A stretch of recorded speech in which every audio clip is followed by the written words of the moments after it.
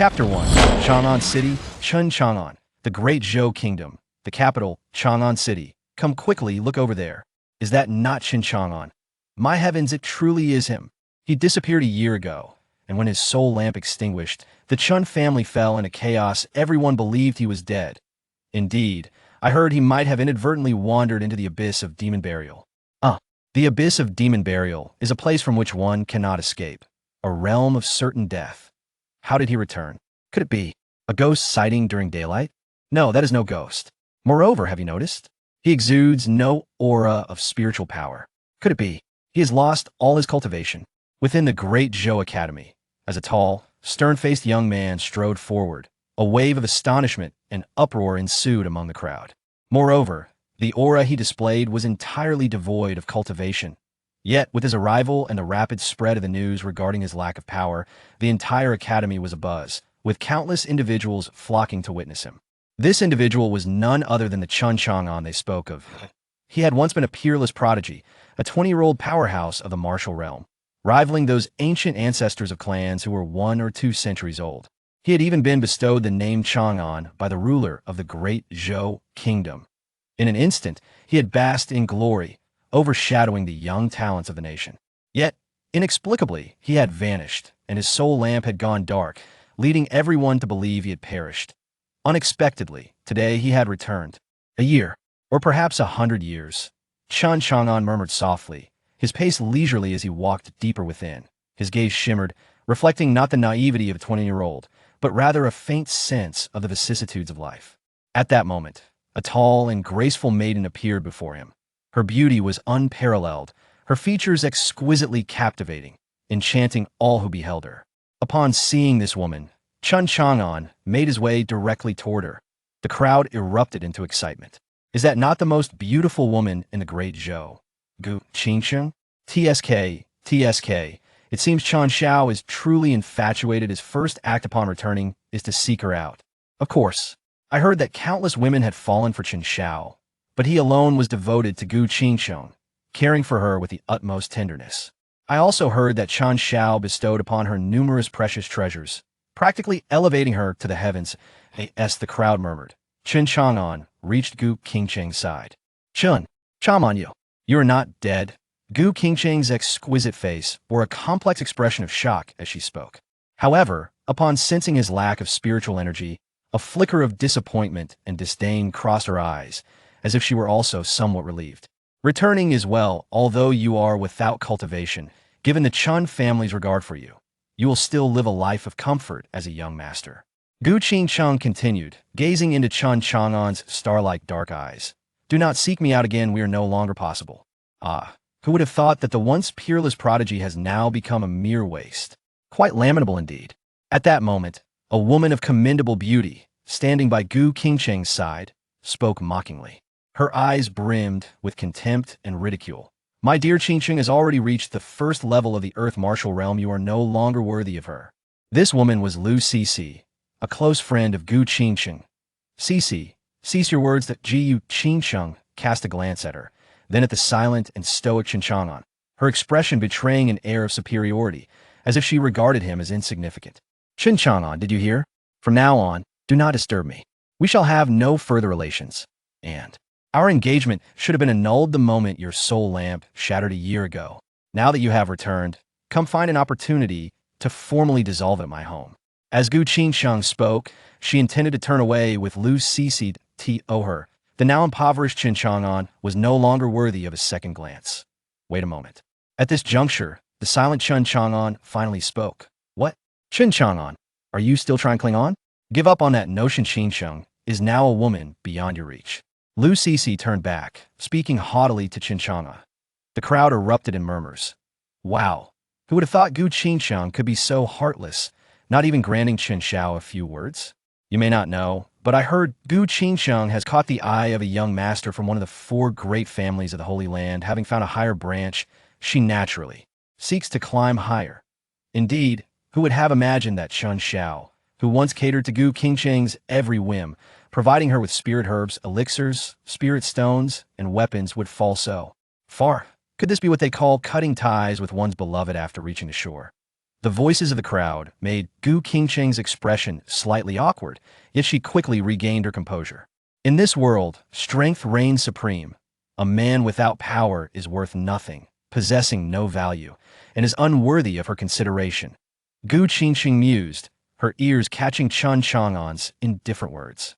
The annulment of our engagement you spoke of. In 3 days, I shall come to your home to dissolve it. What? What? Gu Qingcheng was momentarily taken aback, turning around, believing she had misheard. In her perspective, Qin Chang'an would surely cling to her, yet he responded with such calmness. Before she could process her astonishment, Qin Chang'an continued. Furthermore, my reason for seeking you out upon my return is not for reminiscing, but rather to reclaim the spatial ring I gifted you. As he spoke, his emotionless gaze fell upon the sword in Gu Qingcheng's hand and every precious item adorning her. In his thoughts, that black spatial ring was the sole keepsake left to him by his mother. Of course, since we are dissolving our engagement, I shall expect the return of all the treasures I bestowed upon you with the intent of marriage, including that heavenly grade Snow Princess sword, the earthly grade Snow Ling garment, the Qian Kuan jade bracelet, and the Ice Soul heavenly heart chain. A.S. Chun Chang'an listed them. The surroundings fell into a stunned silence. Every mouth agape, every pupil constricted in disbelief. Qin Chang'an continued for several breaths before pausing and adding, moreover, the 3 million spirit stones I once gifted to your father as a betrothal gift were also under the premise of our union that in 3 days, I shall personally visit, and I hope your father will return everything completely. Upon finishing, Chun Chang'an calmly extended his hand. First, return all the treasures you possess, including the spatial ring my mother left me. The scene fell silent, everyone staring in shock at the two of them. Gu Qingcheng's chest rose and fell rapidly. She glared fiercely at Qin Chang'an, an inexplicable fury surging within her. She inwardly roared in defiance. Those were given to me. If given to me, they are mine. By what right do you reclaim them? Chun Chang'an, what do you mean? Gu Qingcheng had yet to speak when Lu Cixi, beside her, erupted in outrage. Are you even a man? You're taking back something you've already given away. You truly are pathetic. Chun Chang'an cast her a glance, his expression indifferent as he replied, leave. This matter does not concern you. Speak another word, and I shall shatter your mouth. Chapter 2. The Chun Family. Master Qin Jiu. The ferocity in Qin Chang'an's gaze made Lu Cixi feel as if she were being hunted by a feral beast, causing her heart to tremble in fear as she instinctively hid behind Gu Qingcheng, once the most formidable prodigy of the great Zhou kingdom. Though that was a mere memory, it still held power over her. Yet she quickly reminded herself, he is nothing but a waste now, why should I still fear him? How utterly ridiculous! Gu Qingcheng's countenance darkened considerably as she gripped the sword emanating a blue glow, feeling the overwhelming surge of spiritual energy it possessed, making it impossible for her to part with it, especially the spatial ring gifted by Chun Chang'an, which seemed capable of containing living entities. This was certainly no ordinary item. Her heart ached painfully. Chun Chang'an, how can you be so shameless? You wish to reclaim the gift you bestowed upon me. What did you say back then? You promised to love me for eternity. You vowed never to let me suffer, not even a little. Look at what you have done now. Gu Qingcheng shouted in frustration. She was loath to return the gifts Qin Chang'an had given her, for they were among the most precious treasures, particularly the black ring and the Shueji sword, which were crucial for her upcoming academy competition in half a month. That competition would attract strong beings from the sacred grounds. It was the sole pathway to entering the sacred lands, and she could not afford to be without the aid of this heavenly grade Shueji sword. Heavenly grade weapons, even throughout the great Zhou kingdom, were coveted by those at the pinnacle of power. Ha! Qin Chang'an let out a calm chuckle. Did you not say you wish to sever all ties with me? Those items are mine, they bear the insignia of the Chun family. As he spoke, his eyes narrowed, voice icy. I am not jesting nor negotiating that if you do not return them, from this day forth, your Gu family shall be the sworn enemy of the Chun family. There shall be no peace until one of us is extinguished. Boom! His words sent shockwaves through the crowd. Everyone turned to gaze at Chun Chang'an in disbelief. My heavens, is this truly the same young master who was afraid to raise his voice to Gu Qingcheng just a year ago? Wow, the current Chun is truly imposing no peace until death. Let's see if the Gu family dares to confront the Chun family. Does the Gu family even dare? The Chen family is a prestigious clan in the Great Zhou, their strength undeniable. However, since the engagement is to be annulled, returning the gifts is quite reasonable, isn't it? Who would have thought that Gu Qingsheng would wish to take without giving anything in return? What audacity! As the mocking words echoed around her, Gu Qingsheng's face grew increasingly grim. Her pupils trembled violently, and her grip on the Shueji sword turned pale. Ha! Chen Chang'an, you are utterly devoid of cultivation. You can scarcely protect yourself. Do you think you can still represent the Chun family? What a grand joke. With the mask of civility torn away, Gu Qingsheng no longer cared for decorum, scoffing as she spoke. In her eyes, a Chen Chang'an stripped of power would surely be stripped of his title as young master by his own family. Moreover, countless clan members would seek to end his life, both openly and covertly. In Chang'an City, and indeed throughout the Great Zhou Kingdom, conflicts among young masters of families were commonplace. The words of the young master reflect the stance of the Chun family. At that moment, a chilling voice suddenly resonated, causing Gu Qingsheng to shudder. Everyone turned towards the source of the voice to see a tall, robust man with thick black hair cascading down his back, exuding an aura of raw power. He was followed by dozens of excited young men and women. They approached Chen Chang'an, bowing deeply in respect. "Greetings, young master! Greetings, young master!"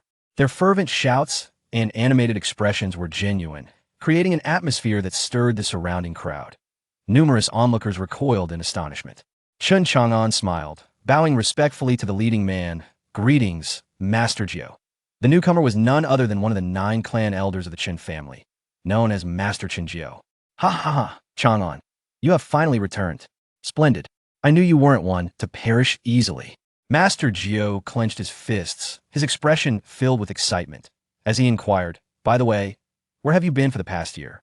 What on earth happened?" Chen Chang'an replied with a smile, "Master Jiu, the story is long, let us discuss it later." "Ha! Splendid, splendid, splendid!" Master Jiu exclaimed thrice, then turned his piercing gaze towards the now pallid Gu Qingsheng, his voice low and commanding. "Young lady, since you wish to annul the engagement with our young master, you must return all the spiritual treasures he has given you. This is also the word of Chun Judo. You dare to defy it." Master Jiu's imposing aura was terrifying, his fierce gaze causing Gu Qingsheng to stagger, her complexion paling further. "Humph, a dignified elder of the Chun family, a powerful being of the King realm. Is this all you know how to dobly a young girl?" At that moment, a middle-aged woman strode forward, her sharp eyes narrowing, her demeanor fierce. "Master." Seeing her, Gu Qingsheng appeared to find her anchor, rushing forward to bow respectfully. "Mother." Lu Cixi also approached, the pressure exerted by Master Chun Jiu suddenly dissipating. The newcomer was Lu Rumeng, Lu Cixi's mother and Gu Qingsheng's mentor.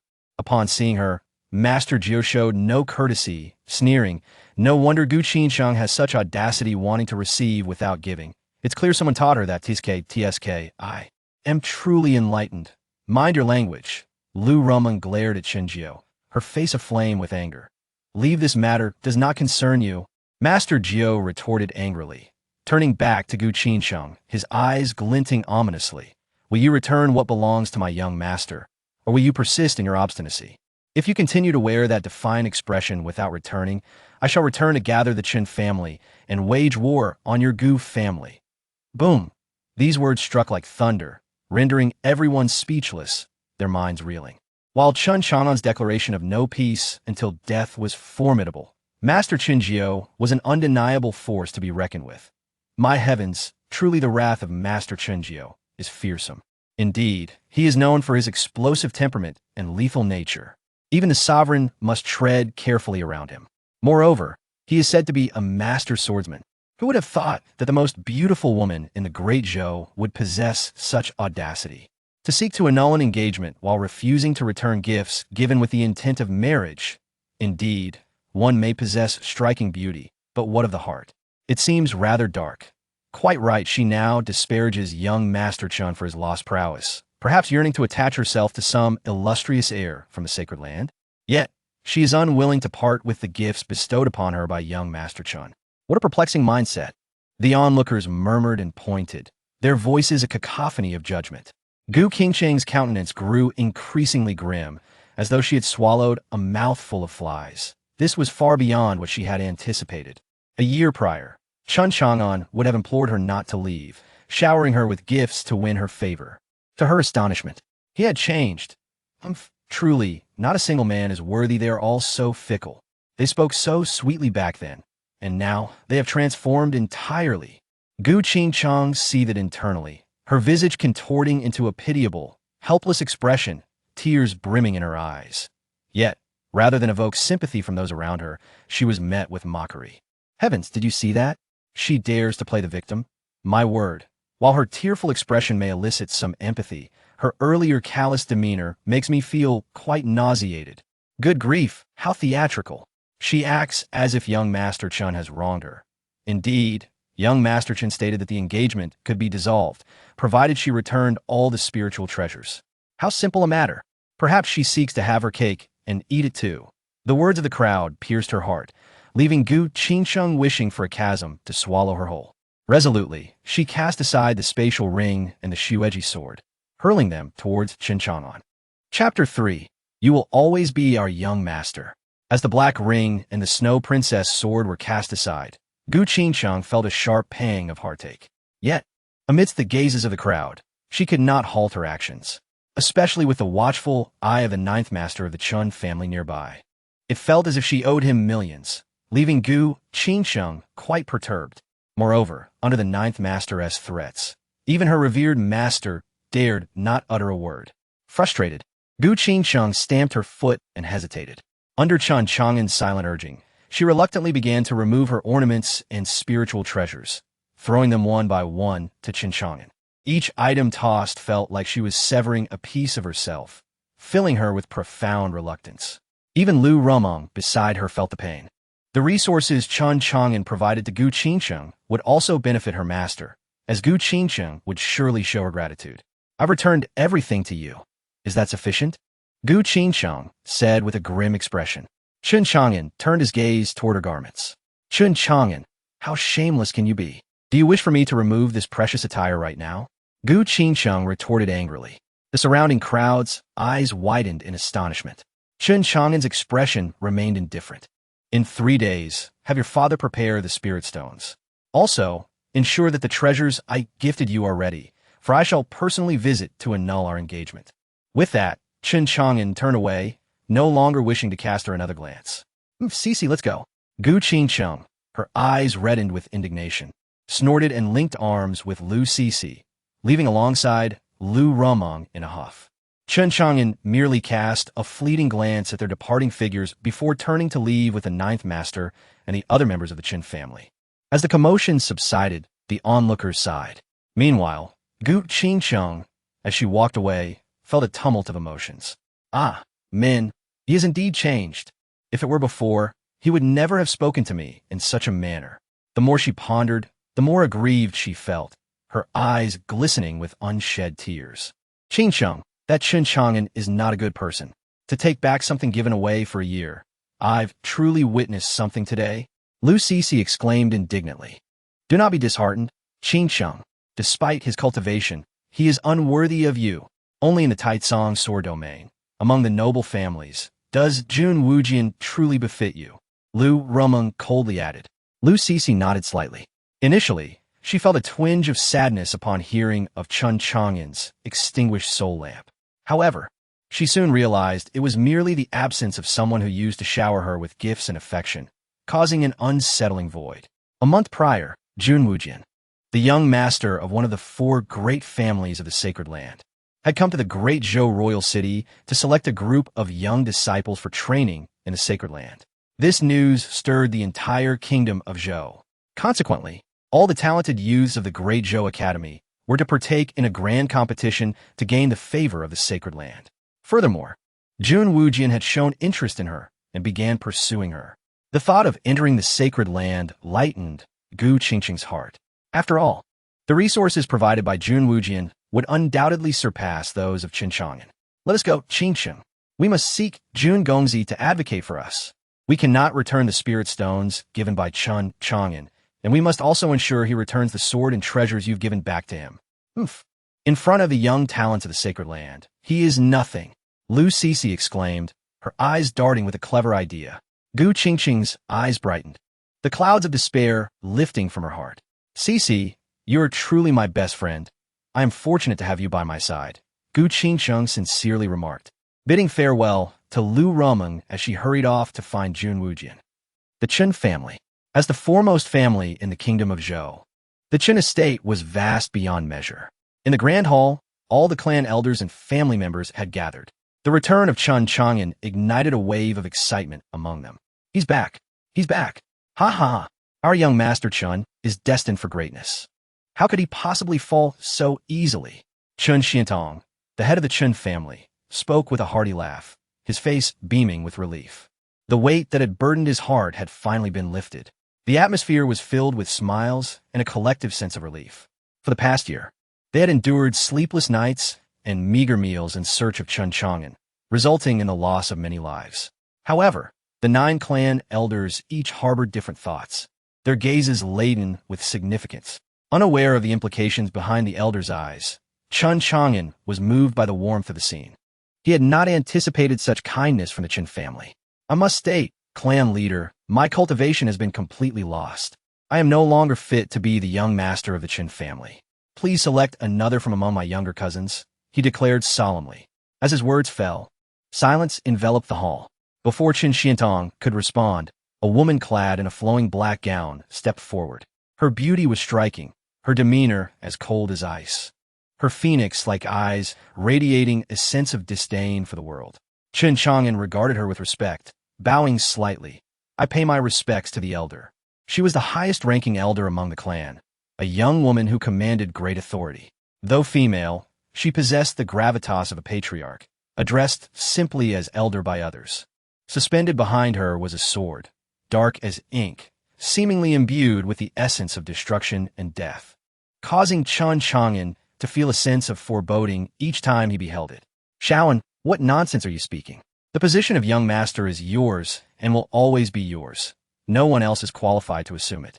The Chen family boasted 9 elders, the first elder, the second elder, and so forth down to the 9th. 6 men and 3 women, each possessing extraordinary capabilities and formidable strength. Indeed, though your cultivation is lost, you may still cultivate anew. I refuse to believe that with the full support of the Chen family, you cannot regain your former prowess. The 9th master, who had brought Chen Chang'an back, declared boldly, yes, the honor and resources you have brought to our family are unmatched by any of the younger generation. This is indisputable. The 6th elder, a refined middle-aged man, chimed in. His deep, starry gaze seemed to pierce through all, occasionally shimmering with a mysterious light that left others inexplicably uneasy. The 6th elder speaks true. I, the 2nd elder, concur. The gentle and erudite 2nd elder added, dressed in scholarly robes, his long beard cascading to his chest. His complexion radiated vitality, and his eyes held the wisdom of the heavens. His hair was meticulously arranged, secured with a wooden hairpin, and his garments were embroidered with exquisite cloud patterns, each stitch exuding an air of the extraordinary. Brother Chang'an, please do not belittle us. None of us have the capacity to replace you. Even without your cultivation, you remain our young master. Indeed, you will forever be our young master, and we pledge our unwavering support to you. Dozens of young heirs voiced their sentiments, all echoing their unwillingness to covet the title of young master.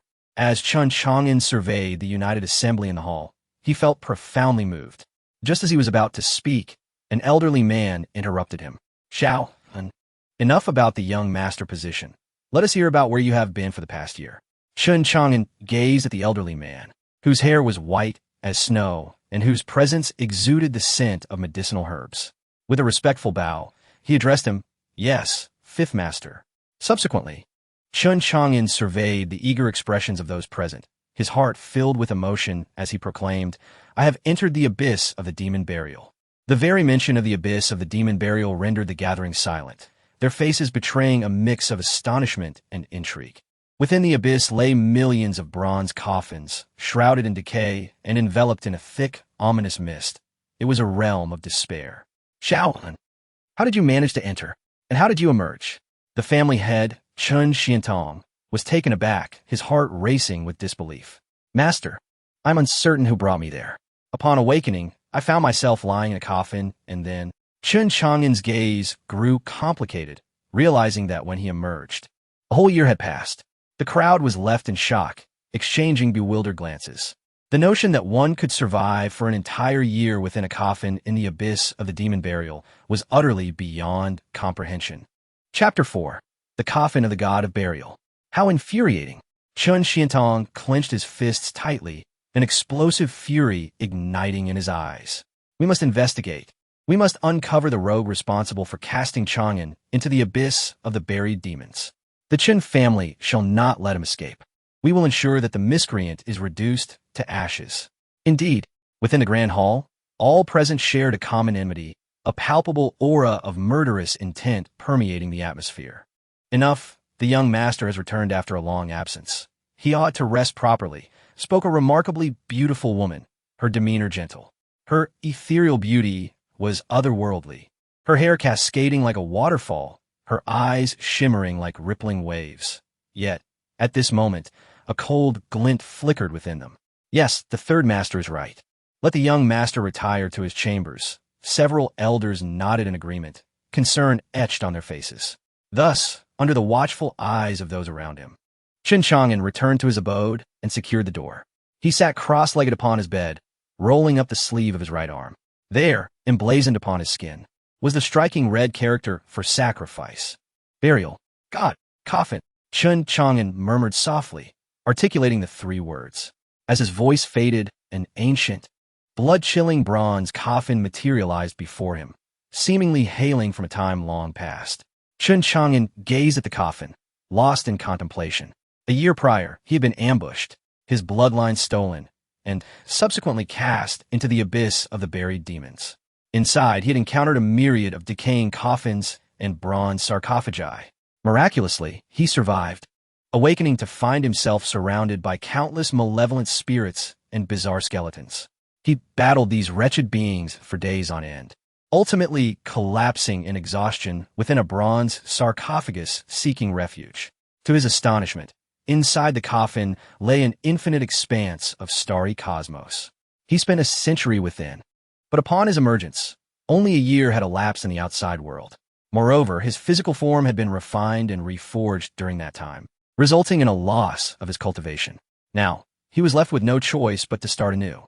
This realm is known as the Holy Martial Continent, where cultivation is categorized into several realms: Yellow Martial, Mysterious Martial, Earthly Martial, Heavenly Martial, Heavenly King, Saint Emperor, Saint Monarch, Saint Venerable, Saint Sovereign, and Divine Realm. Each tier further divides into 10 levels. As Chun Chang'en pondered, he cast his gaze upon several spatial rings nearby. Within them lay the majority of the Chun family's resources, sent to aid him in quickly regaining his strength. One particular ring, a pure black, exuded an ancient aura, containing a vast space capable of housing living beings. Yet, many such beings could not endure for long within it. This ring was the sole remnant left to him by his mother.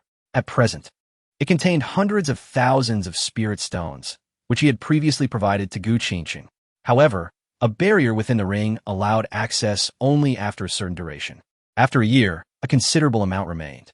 Having spent a century within the coffin of the god of burial, Chun Chang'en had endured profound solitude, honing his temperament to be both transparent and resolute.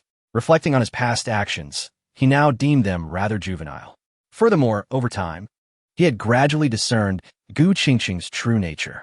Upon his return, he learned that the Chun family had expended a significant portion of their wealth in search of him. Thus, he resolved to reclaim those spirit stones from Gu Qingqing to alleviate the family's plight. To his dismay, her very first words were to dissolve their engagement. This only solidified his perception of her character. "Old coffin, I hope you do not deceive me." Chun Chang'en spoke with a hint of resignation. During this century, I have dismantled your physical form and dispersed your cultivation. Then, utilizing chaotic energy, I have reconstituted your body. The primordial energy has become your essence and true spirit. The blood of ancient, malevolent gods has been forged into your lineage. The eternal, boundless void shall be your dantian. Billions of stars will weave your veins and bones. Such transformations are aimed at bestowing upon you the physique of a creator god, Do not express dissatisfaction, young man. As the coffin lid slowly opened, revealing a scene reminiscent of the cosmic expanse, Chen Chang'an fell into silence. He could not fully comprehend the words of the coffin spirit, yet he had no alternative but to place his trust in it. After all, the Chen family had treated him with such care, and he was unwilling to let them down. Thus, he poured all the spirit stones and resources provided by the Chen family into the coffin of the god of burial, devouring the 4 seas, suppressing the 8 realms, forming a cosmos within, capable of melting life and refining the heavens. From within the coffin, the spirit's voice resonated, stirring billions of living beings. This sent a tremor through Chen Chang'an's heart. What a commanding proclamation! Suddenly, a thunderous roar erupted from within the coffin, powerful waves of force emanating, causing Chen Chang'an to alter his expression. Soon, all the resources he had placed inside, be they pills, weapons, or artifacts, were rapidly dissolved. They transformed into the most primal source energy, manifesting as wisps of white smoke that gently floated toward him, entering his mouth and nourishing his entire being. Buzz! Chen Chang'an's aura surged dramatically. He advanced from the mortal realm into the martial path. Yellow Martial, Level 1. Yellow Martial, Level 2. Yellow Martial, Level 3. Yellow Martial, Level 10. Mysterious Martial, Level 1. Mysterious Martial, Level 10. Upon reaching the 10th level of Mysterious Martial, Chen Chang'an's ascension halted. He opened his eyes, a flash of chaotic energy flickering within, emanating a terrifying light. To have jumped 24 minor levels, this was utterly unfathomable. Chen Chang'an exclaimed in astonishment. After a century in the coffin of the god of burial, his resolute heart had been tempered, yet he was profoundly moved at this moment. How amusing! Just reaching Mysterious Martial, and you're already thrilled. Such naivety. A voice, old and mocking, echoed from within the coffin. Young man, if you wish to ascend rapidly, you ought to slay more foes, place their corpses within for refining, or offer more rare materials. Anything imbued with spirit will suffice. This esteemed Lord shall refine them and transfer their energy to you, accelerating your growth. The voice of the coffin of the god of burial filled Chen Chang'an with exuberance. Yet he was also beset by confusion. Old coffin, why have you chosen me? What do you seek from me?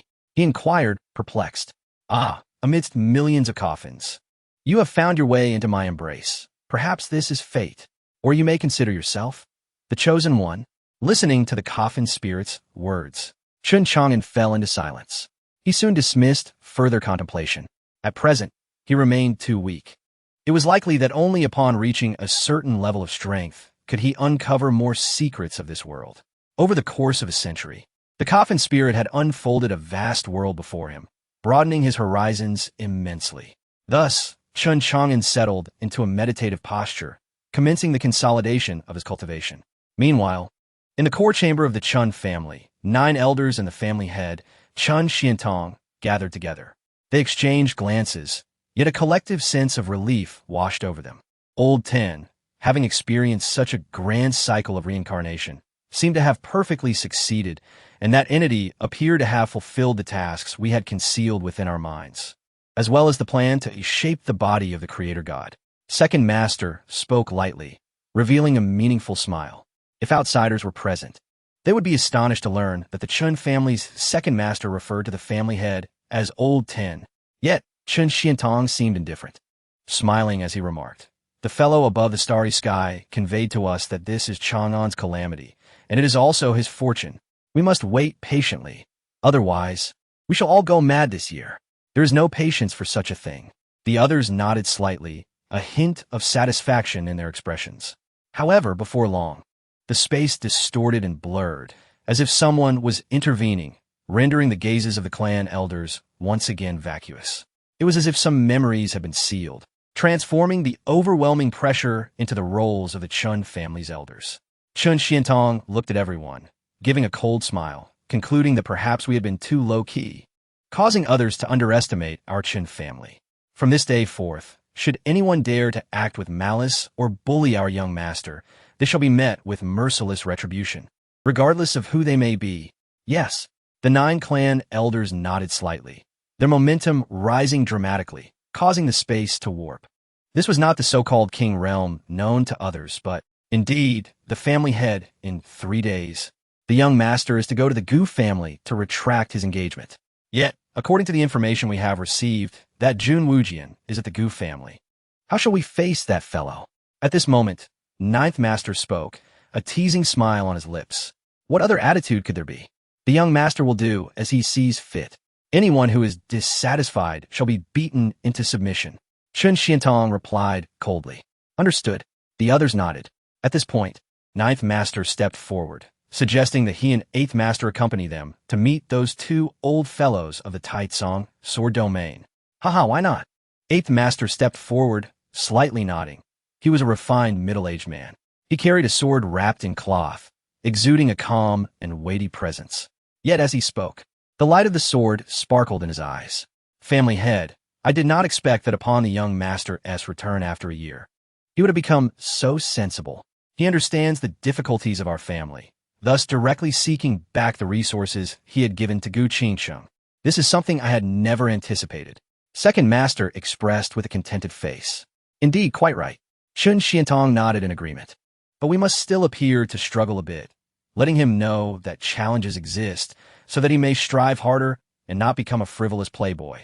The clan elders exchanged glances, sharing a knowing smile. Meanwhile, at the Gu family, everyone in the Gu family was striving to curry favor with the young man, none other than Jun Wujian.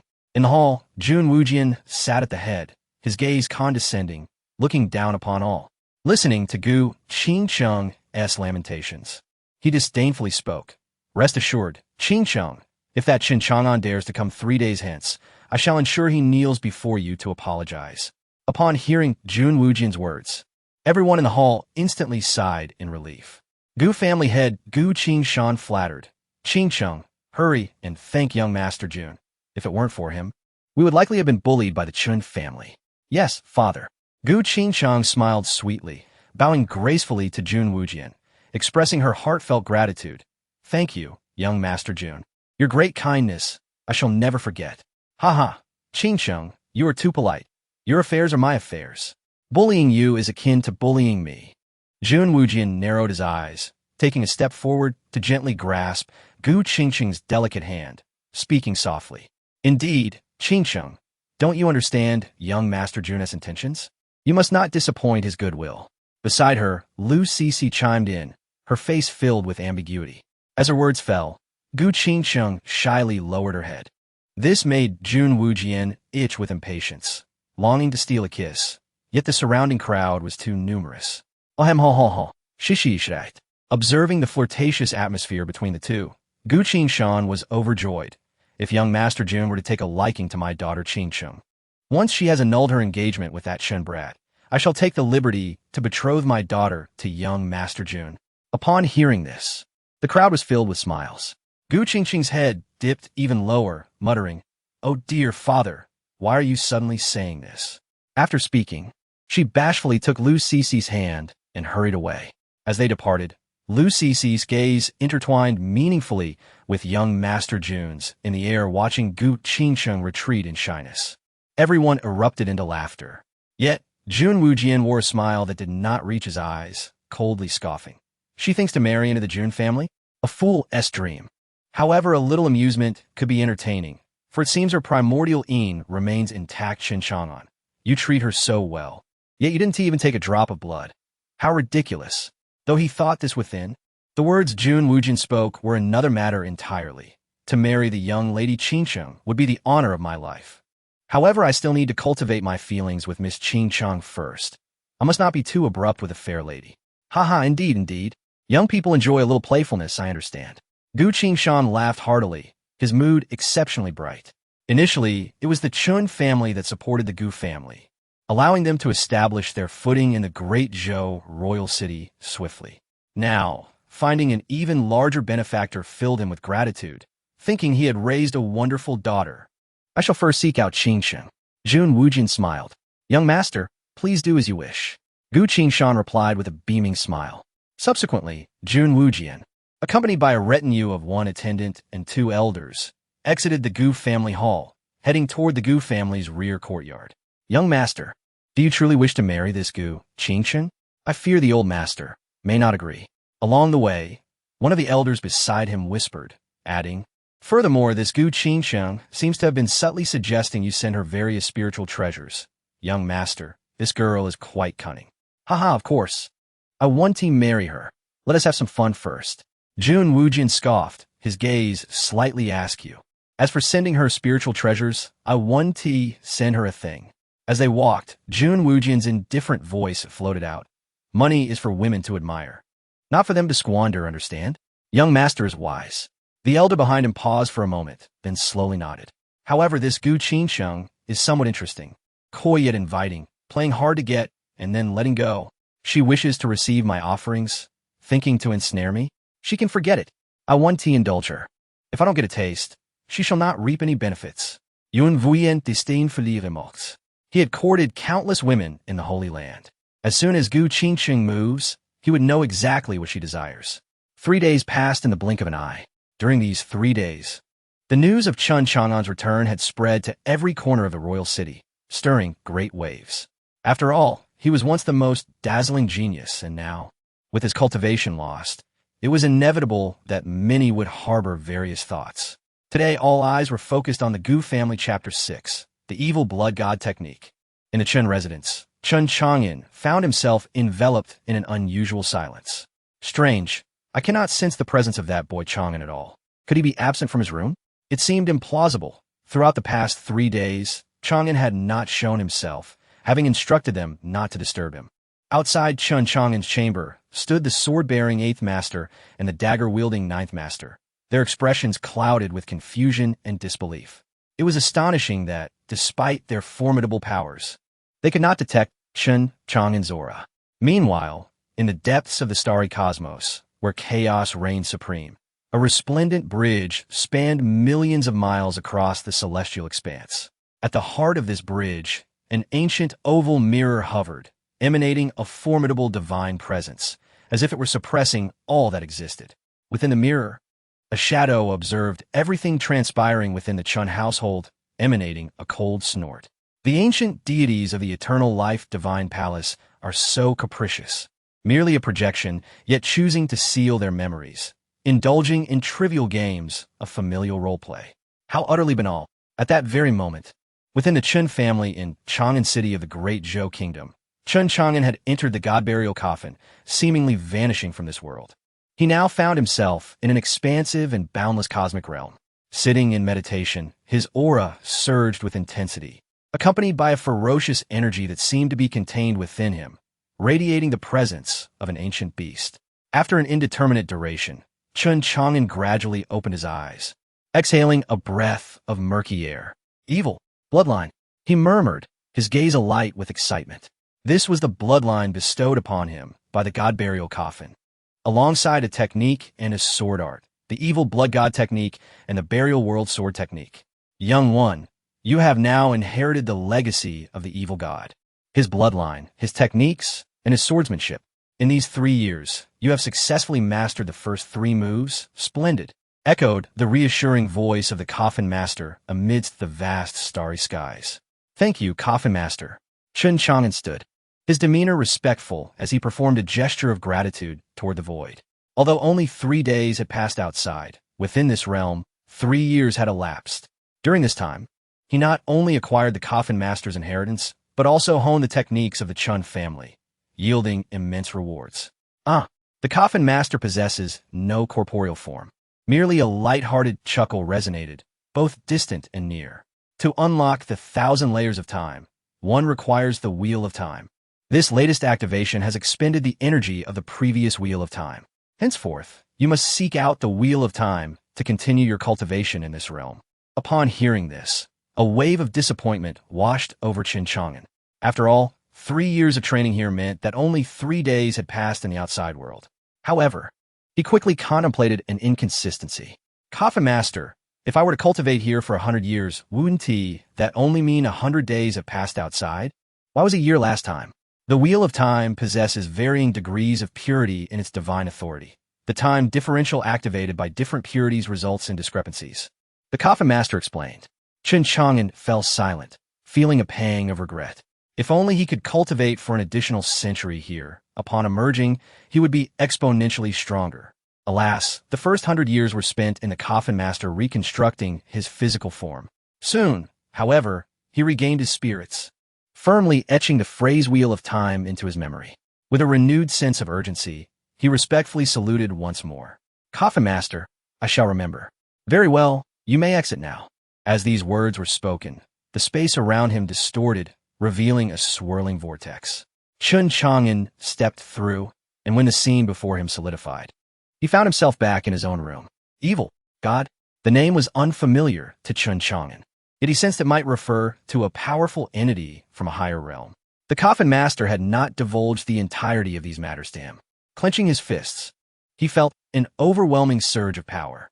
Fifth level of the celestial martial realm. Within the god-burial coffin, he had not only broken through to the celestial martial realm, but had also regained his strength from a year prior. Furthermore, he was now an entirely different being compared to a year ago, the one who severed my bloodline and cast me into the abyss of demons. "Once I uncover your identity, I shall drain your blood, drop by drop." Chun Chang'an spoke coldly, a fierce glint illuminating his eyes. Taking a deep breath to steady his emotions, he sensed the presence of two individuals outside and promptly rose to greet them. Upon opening the door, he was met by the 8th and 9th Masters. "Greetings, 8th Master, 9th Master." Both 8th and 9th Masters were stunned. "Chang'an, you have regained your cultivation," they exclaimed in astonishment. Chun Chang'an smiled slightly, attributing his success to the resources of his family. "I will not disappoint the family's nurturing." "Ha ha ha, splendid. Truly splendid. You are indeed the pride of our Chun family." 9th Master exclaimed joyfully, while 8th Master nodded approvingly, his face alight with satisfaction. "8th Master, 9th Master, let us proceed to the Gu family," Chun Chang'an stated. The Chun family was currently facing a financial crisis, and retrieving those few million spirit stones was imperative. "Very well."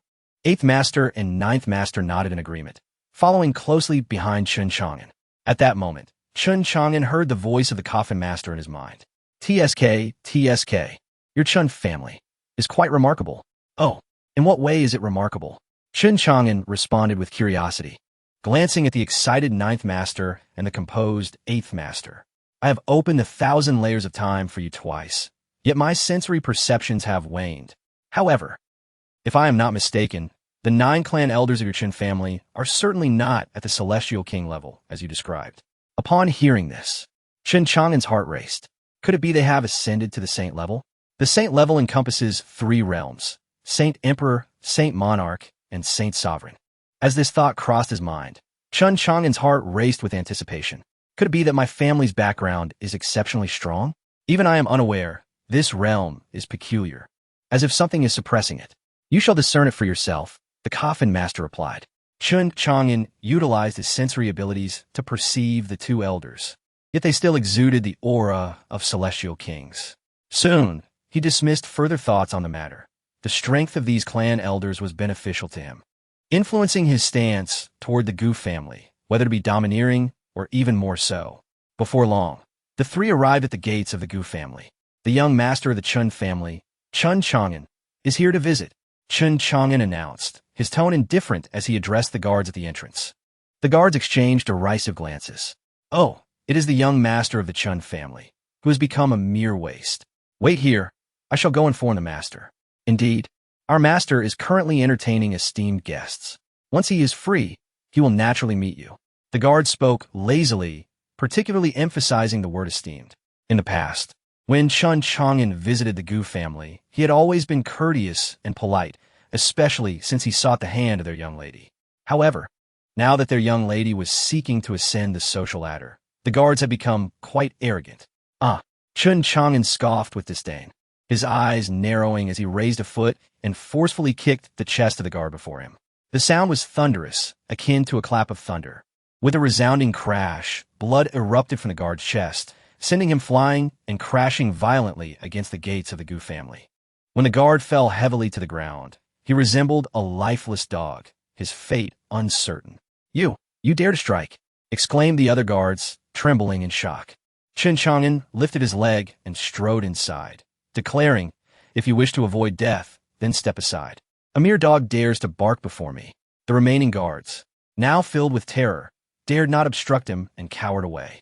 Chen Ba and Chen Jiao exchanged glances, grinning before leisurely following him. The commotion caused by Chen Chang'an's intrusion soon reached the grand hall of the Gu family, where it caught Gu Qingshan's attention. His expression darkened instantly. He thought to himself, "This brat is utterly lawless. Today, I must teach him a lesson on behalf of the Chen family. How amusing! I wonder who possesses the authority to discipline me on behalf of the Chen family." Just as Gu Qingshan's words fell, a scornful laugh echoed from outside. Dressed in elegant white attire, exuding grace and beauty like a celestial being, Chen Chang'an strode in, prompting Gu Qingshan to bellow with fierce anger, "Chen Chang'an, kneel before me." Chapter 7. Truly unaware of his own mortality, Chen Chang'an remained unfazed, his gaze sweeping across the assembly. He noted the presence of Gu Qingshan, Lu Sisi, and all the elders of the Gu family. Among them stood a young man clad in resplendent yellow robes, flanked by two elderly companions. The young man bore an air of arrogance, seemingly unwilling to cast a glance in Chen Chang'an's direction. "Chen Chang'an, what is the meaning of this? Why have you resorted to violence? Kneel and apologize at once. Otherwise, if Chen Xiantong cannot teach you, I shall take it upon myself," Gu Qingshan declared coldly. Upon hearing this, Chen Chang'an scoffed, "And you think you have the standing to demand my submission? You, a mere second-rate family head, presume to act in place of the esteemed Chen family patriarch? Who do you think you are?" Gu Qingshan was momentarily taken aback, staring in disbelief at the handsome youth before him. Once he had been met with utmost respect, but now there was an unmistakable chill in his demeanor. "To think a dog would dare interfere with me. Not crushing you would be an act of mercy," Chen Chang'an disdainfully remarked, disregarding Gu Qingshan's furious expression. He then produced the marriage certificate from his cloak. "Let us dispense with the pleasantries. I have come to annul the engagement." As he spoke, he grasped the marriage document and slowly tore it to shreds, the fragments cascading through the air, filling the grand hall. "Audacious!" Gu Qingshan suddenly bellowed. "You are utterly disrespectful. Have your elders not taught you the meaning of courtesy?" With that, a formidable aura of a heavenly king enveloped Chen Chang'an, seemingly intent on forcing him to kneel. Yet, to everyone's astonishment, Chen Chang'an stood tall and relaxed. "Courtesy? I have already shown ample respect, Gu family head. Let us not embarrass one another. The marriage certificate is destroyed, and I expect you to return the 3 million spirit stones I gifted you." A faint smirk graced Chen Chang'an's lips as he spoke. Gu Changqing's expression darkened further. He had hoped to intimidate Chen Chang'an, thinking that a disengagement would absolve him of returning the gifts. But now, this audacious Chen Chang'an seemed beyond his control. His gaze shifted to the calm figure of Jun Wujian, who appeared to be enjoying the spectacle. "Clap, clap, clap!" Jun Wujian applauded lightly, rising gracefully. "Remarkable, truly remarkable. This so-called first-rate family of the great Zhou kingdom is quite formidable. I am truly enlightened." He sauntered over to Chen Chang'an, narrowing his eyes with a look of disdain. "A frog in a well, reveling in its domain, but should you find yourself in the sacred land, you would likely not know how to meet your demise." Upon hearing Jun Wujian speak, the Gu family members collectively exhaled in relief, their expressions morphing into mockery aimed at Chen Chang'an. Gu Qingshan and Lu Sisi gazed at Jun Wujian with admiration, akin to worshipping a deity, which only served to inflate his ego further. With a flourish, he unfurled his folding fan, fanning himself with an air of elegance. Chen Chang'an cast a sidelong glance at the man before him, snickering, TSK, who is so lacking in decency that they allow such filth to spill forth from their trousers. This remark elicited a gasp from the crowd, some unable to suppress their laughter, noting how Jun Wujian's garb did indeed resemble something rather unsightly. "Impertinent," Lu Sisi interjected, raising her chin. "Chen Chang'an, do you know who he is? He is the young master of the Jun family, one of the 4 great families of the sacred land, and the son of the sacred monarch. To speak thusly, you must be courting death." Jun Wujian maintained a smile, yet as Lu Sisi's words hung in the air, his lips curled into an even more contemptuous smirk. "Ah, the son of the sacred monarch.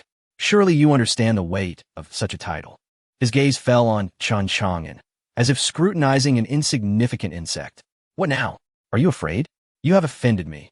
Do you intend to await your demise quietly, Or shall you grovel, hoping for a scrap of mercy? Chun Chang'an chuckled lightly, a paragon of the sacred monarch's lineage, an exalted being across the central region. Yet here you are, propping up a minor family in this remote nation. It seems your status in the sacred land is far from lofty. Chun Chang'an's words struck a nerve, causing Jun Wujian's once composed demeanor to falter. If he were truly a figure of noble birth and high standing, he would not deign to come here to assert his dominance with such arrogance. He was likely viewed as a disgrace by his own kin, which is why he sought validation from the adulation of the masses here. Chun Chang'an's barbs pierced deeply, and Jun Wujian's expression shifted to one of rage. You, a mere martial artist, dare to tread here?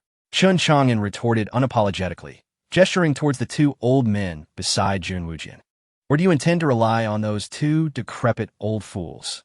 The words ignited a firestorm of fury within Jun Wujian. His eyes narrowed, teeth clenched. Very well. I will relish tearing you apart, piece by piece. In a fit of rage, he lunged at Chun Chang'an, his fingers aiming directly for his head. Gasps swept through the Gu family as they regarded Chun Chang'an with pity. Gu Qingsheng and Lu Sisi simultaneously spat in disdain, truly unaware of his own mortality. Chapter 8. Hidden Depths. Observing the fierce and menacing Jun Wujian, Chun Chang'an's hand suddenly reached out to meet the oncoming strike. The pressure he unleashed far surpassed the realm of Tianwu, causing the proud Jun Wujian to feel momentarily suffocated, his pupils dilating in disbelief. Bang! The two hands collided with tremendous force, unleashing a piercing scream and the sound of shattering bones. In that instant, Jun Wujian witnessed an unimaginable scene. His entire hand was obliterated in an instant, and simultaneously his entire arm began to crack inch by inch. In the next moment, countless fragments of bone flew through the air. Before Jun Wujian could let out a cry of despair, a cold hand pierced through his chest, directly thrusting into his heart, mercilessly grasping it within its grip. Stop! With a thunderous roar, two figures charged towards Chun Chang'an from above, exuding an overwhelming aura. Boom! At that moment, two others appeared beside Chun Chang'an, sending the two elders that Jun Wujian had brought flying with a single punch. The entire great hall trembled violently, as if an earthquake had struck. How dare you? Release our young master. The two elders, clad in gray robes with short hair and long beards, stared at the 8th and 9th elders beside Chun Chang'an with expressions of horror. Though merely outer elders of their clan, they were still at the pinnacle of the Tianwang realm. How could they have been dispatched with a single blow? Who are these two? Ugh! With his heart grasped tightly, pain and fear overflowed from Jun Wujian's mouth, his eyes bloodshot, as if trapped in a nightmare. Moments ago, the opponent was a mere border youth in his eyes, akin to a grasshopper, as insignificant as refuse by the road. He believed he could crush him effortlessly, yet in an instant his life was entirely in the other's hands. He understood that if Chun Chang'an crushed his heart, he would inevitably perish. Release him. Do you wish to wage war against the Jun family? The expressions of the two gray-haired elders turned grim, their words laced with a terrifying Tianwang pressure. The Gu family members were pale with fear, many elders collapsing to the ground. Gu Qingsheng and Lu Sisi were entranced, struggling to comprehend.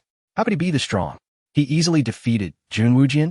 Chun Chang'an has gone mad, daring to offend the young master of the Jun family. It's over, the Chun family is doomed.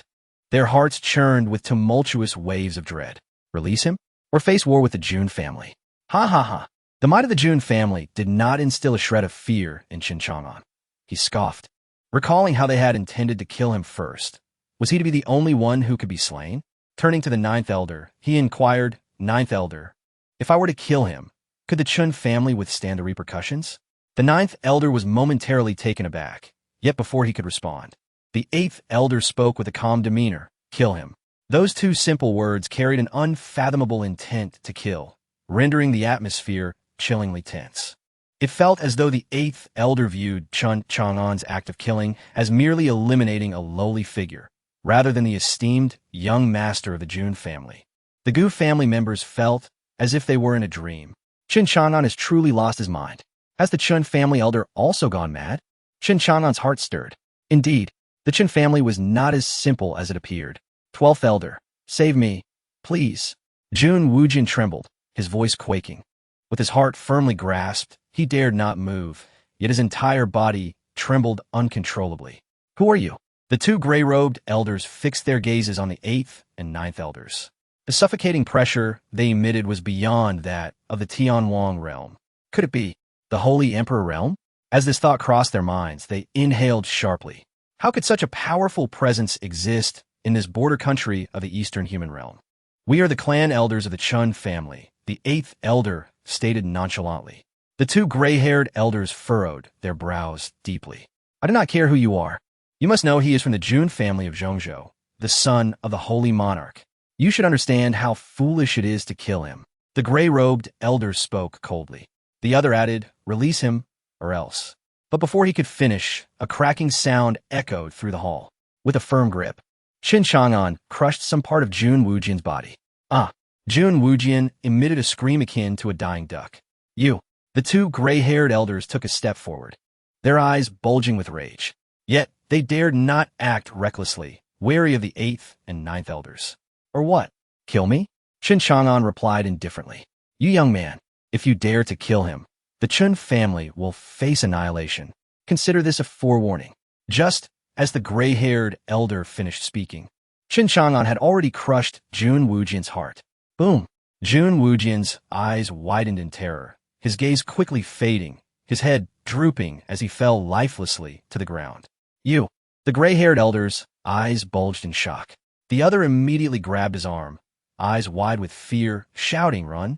With a resounding crash, the two burst through the roof, fleeing into the distance. But at that moment, a flash of blade light sliced through the air, aimed directly at them. Swish! The blade was sharp and unyielding, and in an instant, two heads flew from their bodies. Their forms collapsed to the ground with a thud. Qin Chang'an narrowed his eyes, a meaningful smile playing on his lips. 9th elder, what a hidden depth you possess. Haha, I merely possess a slight edge over them. The 9th elder laughed awkwardly. I believe you not. Qin Chang'an scoffed inwardly. He then turned his gaze back to Jun Wujian, recognizing that the latter had intended to kill him, prompting his counterattack. Otherwise, the situation would have been troublesome. It was far better to eliminate the threat entirely. The pungent scent of blood permeated the great hall, instilling fear in the Gu family members as they shrank back in terror. Qin Chang'an's gaze landed on the pale-faced Gu Qingshan, and he spoke coolly. The betrothal between me and Gu Qingsheng has been annulled. Are the items I requested prepared? This. Gu Qingshan trembled in fear, then turned to the elders with a shout. Quickly, return the resources given by young Master Chun. Yes. The other elders hurriedly scurried away, desperate to return as quickly as possible. Before long, a series of spatial rings were delivered. After receiving them, Qin Chang'an did not even glance at the ashen-faced Gu Qingsheng, who appeared on the verge of losing control of her senses. He turned to collect the bodies of Jun Wujian and the two gray-robed elders. This peculiar action astonished the 8th and 9th elders. Young master, what do you need these corpses for? The 9th elder inquired curiously. I have my reasons. Qin Chang'an replied with a smile. Are you planning to destroy the bodies? There's no need for that. With our connections and strength, we need not fear the Jun family. The 8th elder remarked coolly. Qin Chang'an paused, looking at the 8th elder, hesitatingly asking, 8th elder, we are not part of the holy clan? Or perhaps, the imperial clan, are we? The 8th elder was taken aback. The holy clan implied the family had at least one holy monarch-level expert, while the imperial clan indicated the presence of a holy emperor-level powerhouse. How could that be possible? You grew up in the grand city of the Great Zhou. If we were of the sacred clan or the imperial family, would your keen intellect fail to discern such a truth? The 9th master chuckled heartily, his expression uncommonly earnest. This caused Qin Chang'an to narrow his eyes, deepening his inner perplexity. As the three of them departed, the once silent Gu residence erupted into chaos. Chapter 9. The Turmoil in Chang'an. It's over, father. They have slain the members of the Jun family. What shall we do? Will the Jun family blame us? Gu Qingshang exclaimed, panic etched across her face. Lu Sisi was equally a loss. Jun Wujian is dead. The two elder guardians he brought along are also dead. Just then, Gu Qingshan struck Gu Qingsheng sharply across the face. This is all your fault.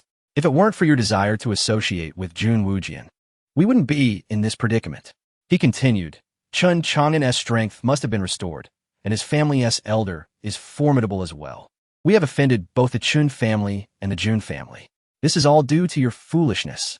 Stunned by the slap, Gu Qingsheng burst into tears, pointing at Gu Qingshan in fury.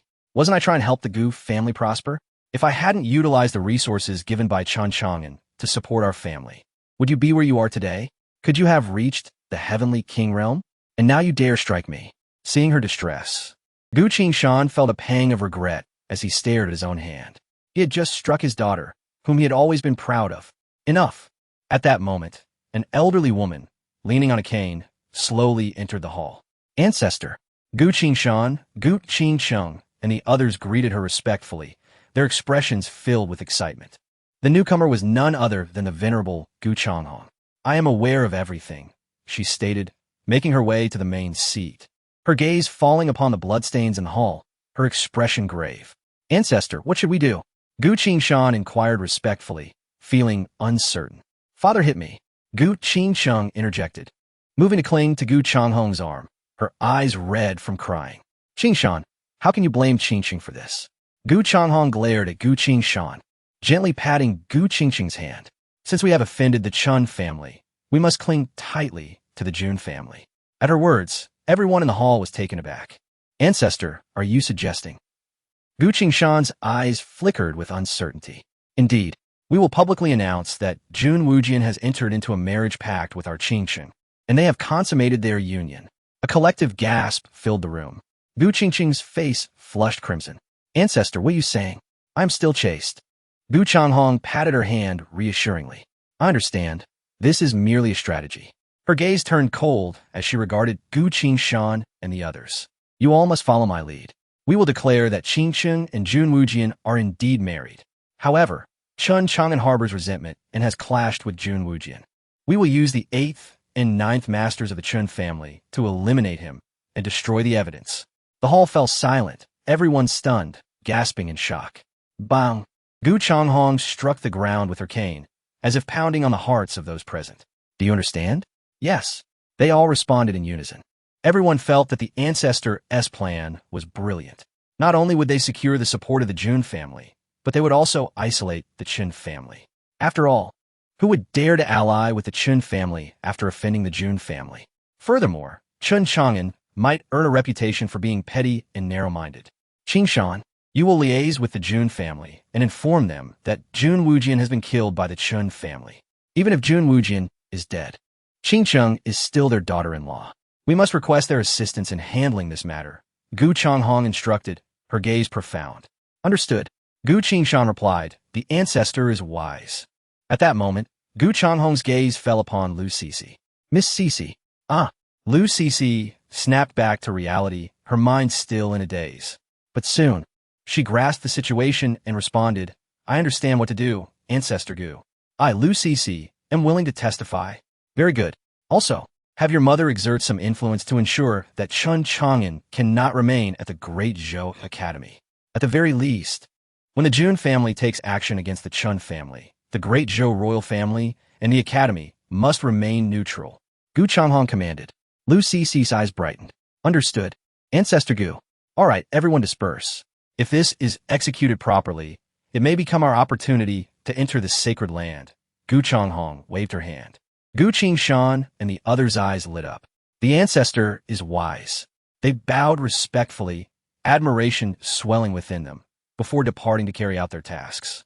Before long, news spread through Chang'an that Chun Chang'an had come to annul his engagement with the Gu family, only for the Gu family to swiftly arrange a new engagement with Jun Wujian.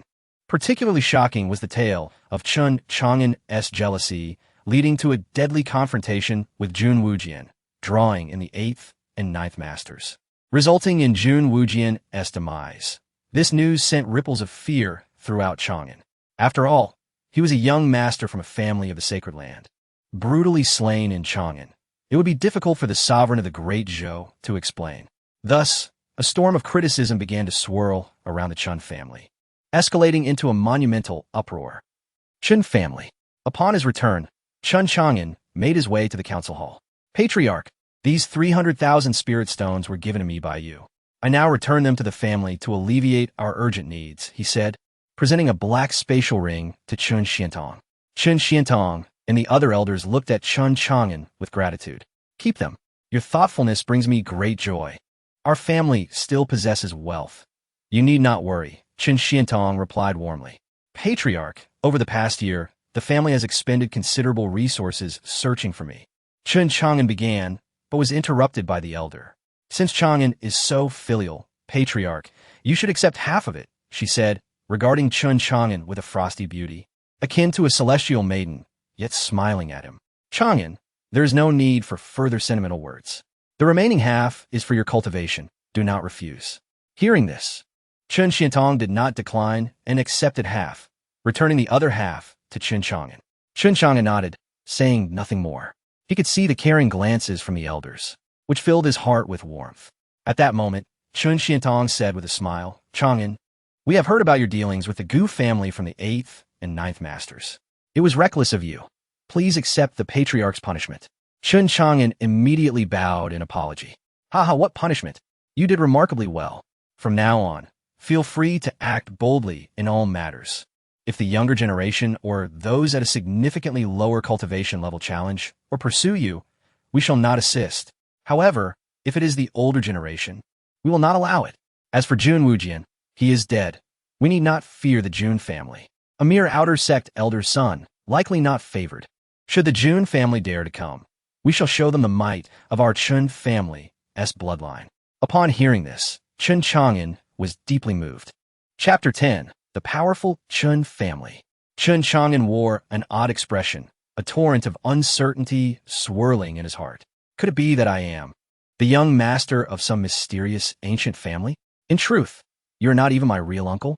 Furthermore, my biological parents are still alive, and they are formidable beings. Am I merely being raised in the outside world? Oomph. Chun Xiantong scoffed, curling his lip. How could that be? You are indeed my dear nephew. Chun Chang'an rubbed his nose, casting a curious glance at the 9 elders. So, do you not blame me for causing a great calamity? And yet, you urge me to charge forward? Are you not afraid that one day I might bring down the heavens? Ha ha, bring down the heavens? Our Chun family could simply mend it.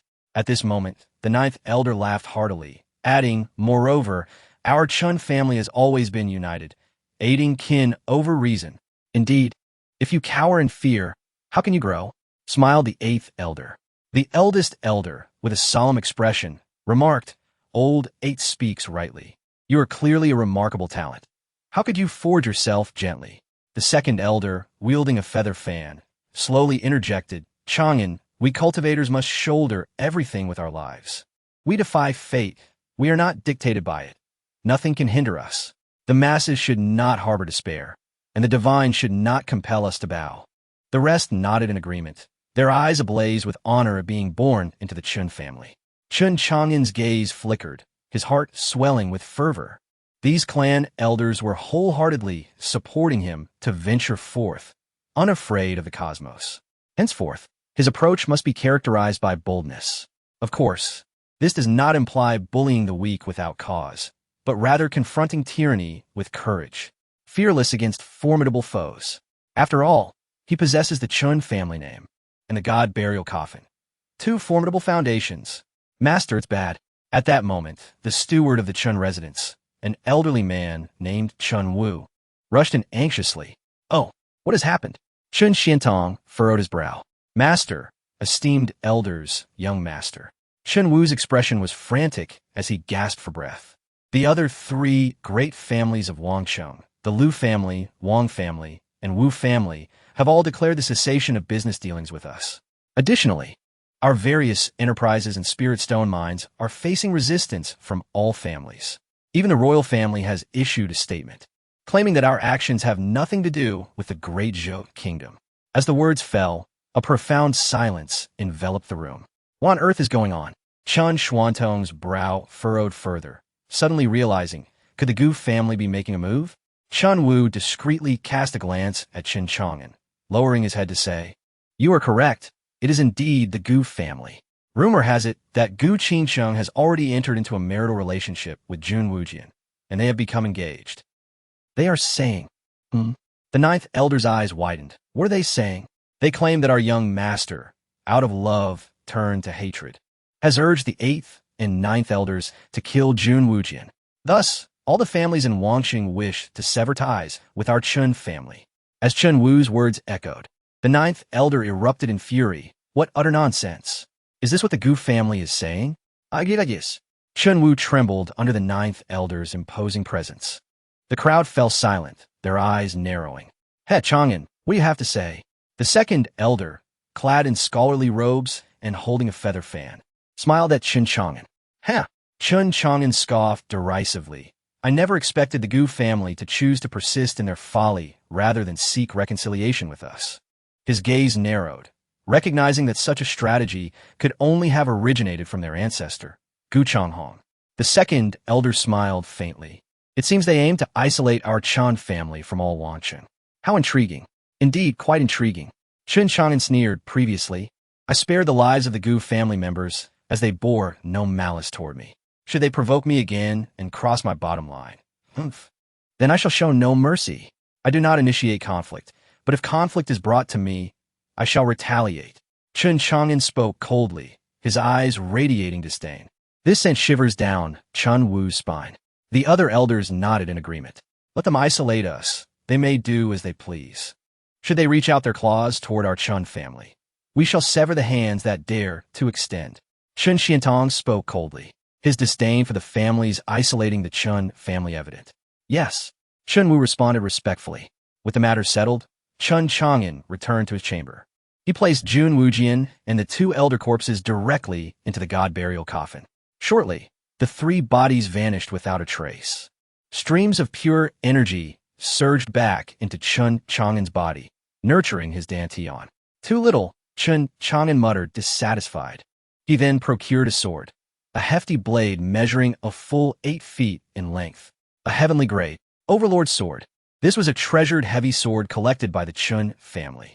Weapon grades are classified as yellow, Xian, earth, heaven, king, emperor, monarch, and supreme.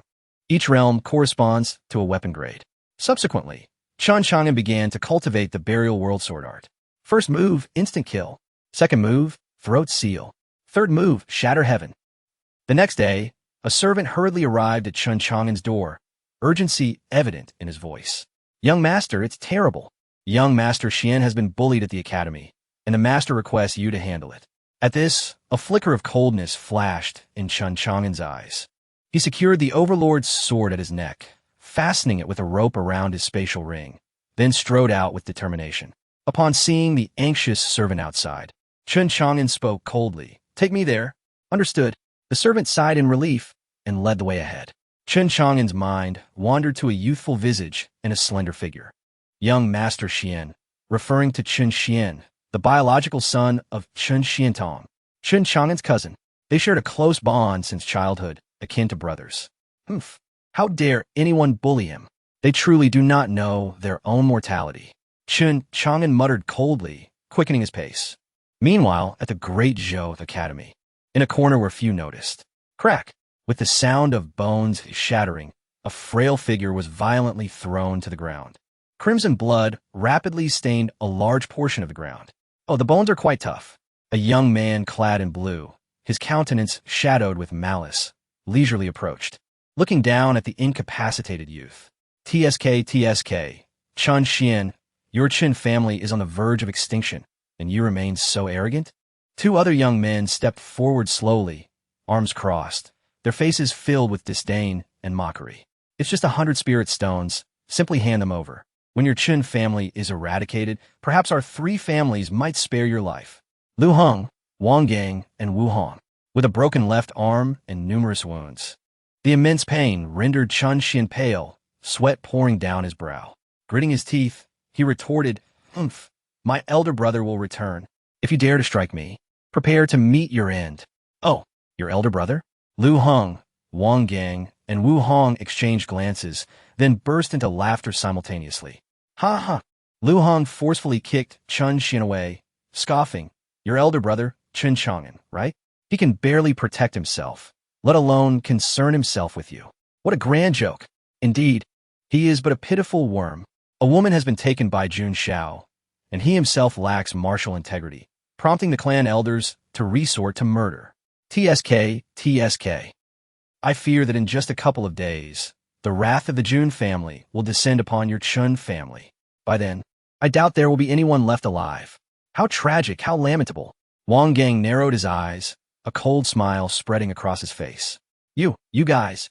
Chun Xian coughed violently on the cold ground, spewing several mouthfuls of crimson blood in anger. Lu Heng strolled over casually, placing his foot directly on Chun Xian's head, leisurely stating, Chun Xian, my little junior, let's not even discuss your elder brother's lost cultivation.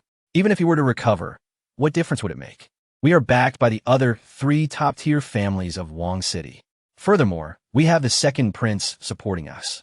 Even if we were to kill you today, your father wouldn't dare utter a word. Do you believe that? Chun Xian gritted his teeth, unable to utter a sound. Ever since Chun Chang'an had gone missing, the Chun family's disciples at the Great Zhou Academy had become exceedingly low-key. The academy students were categorized into 4 ranks, A, B, C, and D, corresponding to the realms of Heaven Martial, Earth Martial, Mysterious Martial, and Yellow Martial. As merely a C-rank student, he was naturally no match for these 3 B-rank students. Following the news of Chun Chang'an's slaying of Jun Wujian, they had begun to bully the Chun family disciples, leaving him feeling immensely stifled. Today, I will kill the 3 of you, and your family won't dare to utter a single sound. Do you believe that? Suddenly, a chilling voice erupted from behind the trio, sending chills down their spines. Who dare speak so arrogantly? Lu Heng, Wang Gang, and Wu Hong exclaimed in unison, turning back with disdain. Suddenly, all 3 were struck dumb. Then, in unison they gasped, You. Chun Chang'an. Ignoring the trio, Chun Chang'an slowly approached Chun Xian's side. Elder, brother. The 15-year-old Chun Xian stammered as he looked at his elder brother. Under the brutal bullying, he had resolutely refused to submit. Yet, at that moment, tears welled in his eyes. Lu Heng, Wang Gang, and Wu Hong were momentarily stunned, but they soon regained their composure. Lu Heng curled his lip, sneering, Oh, so it's the cuckolded young Master Chun. What brings you here? Shouldn't you be hiding away? Chun Chang'an squatted down to inspect Chun Xian's injuries, then raised his head, his gaze cold as ice, settling on the 3 before him. How do you wish to die? Ha, how arrogant. Lu Heng scoffed derisively. Chun Chang'an, weren't you stripped of your cultivation? Did you think you could intimidate us just because you borrowed the clan elders to kill Jun Wujian? Indeed, you have offended the Jun family. Do you think you can afford to offend our Lu, Wang, and Wu families as well? Do you dare? Do you dare to kill us? You're merely using borrowed power. Wang Gang chimed in mockingly. In their eyes, the Chun family was now left with no choice but to seek alliances with other families for self-preservation. They could not afford to commit the foolishness of offending other families again. Elder brother, they snatch my spirit stones, and they don't take our Chun family seriously, Chun Xian said, his face filled with grievance, his eyes reddening. Enough. Focus on your recovery. Do not speak, Chun Chang'an frowned, feeding Chun Xian a healing pill. He then slowly stood up. Drawing his massive sword, he swung it down. Swish! The burial world sword technique instantly decapitated Lu Heng, whose eyes were filled with terror. Swish! Wang Gang's throat was pierced in an instant. Boom! In the next moment, the sword's resonance shattered his neck. In the blink of an eye, Chun Chang'an appeared above Wu Hong. Burial world sword technique, Chatrine even. Boom! A colossal pressure, akin to a collapsing mountain, descended. As the sword fell, Wu Hong's body could not withstand such immense force, exploding into countless fragments. Having slain 3 men, Chun Chang'an looked expressionlessly ahead. Whoosh, whoosh, whoosh. In the distance, 3 figures rushed towards him. Chun Chang'an narrowed his eyes, observing the trio. They were A-ranked students, possessing heavenly martial prowess, and were the brothers of the earlier trio. Upon witnessing the carnage and the gruesome sight of dismembered corpses, the 3 men roared, Chun Chang'an, you dare kill my brother. Chun Chang'an, have you lost your mind? Do you wish to become enemies with my Lu family? Chun Chang'an coldly snorted. They dare to insult the son of the Chun family head. They have already paved their path to death. Saying this, he slowly raised his massive sword. If you wish to step forward, come and die together. Arrogant. One of the Lu family's ranked students angrily retorted, brandishing a sword and thrusting it toward Chun Chang'an's neck. Burial world, sword technique, sealing the throat. Swish. With an uncanny sword technique, Chun Chang'an swiftly plunged his sword into the student's throat. Ah, you! The Liu family disciple stared in horror as he felt the blade pierce through his neck. The other two gritted their teeth. Chun Chang'an, you dare commit murder! Your Chin family is finished. You still dare kill our family members. But the response to them was Chun Chang'an's sweeping strike. This sword, filled with immense might, slammed down upon them like a mountain. Boom! Ah! Amidst the piercing screams, as the two tried to block with their arms, their limbs shattered. Their remaining bodies were hurled away. Chun Chang'an pursued, stepping on one of their necks, slowly twisting to apply pressure. His eyes narrowed, a terrifying cold light glimmering within. Those who bully the disciples of the Chun family shall die. With that, he raised his massive sword and brought it down fiercely. Swish! Instantly, the head of the A-ranked student was pinned to the ground. Chun Chang'an, why you? The last remaining individual was so astonished that he nearly shattered his own eyeballs, struggling to articulate his words.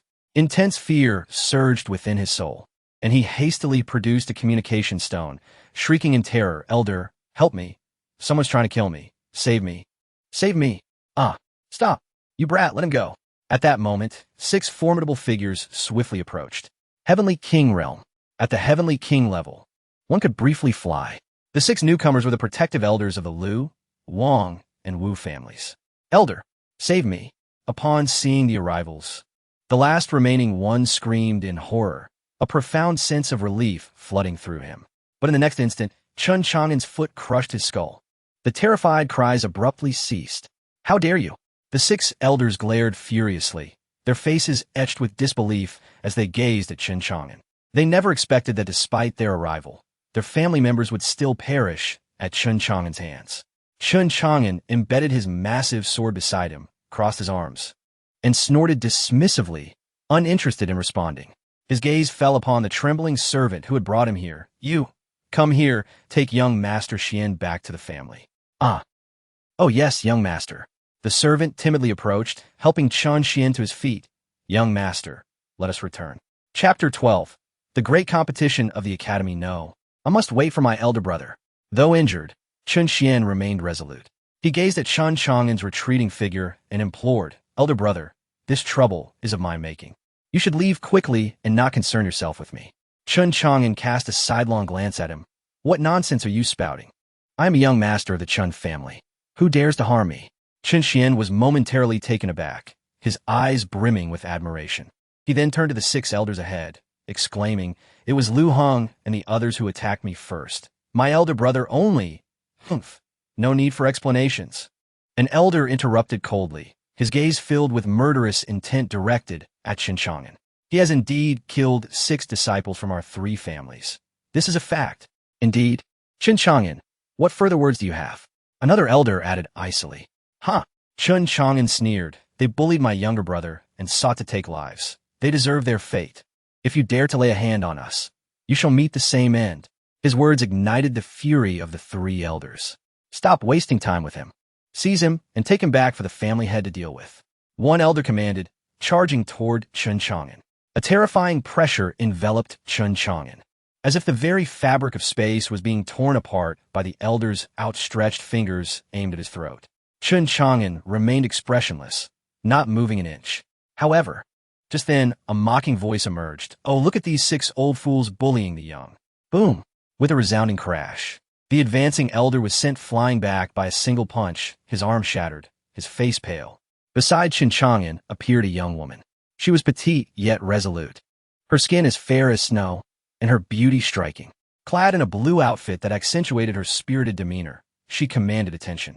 Upon seeing her, both Chun Chang'an and Chun Xian hurriedly bowed. "Greetings, 7th elder."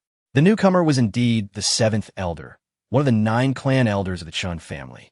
Among them, the 1st, 3rd, and 7th elders were all women.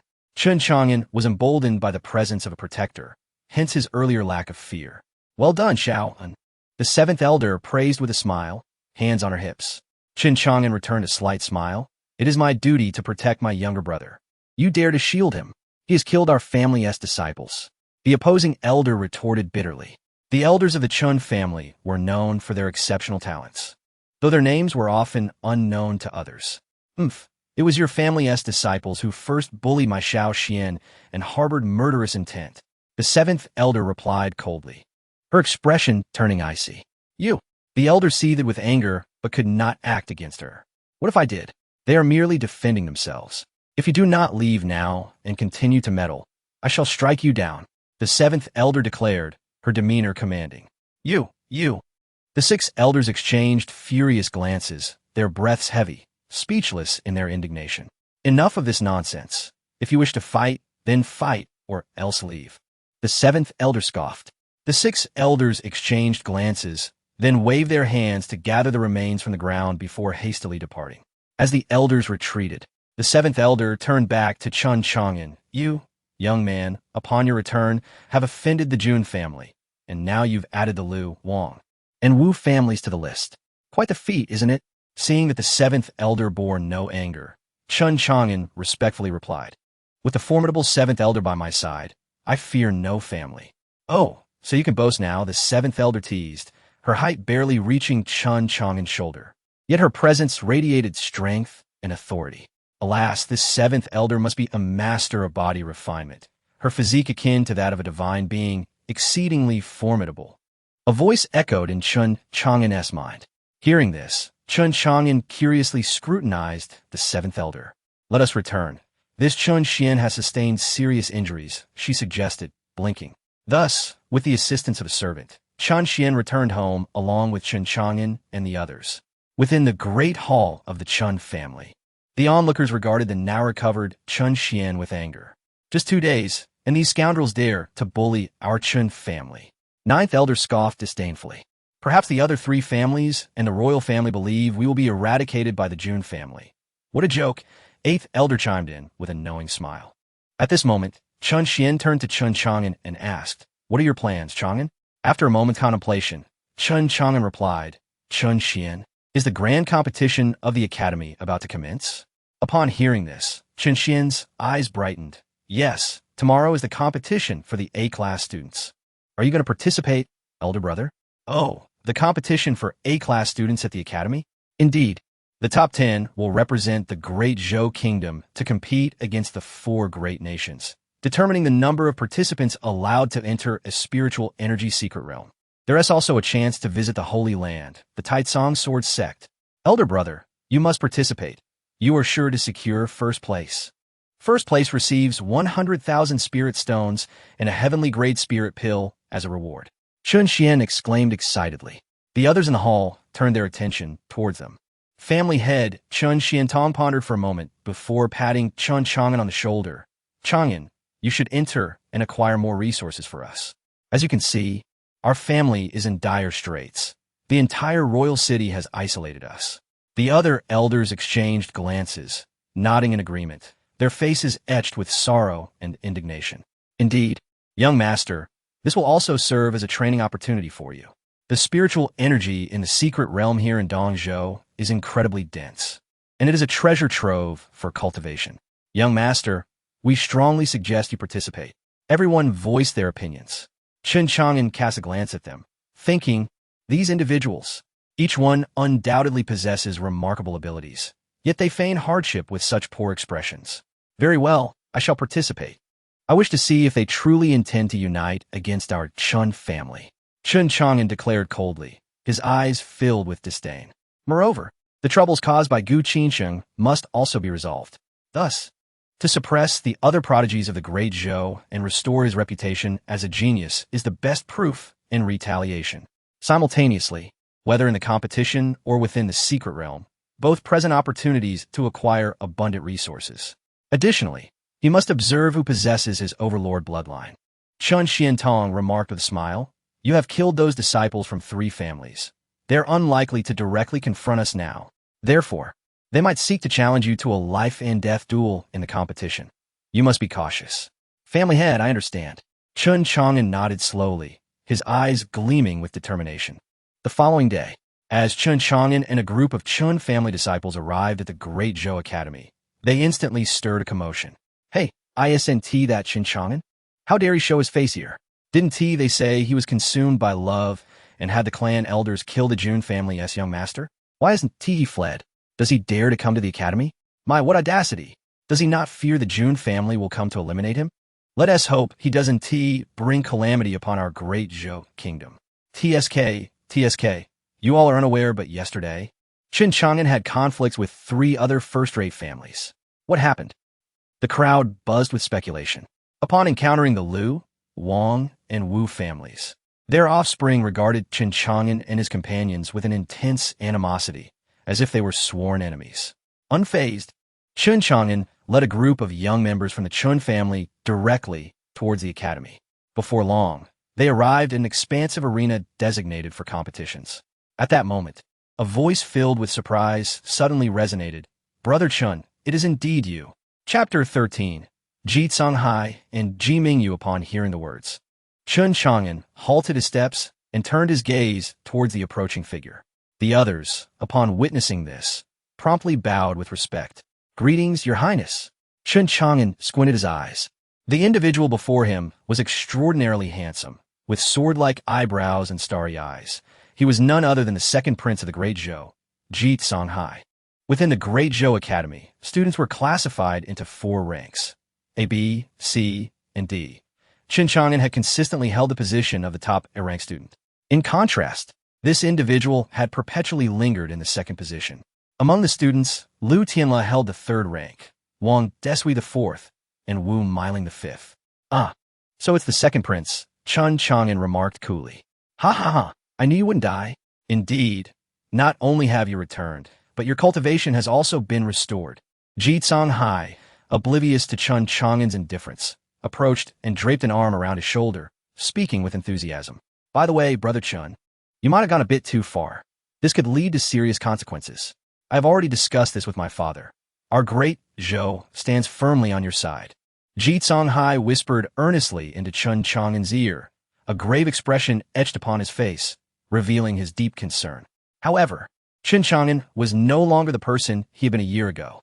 If one were to consider his true age, he would be around 120. At that moment, he discerned a fleeting glimmer of jealousy in Ji Songhai's eyes. Qin Chang'an's heart stirred. He had been stripped of his tyrannical bloodline and cast into the abyss of demons, with Liu, Wang, and Wu, the heirs of their respective families, being the first to raise suspicions. Now it seemed that even his closest friend, Ji Songhai, harbored suspicions as well, for only Ji Songhai frequently exhibited envy towards his tyrannical bloodline. As the two engaged in polite exchanges, they arrived at the arena within the academy. The moment Qin Chang'an and Ji Songhai appeared, they captured the attention of countless onlookers. Wow, Brother Chang'an, it's wonderful. You are indeed safe. At that moment, a breathtakingly beautiful young woman strode forward. Appearing to be around 17 or 18, she had enchanting eyes, delicate lips, and brows resembling the crescent moon. She approached Qin Chang'an with a fragrant breeze and a delightful smile. Accompanying her was a tall, handsome young man clad in a white robe. Upon seeing them, Qin Chang'an slightly nodded and clasped his fists. Your Highness, Princess Mingyu. The newcomers were none other than Crown Prince Ji Songshan and Princess Ji Mingyu. Ah, so our great Zhou's unparalleled prodigy has returned. However, Qin Chang'an, your return has already caused quite a stir. Truly, you are a source of worry. Ji Songshan remarked in a nonchalant tone, seemingly unimpressed by Qin Chang'an. Before Qin Chang'an could respond, Ji Mingyu interjected with concern, Royal brother, you must not blame Brother Chang'an for this. There must be a reason behind it. Turning to Qin Chang'an, her beautiful eyes glimmered with worry as she urged, Brother Chang'an, why do you still dare to appear here? You should leave Chang'an City quickly and avoid the storm. The Jun family is one of the 4 great families of the Sacred Land, and the consequences could be dire. I am fine. Thank you for your concern. Princess. Qin Chang'an smiled gently, a rare warmth gracing his features. He was well aware of the feelings that Princess Mingyu harbored for him. Unfortunately, at that time, his heart had only been set on Gu Qingsheng, failing to recognize the true affection that had always been by his side, having grown up together as childhood friends. Ji Mingyu paused for a moment before her face lit up with joy.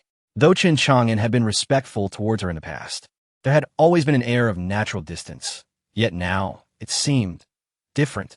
Not good, brother, the heir of the Liu family is approaching. and Gu Qingsheng along with Lu Sisi. At this moment, Chen Xian, standing behind Chen Chang'an, whispered, while the other members of the Chen family wore expressions of grave concern. "Oh, I thought it was someone important. Turns out it's just the useless heir relying on the clan elders to bully others." A voice sneered as a group of individuals slowly approached. Leading them were Lu Tianle, Wang Deshui, and Wu Meiling, accompanied by Gu Qingsheng and Lu Sisi, followed by a throng of family disciples. Greetings to the crown prince, second prince, and the princess. Upon their arrival, they bowed in unison to the three members of the Ji family. "Ah, so it's Lu and his companions. I heard that your cultivation has advanced to the Tianshi realm. Level 10, truly a sight to behold." Ji Songhai addressed them warmly.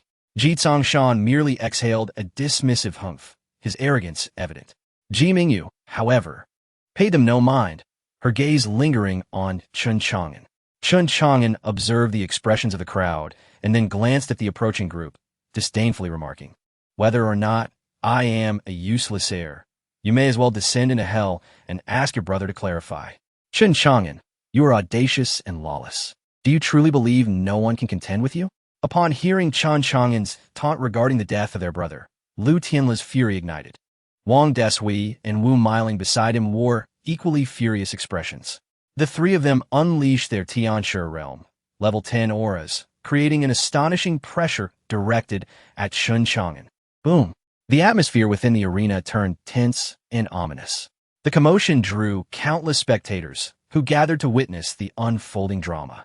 Chen Chang'an narrowed his eyes, fixing his gaze on Lu Tianle, and disdainfully replied, "Indeed, some may contend with me, but I assure you, that individual is certainly not you. Chen Chang'an, your arrogance will not last long. The Jun family will soon send someone. Just wait and see how you meet your demise." Gu Qingsheng glared at Chen Chang'an. Suddenly speaking up, Chen Chang'an cast a fleeting glance at her, harboring contempt for someone willing to sacrifice their reputation to align with a powerful family, disdainfully retorting, "Fool! You, ungrateful." Gu Qingsheng's fury reached its peak, and she finally realized that the man who once cherished her now regarded her as mere refuse. An inexplicable pain surged within her heart, accompanied by a wave of regret. "Qingsheng, don't mind him. He is merely a clown who will not remain relevant for long." Lu Sisi comforted, holding Gu Qingsheng's arm. Gu Qingsheng's emotions swirled within her.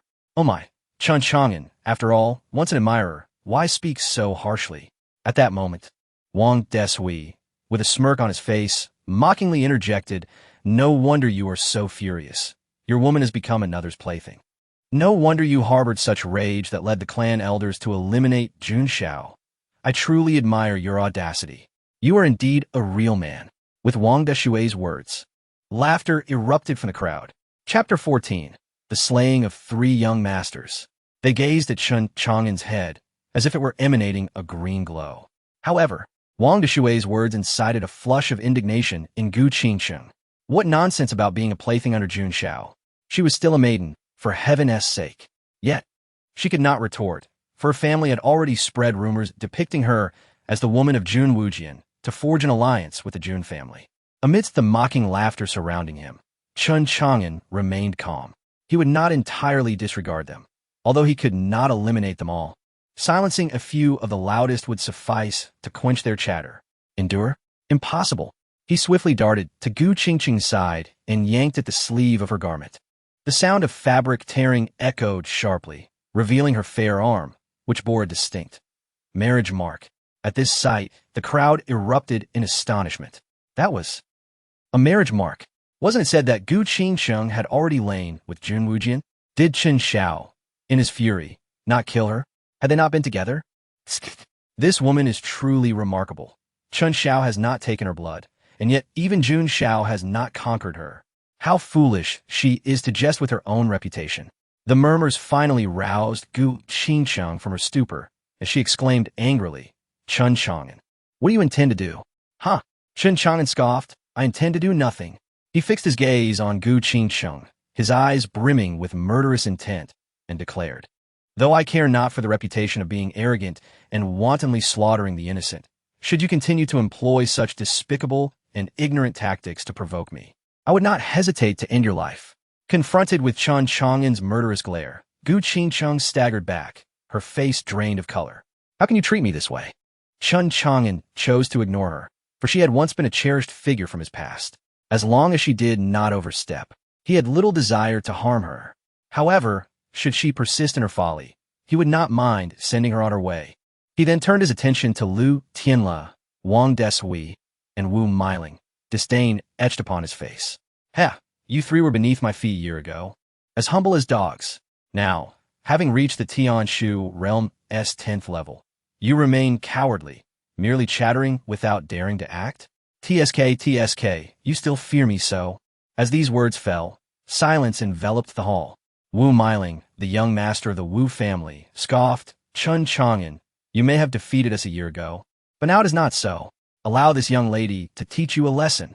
With that, she lunged forward, fingers poised to grasp at Chen Chang'an's neck. In her estimation, although he had regained his cultivation, he could not possibly be her match now. But to her horror, Chen Chang'an raised his right hand. Moving with such speed, it seemed to leave an afterimage. Slap! A resounding slap echoed throughout the grand hall. Everyone heard it clearly. Wu Miling was sent flying through the air, crashing heavily to the ground. Boom!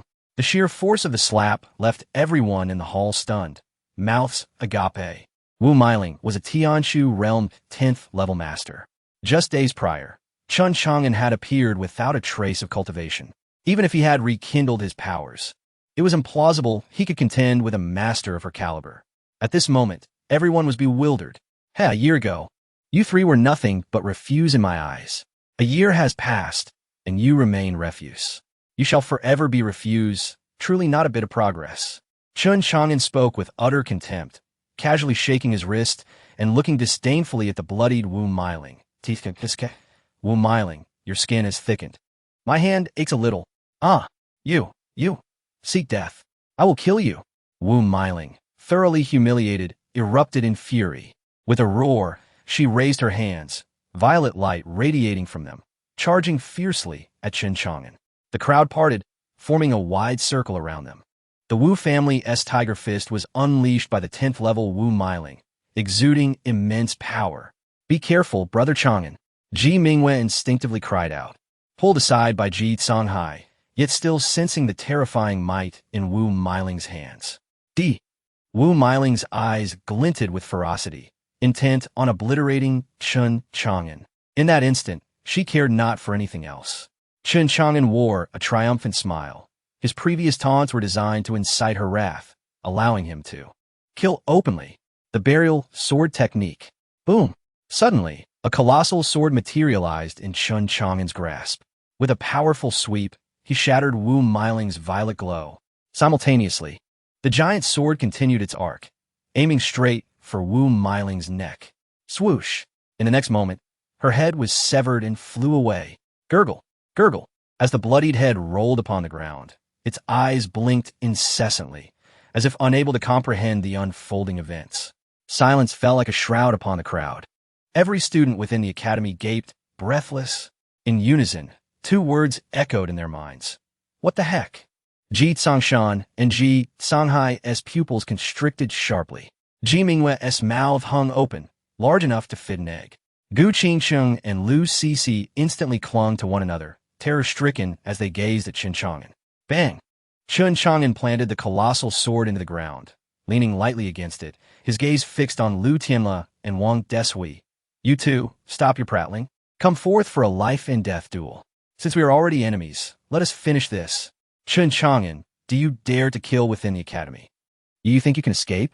You are doomed. Indeed, how dare you kill her? She is the young master of the Wu family.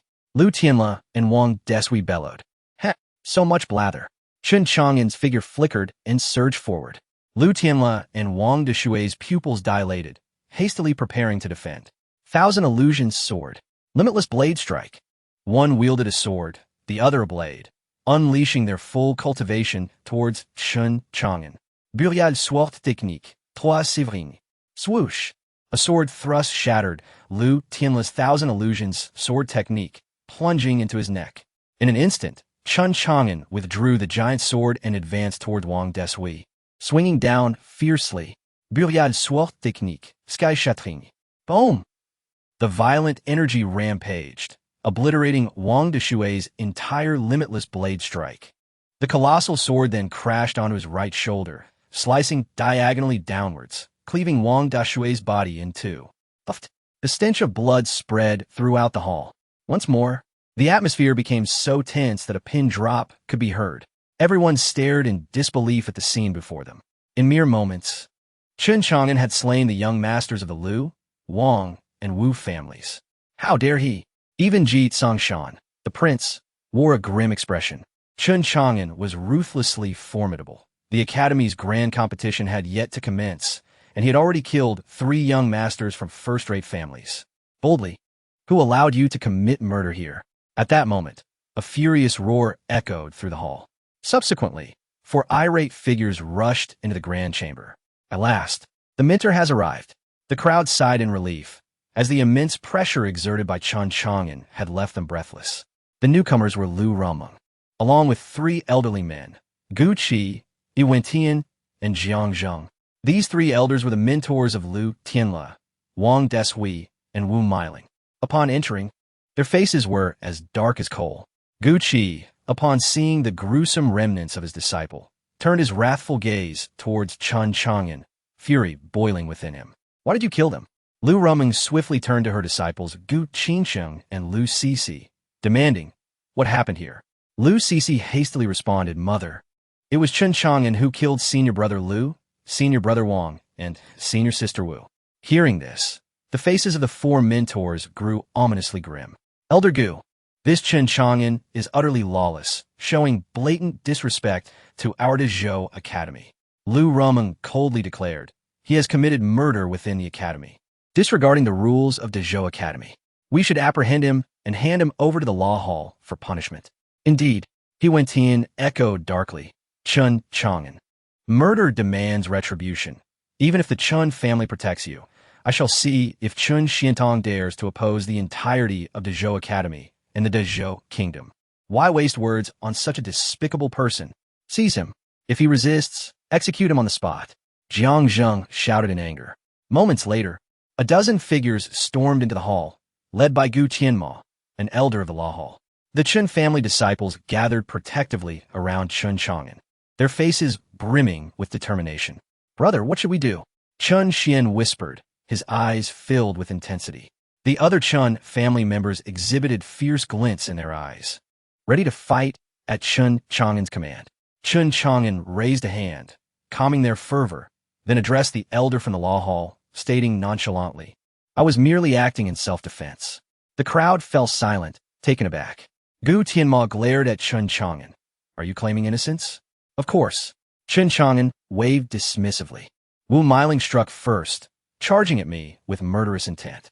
Naturally, I had to defend myself. I didn't expect her to be so weak. The audience gasped in disbelief. Wu Meiling, weak? However, reflecting on the events, it was indeed Wu Meiling who first harbored murderous intent.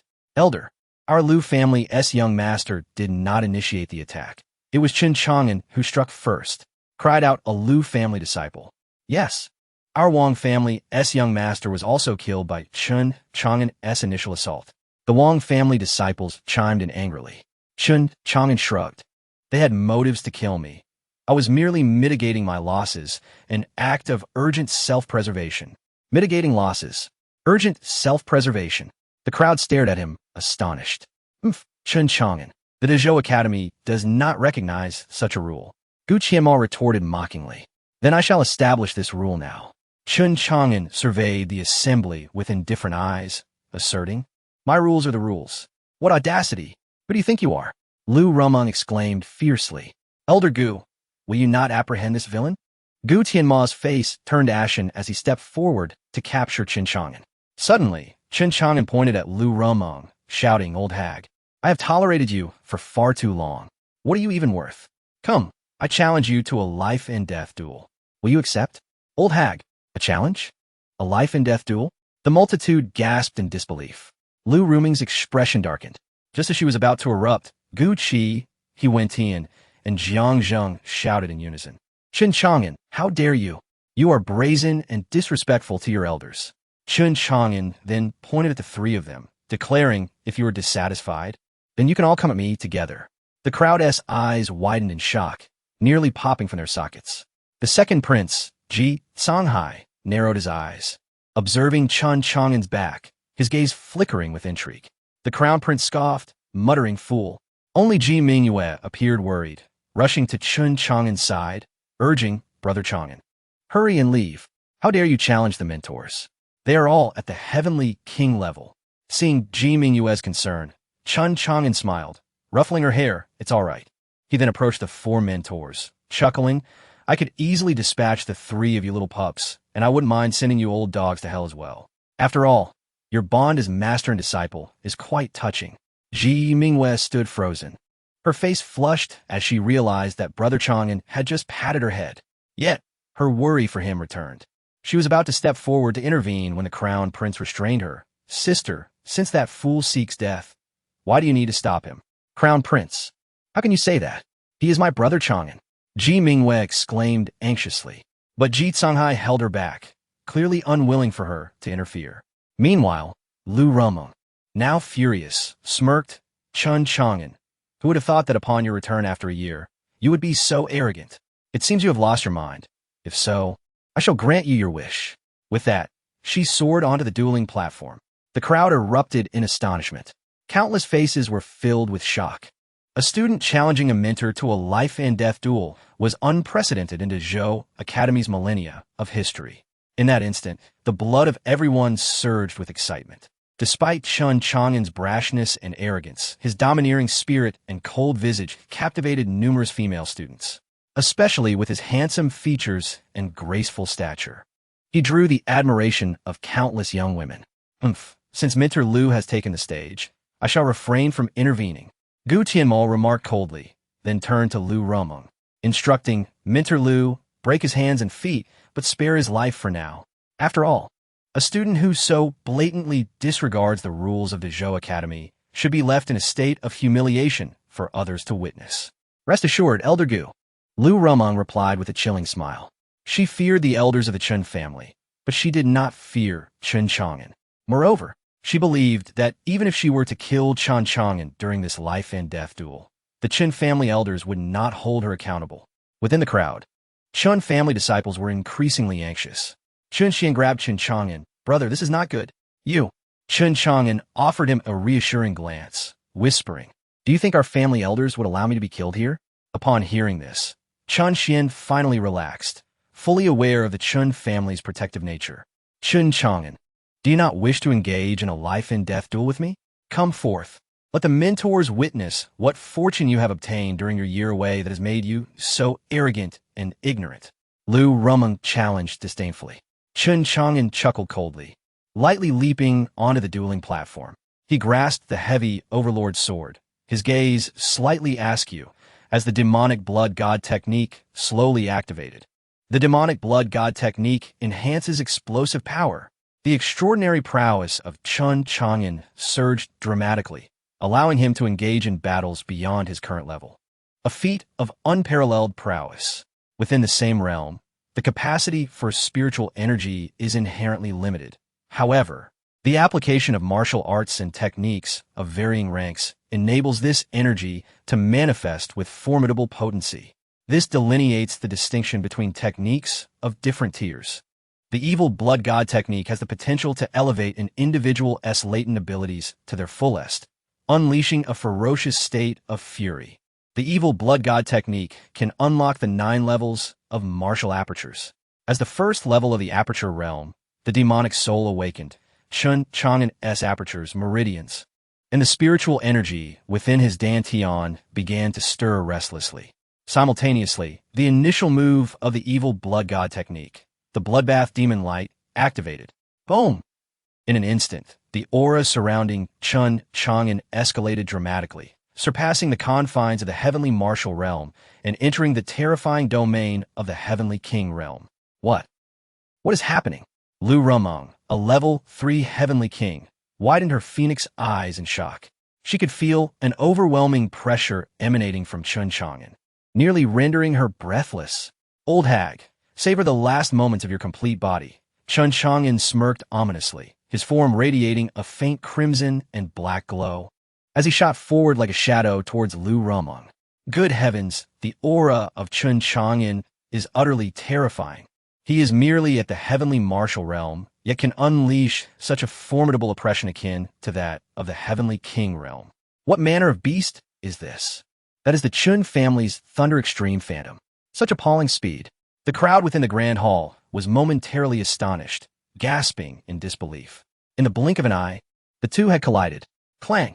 The clash of metal resonated, unleashing a tempest of terrifying energy waves that spread violently, forcefully pushing countless spectators away. In the midst of this chaos, Chun Chang'an's heavy sword crashed down upon Lu Rumeng's slender sword, bending it downwards and pressing heavily against her heaving chest. Her ample bosom visibly contorted as Lu Rumeng, with a look of sheer horror, was sent flying. Puff! As Lu Rumeng stabilized herself, blood trickled from the corner of her mouth. My heavens, it's impossible.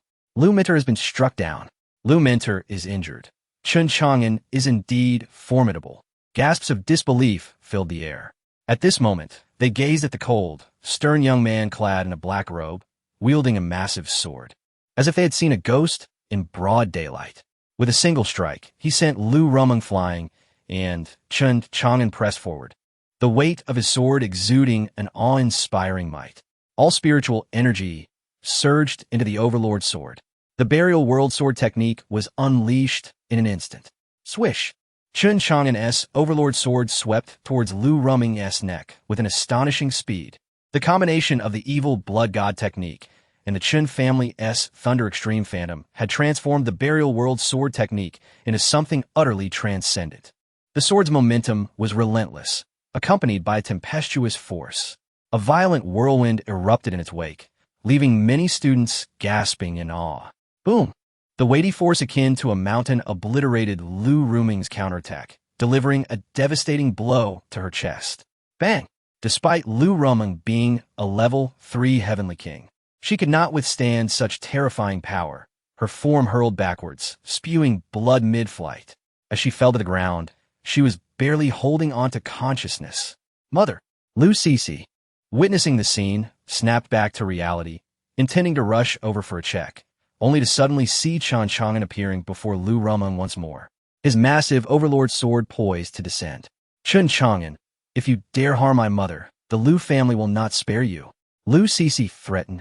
But just as her words fell, the other 3 mentors reacted swiftly, dashing forward. Stop, you insolent brat! How dare you? Yet, Chun Chang'an wore a brazen grin, wholly disregarding the mentor's furious shouts, as he swung his enormous sword downward. Puff! Gurgle! In an instant, Lu Rumeng's head rolled to the ground, continuing to roll far away. Blood spraying everywhere. You shall pay dearly.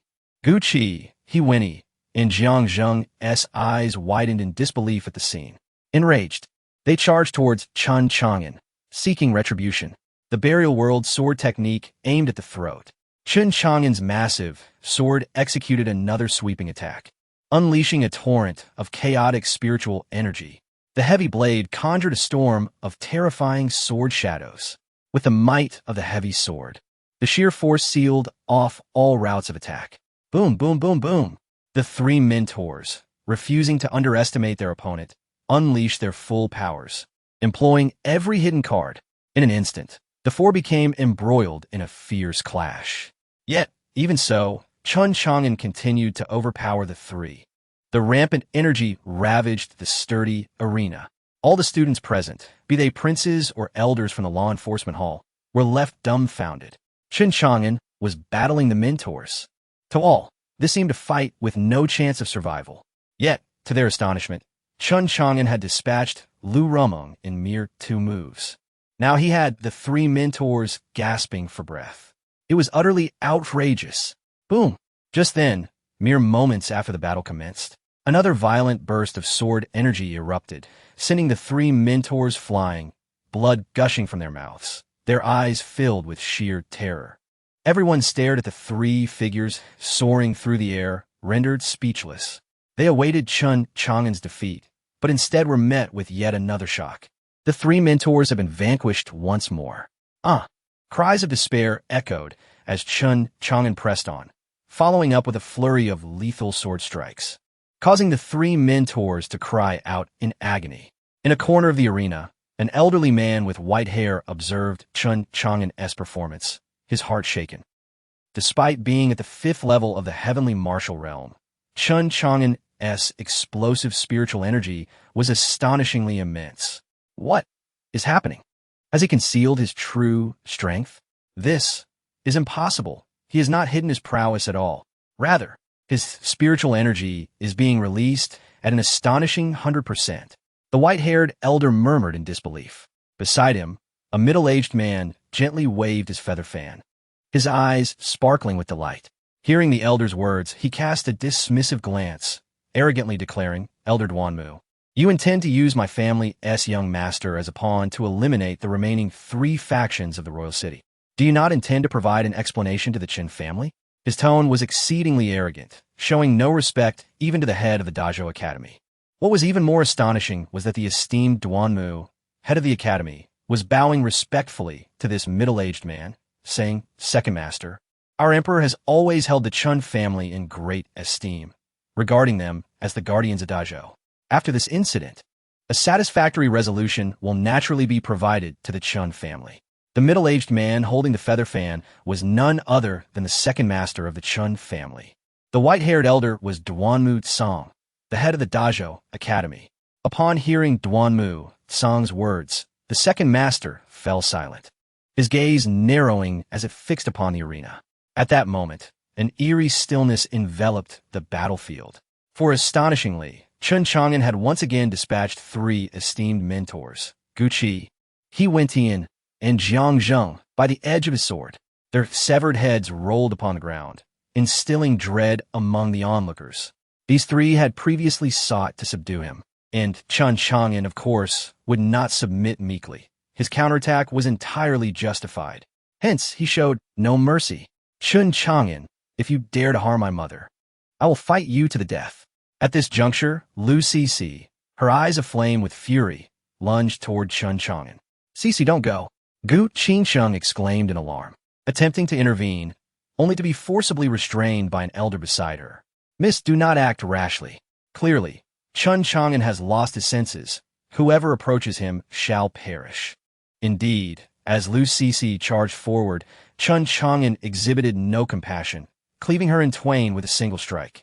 This so-called friend had become insufferable. Were it not for her instigation, Gu Qingsheng might not have spiraled into such madness. Witnessing this scene, the crowd gasped in shock, their eyes widened to an extraordinary degree. "Miss, we must leave." An elder from the Gu family grasped Gu Qingsheng, his face etched with terror. "Chun Chang'an," Gu Qingsheng, staring in horror at the demise of her friend, felt a torrent of emotions swell within her. She locked eyes with Chun Chang'an, took a deep breath, and quietly turned to depart, her heart a tempest of conflict. Initially, she had thought Chun Chang'an had become a mere shadow of his former self, eliciting her disdain. She had expected him to be dismissed from his family, reduced to a pitiable state. Yet, to her astonishment, not only was he not cast aside, but he was also fiercely protected. Moreover, his powers had been restored, and his combat prowess was terrifyingly formidable. At this moment, Gu Qingsheng was engulfed in regret. Yet she resolutely clenched her teeth, affirming to herself that she would not be mistaken. "Chun Chang'an, you cannot be the man I overlooked. You are merely a prodigy from this remote little nation. Just wait. I shall swiftly contact the Jun family of the Sacred Land, and when I arrive there, I will possess the strength to make you regret your actions." With her heart simmering with indignation, Gu Qingsheng departed quietly under the protection of her family's elders. The arena remained shrouded in silence. Everyone was at a loss for words. Moments later, a cacophony of hushed discussions erupted. "For mentors, slain by Chun Chang'an. Good heavens, this Chun is terrifying. What realms do these mentors occupy that they fell to him?" At merely 21 years of age, at the 5th level of the heavenly martial realm, with astonishingly dense spiritual energy and unpredictable agility, it is no wonder he is renowned as a peerless prodigy in the great Zhou kingdom. Such talent and prowess could likely only be rivaled by the monstrosities of the Sacred Land. Countless hearts were stirred, their eyes brimming with astonishment. "Elder, what should we do?" The disciples of the law enforcement hall stood dumbfounded, turning their gazes toward Gu Tianma, who was equally troubled. He watched Chun Chang'an, who resembled a deity of death. Unsure whether to apprehend him, it was absurd, for mentors at the third level of the Heavenly King realm had perished at Chun Chang'an's hands. He himself was but a third-level practitioner. He had no desire to meet the same fate. Rules? Rules were merely constructs devised by the strong to constrain the weak.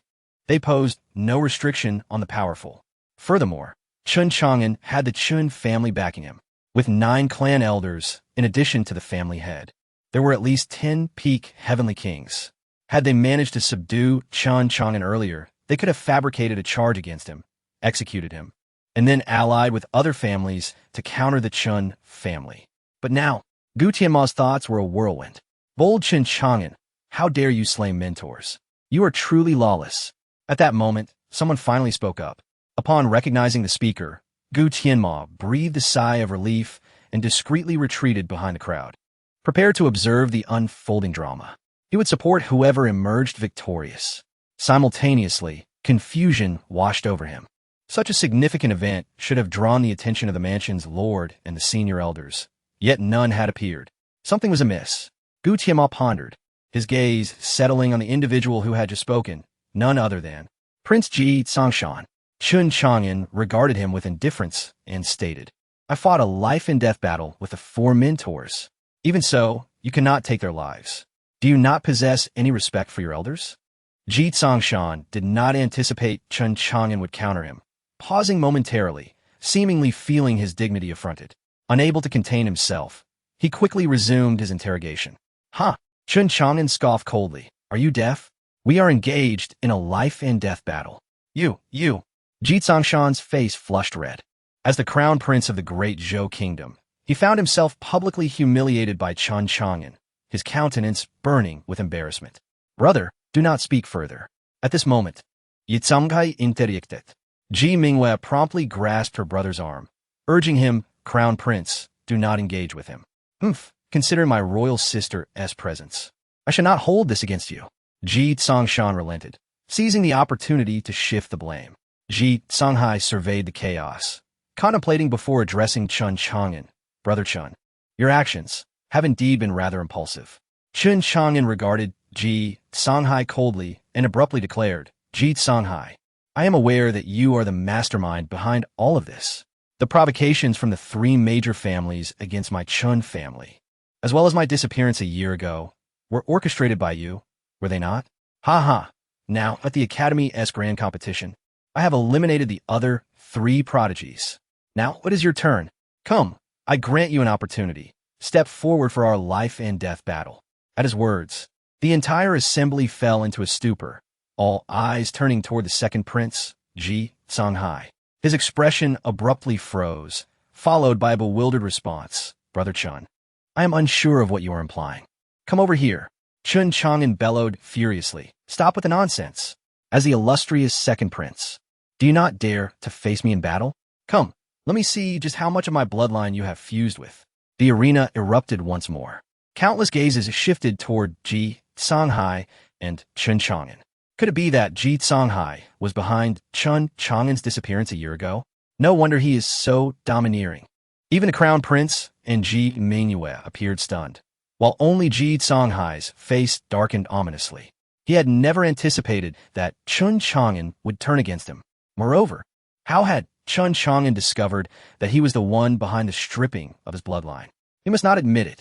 Contemplating this, Ji Tsanghai forced a smile. Brother Chun, you must be mistaken. Enough of your nonsense. Come and fight me. If you possess my bloodline, you cannot conceal it. Chun Chang'an retorted disdainfully. Besides, is this not the Academy's grand competition? It is only fitting that we contend for the top spot. Perfect. Observing Ji Tsanghai's twitching lips, Chun Chang'an sneered. What? The esteemed prodigy of the great Zhou royal family is afraid? Have you turned into a coward? As his words fell, the students around them exchanged peculiar glances. Whether or not he had conspired against Chun Chang'an would be revealed through their duel. To their astonishment, Ji Tsanghai hesitated to accept the challenge. Ji Tsanghai's gaze gradually turned icy. He understood that there was no escaping a confrontation with Chun Chang'an. Chapter 18. The 7-Day Pact. Brother Chang'an. Have you misunderstood my royal brother? Ji Mingwei stepped forward, her face a mask of disbelief. My brother has always regarded you as family, consistently referring to you as his brother. How could he possibly conspire against you? Her astonishment was palpable as she turned to Ji Songhai. Your Highness, please clarify. Chang'an's disappearance and the loss of his bloodline cannot be attributed to you. Chun Chang'an remained silent, while Ji Songhai offered no words either. The atmosphere was thick with tension, suffocating in its intensity. Meanwhile, Crown Prince Ji Songshan wore a mocking expression, feeling inexplicably relieved. Ji Songhai's extraordinary talents had unsettled his hold on the throne, and his camaraderie with Chun Chang'an only deepened his unease. The current situation was precisely what he desired to witness. The competition arena was fraught with unexpected twists, leaving countless scholars in shock, their emotions roiling within. However, the Chun family disciples glared at the second prince, eyes glinting with fury. Should the second prince be responsible for their young lord's plight, they would undoubtedly be the angriest of all. In a shadowed corner, the head of the Duanmu family, Duanmu Tsang, felt an icy chill envelop him. Chun family's second master had cast a lethal aura over him, filling his heart with regret and turmoil. Oh, second prince, how foolish you are. You maintain such a close relationship with the young lord of the Chun family, yet you still engage in such reckless behavior. He lamented inwardly. The only solution now was to sacrifice the second prince to appease the Chun family's wrath. With a bitter expression, Duanmu Tsang declared, Second Master, I will provide the Chun family with an explanation. He then stepped forward into the arena. Chun Chang'an, let your duel with the second prince be postponed for 7 days. After all, you have fought so many rounds and must be exhausted. It would be unfair to let the second prince take advantage of your weakened state, wouldn't it? As his words resonated through the crowd, all eyes turned to him in unison. It was the head of the Duanmu family. His arrival was met with a wave of relief. We have seen the Lord.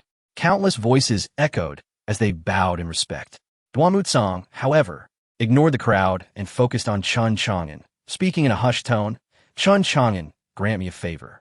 Delay your duel with the second prince for 7 days. Chun Chang'an narrowed his eyes, his mind racing. Soon enough, he grasped Duanmu Tsang's intentions. He had already offended the Liu, Wang, Wu, and Lu families, as well as the Jun family from the sacred grounds. If within these 7 days, the Chun family was not annihilated, it seemed likely that the head of the Duanmu family would indeed sacrifice the second prince. After all, even the royal Ji family would have to weigh the consequences of inciting the Chun family's fury. At that moment, Chun Chang'an received a telepathic message from the Chun family's second master. He nodded slightly and replied, Very well, I shall allow him to live for another 7 days. His words were filled with arrogance and dominance, treating the prince as insignificant. To everyone's surprise, Duanmu Tsang did not react with anger. Instead, he quickly pulled the increasingly pale Ji Songhai away.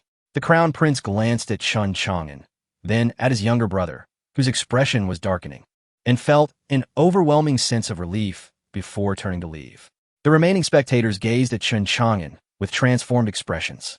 He had killed the heirs of the Liu, Wang, and Wu families, as well as 4 mentors, yet still emerged unscathed. Even the head of the Duanmu family had yielded to him. A gasp of disbelief swept through the crowd. However, the Chun family disciples were ecstatic. Brother, you are my idol, Chun Xian exclaimed with excitement. Young master, we take you as our example. They cheered. We will strive to cultivate and uphold the Chun family's honor. Chun Chang'an regarded them with a gentle smile. Let us return for now. Agreed.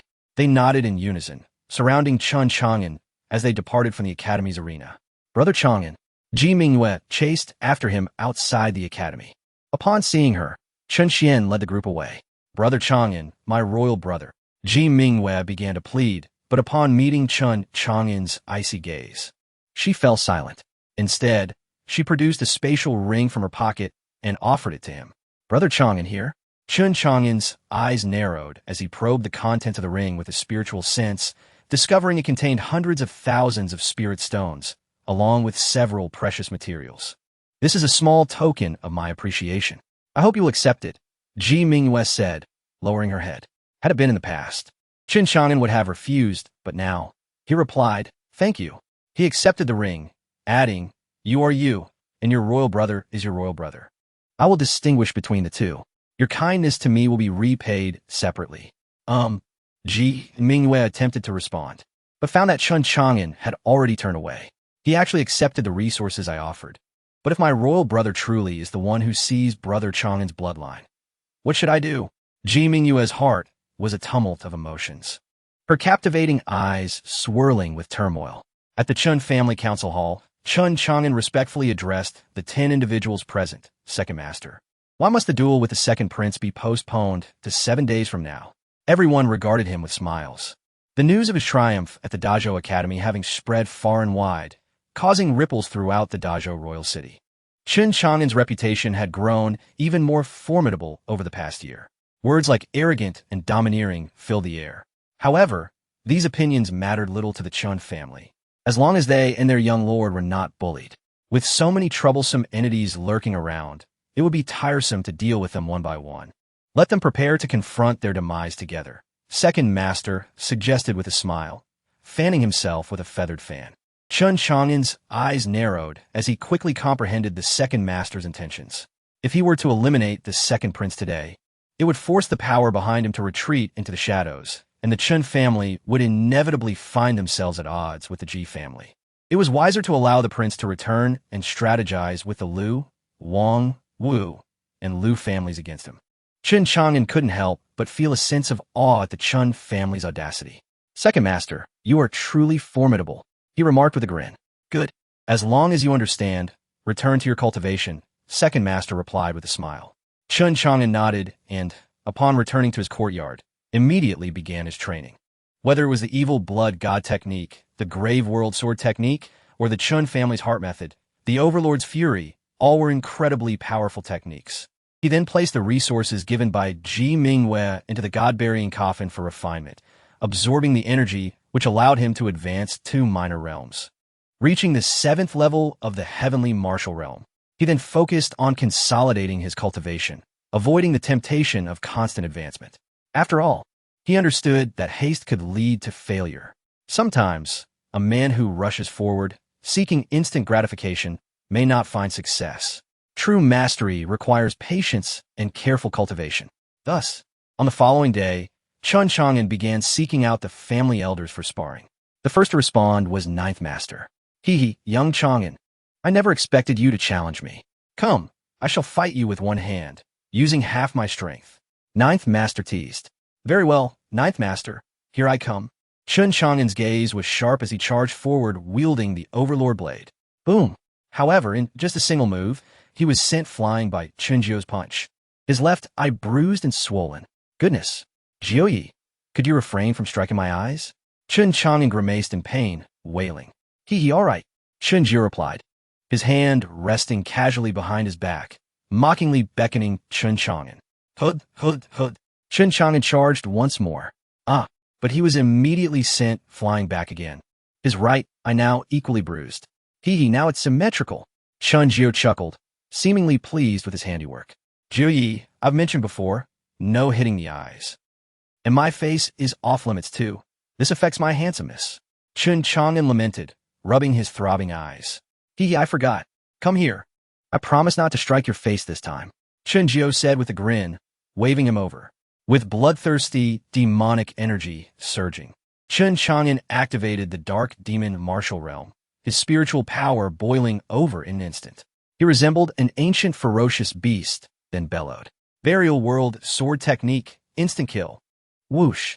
The Overlord blade swung fiercely, its speed astonishing, slicing horizontally toward Chunjio's neck. TSK, you little rascal, your strength is commendable, your speed is decent, your momentum is impressive. But alas, it lacks decisiveness.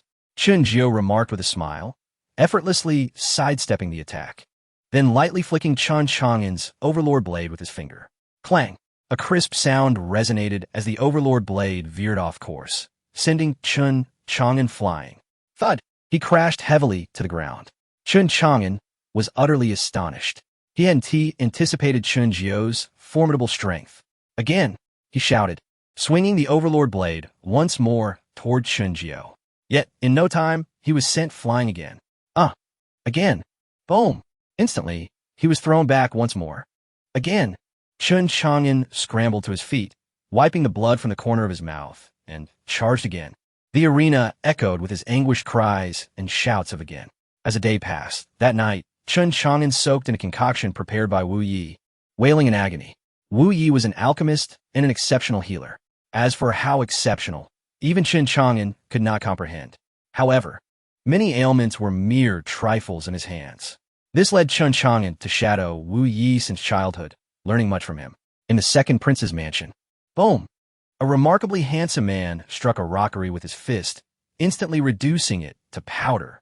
He stood bare-chested, his solid muscles shimmering with golden light, as if harboring immense, explosive power. It was none other than the second prince, Ji Songhai. Congratulations, your highness. You've reached the third level of the heavenly king realm. A nearby young eunuch flattered. Ji Songhai remained silent, his gaze shifting to the gray-haired elder beside him, respectfully bowing. Master, the gray-haired elder responded lightly, his eyes gleaming with intensity. That Chun Chang'an dared to provoke you publicly. He must surely possess the confidence to defeat you. Moreover, he absolutely dares to kill you. Master, how could this be? Ji Songhai's face twisted with resentment, a glint of malice flashing in his eyes. Why is that Chun family so arrogant in our great Zhou kingdom? Because of strength. The elder scoffed. If the founding ancestors of the great Zhou were present, or if the royal family had a Saint King level expert, who would dare disrespect the great Zhou royal family? The Chun family has only been in the great Zhou for 20 years, yet they have firmly established themselves as the foremost family. Is it not because they have 9 inscrutable clan elders? If no one has the assurance to deal with those 9 elders, no one would dare act recklessly. As the elder spoke, his gaze grew distant. Master, I am confident I could defeat Chun Chang'an. Ji Songhai clenched his fists, his expression ferocious. He is merely at the 5th level of the heavenly martial realm, while I am at the 3rd level of the heavenly king realm. And I am not like those useless mentors. But can you guarantee to kill those mentors within 3 moves? The elder suddenly questioned. Ji Songhai fell silent. Though he possessed the strength to fight beyond his level, he could not match Chun Chang'an's abnormal prowess.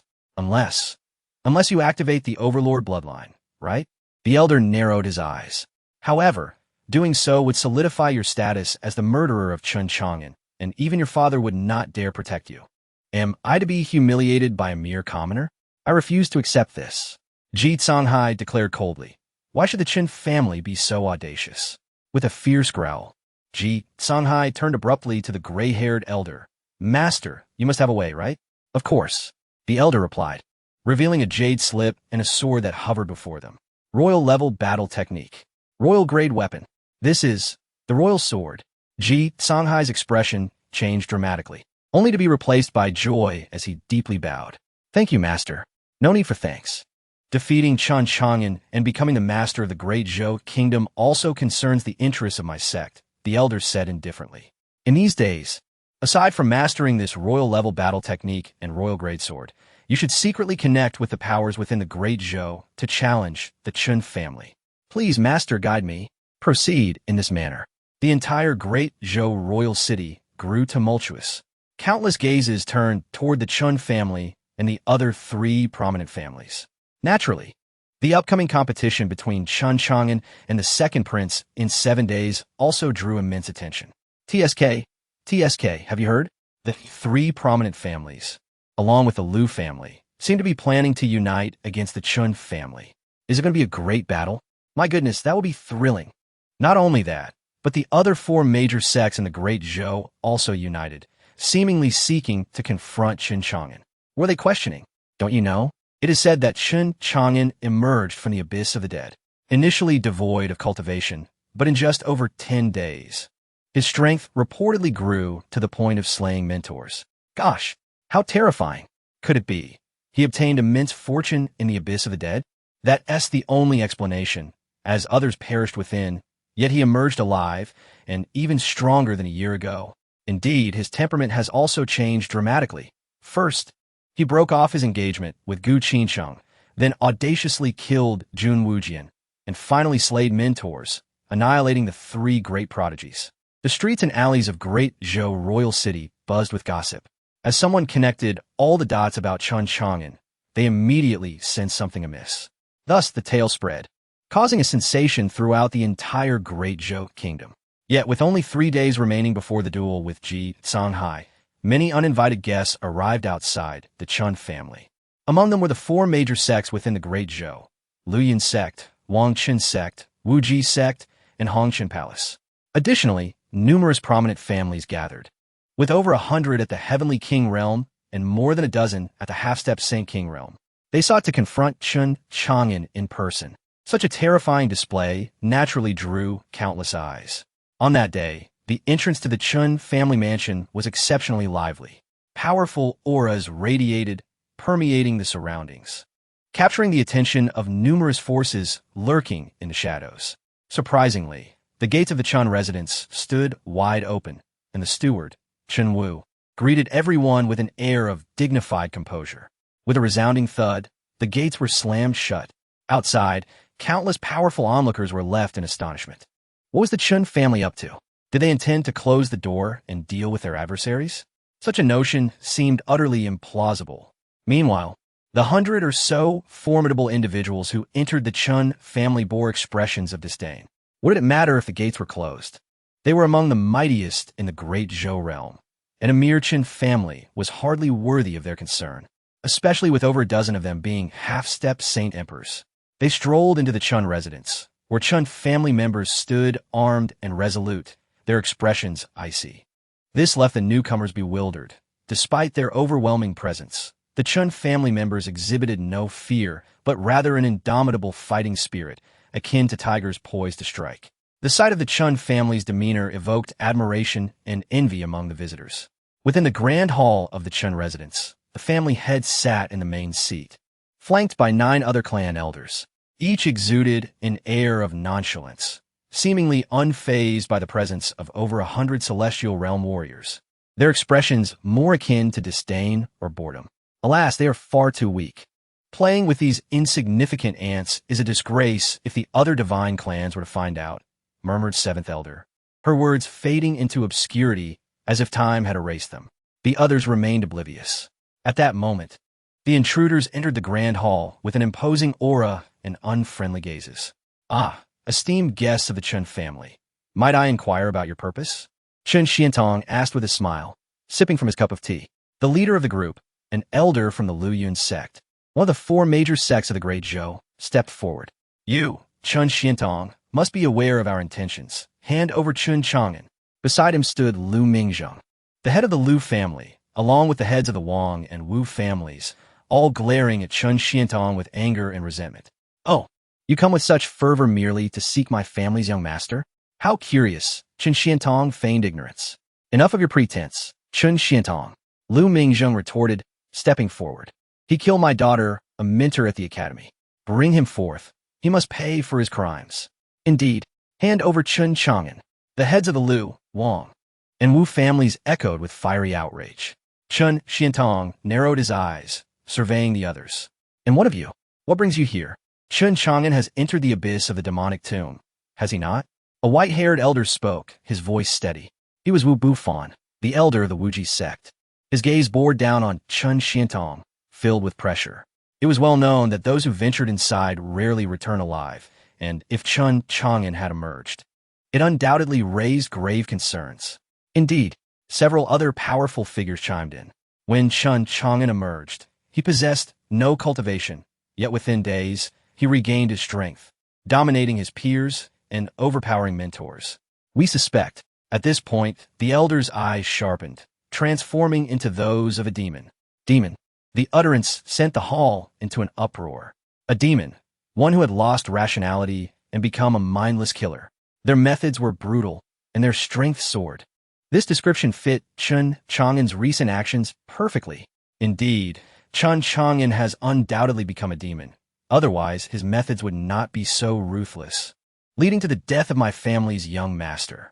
The head of the Lu family declared with fury.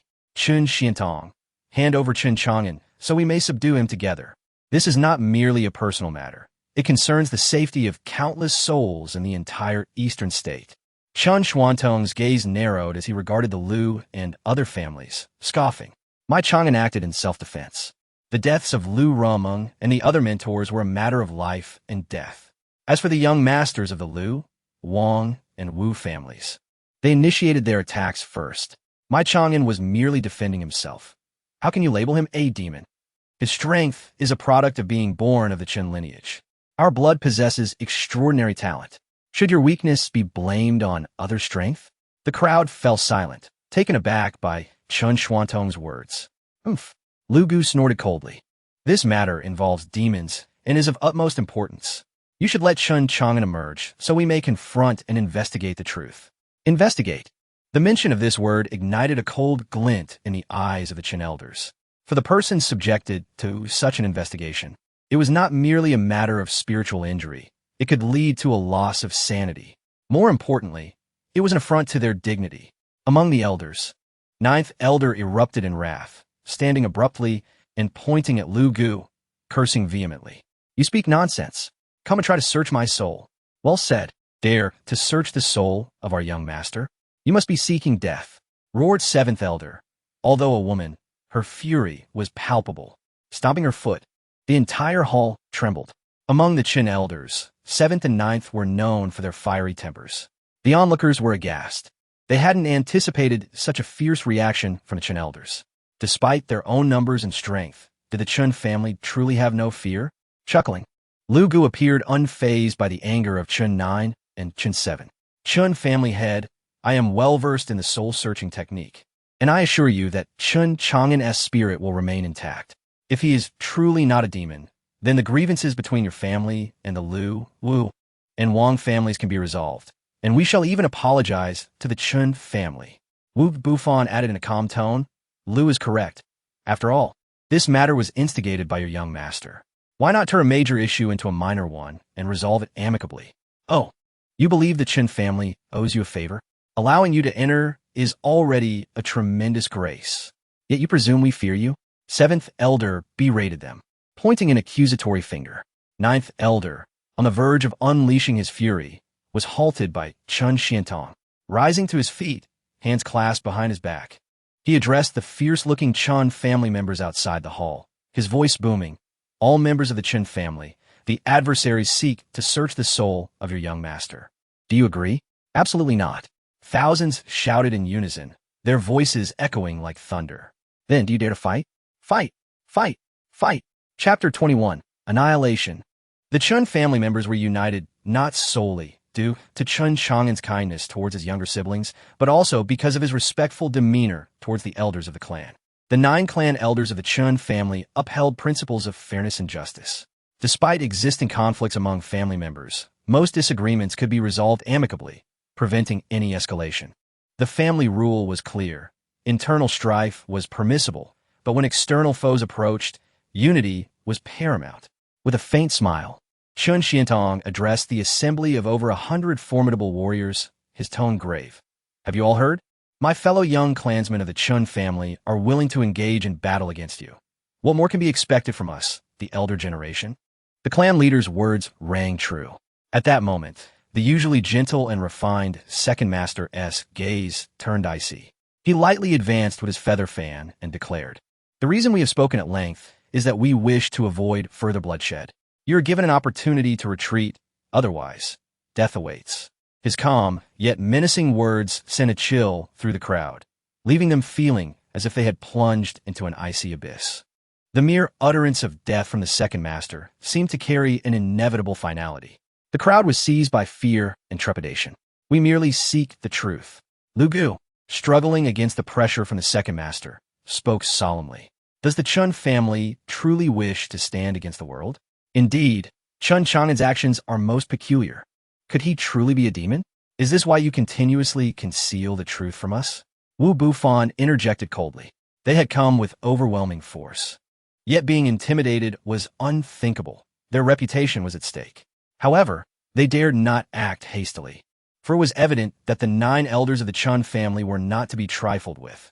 A confrontation could lead to dire consequences. Suddenly, Seventh Master erupted in anger. Enough of this chatter. Let me break a seal in memory to subdue these old fools. With that, her aura surged forth, exuding an overwhelming sense of dread, and she charged forward. Lu Gu's pupils constricted, and he scoffed. The Chen family is obstinate. It seems there is no point in further dialogue. Let's kill. With that declaration, he and Seventh Master clashed fists.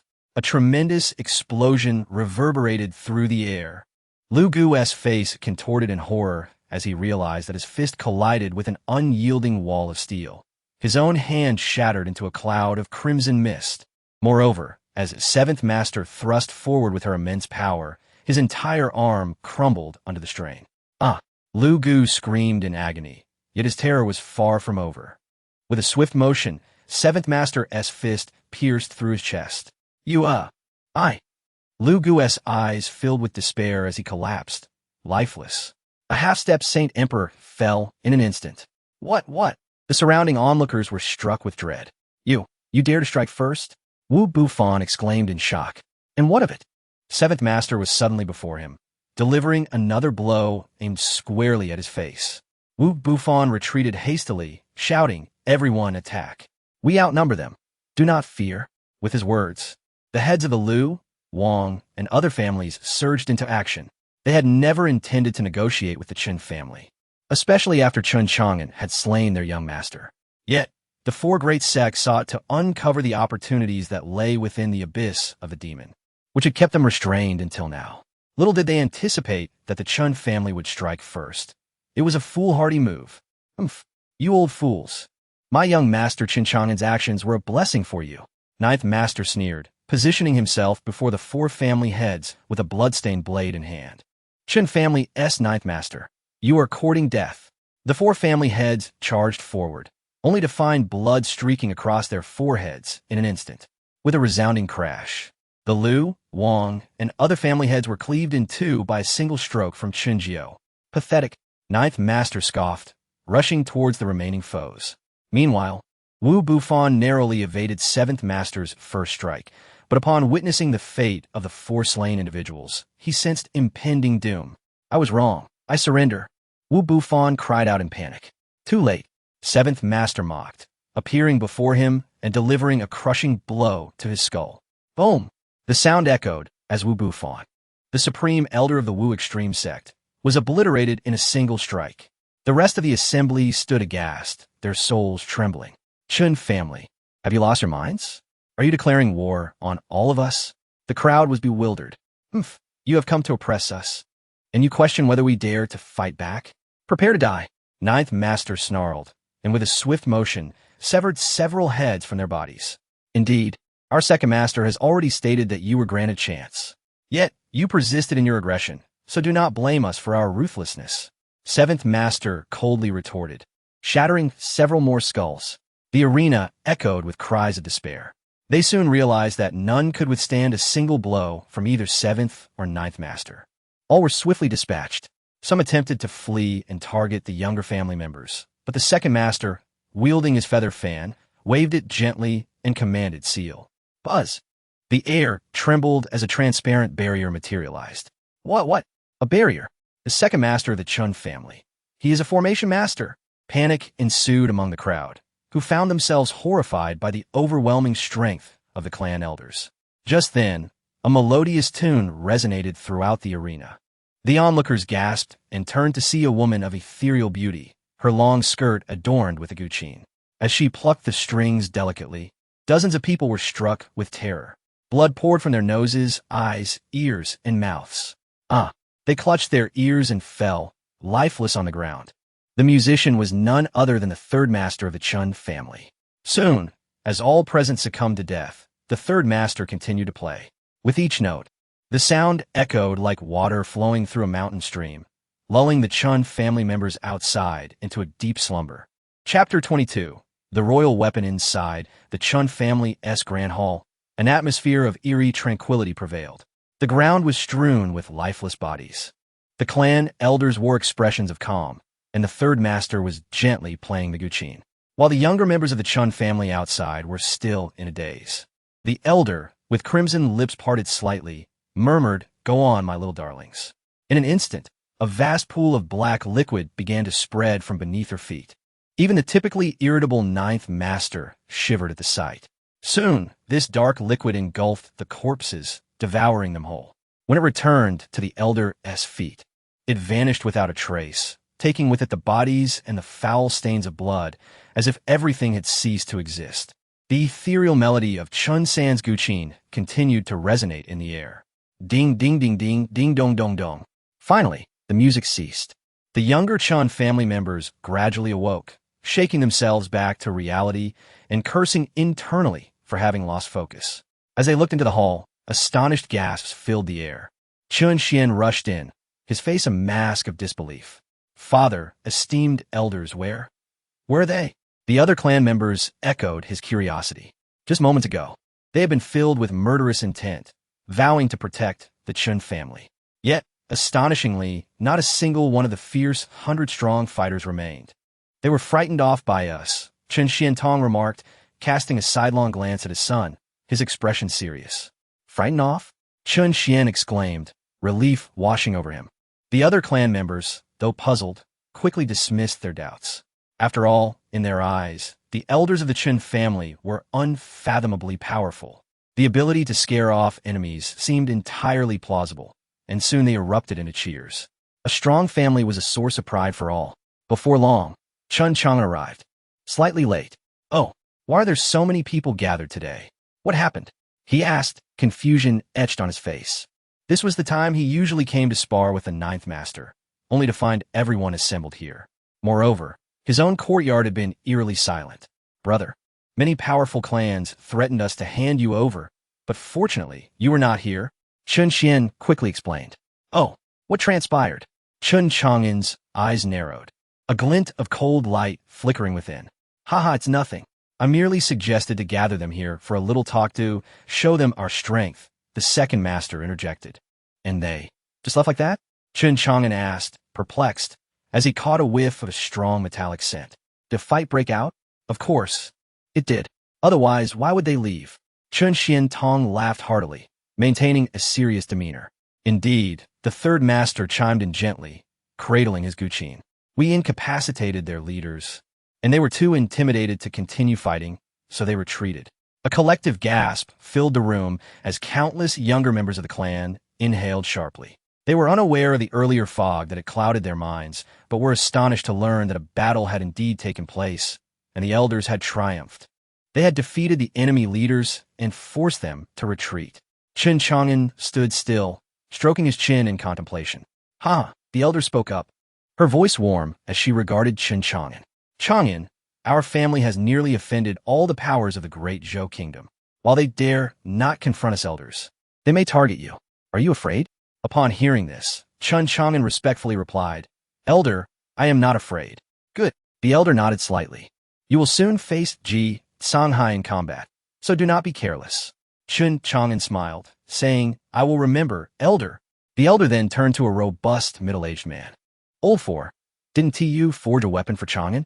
And a piece of spiritual armor? Haha, indeed. A boisterous middle-aged man, clad in blacksmith attire, laughed heartily. He was the fourth master, a renowned weaponsmith. Thank you, fourth master. Chun Chang'an exclaimed joyfully, as he had been troubled by the lack of a suitable weapon. The Overlord sword was merely an ordinary heavenly-grade weapon within the family. Very well, there's no need to seek out the ninth master for sparring today. Accompany old four to his forge and become familiar with your new weapon, the elder instructed. Thank you, elder. Thank you, fourth master. Chun Chang'an nodded, his face brimming with delight. He felt it was fortunate that he would not have to endure another round of medicinal baths after being bested by the ninth master.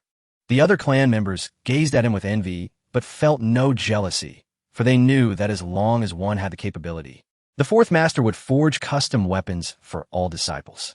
Thus, Chun Chang'an departed with the fourth master, while the other clan members dispersed to practice or attend to their duties. Meanwhile, the entirety of Wang City was left in shock as all the powerful figures who had entered the Chun family estate seemed to have vanished without a sound. The anticipated battle never materialized, and not a single sound of conflict echoed from within. The Chun family announced that the intruders had departed on their own accord. However, it was alarming that all four gates of the estate stood wide open, and not a single soul was seen exiting. This left countless factions deeply apprehensive. The Chen family was a terrifying powerhouse. 20 to 30 first-rate factions, each boasting several formidable warriors. Had not a single member emerged from the Chen estate? My heavens! What on earth transpired? Could it be that those warriors truly slipped away, as the Chen family claimed? Impossible. This could not be. The Chen family was not a sacred clan. How could they possibly contend with so many powerful figures? Countless warriors were aghast, whispering among themselves. Yet soon, some major factions began to feel a chill of dread.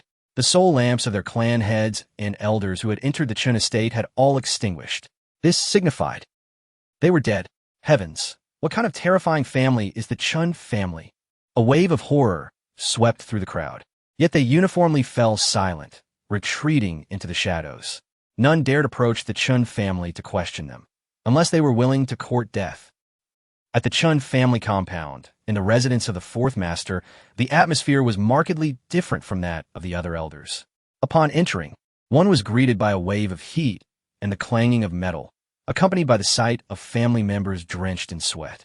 Before long, the fourth master presented a massive sword to Chen Chang'an. I noticed you prefer wielding heavy swords, so I took the liberty of forging a high-grade one for you. As Chen Chang'an accepted the sword, his eyes lit up with excitement. It was a royal-grade weapon, and here is the spiritual armor. The fourth master continued, handing Chen Chang'an a piece of black soft armor, another royal-grade item. Chen Chang'an was elated. The fourth master was indeed a royal-grade weaponsmith. The sense of belonging within his family was exhilarating. Chapter 23. The Sword of Guardianship. Chen Chang'an was astounded as he spoke, suddenly exclaiming, "Oh, fourth master, since you can forge royal-grade weapons, why not create more to sell for profit?"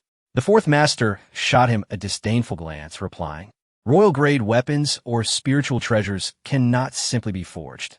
They require high-quality raw materials." Indeed, Chen Chang'an chuckled. Subsequently, Chen Si urged Chen Chang'an, "You should hasten to name this sword." "Oh." Chen Chang'an's eyes brightened as he gently caressed the massive sword before him, which shimmered with a cold light and exuded an air of majesty. It also possessed a profound weight. Though cumbersome, the Chen family's lineage and martial arts were rooted in overwhelming strength, rendering the heavy sword a source of reassurance. One force to suppress all techniques. Let's call it the Sword of Guardianship. Chen Chang'an softly declared, "To protect myself, safeguard the Chen family, and defend all those I wish to protect." The Sword of Guardianship? Chen Si pondered the phrase, and soon found himself elated, laughing heartily. "Excellent. Let it be named the Sword of Guardianship. Chang'an, I hope you remain true to your original intentions." Remain true to my original intentions? Chen Chang'an was puzzled, sensing that the fourth master's words held deeper meaning. He then donned the royal-grade spiritual armor and wielded the royal-grade Sword of Guardianship to begin his training. On a mountain peak, Ji Canghai sat cross-legged on the ground. At that moment, a pale, bearded elder suddenly appeared before him, bowing deeply.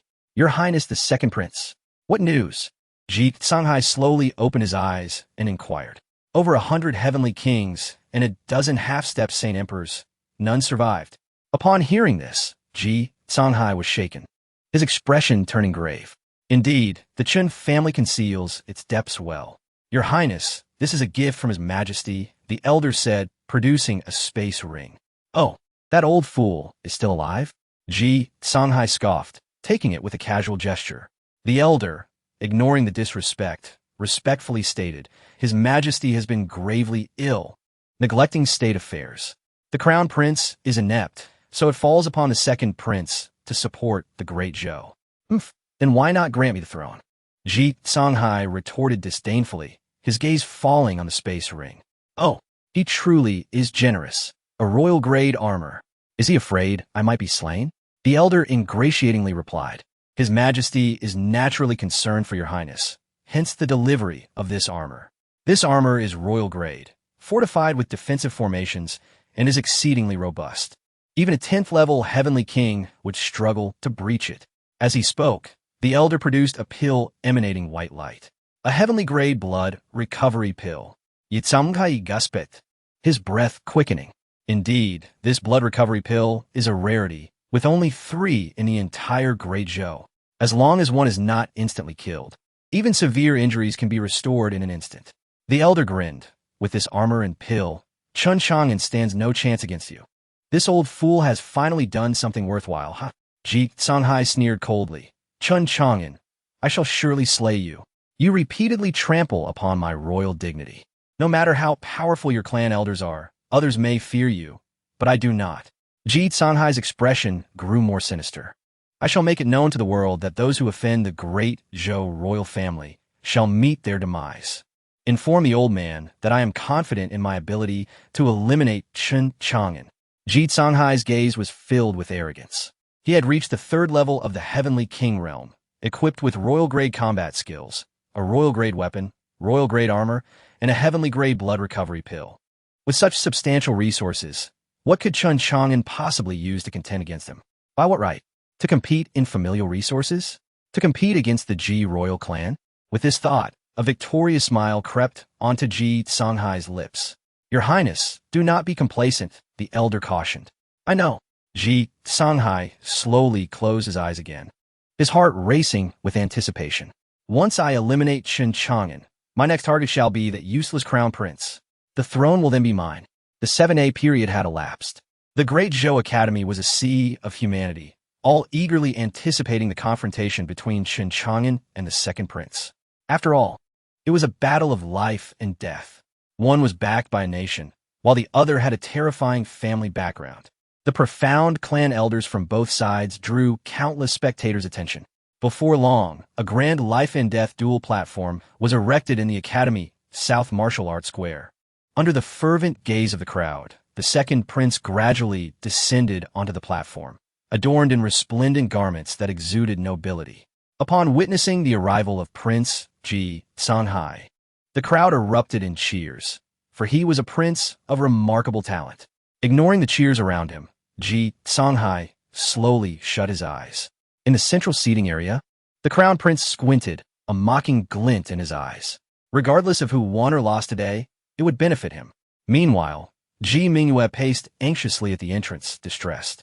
In the past 7 days, she had sought to prevent this duel. However, she was unable to meet either Ji Songhai or Chun Chang'an.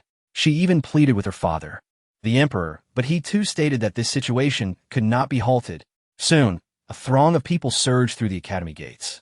Ji Mingyue's eyes brightened as she hurried toward the young man clad in white. Today, Chun Chang'an donned white attire, looking ethereal and captivating, particularly drawing the attention of female cultivators. Brother Chang'an, please don't fight. I beg you. Ji Mingyue implored, a mix of urgency and worry in her voice.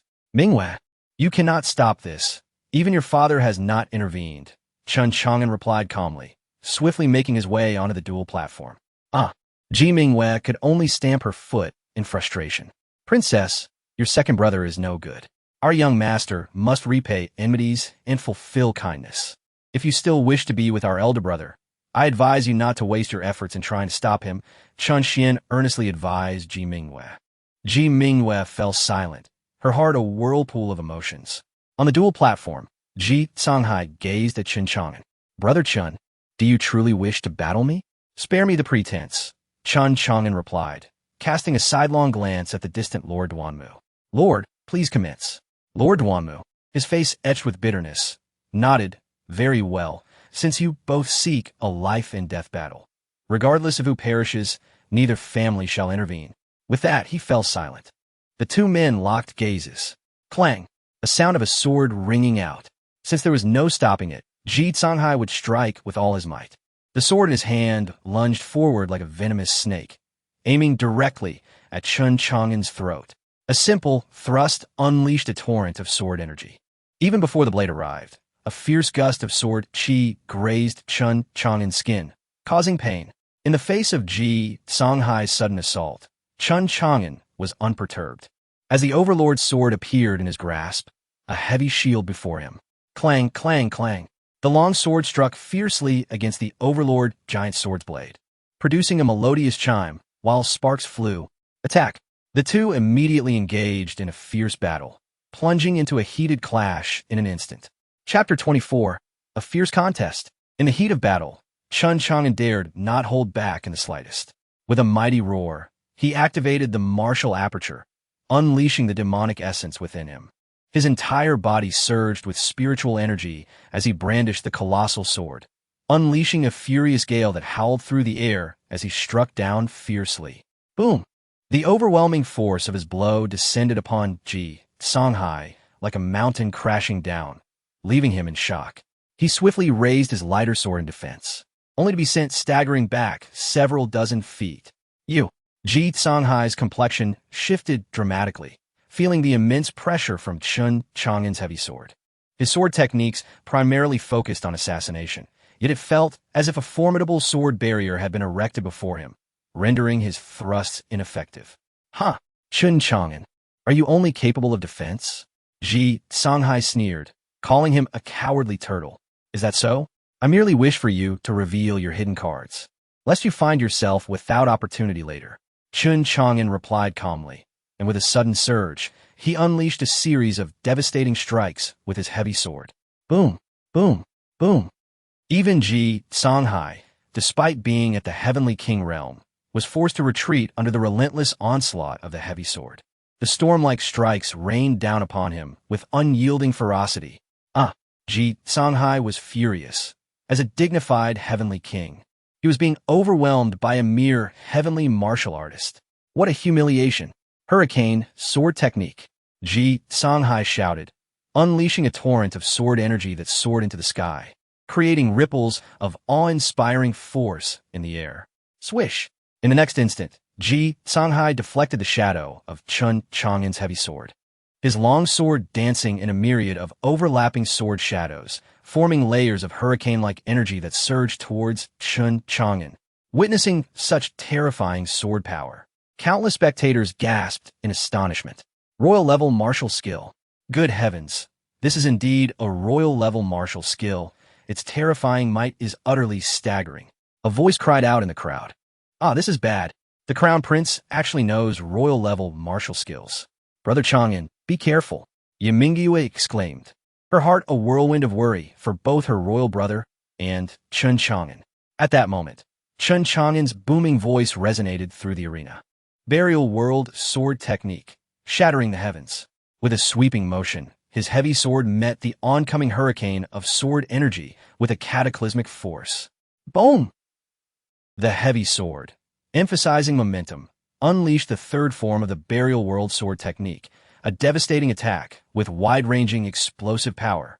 It compressed all spiritual energy to its limit and unleashed an unfathomable explosion. As Chun Chang'an's cultivation increased, it was only a matter of time before he truly shattered the heavens with a single strike. In that moment of collision, the chaotic energy instantly shattered Songhai's sword might. Even Songhai himself was blasted back several dozen feet. What is happening? This is impossible. Songhai steadied himself, his heart surging with shock and disbelief. He never imagined that Chun Chang'an could counter his royal-level martial skill and even force him back. You have actually reached the 7th level of the heavenly martial realm. Songhai's face was filled with astonishment as he stared at Chun Chang'an, as if gazing at a monster. The spectators around them shared the same sentiment. A monster. Unbelievable. The head of the Duanmu family wore a grave expression, muttering in shock. To transcend 7 levels and defeat an opponent, such an extraordinary individual is exceedingly rare in this world. Yet, unexpectedly, our great Zhou kingdom possesses one. It is both a blessing and a curse.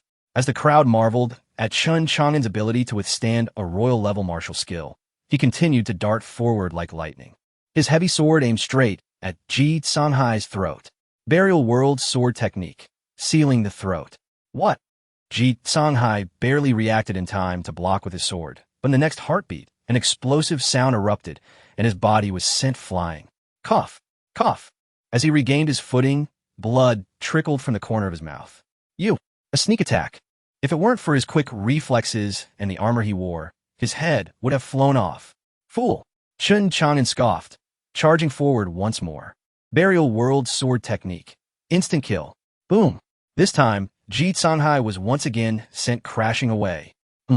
Seeing that Songhai could still rise, Chun Chang'an narrowed his eyes. He had clearly struck at his throat. How could he remain unscathed? Hee. When Ji Songhai stood once more, a faint, scale-like golden glow enveloped his body. Heavens, that is, royal-level armor. Indeed, it was royal-level armor. Without it, Chun Chang'an would have severed his head already. Hiss! As expected of the royal family, their foundation is indeed formidable, a knowledgeable spectator exclaimed. In the arena, Ji Songhai's gaze gradually turned ferocious. Ha ha, Chun Chang'an. Even if you possess unparalleled speed and the world-destroying might of your heavy sword, what of it? Can you kill me? I possess royal-level armor. Ha! Chun Chang'an coldly laughed, dismissing the armor as merely a tortoise shell. You are so proud of it. I can still shatter you. With that, Chun Chang'an suddenly leaped into action, appearing above Ji Songhai in an instant. The Overlord's fury slash. Hurricane, sword howl. The two shouted simultaneously, colliding with explosive force. Bang! The violent energy surged once more. This time, Chun Chang'an was sent flying. Everyone was left in stunned silence. But soon, someone noticed something amiss. Look, that is... Heavens, Ji Songhai is wielding a royal-level weapon. A royal-level weapon, stronger than a heavenly-level weapon. Hiss, as expected of the royal family. Possessing both royal-level armor and a royal-level weapon, it seems that Chun Chang'an may be in trouble this time. Even Chun Chang'an revealed an expression of surprise. The energy unleashed by the royal-level weapon made his blood surge, and his arm felt slightly numb. Ha ha, Chun Chang'an, this time, I shall see how you meet your demise. Ji Songhai laughed wildly, his previous elegance completely vanishing. Since the facade has been dropped with Chun Chang'an, there is no need for pretense. Who will die remains to be seen. Chun Chang'an sneered, activating the Thunder Extreme Phantom to its fullest, as dark red light flickered across his body. It was the first form of the demonic blood god technique, Bloodbath Demon Light. All his spiritual energy erupted ferociously. At the same time, he activated the second aperture of the martial realm, the Rage Soul. Faintly, a shadow seemed to roar behind Chun Chang'an. The ninefold martial aperture realm consists of demonic soul, Rage Soul, Violent Heart, Frenzied Wisdom, Mad Rift, Heaven-Shattering, and Earth-Destroying. Each aperture activated unleashes the body's latent potential and enhances combat prowess. At this moment, Chun Chang'an's aura surged, nearing the fourth level of the Heavenly King realm. Subtly, it seemed as if his realm had ascended to the level of the Heavenly King. Witnessing this scene, countless powerful figures in the arena were left agape. In the hidden corners, the 9 elders of the Chun family felt their pupils constrict rapidly. Everyone, this young lad, Chang'an, actually knows how to activate the martial apertures. Who taught him? He has managed to activate 2. Heavens, this is simply monstrous, even in my youth. I could only activate 1. The crowd exchanged whispers, their gazes ultimately landing on the eldest elder. Chapter 25. The Bloodline of the Overlord. Elder Chin squinted, his voice resonating softly. At such a tender age, he has unlocked 2 martial apertures. Remarkable. The elders around him gasped in astonishment. The martial apertures are the gateways to unleashing one's latent potential. The more one unlocks, the mightier the power unleashed. This is the secret to exponentially enhancing combat prowess and fighting beyond one's realm. Meanwhile, the 2 warriors clashed fiercely once more. Boom! The ground shook with thunderous roars as Chun Chang'an wielded the Overlord Greatsword, striking down relentlessly upon Ji Songhai. Frustration washed over Ji Songhai. Despite wielding royal-tier combat techniques and weapons, he found himself being overwhelmed by Chun Chang'an. Each blow from Chun Chang'an felt as heavy as mountains, leaving craters in the ground beneath them. Huh! Ji Songhai, you still have one option left. Unleash my Overlord bloodline. Chun Chang'an taunted. Otherwise, even if your shell is as tough as a turtle's, I may not break it, but I can surely rattle you to your core. With that, another devastating blow from the Overlord Greatsword sent Ji Songhai flying, carving a massive trench into the earth. The spectators erupted in excitement, astonished that Ji Songhai, despite his vast reserves, was being mercilessly defeated by Chun Chang'an. This was utterly outrageous. Suddenly, Chun Chang'an reappeared above Ji Songhai, unleashing the second technique of the evil blood god art.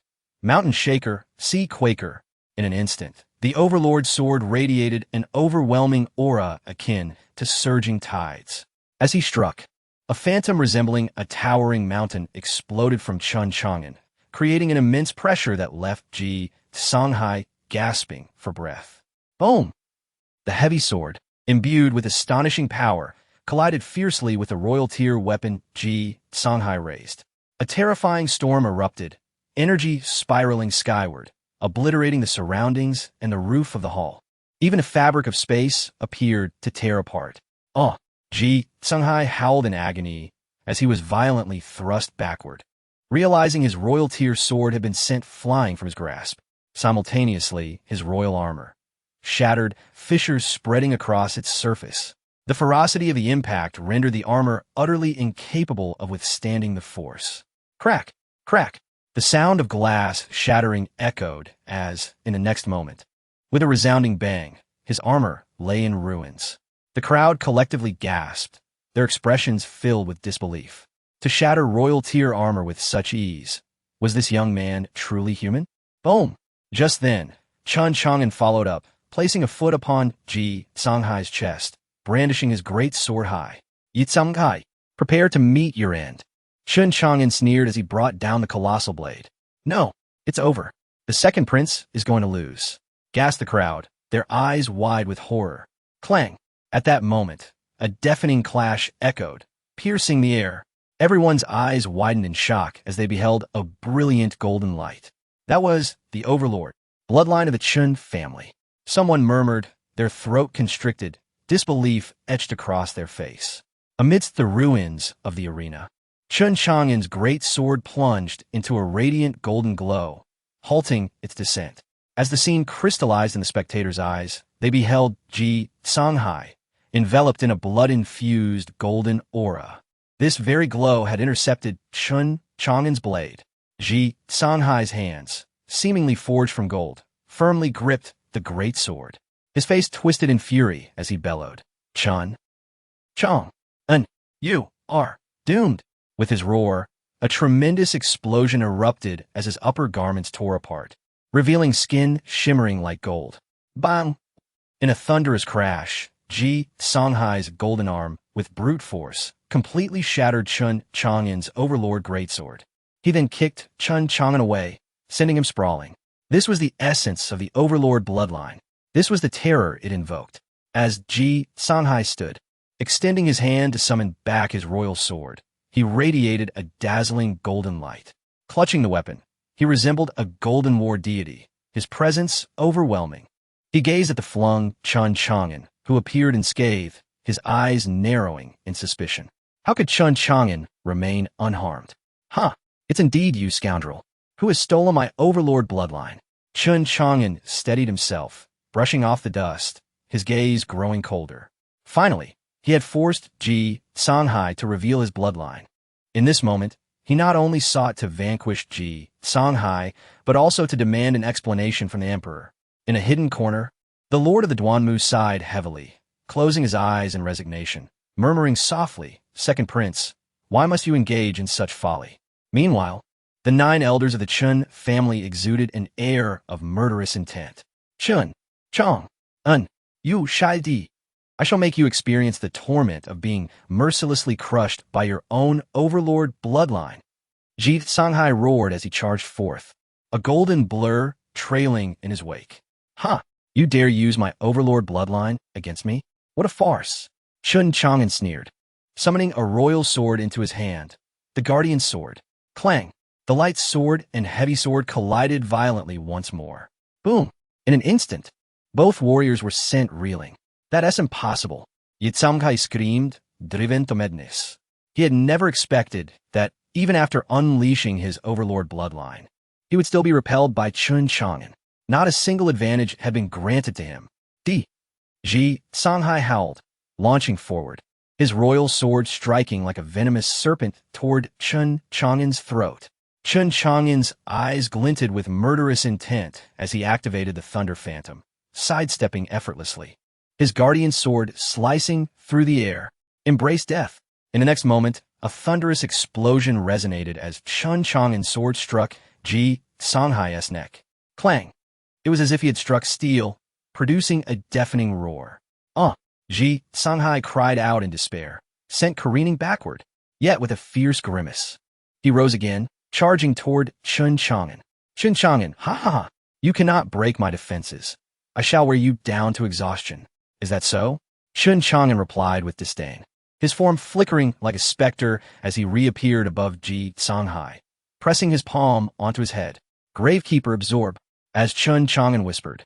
The character Dian upon his hand glowed faintly red, and suddenly his arm seemed imbued with a terrifying pulling force. What is this?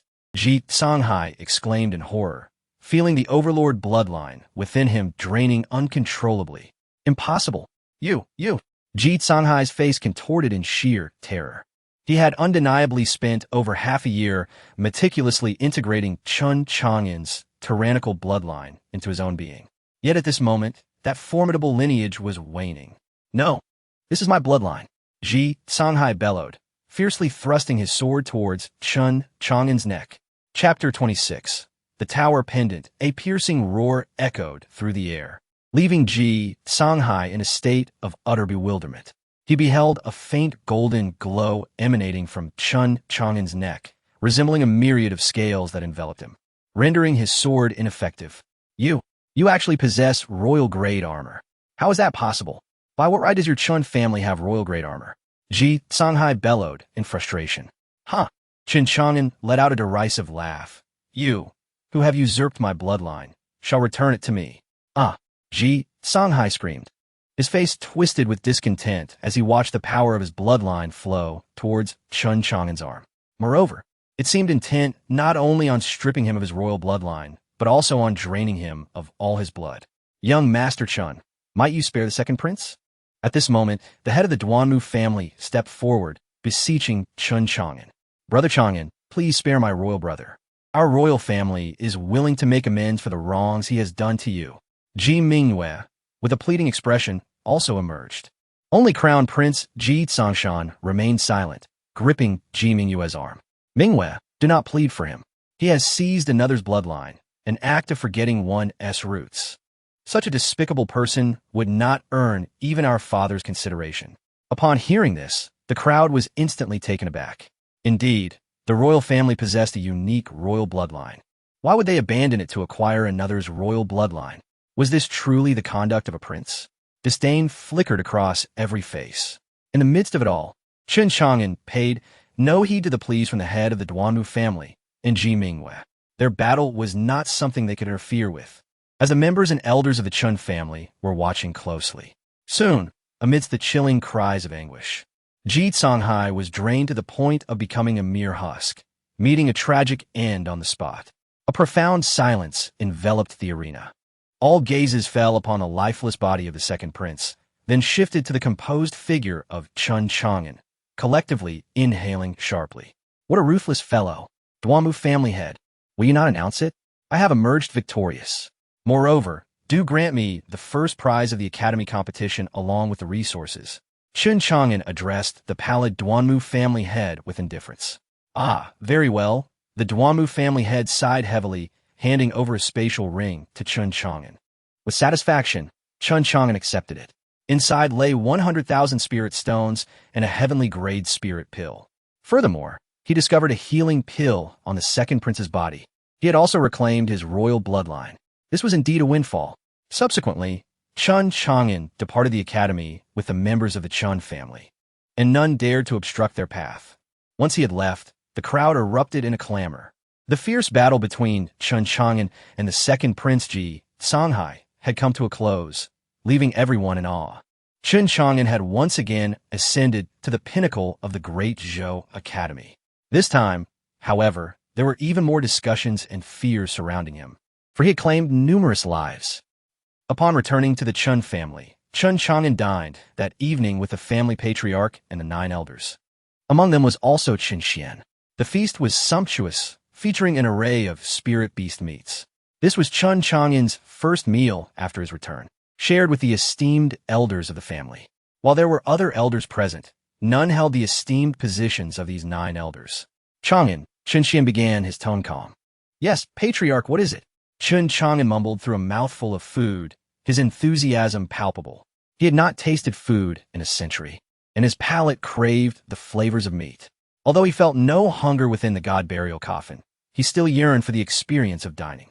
The second prince sees your royal bloodline, yet you fought him fairly. Even though you killed him, you need not feel burdened. Patriarch, I carry no burden, Chun Chang'an shrugged.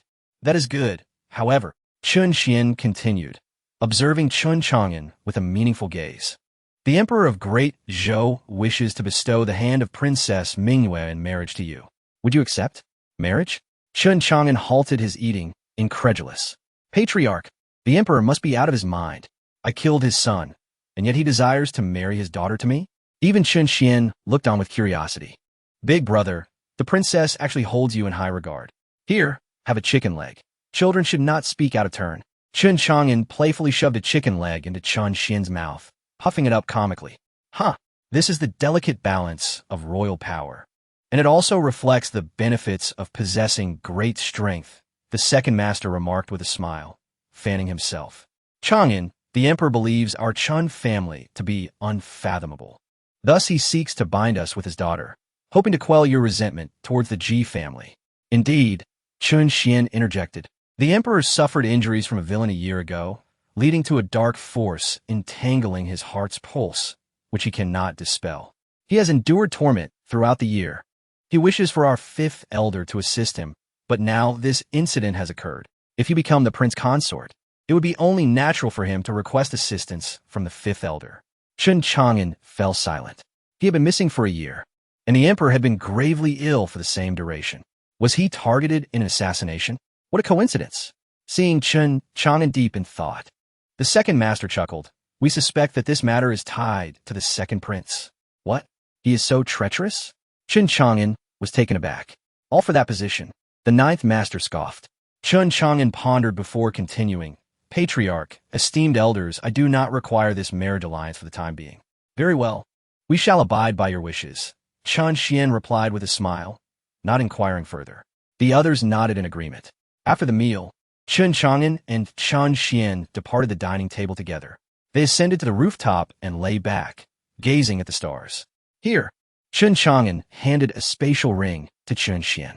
Big brother, what is this? Chun Xian was taken aback, examining its contents before promptly pushing it back. Big brother, I cannot accept this. It is too much. I still have the spirit stones given by father. I give this to you. You must take it. Chun Chang'an's voice turned stern.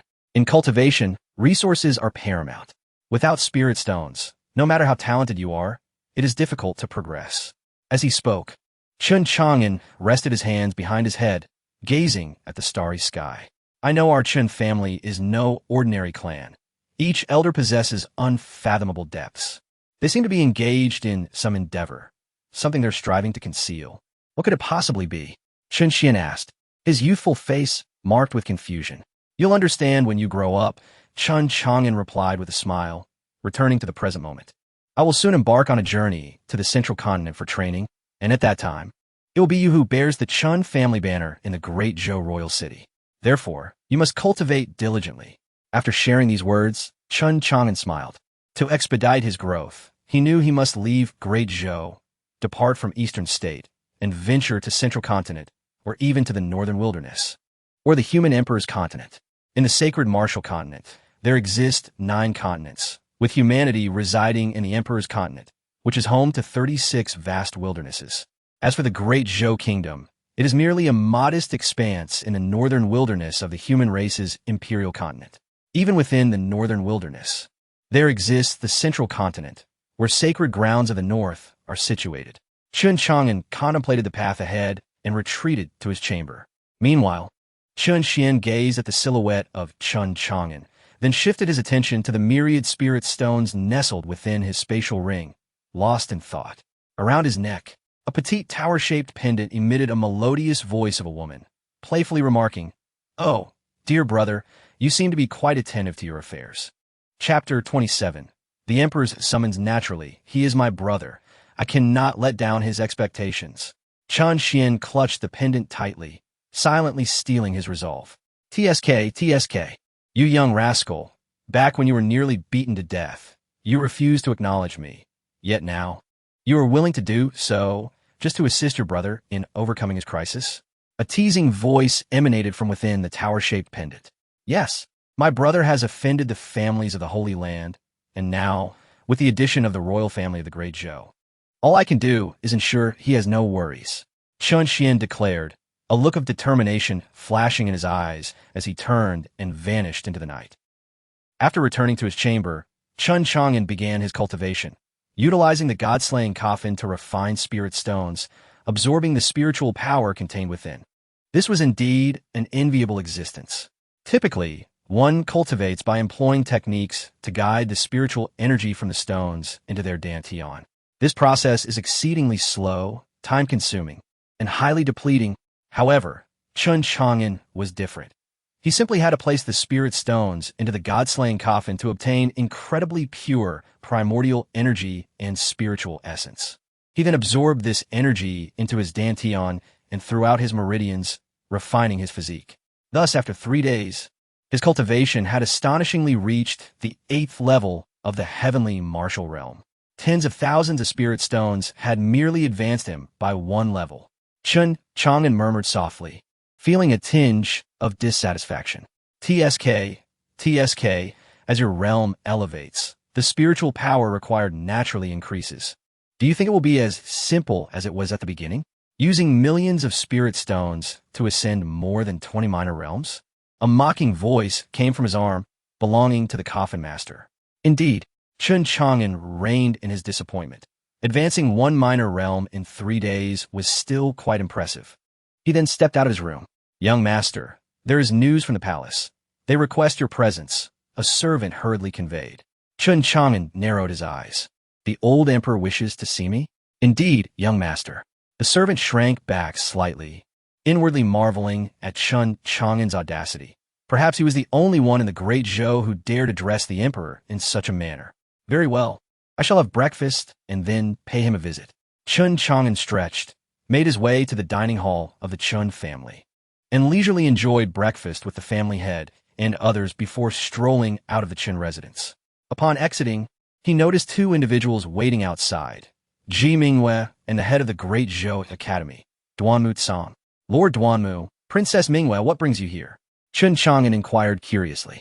We heard you completed your cultivation, so the princess and I came to escort young Master Chun. His Majesty has summoned you, Duanmu Tsang replied, slightly flustered. Even addressing him as young Master Chun, he felt the overwhelming presence of the 9 clan elders of the Chun family, realizing that Chun Chang'an himself possessed a formidable aura. What kind of family is the Chun family? And what fortune or misfortune do they bring to the Great Zhou? Ji Mingwei looked at Chun Chang'an with a face full of sorrow, for he had refused the imperial marriage proposal. Did he reject it out of fear that I would resent him for slaying my brother? Her heart was tumultuous. Chun Chang'an regarded the 2 with a faint smile. Shall we proceed? Ah, yes. Young Master Chun, please. Duanmu Tsang gestured toward a luxurious carriage drawn by a magical beast, attempting to maintain a kind demeanor.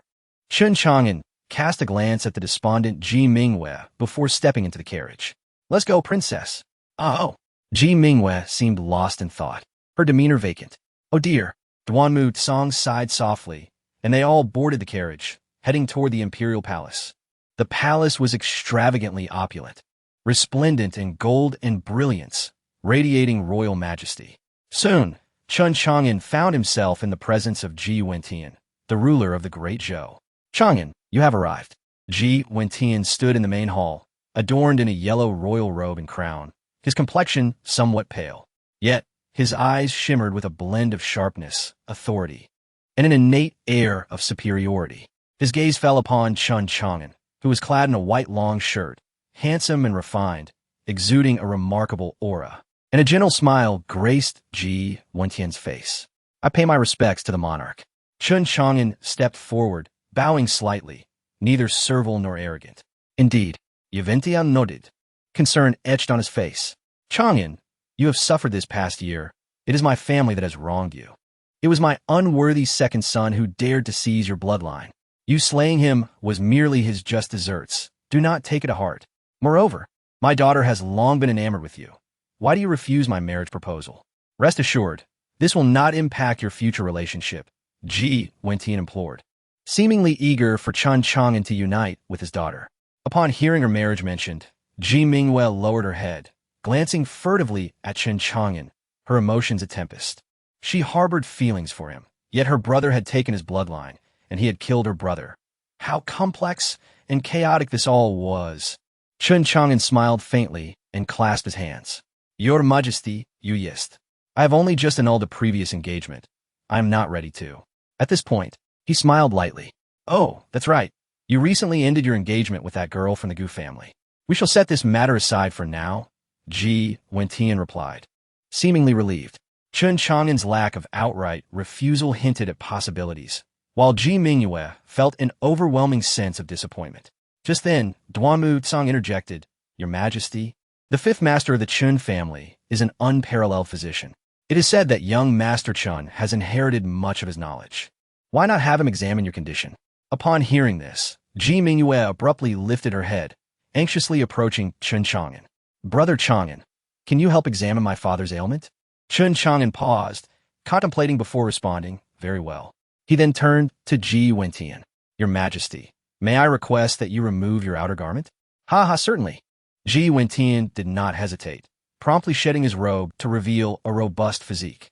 Upon his heart lay a black handprint, faint golden light flickering around it. Chen Chang'an scrutinized the mark, his eyes narrowing. This is the mark of a Saint Emperor's palm. At this, everyone present was taken aback. Chapter 28. The Southeast Wind Alliance. Ji Wentian fixed his gaze intently on Chen Chang'an, exclaiming in astonishment, Truly impressive. You must have acquired the majority of your family's fifth master's true teachings. With just a glance, you could discern the source of my injuries. Beside him, Ji Mingyue, elated, grasped Chen Chang'an's arm anxiously and asked, Brother Chang'an, can you save my father, the emperor? Chen Chang'an shook his head slightly. My cultivation is still shallow. I cannot alleviate the sovereign's heart meridian affliction. The sovereign's heart meridian was being relentlessly devoured by the energy of the sacred emperor realm, enduring torment day and night. To dispel it, a sage monarch was required to guide that energy away. What? A sage monarch is needed? Both Duanmu and Ji Mingyue exclaimed in unison. Yi Ventian, however, continued to gaze at Chen Chang'an in astonishment, as if beholding a marvel. Impressive indeed. You have discerned this. If only your fifth master could intervene.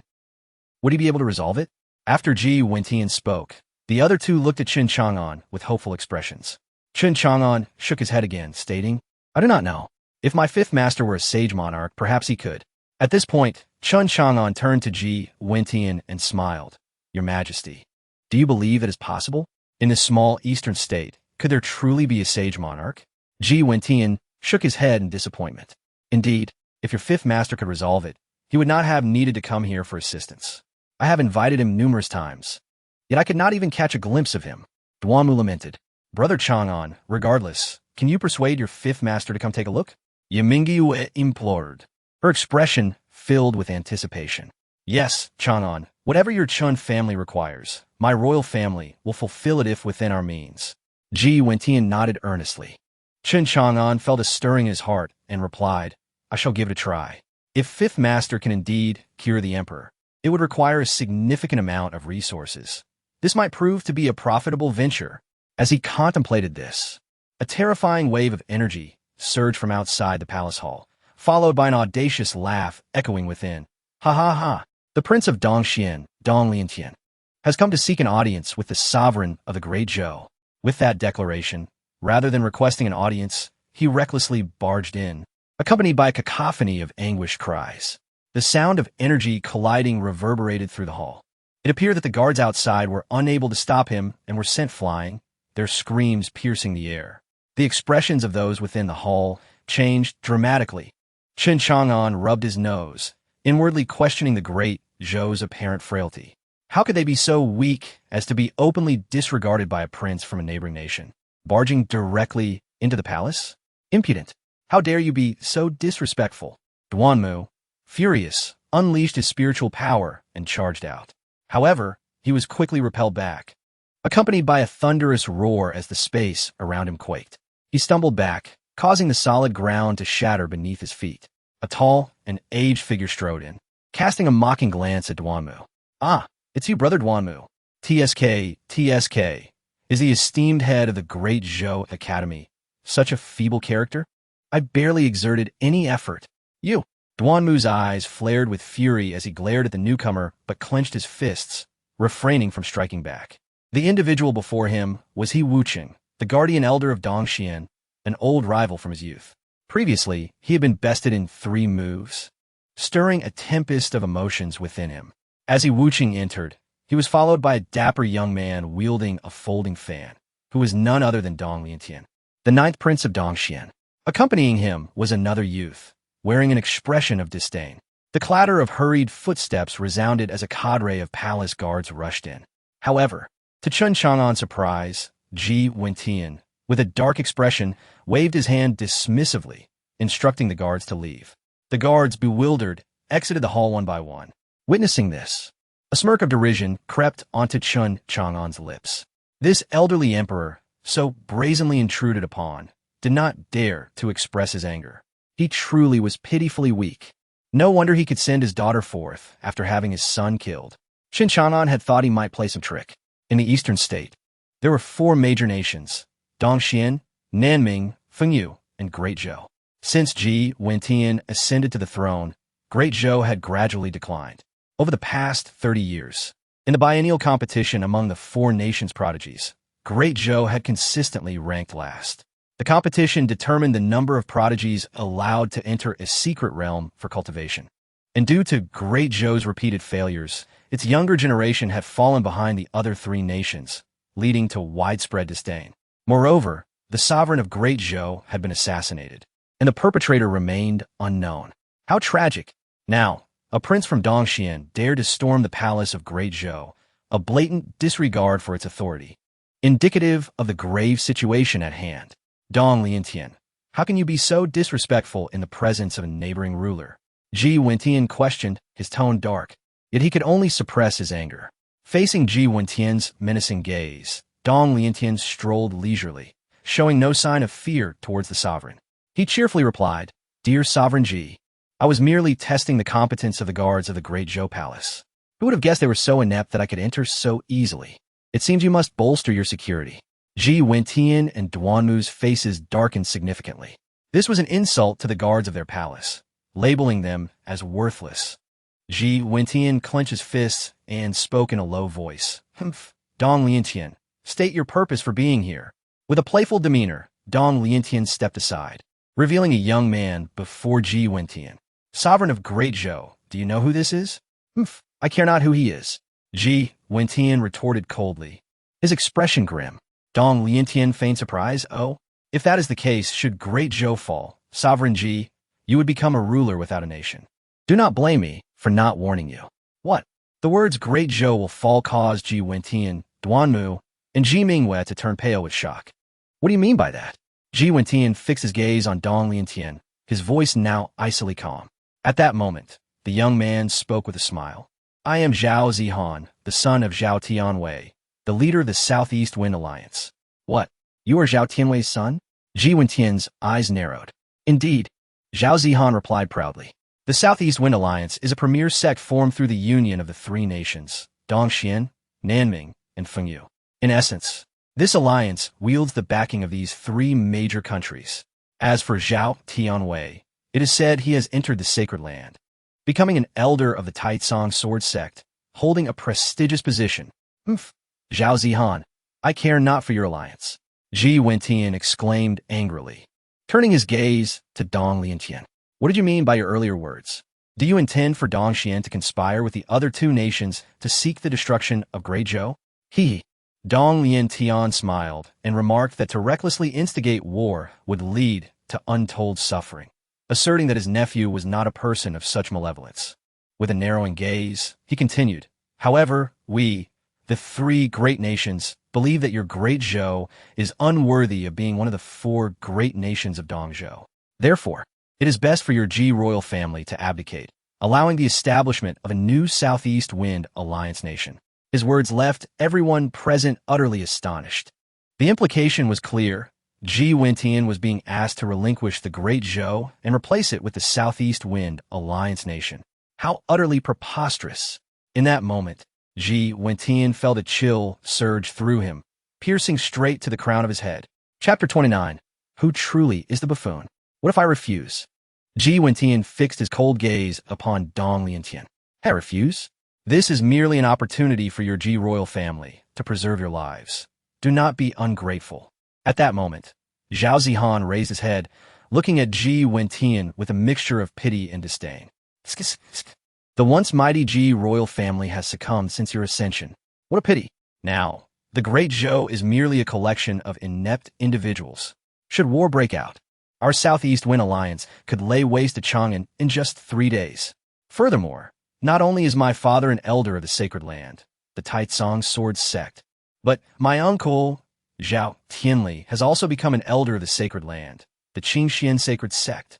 So, what does the Great Zhou have to contend with us? Is it merely the worthless instructors within your Great Zhou Academy? Or is it you, a failing sovereign on the brink of death? As Zhao Zihan spoke, his arrogance grew. He felt an overwhelming sense of pride, for soon he would become a prince. Hearing that the Southeast Wind Alliance intended to annihilate the Great Zhou, with the backing of the Sacred Land Elders, Ji Mingyue's expression changed drastically. In her panic, she instinctively clutched Chun Chang'an's arm, her form pressing against him. Chun Chang'an glanced at her, discreetly withdrew his arm, folding it across his chest, observing the unfolding drama with amusement.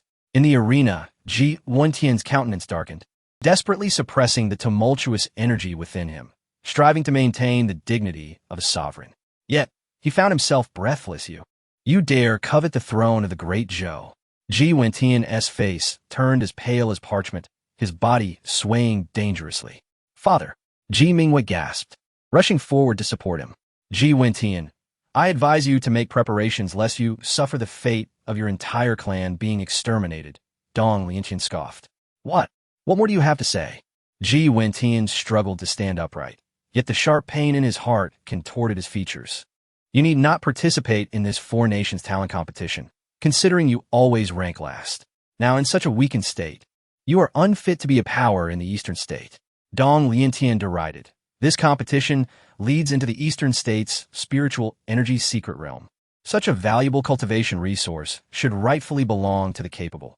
It would be a waste to grant it to your Great Zhou's inept individuals. Therefore, the 4th major faction shall be the Southeast Wind Alliance. Nonsense, Lord Duanmu roared. Entry into the eastern state's secret realm has always been reserved for our 4 great nations. What right does the Southeast Wind Alliance have? Hell, what right? Zhao Zihan sneered. The right of strength. He then cast a disdainful glance at Ji Wentian and his daughter. Coldly mocking Ji Wentian, it would be wise to seek a way out for your Ji family. Ha ha, indeed. This prince has a clear path. Dong Liantian laughed heartily, turning his attention to Ji Mingyue. Princess Mingyue, why not marry Zhao Zihan and become his concubine? Perhaps that could save your Ji family. What? To have Ji Mingyue marry Zhao Zihan? Just to become his concubine? Ji Wentian could hardly bear the thought of his precious daughter being subjected to such humiliation. His body trembled, veins bulging on his forehead as if they might burst. Ha, Ji Wentian, do not take offense.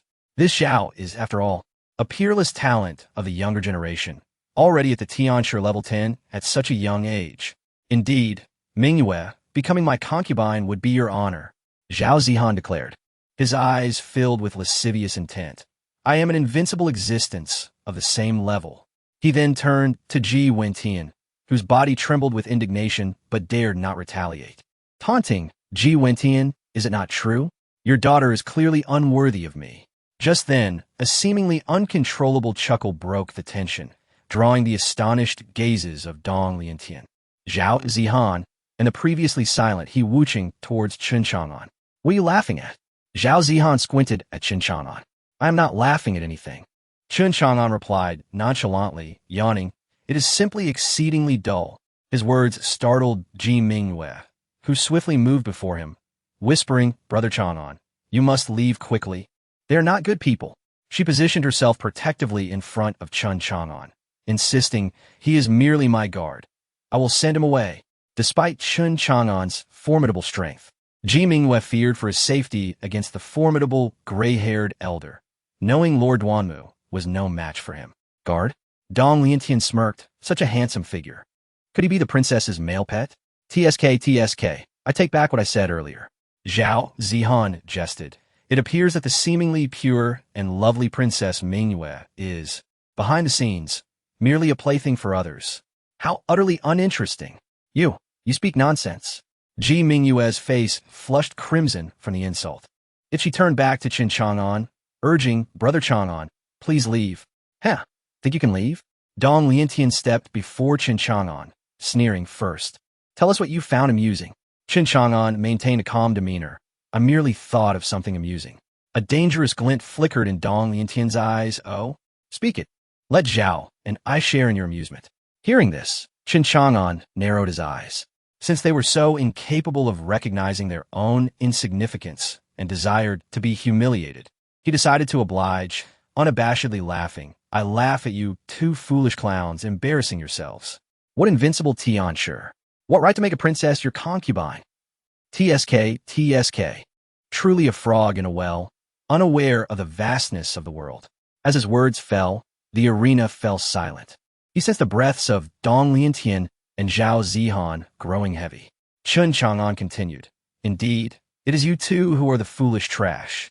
Brother Chang'an. Ji Mingyue stared in shock at Qin Chang'an's outburst, momentarily stunned. Then her face paled with worry. Lord Duanmu and Ji Wentian exchanged glances, inexplicably relieved. With Qin Chang'an's intervention, they felt a sense of reassurance. However, Dong Liantian and Zhao Zihan were utterly taken aback, their faces twisting into expressions of mockery. After all, they perceived Qin Chang'an as more of a jester. Ha, very good. You possess quite the courage, Dong Liantian appraised Qin Chang'an, surprised to find such audacity within the great Zhou. Ah, Ji Wentian, your daughter's choice of a male pet is indeed audacious. Ji Wentian glanced at Qin Chang'an. Inhaling deeply, Chapter 30, A Kick to Your Demise. Ji Wentian gazed at Qin Chang'an and sighed. He is the one, the crown prince who is to bestow the hand of Princess Mingyue, the heir of the esteemed Chun family. Father.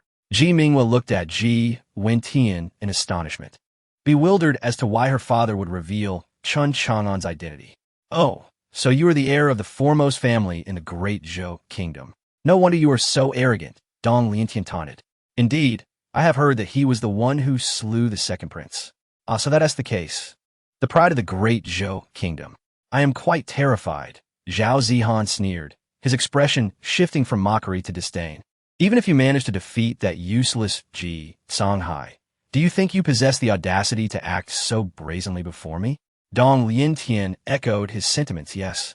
A mere border nation triumphing over a weakling from their own ranks has truly inflated your ego. How laughable. Qin Chang'an regarded the two braggarts with a nonchalant demeanor. Arms crossed, so what can you two clowns do to me? At his words, Dong Liantian and Zhao Zihan exchanged glances, their eyes glinting ominously. Are you seeking death?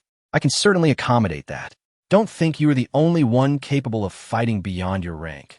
The might of our grand sex is beyond your imagination. Crushing you would be as effortless as squashing an ant. Meanwhile, He Wuching squinted, observing Qin Chang'an closely. Upon detecting no formidable aura, he revealed a disdainful look, even closing his eyes dismissively. Truly, two worthless fools, merely indulging in empty bravado. I am right here. Let us see how you intend to kill me. Qin Chang'an remarked coolly. Though it was not his concern, he had no qualms about teaching them a lesson. Moreover, Princess Mingyue had treated him well, and he could not bear to witness her humiliation. Suddenly, Ji Mingyue grasped Qin Chang'an's sleeve. Brother Chang'an. Huh.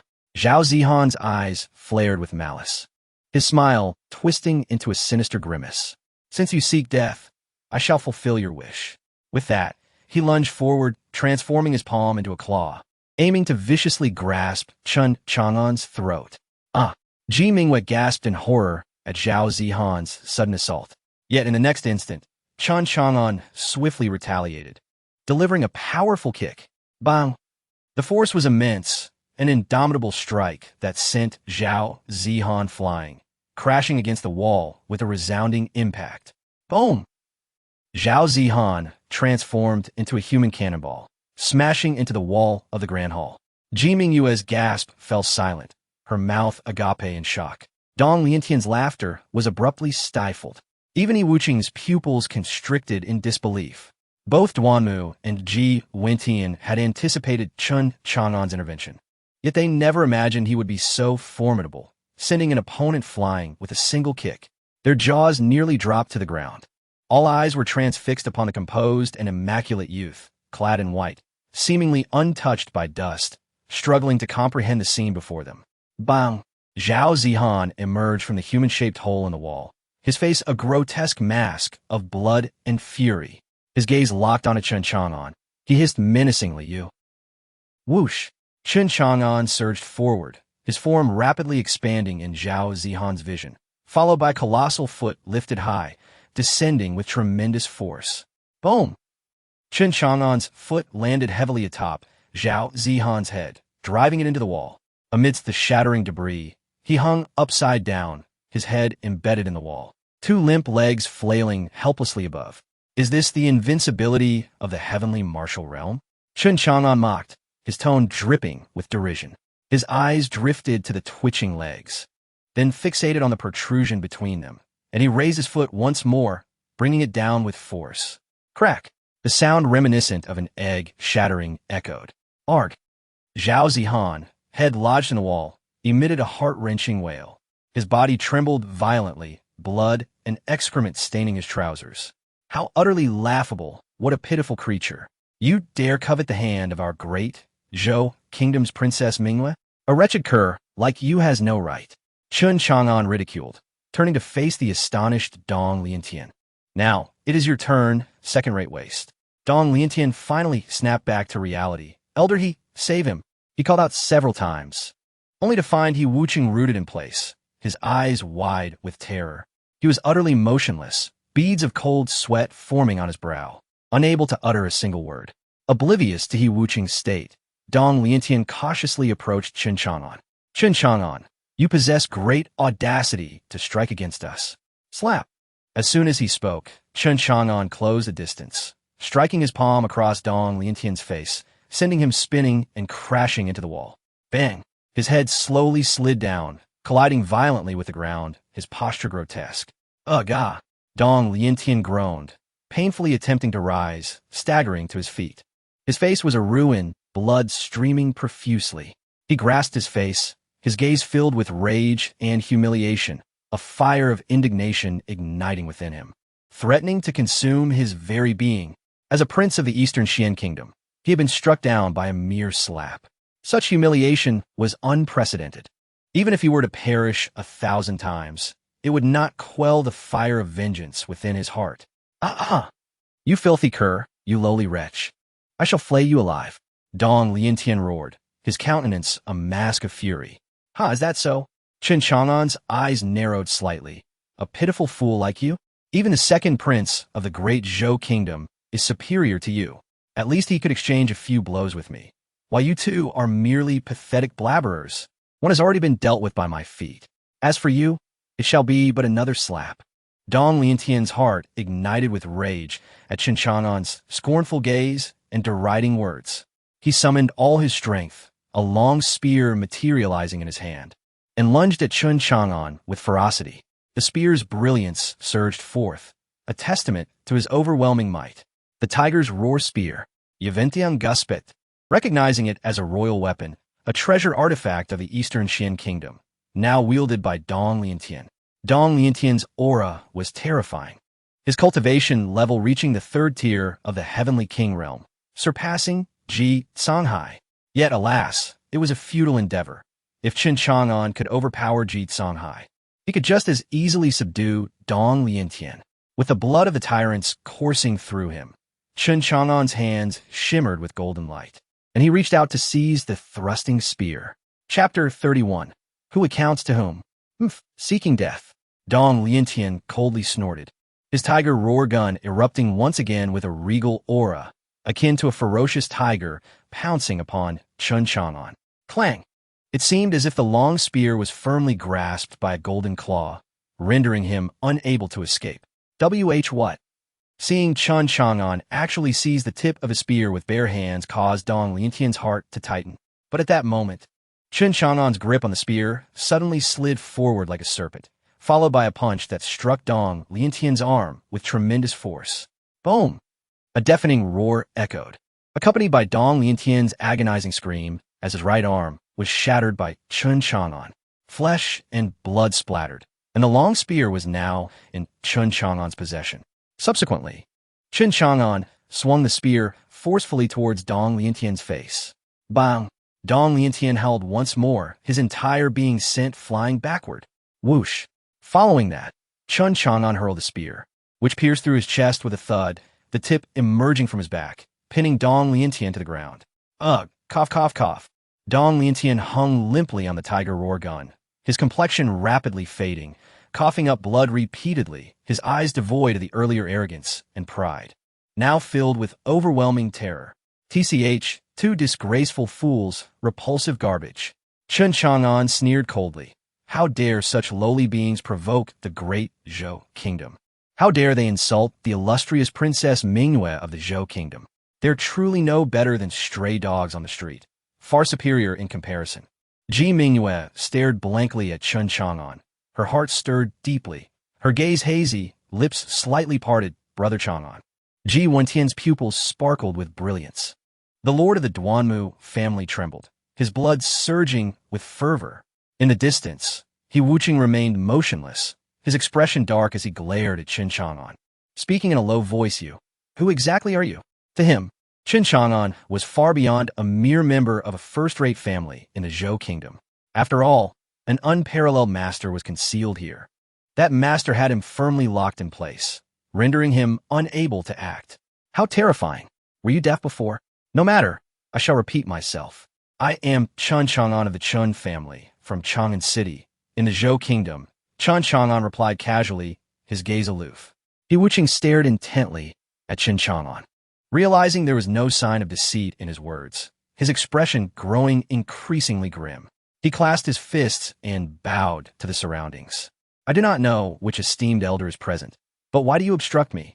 The Zhou kingdom can offer what our Dongxian kingdom can as well. I hope the esteemed elder can grant Dongxian kingdom this favor and refrain from interfering in this matter. Upon hearing this, Ji Wentian and Duanmu Zong exchanged a glance, then understood. It must be the guardian behind Chen Chang'an. Indeed, with this thought, both felt a sense of reassurance. Chen Chang'an knew there was a protector following him, but he was uncertain of their identity. He did not know which esteemed person it was. After a moment's wait, no one responded. He Wuching's expression darkened considerably, and he turned to Ji Wentian, considering applying pressure on him, thus coldly snorting, "Umph. What do you mean by this, Lord of the Zhou kingdom?" He pointed at Chen Chang'an, his killing intent palpable. He killed the son of Zhao Tianwei from the Southeast Wind Alliance, and also murdered the prince of our Dongxian kingdom. Will you not provide me with an explanation? If you are wise, hand over the murderer and personally deliver him to our kingdom. Seek forgiveness from our monarch, or else our million-strong army will come to avenge their prince. Upon finishing, Ji Wentian's expression drastically changed, unsure of how to proceed. At that moment, Duanmu Zong approached him, whispering a few words. Ji Wentian's gaze flickered, then he gritted his teeth, determination returning. He turned to the composed Chen Chang'an and suddenly declared, "Humph. The one who ordered his death is my son-in-law. Every action he took was under my authorization. You wish for me to capture my own son-in-law? Apologies, but I cannot." Upon hearing this, He Wuching's gaze turned cold. "Lord Ji, do you truly wish to provoke war with our Dongxian kingdom?" This, Ji Wentian's neck shrank, and he cast a pleading glance at Chen Chang'an. The only course of action now was to heed Duanmu Zhang's advice and fully align with the Chen family. This might be the sole path for the Zhou kingdom. Observing this, Chen Chang'an merely scoffed, glancing at He Wuching with disdain. "What explanation do you require from me? Old man, they were nothing but criminals, disrespectful to the monarch of the Zhou kingdom. They insulted the Princess Mingyue of the Zhou kingdom. They deserve to die. Umph. Do you still expect us to provide an explanation?" Truly laughable. With his hands behind his back, Chen Chang'an calmly approached He Wuching, looking down from above. "You dare send 1,000,000 soldiers to seek justice? Go ahead and try. My Zhou kingdom has stood for a millennium. How could we fear you? You claim our national strength is weak, Yet how can you be so certain that our thousand-year-old nation lacks hidden depths? Qin Chang'an's words rang with authority, each syllable striking like thunder, nearly causing Ji Wentian to believe that the Ji royal family possessed immense strength, lifting his head with pride. You. He Wuqing's gaze wavered. He saw in Qin Chang'an's eyes an unparalleled confidence, a demeanor belonging solely to a grand nation. How could this be? The Zhou royal family had clearly fallen. How could they still possess such depth? This young man, where did he derive his confidence? What do you mean by you? Qin Chang'an scoffed, pointing at the corpses of Zhao Zihan and Dong Liantian, coldly saying, "Take your two filthy pests and return. Let your monarch provide an account to my Zhou kingdom, or else, during the grand competition of the four nations, we shall not be merciful. You brat, do not be so arrogant. You are merely riding on the coattails of others." He Wuqing glared coldly at Qin Chang'an, his chest heaving violently. Huh? Qin Chang'an coldly laughed. Are you all from Dongxian Kingdom such fools? You. He Wuqing was enraged, but restrained himself, not daring to strike Qin Chang'an. After all, there was still a powerful and mysterious presence lurking in the shadows. Ah, indeed, how could a fool recognize their own foolishness? Qin Chang'an chuckled. Whether it be the Southeast Wind Alliance or your Dongxian Kingdom, do you genuinely believe you can consume the immense heritage accumulated over millennia by my Zhou kingdom? Truly ignorant and foolish. Ji Wentian's gaze drifted. Had he not known the realities of great nations, he might have almost believed it. Yet he feigned a tough demeanor, lifting his head proudly. My son-in-law speaks correctly. You are but mere clowns, frogs at the bottom of a well. He repeatedly referred to son-in-law, causing Ji Mingyue to blush profusely.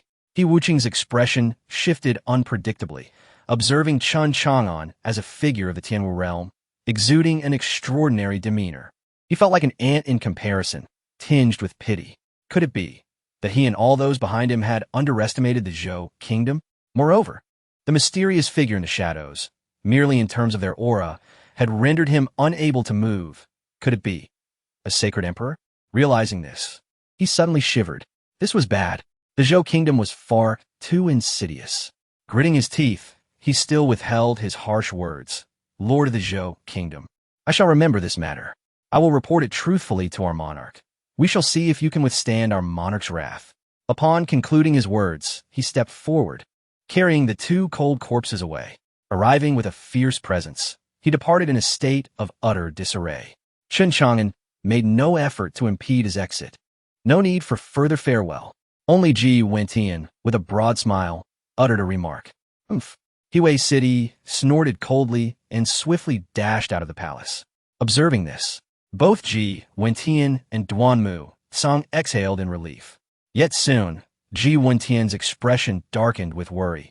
If the other three nations genuinely intended to invade, they would find themselves utterly powerless. Unless, as Duanmu Tsang suggested, the Chun family possessed formidable hidden strength. Ji Wentian pondered, casting a complex gaze at the still, composed Qin Chang'an. Brother Chang'an, are you all right? Ji Mingyue stepped forward, clutching Qin Chang'an's arm, her face etched with concern. Qin Chang'an's earlier actions and protective words had deeply shaken her spirit. At that moment, her slightly quivering gaze reflected a myriad of ripples. The nearby Ji Wentian and Duanmu Tsang exchanged knowing smiles. I am fine, princess. There is no need for concern, Qin Chang'an replied with a gentle smile. That's a relief, Ji Mingyue said, her delicate nose lifting in a smile that revealed two charming dimples. Cough, Mingyue, why don't you take your brother Chang'an for a stroll in the palace? I shall not intrude upon your time together. Ji Wentian, prompted by Duanmu Tsang, said with a beaming smile before hastily exiting. Only Qin Chang'an and Ji Mingyue remained in the grand hall, alongside the lingering scent of blood. At that moment, hurried footsteps echoed from outside as Ji Tsongshan led a throng of anxious guards into the palace. Father, sister, are you well? His voice trembled with fear and urgency as he surveyed the hall, noting the absence of his father, leaving only Ji Mingyue and Qin Chang'an. Ji Mingyue quickly released her hold on Qin Chang'an's arm, lowering her head momentarily before raising it again, regaining her composure as she addressed her elder brother. Why do you arrive so late? Sister, are you unharmed? Where is father? My apologies for my tardiness. Ji Tsongshan approached Ji Mingyue, his face rife with panic and concern. It is all fine now. They have departed. Father, he has left with the head of the Duamu family, Ji Mingyue explained, her gaze devoid of reliance or reassurance, seemingly dissatisfied with the presence of the crown prince.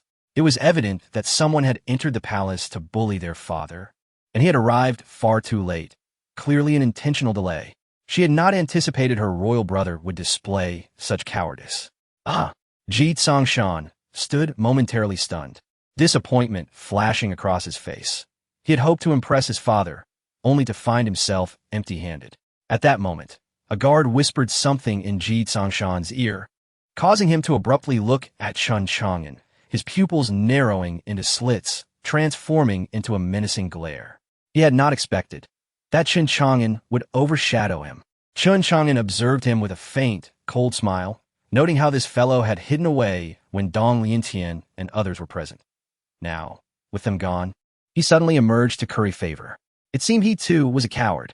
Chen Chang'an, Ji Tsongshan suddenly addressed him in a chilling tone. You dare to kill Dong Liantian and Zhao Zihan? You are far too audacious. Do you have any idea who they are? Do you realize the calamity your actions today will bring upon our great Zhou?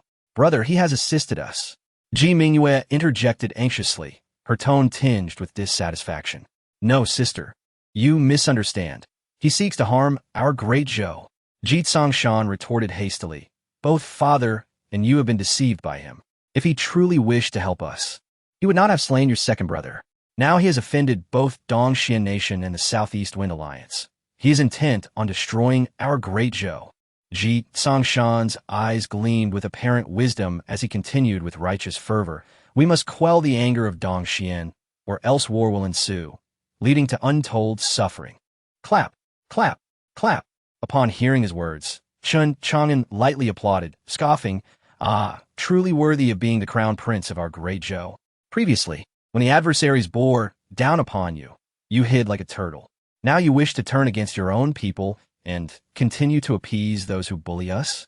TSK, the demeanor of the crown prince, so afraid of the strong, yet so willing to bully the weak, it truly opens my eyes.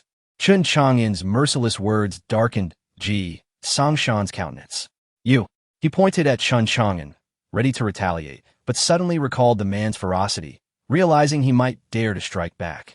Contemplating this, he begrudgingly lowered his hand and withheld his words. The crown prince, humiliated, Ji Mingyue remained silent, yet she found Chen Chang'an's arguments compelling. With a huff, she glared at him. Brother, how can you say such things? Brother Chang'an has avenged us.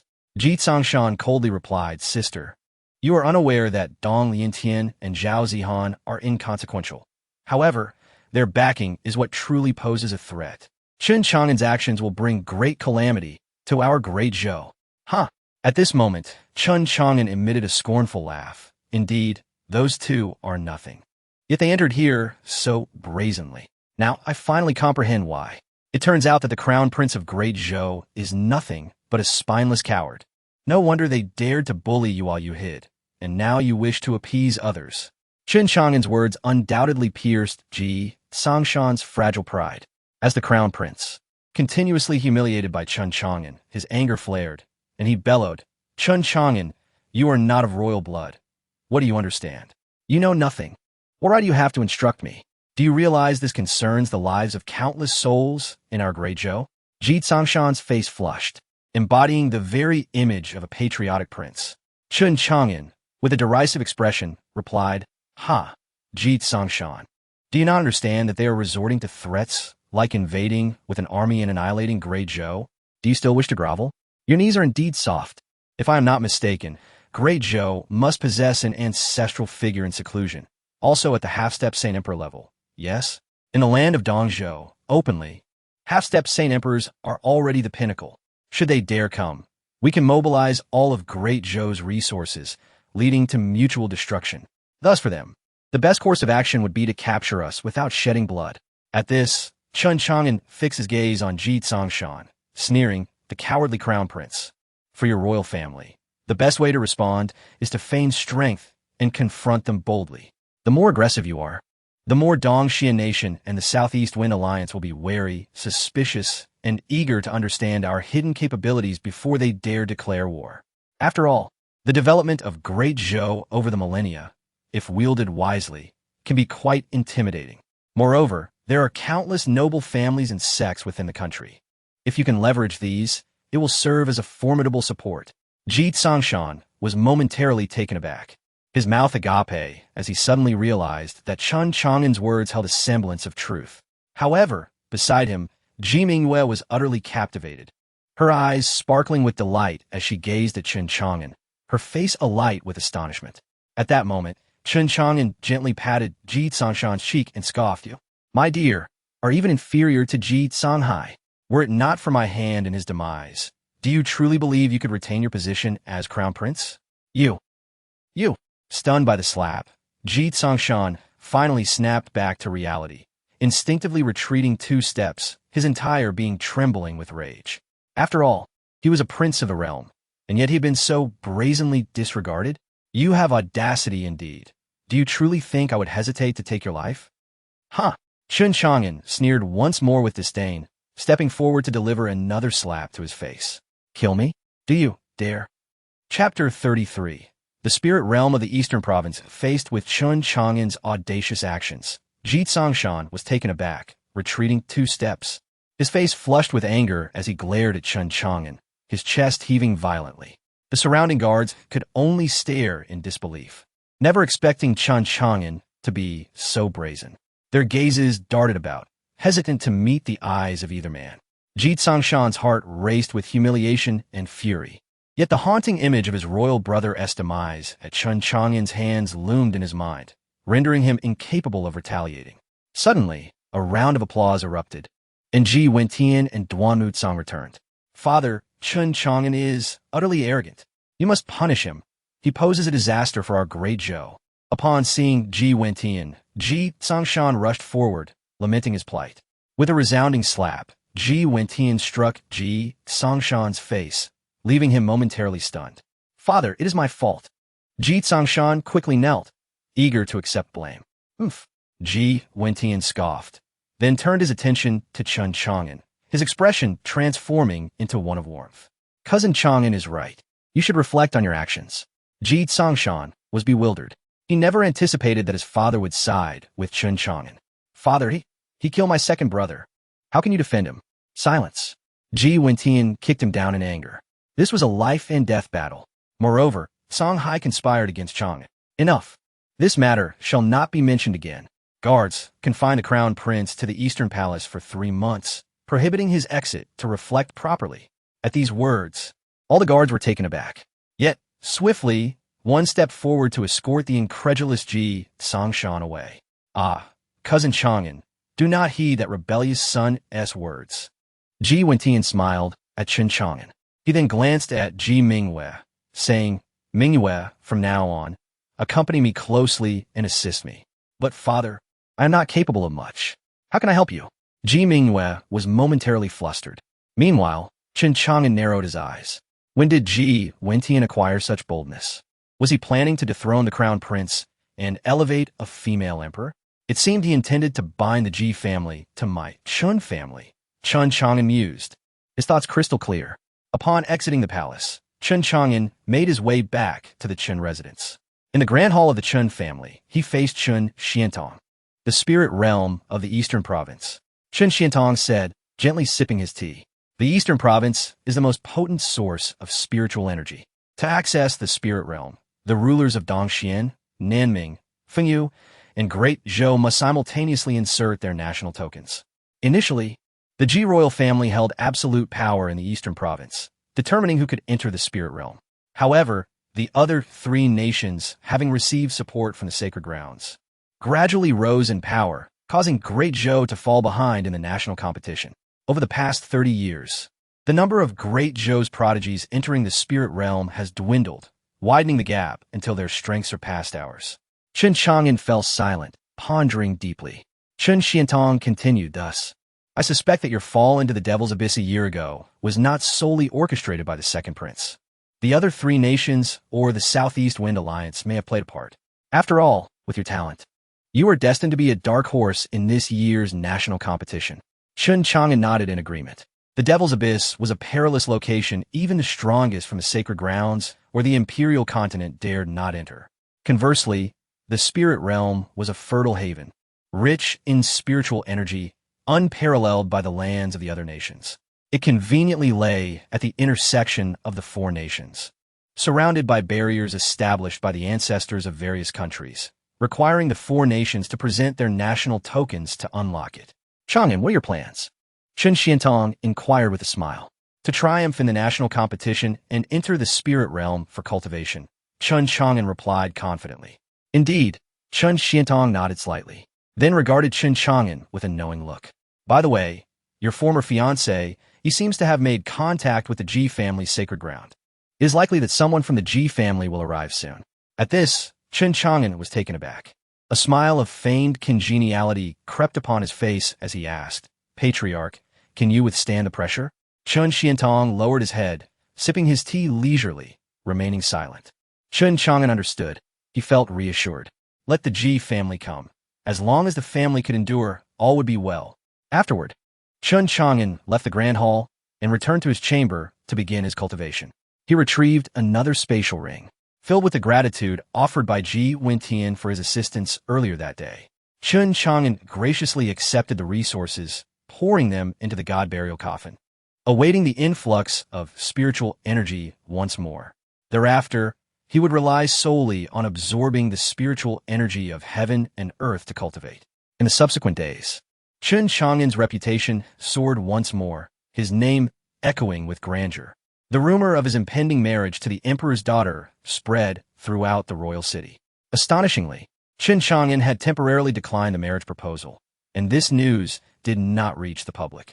After killing the second prince, rather than being suppressed by the royal family, Chen Chang'an found himself courted by them, leaving the Gu family as a laughingstock. Wow, this Chen is impressive. He offended the royal family, yet manages to win their favor. A prodigy is indeed a prodigy. It's only natural for the ruler to seek his alliance, especially given the second prince's misdeeds. Indeed, taking another's bloodline is a crime deserving of death. TSK, Gu Qingcheng is truly foolish. She lost a once-in-a-lifetime prodigy. Gu Qingcheng must be crying in the restroom right now. Of course, they thought they had secured a powerful ally in the Ji family. Yet the Ji family hasn't even sent anyone. Could it be that the Ji family is afraid? TSK, that's impossible. Perhaps some matters have delayed their arrival. The royal city was abuzz with excitement, each tavern filled with lively discussions. Recent events had rendered Great Zhou's capital exceptionally vibrant. Meanwhile, in the Southeast Wind Alliance's council hall, when He Wuqing returned with the bodies of Dong Liantian and Zhao Zihan, everyone erupted in fury. Elder He, who killed the two of them? Thundered Zhao Tianwei, the leader of the Southeast Wind Alliance. Chapter 34. Visitors from the Jun family. Zhao Tianwei's expression was exceedingly frigid, his brow furrowed with an intimidating aura. His voice resonated like a thunderous bell, echoing in the hearts of all present. His face was grim as he hastily spoke. It is that Chen family, Chen Chang'an. What? The Chen family? The so-called first-class family of Chang'an Wangcheng? He was incredulous, unable to fathom the audacity of one who would dare to slay a prince of the Dongxian kingdom, and even more so, to murder my son Zhao Zihan, a member of the Southeast Wind Alliance? Zhao Tianwei's eyes widened in disbelief. My lord, we must avenge our son. Annihilate the Chen family. Eradicate every last one of them. Nearby, a middle-aged woman cradled Zhao Zihan's lifeless body, weeping profusely, her words dripping with venomous hatred. And that Chen Chang'an, he even dared to harm my son's most sensitive parts. Capture him. I shall crush him piece by piece. The sight of Zhao Zihan's twisted corpse, marred beyond recognition, sent chills down the spines of all present. They silently acknowledged the ruthlessness of that little rascal. Indeed, the Chen family had gone mad. At that moment, a pale-faced man resembling a eunuch spoke with a chilling demeanor. He dares to kill a prince of the Dongxian kingdom. And yet the monarch of the Dazhou kingdom did not intervene. They shall now face the wrath of our kingdom.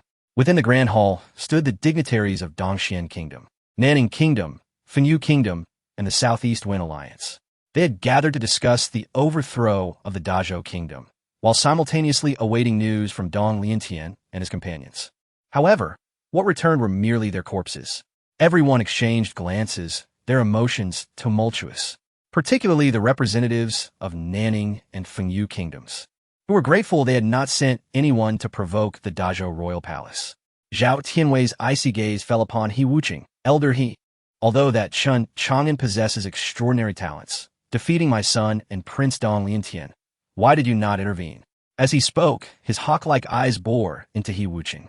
With your half-step Saint Emperor cultivation, surely no one could oppose you, except perhaps the ancient ancestors of the Dazhou royal family, let alone a mere Chen family.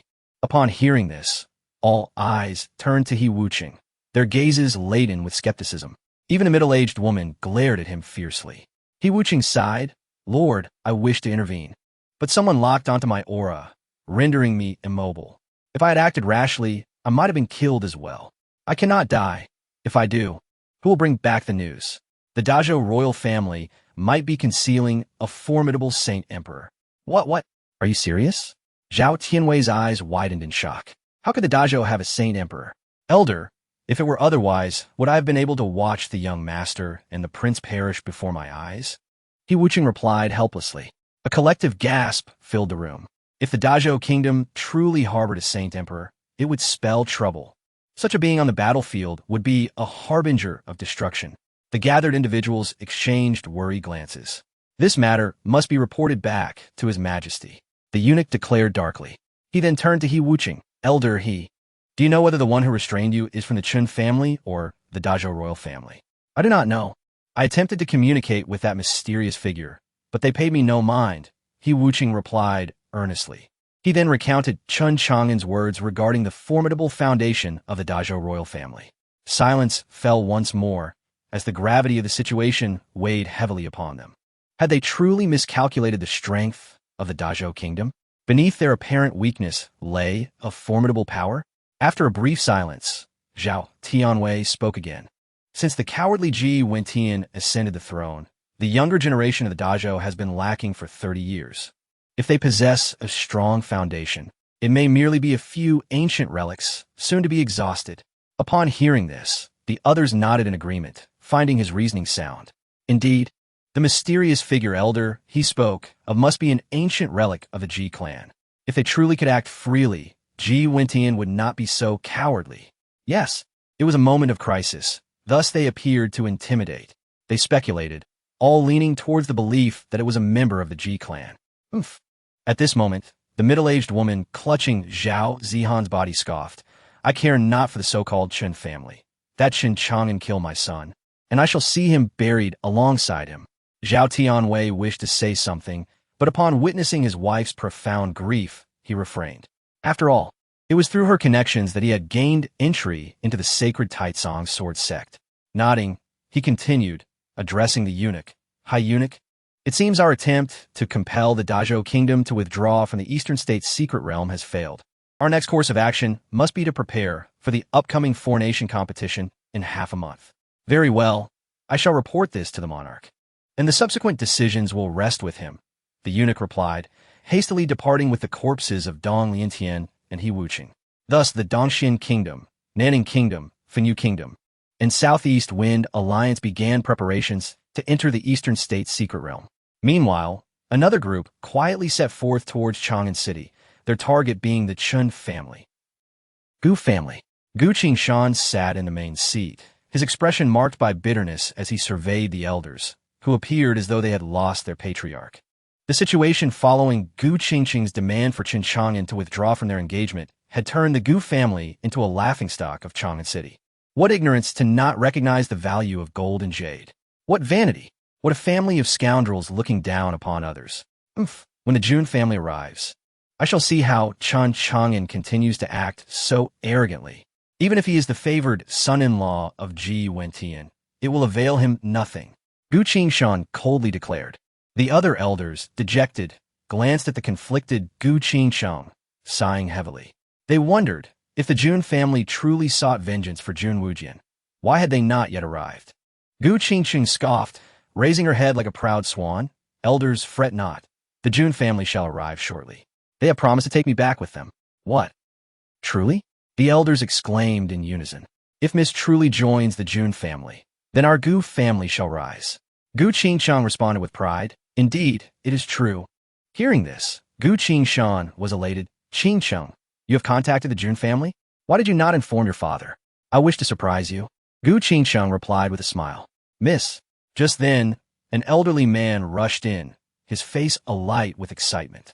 Miss, the Jun family has arrived. They have just entered the royal city. What? Gu Qingsheng sprang to her feet. Qingsheng, let us go welcome them. Gu Qingshan echoed, equally thrilled. Indeed, let's go greet them. Gu Qingsheng's face was filled with excitement, but it quickly turned cold. Chun Chang'an, the Jun family has sent someone again. Let us see how you will meet your demise this time. Chapter 35. The enchanting beauty. Initially, she bore no grievances against Chun Chang'an, for they once shared a betrothal. However, having reached this juncture, he had become a haunting nightmare in her heart. She was reluctant to acknowledge her erroneous choice. Thus, her feelings of guilt towards Chun Chang'an morphed from resentment into outright animosity. Everyone yearned to witness her humiliation, and she was determined to prove that her choice was not misguided. Chun Chang'an was the true jester. Consequently, Gu Qingsheng and Gu Qingshan, accompanied by several elders from their clan, hurriedly set forth. Meanwhile, Chun Chang'an, after a period of rigorous cultivation, had attained a formidable level of prowess, entering the 9th stage of the heavenly martial realm. He exhaled a breath of turbid air and glanced towards the door. The servant, who had been waiting outside for some time, promptly entered, bearing a sumptuous array of food. Young master, Princess Mingwe has arrived. She mentioned that the emperor's condition has worsened and wishes for you and our 5th master to assist in examining him. She has also brought numerous gifts. As he spoke, he placed a spatial ring upon the table. Chun Chang'an's eyes narrowed. At this moment, he was exceedingly eager for resources. With adequate resources, his advancement would be as effortless as quenching thirst. Does the 5th master consent to enter the palace? Chun Chang'an inquired casually while sampling the delicacies before him, his gaze fixed on the spatial ring. The 5th master instructed that you should go, and here is a jade slip he prepared for you. The servant replied, presenting a long white jade stone capable of recording text. Chun Chang'an nodded. Is the princess still awaiting outside in the grand hall? Yes, young master, Chindo affirmed. Very well. I shall accompany her to the palace. I will accept the resources within this spatial ring, Chun Chang'an stated, rising and making his way towards the Chun family-esque grand hall.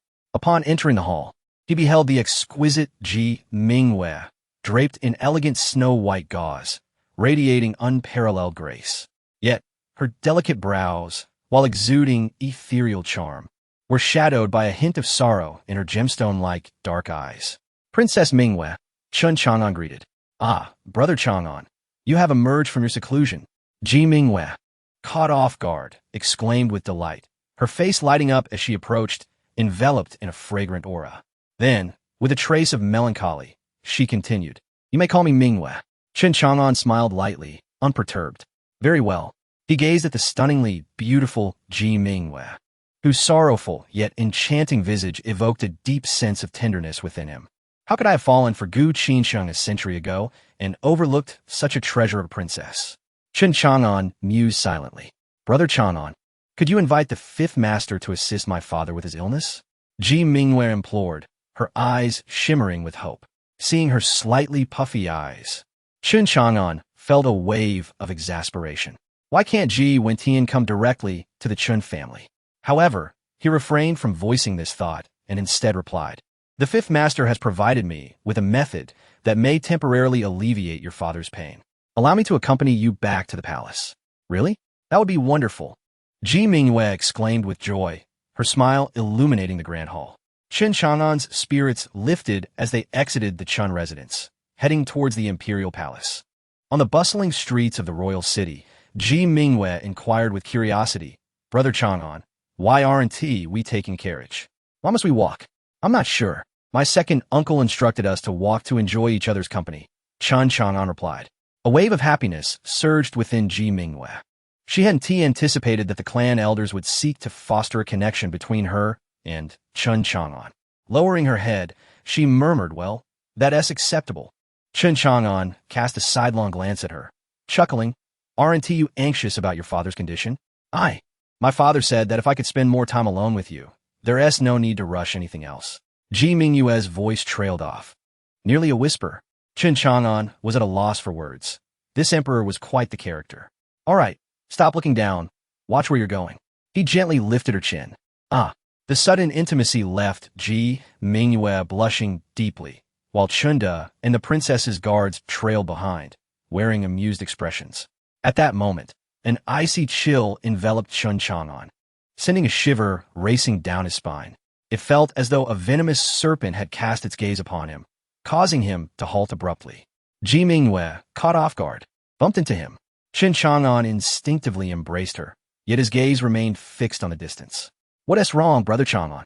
Ji Mingyue, nestled in his arms, looked up in surprise, her cheeks flushed.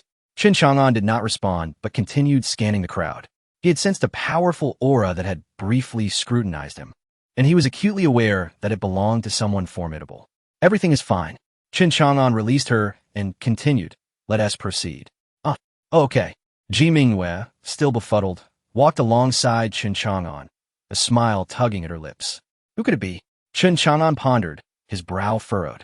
Just a few steps later, a resplendent figure emerged ahead, demanding attention with an imposing presence. The young man, strikingly handsome, wore luxurious garments emanating a faint spiritual energy, indicating they were crafted from precious materials. As Chen Chang'an's gaze fell upon him, the overwhelming aura that had been lurking in the shadows swiftly locked onto Chen Chang'an, intensifying.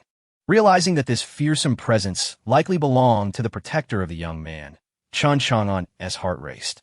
If this individual were indeed targeting him, he wondered if his clan's elders could contend with such a force. As the exquisitely dressed young man approached, their paths destined to cross. Chen Chang'an scrutinized him discreetly. The young man bore a faint smile, his head held high, occasionally frowning in disdain at his surroundings. His demeanor suggested he hailed from a realm rich in spiritual energy, his very presence exuding an unparalleled nobility. Yet another noble from a prominent family visiting this remote nation. Chen Chang'an thought to himself, suppressing a smirk before averting his gaze and continuing onward. However, as they brushed past each other, the young man's previously haughty gaze suddenly turned towards Chen Chang'an, realizing the potential trouble. Chen Chang'an recalled the breathtaking beauty of the woman beside him. She was undoubtedly a source of attraction. Indeed, the young man's eyes fixated upon Ji Mingyue, as if he had lost all sense of self, his gaze following her every movement with fervor.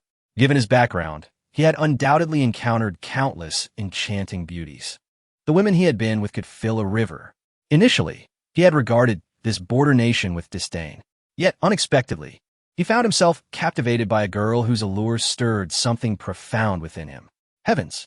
In this wretched Zhou kingdom, such an exquisite beauty exists. No wonder that scoundrel Jun Wujian is willing to come here. He muttered in a daze, and as he noticed Chen Chang'an and Ji Mingyue walking past him, he abruptly came to his senses and obstructed their path. Chen Chang'an gazed at the man blocking their way, feeling a sinking sensation in his heart. Just as expected, this fellow, Ji Mingyue, was taken aback. Esteemed sir, what do you mean? The man in brocade, his face alight with excitement and surprise, stammered, Little sister, you're truly beautiful. Pray tell, what is your name? Would you allow your brother to take you to the sacred land? With a faint smile on his lips, he considered himself refined and handsome, particularly believing that his words would undoubtedly captivate the woman before him.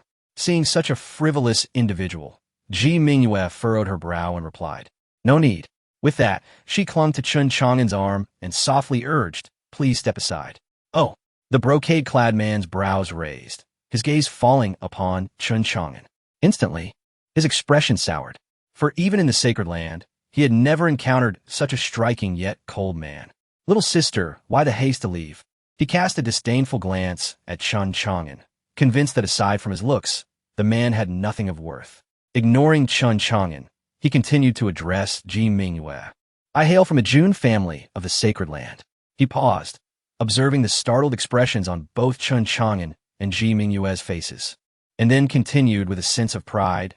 As a newcomer in this unfamiliar place, I wish to make your acquaintance. Rest assured, I harbor no ulterior motives.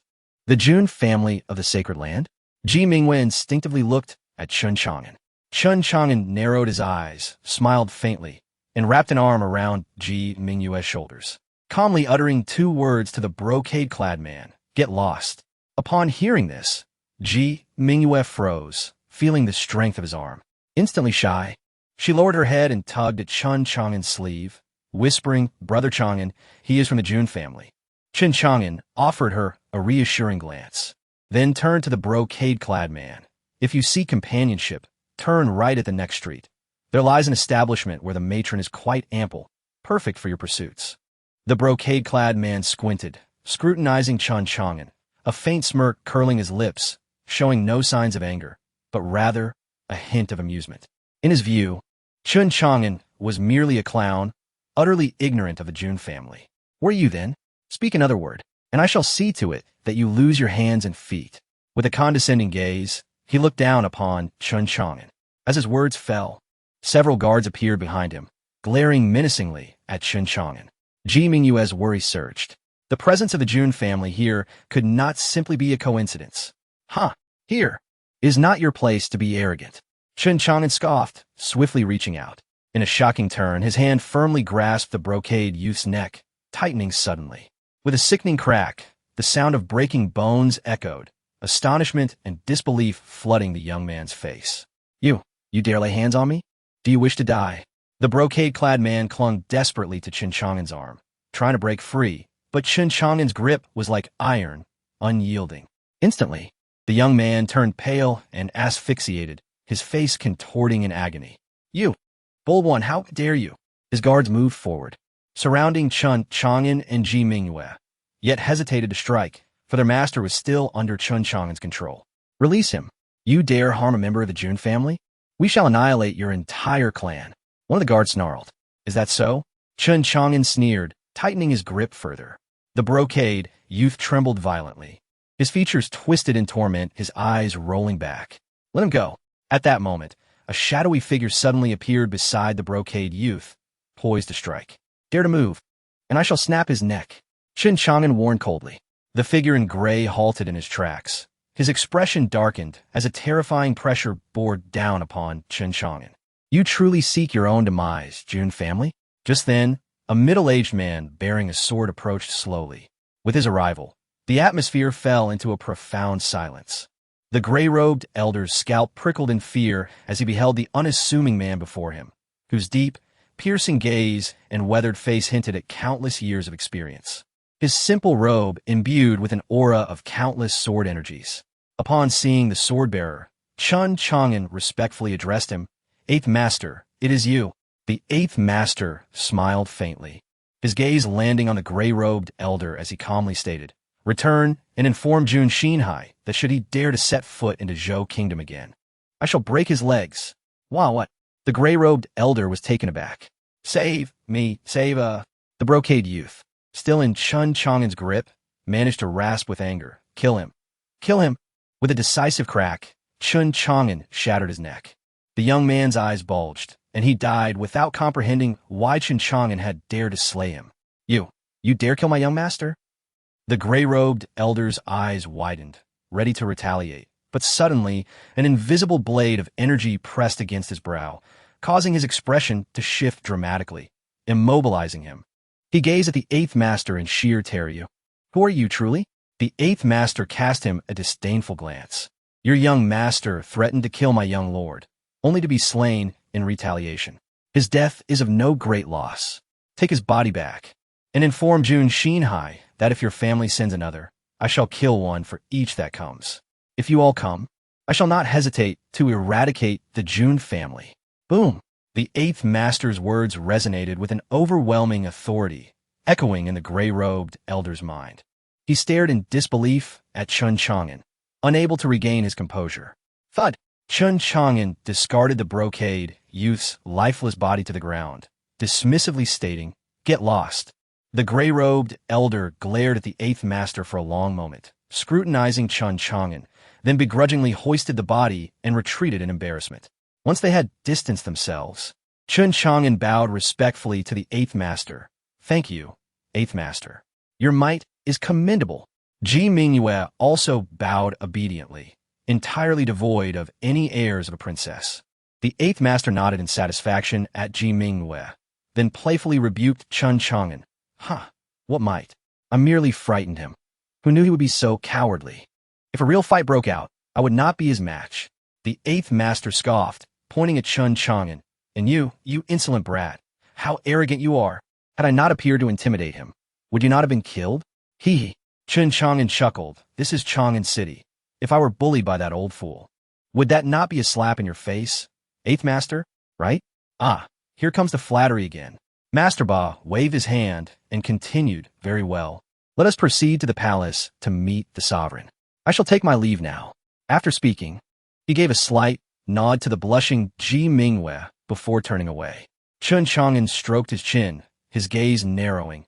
This Master Ba was in fact a swordsman. The notion that Master Ba could not contend with the earlier gray-robed elder was something Chen Chang'an could not believe for a moment. Chapter 37. The arrival of the Jun family is frightened away. Ji Mingwei gazed pensively in the direction where the eighth master had departed. In that moment, she seemed to grasp why her father, the emperor, had urged her to ingratiate herself with Chen Chang'an. However, the man she cherished belonged to a family of considerable influence, which could indeed be advantageous. Moreover, if that were the case, her brother Chang'an would not be subjected to others' bullying. Lost in thought, Chen Chang'an waved his hand before her, interrupting her reverie. What are you thinking about?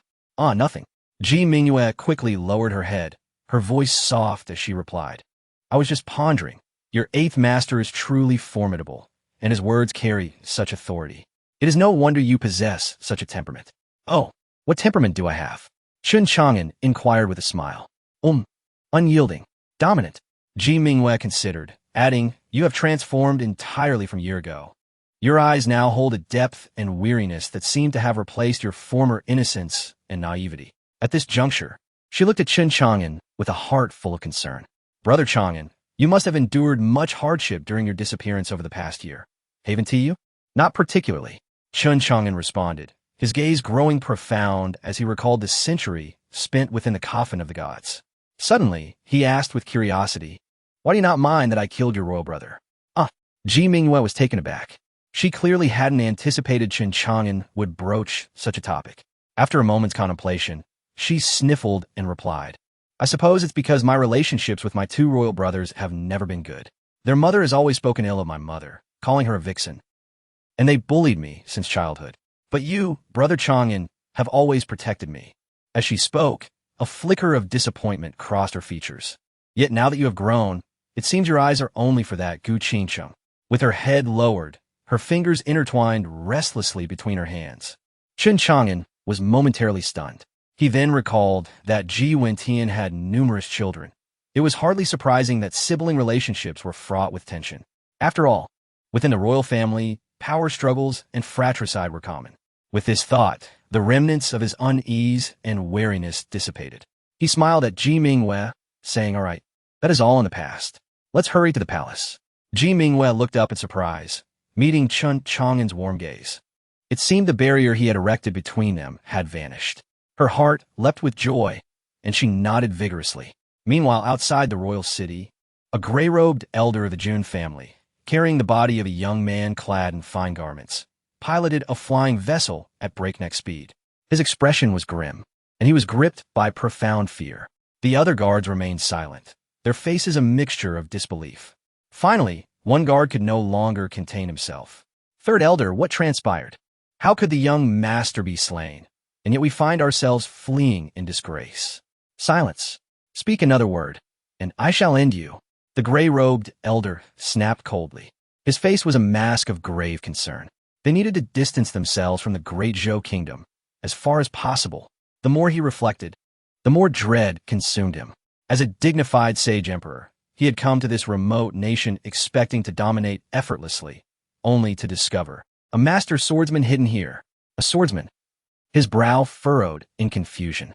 Who could that individual be? Moreover, to his astonishment, he realized that this person was acquainted with his own ancestor. Unsina. The elder spoke as if imparting a lesson to a junior. Hiss. The gray-robed elder inhaled sharply, his scalp tingling with fear.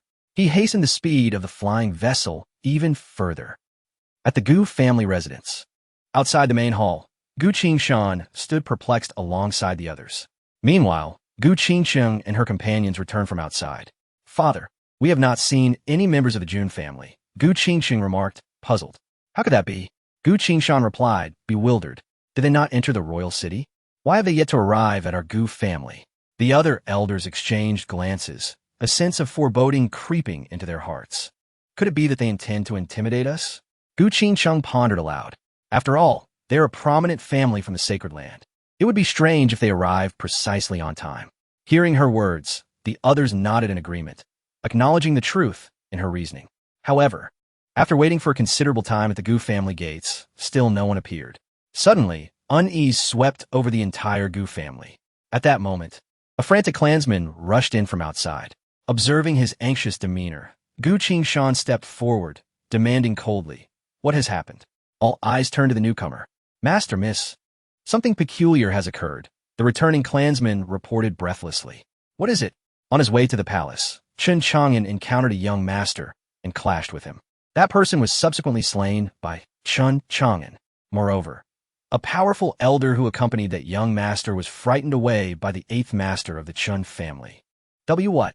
The revelation left everyone in stunned silence. Gu Qingqing's expression turned incredulous, and a sense of foreboding washed over her.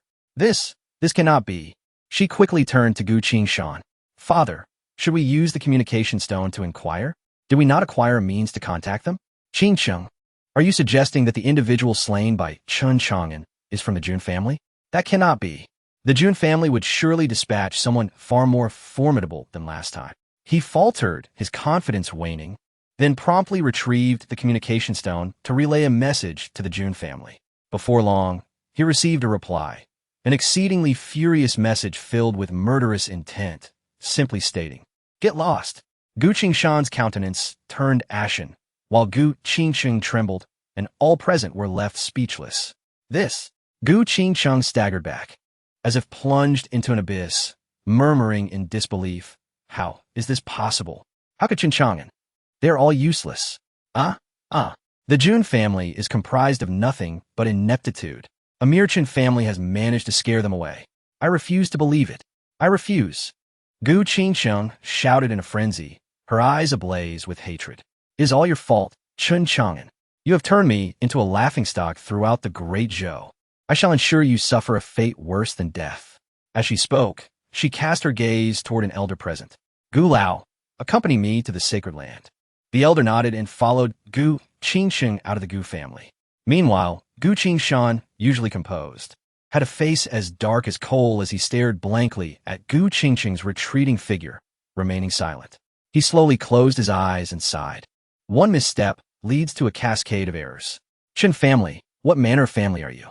So powerful, yet you remain concealed in the shadows. I am filled with hatred. At the same time, 1,000 miles beyond the royal city, the gray-robed elder of the Jun family crushed the communication stone in fury. "This damned Gu family has the audacity to contact me." Chapter 38. Do you wish to endanger my father, the emperor? The old man in the gray robe heaved heavily, his face contorted in a dreadful grimace. He quickly pieced together the events that had transpired. That fellow, Jun Wujian, must have offended the same individual in the Great Zhou royal city, leading to his demise. And just moments ago, Jun Wujian's brother, Jun Wudao, had similarly fallen victim for the same reason. Damn it, there lurked such a formidable swordsman here. It was outrageous that our Jun family had repeatedly sent people to their deaths. The despicable Gu family. The old man clenched his teeth in fury. As for the engagement between Gu Qingsheng and Jun Wujian, he dismissed it entirely, for without the acknowledgement of the Jun family patriarch, what worth did such an engagement hold? With that thought, he turned to a nearby guard and spoke in a low voice. "You shall return to the Great Zhou royal city and investigate the Gu family. Clarify the circumstances surrounding young Master Jun Wujian." Understood. The guard clasped his hands in acknowledgement, refraining from further inquiries, and promptly leaped from the airship as it descended to a certain height, heading towards the Great Zhou royal city. Meanwhile, when Chen Chang'an and Ji Mingyue arrived at the palace gates, Ji Mingyue's communication stone suddenly flickered to life. She quickly pulled it out to examine, and in an instant, Her beautiful eyes clouded with a veil of mist. Panic gripped her entire being. She clutched Chen Chang'an's arm, squeezing it a tad tighter. "Mingwei, what is it?" Chen Chang'an inquired, patting her hand in confusion. "Ah, Brother Chang'an, father, he is nearing his end." The lord of the Duanmu family inquired if Fifth Master has returned. I, Brother Chang'an, I implore you, you must save my father." Ji Mingyue's voice trembled, her expression wrought with urgency. "Do not panic. Let us first enter and see." Chen Chang'an grasped her hand and hastily made his way into the palace. The palace guards, upon seeing them, bowed respectfully, not daring to obstruct their passage. After all, she was Princess Mingyue, accompanied by the renowned Chen Chang'an. Inside the royal sleeping quarters, Ji Wentian's complexion was as pale as paper, blood seeping from his 7 orifices. His aura so faint it seemed he teetered on the brink of death. When Chen Chang'an arrived, the grand hall was crowded with figures, the princes and princesses kneeling upon the floor. The crown prince, Ji Tsongshan, who had been confined by Ji Wentian for 3 months, was now present, wailing in sorrow, his cries echoing with such desolation that one might think the emperor had already passed. Yet Chen Chang'an understood that if Ji Wentian truly had succumbed, Ji Tsongshan would have the perfect justification to claim the throne of the new great Zhou. In response to the crown prince's lamentations, the other ministers fawned over him, all believing the crown prince was on the verge of ascending the throne, thus seeking to ingratiate themselves. Amidst the throng, only Lord Duanmu wore a look of disdain, regarding Ji Tsongshan as utterly useless, preferring Ji Songhai instead, for at least Ji Songhai possessed a ruthless temperament and a strong will. Chen Chang'an swept a glance across the assembly, noting the multitude of ineffectual ministers and the crown prince, alongside Lord Duanmu. Among them stood a gaunt figure, an elderly man with a commanding presence. Chen Chang'an merely cast him a fleeting glance before returning his focus. "Father, Brother Chang'an has arrived. He surely possesses a solution to save you," Ji Mingyue cried out, her face a blend of despair and hope. At her words, all eyes turned toward them. Ji Tsongshan's expression darkened. "Chen Chang'an, why have you come?" Naturally, Ji Tsongshan held animosity towards Chen Chang'an, who disregarded him entirely. He advanced with Ji Mingyue past the crowd to the bedside, scanning Ji Wentian's condition with keen perception. The sight before him matched precisely what Fifth Master had described. "Young Chang'an, you've finally arrived," Ji Wentian murmured weakly, his gaze drifting past Chen Chang'an, revealing a glimmer of disappointment. "Has your Fifth Master not come?" "Father, Fifth Master did not come, but he entrusted Brother Chang'an with the task, asserting that Brother Chang'an would suffice," Ji Mingyue promptly explained. This declaration shifted the focus of all present back to Chen Chang'an. If Fifth Master were capable of healing, they might still harbor a glimmer of hope. However, the notion that Chen Chang'an, a mere youth in his 20s, could effect a cure caused the expressions of the assembled to shift to disbelief and skepticism. After all, even their ancestor had been powerless. How could a young man possess such capability? Disregarding the gazes of those around him, Chen Chang'an addressed Ji Mingyue directly. "Everyone except for the Ji family ancestor, Lord Duanmu, and Princess Mingyue, shall withdraw." The elderly man regarded Chen Chang'an with astonishment. His blunt command rendered the assembly momentarily speechless. Ji Tsongshan was the first to react, pointing at Chen Chang'an, shouting, "Chen Chang'an, who do you think you are? On what grounds do you presume to issue orders here? Indeed, even if you're the young master of the Qin family, what authority do you have in the royal palace? Who are you to dictate terms? Yes, your majesty must see reason. That young man is clearly here to cause trouble. Princess, do not be deceived by him. Indeed, your majesty, what of that so-called Fifth Master? Is he not deranged? How dare he send a mere boy in his stead? May your majesty permit me to fetch that so-called Fifth Master." As Ji Tsongshan concluded, the other ministers, eager to display their loyalty, began to point fingers at Chen Chang'an, rising in indignant protest. Chen Chang'an narrowed his eyes, mentally noting those who protested the loudest. "Impudence!" Ji Wentian roared, suppressing the agony coursing through his body and the ringing in his ears. "Indeed, father, you speak truly. Chen Chang'an, you are being outrageous." Ji Tsongshan rejoiced, ready to interject, but the next moment, Ji Wentian turned his ire upon him. I speak of you being outrageous. You ungrateful wretch. Do you wish for my demise to seize my throne? And you, ministers, silence yourselves. I am yet to perish, and you already scramble to curry favor with a new master. How audacious you all are! Coughing violently, Wentian seemed to exhaust all his strength in his roar, only to be further agitated by his coughing fit. Your Majesty, please calm your anger. This humble minister does not dare. Several ministers bowed repeatedly, their faces filled with shock. Tsongshan fell to his knees, exclaiming, Your son is wronged. Listen to Chang'an. You all must leave. Wentian continued in a low, commanding tone. This. Tsongshan hesitated. Father, how can you trust his words? How could he possibly cure you? You. Wentian's fury surged. He finally realized how desperately the crown prince desired the throne. Chang'an, you scoundrel. Speak. Do you wish for us all to leave so you can endanger my father? Tsongshan spun around, leaping to his feet, his face twisted in rage as he pointed accusingly at Chang'an. Chapter 39. Who placed a blade in my hand? As he gazed upon the frenzied Tsongshan, Chang'an narrowed his eyes. He was not one to simply endure insults without retaliation. In the next moment, amidst the astonished gazes of all present, his hand shot out with ferocity. In an instant, he seized Tsongshan by the throat, lifting the prince off the ground with sheer force.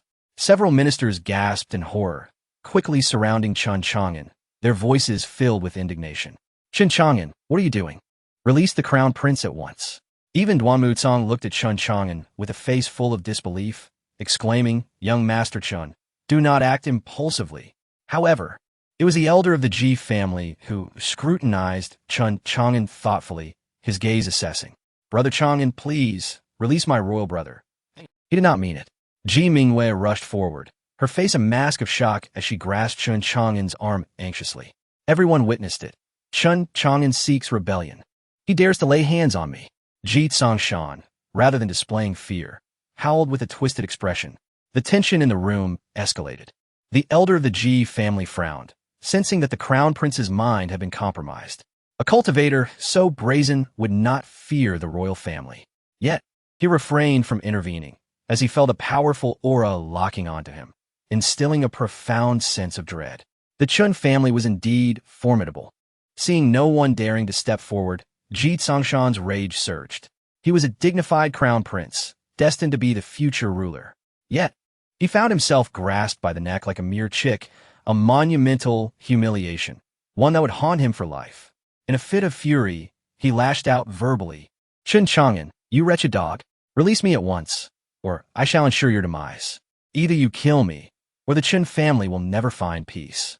Chang'an's eyes narrowed, icy light flashing within them. Do you think I fear to slay you?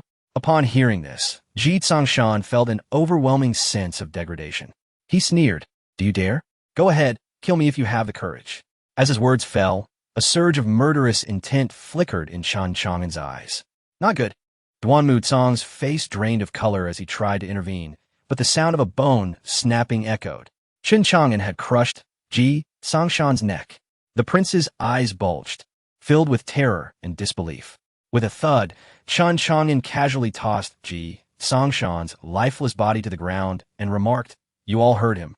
He demanded that I kill him. I have never encountered such a request in my life. Out of respect for his status as crown prince, I granted him his wish. You and T hold this against me, would you? Silence. The atmosphere fell into a stunned stillness as all stared at him in disbelief. No one had anticipated that Chang'an would dare to murder the crown prince before their very eyes. On the bed, Wentian fixed his gaze on Tsongshan's corpse, rendered speechless for a long time. Eventually, he slowly closed his eyes, taking a deep breath. All the ministers turned to him, preparing to seize Chang'an. Brother Chang'an. Ji Mingwei stood frozen, staring at her brother's corpse, momentarily at a loss for words. But soon, she hurriedly pleaded with Wentian, Father, Brother Chang'an did not intend to kill. He did not. She struggled to defend Chang'an, for after all, he had slain a crown prince, their brother. The ministers were dumbfounded, their faces etched with shock as they beheld Ji Mingwei's protection of an outsider. He has killed your brother. Why you side with him? Yet, considering the power struggles and treachery among royal offspring, they began to understand. Was it possible that Ji Mingyue coveted the title of crown prince herself? All eyes turned to the seemingly innocent princess, lost in contemplation. The atmosphere grew heavy, a scent of blood permeating the air, gradually turning ominous. Finally, Ji Wentian, sensing his life ebbing away, opened his eyes wide and gazed at Chen Chang'an. Virtuous nephew Chang'an, how confident are you in curing my ailment? Chen Chang'an regarded him calmly, stating, 10 out of 10. 10 out of 10. Ji Wentian's expression froze, and he cast aside thoughts of his son, exclaiming in excitement, really? Did you not say you needed the sage's intervention? Is there a sage in your family? As he spoke, Ji Wentian inhaled sharply. You think too much. Chen Chang'an crossed his arms, his demeanor serene. The method imparted by Fifth Master merely suppresses your condition temporarily, sustaining your life. However, Chen Chang'an lifted his gaze with pride. Give me a little time, and the sage's arrival is inevitable. The crowd's expressions turned complex, caught between astonishment at Chen Chang'an's audacity and the genuine belief that he might indeed become a sage. Ji Wentian took a deep breath, his mind racing with thoughts. After a moment, his eyes sharpened, as if he had made a decision. To spare Chen Chang'an and align with him would be a gamble, one on Chen Chang'an's future. Resolute, he spoke. Crown Prince Ji Songshan provoked Chen Chang'an and obstructed him from saving me, harboring ill intentions. He deserved his fate. No one shall speak of this matter again. With a sweeping glance at those around him, he coldly declared, except for Mingyue, Duanmu Tsang, and the elder, everyone else leave. The ministers stood in stunned silence, astonished and internally tumultuous. The crown prince had been slain, yet they were to be spared. But since the emperor had decreed it, they had no choice but to comply. Wait. Just then, Chen Chang'an spoke up. Virtuous nephew Chang'an, what more do you wish to say? Can you not treat me first? I cannot endure much longer. Ji Wentian's face was ashen. Ignoring him, Chen Chang'an approached a minister, fixing an icy stare upon him. Was it you who insulted my fifth master? Called him nonsense? And you, who threatened to bind my fifth master? Faced with Chen Chang'an's murderous gaze, the two ministers who had previously been the most boisterous turned pale. They stammered, cold sweat trickling down their faces, but Chen Chang'an's presence suffocated them, causing them to tremble. What do you intend to do, Chen Chang'an? At that moment, a gray-haired minister stepped forward, his voice resolute. Do you wish to slay us all? Seeing someone confront Chen Chang'an, the two ministers seemed to find their courage and spoke in unison. Lord Tang, this man is guilty of heinous crimes. But their words were abruptly cut off, for in that instant, the minister's head had already been severed from his body. Swish! 2 more strikes. Another minister and the so-called Lord Tang fell, their heads flying from their shoulders, leaving the room in stunned silence once again. All the ministers gazed in horror at the calm-faced Chen Chang'an. Enough! You may leave. Chen Chang'an discarded the knife in his hand, exclaiming in disbelief.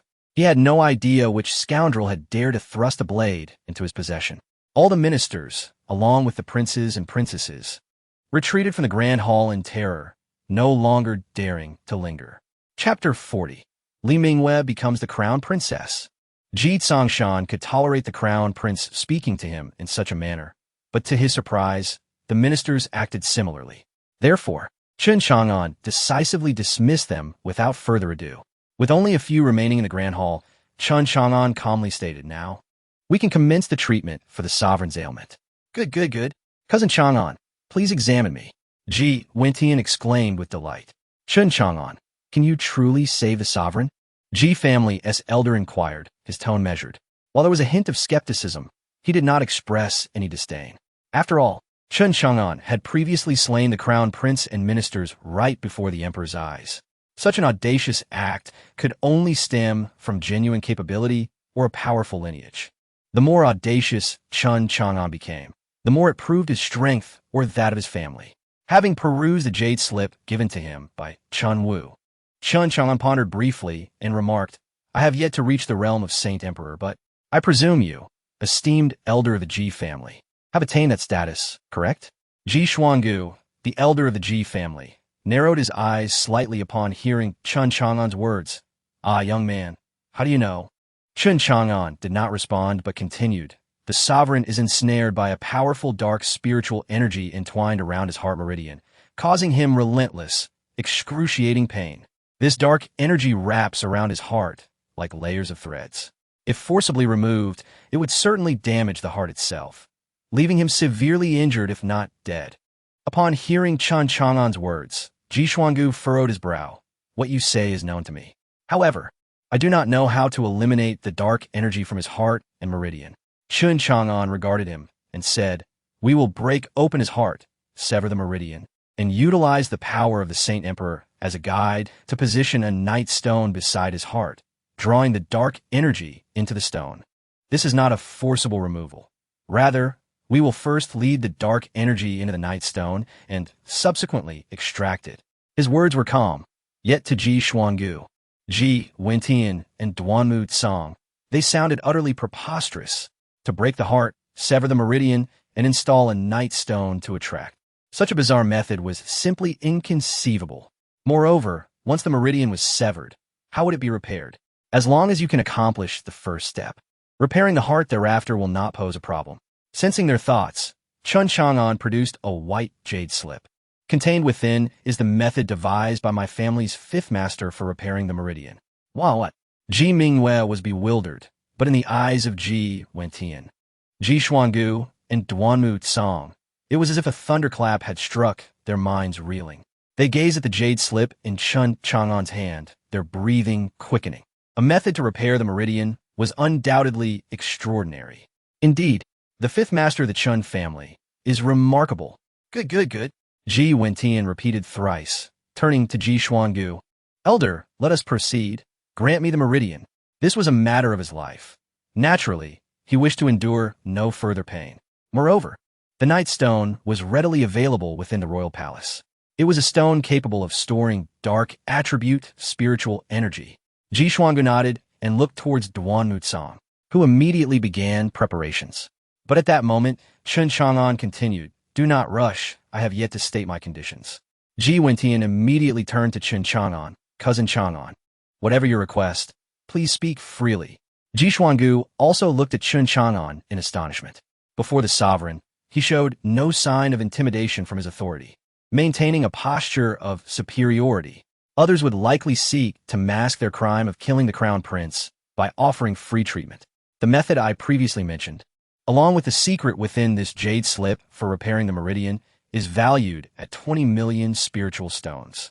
Additionally, there is one supplementary condition, Chen Chang'an said, tilting his body and fixing his gaze on Ji Mingyue with a slight smile. Since your crown prince has perished, let us declare Ji Mingyue as the crown princess.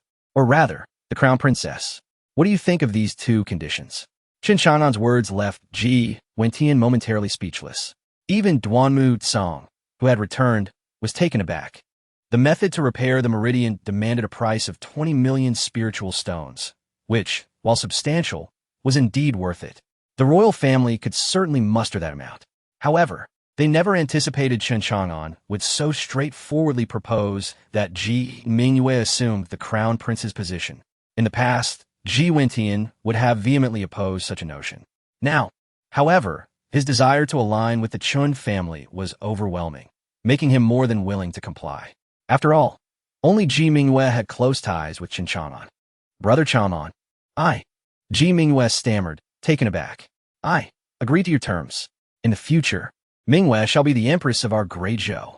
Ji Wentian hastily proclaimed, seemingly eager, as if fearful that Chen Chang'an might retract his offer. Very well, Chen Chang'an nodded, then handed the jade slip to Ji Xuangu. He was unperturbed by the prospect of not receiving the 20 million spiritual stones. Moreover, he sought to have Ji Mingyue as the ruler of Great Zhou, which would significantly reduce future complications. After all, Ji Mingyue's character would prevent her from causing trouble for the Chen family. With Ji Mingyue at the helm of Great Zhou, it would be akin to him having control over the nation. Thus, once he departed from Dongzhou, he could venture into the world with peace of mind.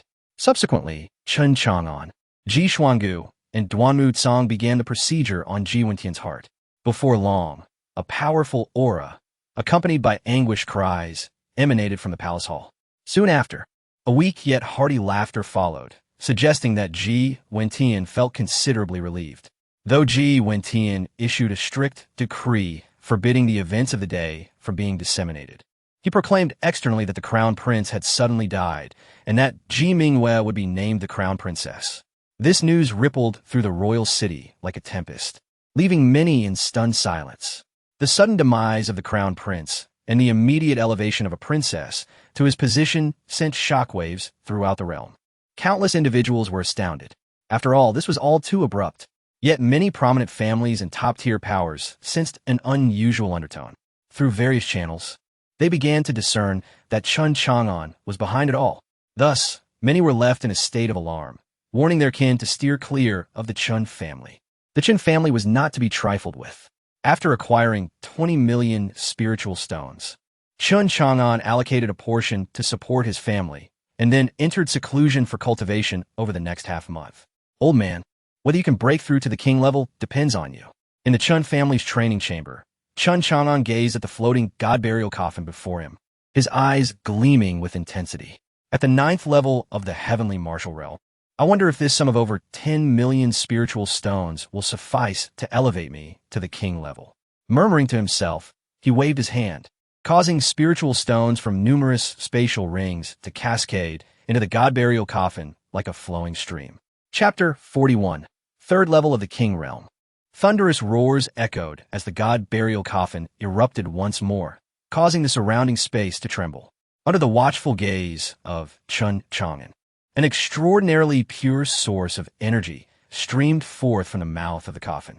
As this energy surged into Chun Chang'an's body, it wildly coursed through his meridians, refining every cell, vein, and bone within him.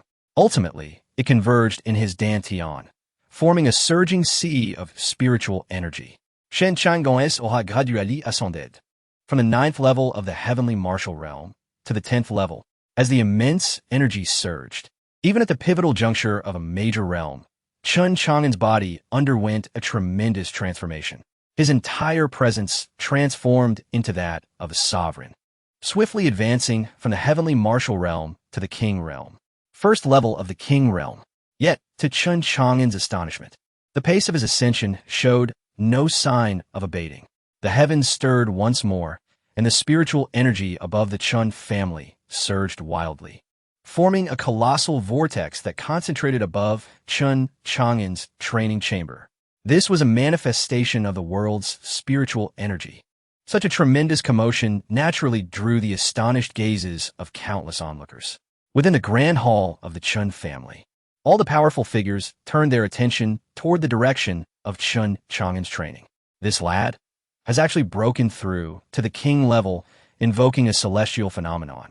Truly, he is a worthy descendant of our Chun clan, Chun Xiantong remarked, hands clasped behind his back, a broad smile gracing his face. Behind him stood the clan elders, each displaying a contemplative expression. Head of the family, this boy, he seems rather peculiar. When he emerged from the demon burial abyss, he bore no trace of aura. Why is his cultivation speed so astonishing now?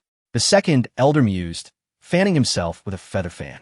2nd elder, are you suggesting that this lad has been possessed by a demon and is employing some nefarious means to elevate his cultivation? The 1st elder inquired with a slight smile. Unperturbed, that matters little, the 2nd elder replied. Longin's body has not been usurped. It merely appears that his lifespan has undergone a transformation. He no longer resembles a youth in his early 20s. Otherwise, his disposition would not have shifted so dramatically. This is for the best. He is no longer a lovesick fool mesmerized by a mere girl, as he was a year ago. Nods of agreement rippled through the assembly.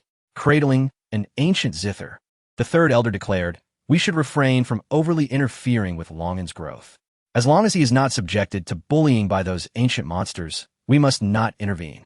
Indeed, the 3rd elder speaks wisely, Chun Xiantong replied with a smile. At that moment, his eyes widened in disbelief. How is this possible? This lad has actually drained the spiritual energy of the entire royal city. What? He has drained it all? Has he upgraded our Chun family's overlord bloodline to the overlord emperor bloodline? Only with the overlord emperor bloodline, combined with our Chun family's overlord heart technique, can one achieve such a tumultuous cultivation commotion. Chun Xiantong exclaimed, his face etched with shock. The overlord emperor domain. Hiss. The others, as if awakening from a dream, collectively gasped in astonishment, murmuring in agreement. Indeed, The commotion wrought by Chun Chang'an's cultivation resonated throughout the royal city, creating an unparalleled uproar. Yet, he remained blissfully unaware and uninterested in the external tumult. At this moment, he gazed in astonishment at his bloodline, radiant with golden light, forming a magnificent crown above his head, from which surged a swirling vortex of energy. What was happening? Coffin Elder, have you altered my overlord bloodline? Chun Chang'an questioned in disbelief. No, it is merely that you have become extraordinary. Were it not for the transformation of your bloodline, your physical form would not withstand such a rapid ascension. A voice, aged yet trembling, resonated from within the god burial coffin. Soon thereafter, Chun Chang'an's cultivation surged once more amidst the tempestuous sea of spiritual energy. First level of the King Realm. Second level of the King Realm. Third level of the King Realm. Upon reaching the third level of the King Realm, Chun Chang'an's internal realm finally stabilized. The subsequent period was spent solidifying his newfound cultivation. The leap from a ninth level of the heavenly martial realm to the third level of the King Realm was beyond anyone's wildest imagination. To speak of it would surely astonish the world.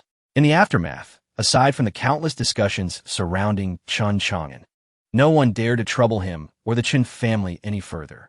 After all, in the entire Dezhou kingdom, those capable of creating trouble for the Chun family had lost their nerve following the mysterious disappearance of over 100 individuals. Moreover, the Chun family now enjoyed the full favor of the Ji royal clan, further deterring any challengers. As for the Dongxian kingdom, the Southeast Wind Alliance, and the Jun family, they too fell silent. The formidable, enigmatic figure lurking in the shadows instilled fear, dissuading any rash actions without knowing the full extent of the situation. Yet, what sent chills down their spines was the fact that none could ascertain the identity of the powerful, mysterious figure in Chang'an City. Whether it was Yi Wuqing being immobilized in the palace or the gray-robed elder of the Jun family being subdued on the street, neither could uncover the perpetrator's identity. In this peculiar atmosphere, the four nations' young talent competition in Dongzhou approached swiftly. On this day, countless cultivators from various sects and factions in Dongzhou converged towards its core. The Dezhou kingdom was led by Ji Mingyue, accompanied by the lord of the Duanmu family. Even the ancestral elder of Dezhou emerged from seclusion, a man named Ji Xuangu, joining their ranks. They guided the young prodigies of the Dezhou kingdom aboard a colossal flying vessel, setting course for the secret realm of Dongzhou. Naturally, Chun Chang'an was among them. He observed his surroundings, noting that everyone aboard was at least at the fifth level of the heavenly martial realm. They clustered around Ji Mingyue, faces alight with excitement. After all, they were about to enter the Dongzhou secret realm for cultivation. Who could remain indifferent? Among them were two particularly arrogant young men who prominently displayed their auras, revealing themselves to be at the fourth and fifth levels of the King Realm. Who are these two? They cannot possibly be students of the Dezhou Academy. Otherwise, their names would be well known. Chun Chang'an mused inwardly. Amidst the throng, while everyone wore smiles, Ji Mingyue appeared deeply concerned. She cast a quick glance around before hastening to Chun Chang'an's side, speaking softly, "Longin, what are you thinking about? Who are they?" Chun Chang'an's gaze fell upon the two remarkably skilled young men. Ji Mingyue turned to look and pondered before responding. The one at the fourth level of the King Realm is named Li Hong. The one at the fifth level is Meng Kaijun. They are likely external reinforcements summoned at great expense by our ancestor. External reinforcements? Chun Chang'an was taken aback. 3 years ago, he had not participated in the competition, as his cultivation level was insufficient. Those above the heavenly martial realm were typically around 30 years of age. Thus, his presence here seemed particularly conspicuous, being the youngest among them. Indeed, each competition allows for 2 external reinforcements to be invited from major sects, either domestically or from abroad, Ji Mingyue explained earnestly. "Ah, I see," Chun Chang'an replied nonchalantly. Ji Mingyue was originally the focal point for everyone. Upon approaching Chun Chang'an, she instantly drew all the attention of the talented individuals towards him. Chapter 42. The Four-Nation Competition Surrounded by a Throng. Meng Kaijun and Li Hong cast unfriendly glances at Chun Chang'an. TSK. Is it the dandy who has recently gained notoriety in Chang'an? Meng Kaijun spoke haughtily. Indeed, it is he. Someone nearby chimed in. He truly is a striking figure, Li Hong remarked with a sneer, his lips curling in disdain. Certainly, he is a handsome fellow. Otherwise, how could he have bewitched the princess so thoroughly? A lewd man beside them laughed derisively. The crowd shared a faint smile, implying that they believed Chun Chang'an relied solely on his looks. Meng Kaijun, this competition will hinge on your and Li Hong's abilities. Our victories will determine the number of participants we can send into the secret realm. We are counting entirely on you two. Others echoed in agreement. Regardless of whether they were royal prodigies or from other noble families, they began to conspire against Qin Chang'an. Recently, rumors circulated that the Chun family was remarkably powerful. Or perhaps inscrutable. Li Hong hesitated, speaking up. P-if-if-ti, Mia-hi-si. Meng Kaijun scoffed. Even if their family is formidable, what does that have to do with me? He is merely a pampered dandy. Indeed, Meng Kaijun is correct. Regardless of the Chun family's strength, what matters is our individual prowess in this competition. The crowd affirmed. Yet, Li Hong's expression remained solemn. He sensed that the one capable of stirring such upheaval in Chang'an was not to be underestimated. Their conversation reached Chun Chang'an's ears, but he paid it no mind, dismissing them as mere envious fools. With an impassive expression, he gazed into the vast expanse of clouds, the wind whipping his garments and tousling his long hair. Ji Mingwei observed him, her cheeks flushed. What did it mean for her to support a dandy? She wished she could possess the means to nurture Chun Chang'an. Yet he was destined to be a soaring dragon, not a caged canary. As long as she could quietly watch over him from the shadows, that would suffice. With a soft sigh, she thought, love, like the wind, stirs, yet the heart remains unsettled. In the heart of Eastern Province lay a vast mountain range, perpetually shrouded in mist. To the discerning eye, this was not mere fog, but rather a liquid gas produced by an extreme concentration of spiritual energy. However, the entire mountain was enveloped in layers of protective barriers established by the four great nations to safeguard this potent source of energy. After all, no single force could wholly monopolize such a powerful gathering place. Thus, it became a domain governed by the four nations. Every 3 years, a group of young prodigies was dispatched to train within. The number of participants varied according to the strength and qualifications of each nation's champions. Thus began the competition among the prodigies. The first place would grant entry for 400 individuals, the second 300, the third 200, and the fourth 100. Each time, only 1,000 spots were available. Therefore, should the first-place nation consistently excel, the gap with the fourth would widen significantly over time.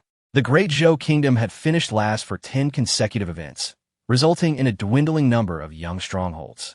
In contrast, the consistently dominant Eastern Xian Kingdom had created an enormous disparity. Upon Qin Chang'an and his companions' arrival, numerous flying vessels floated in midair. The other 3 nations had already gathered, their numbers estimated to be in the hundreds of thousands, including military forces. As the Great Zhou contingent arrived, their overall presence was noticeably inferior to that of the other 3 nations. It was Ji Mingyue's first time leading, and though she felt a bit anxious, her recent training in governance with Ji Wentian had imparted a semblance of regal authority.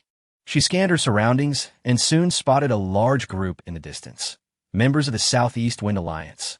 Chang'an, those alliance members are here too, Yimingyue exclaimed, astonished.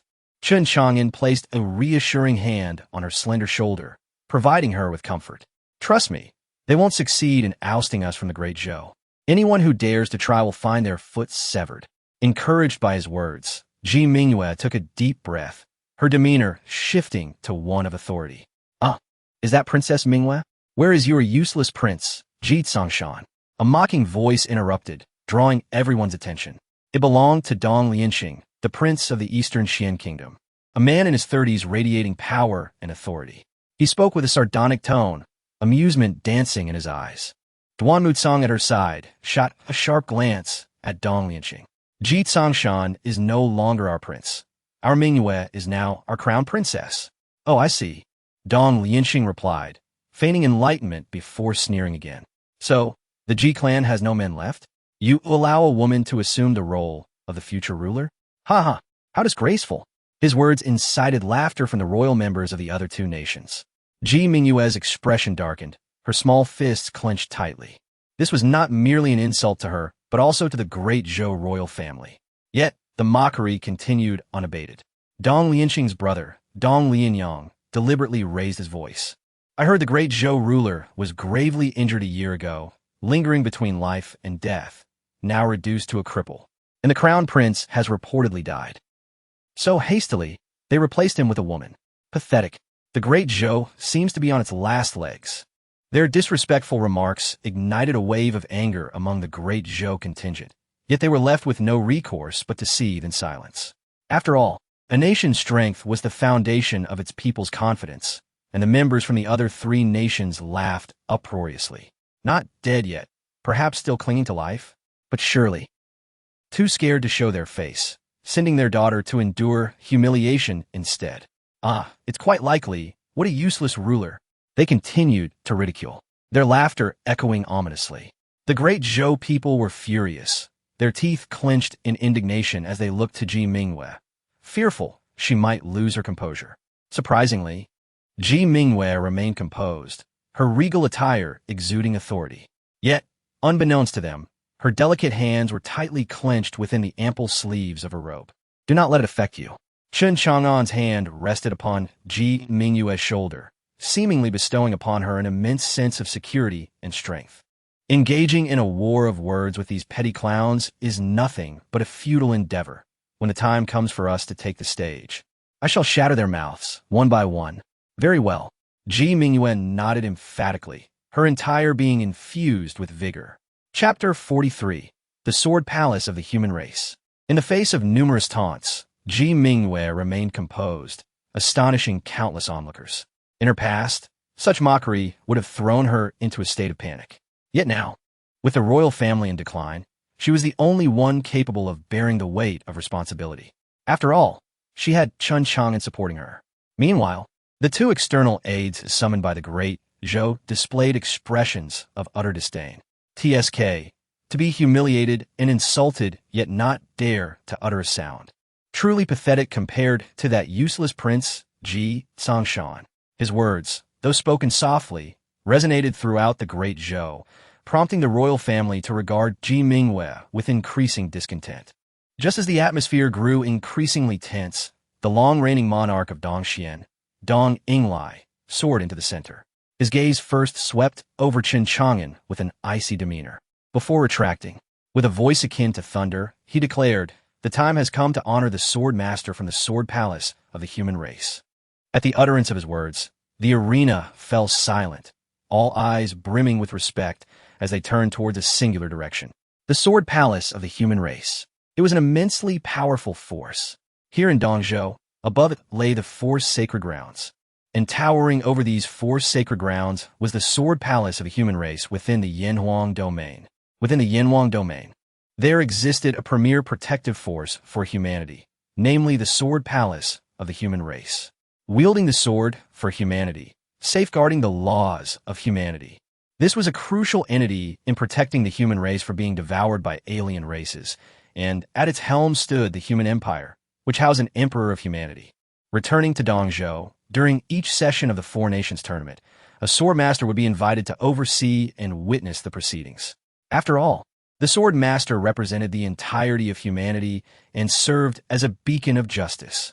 As for the spiritual energy and opportunities within the secret realms of Dongzhou, these sword masters had no desire to covet them, for such realms were plentiful in the Yanhuang domain. What they relished was the process of upholding the law and justice.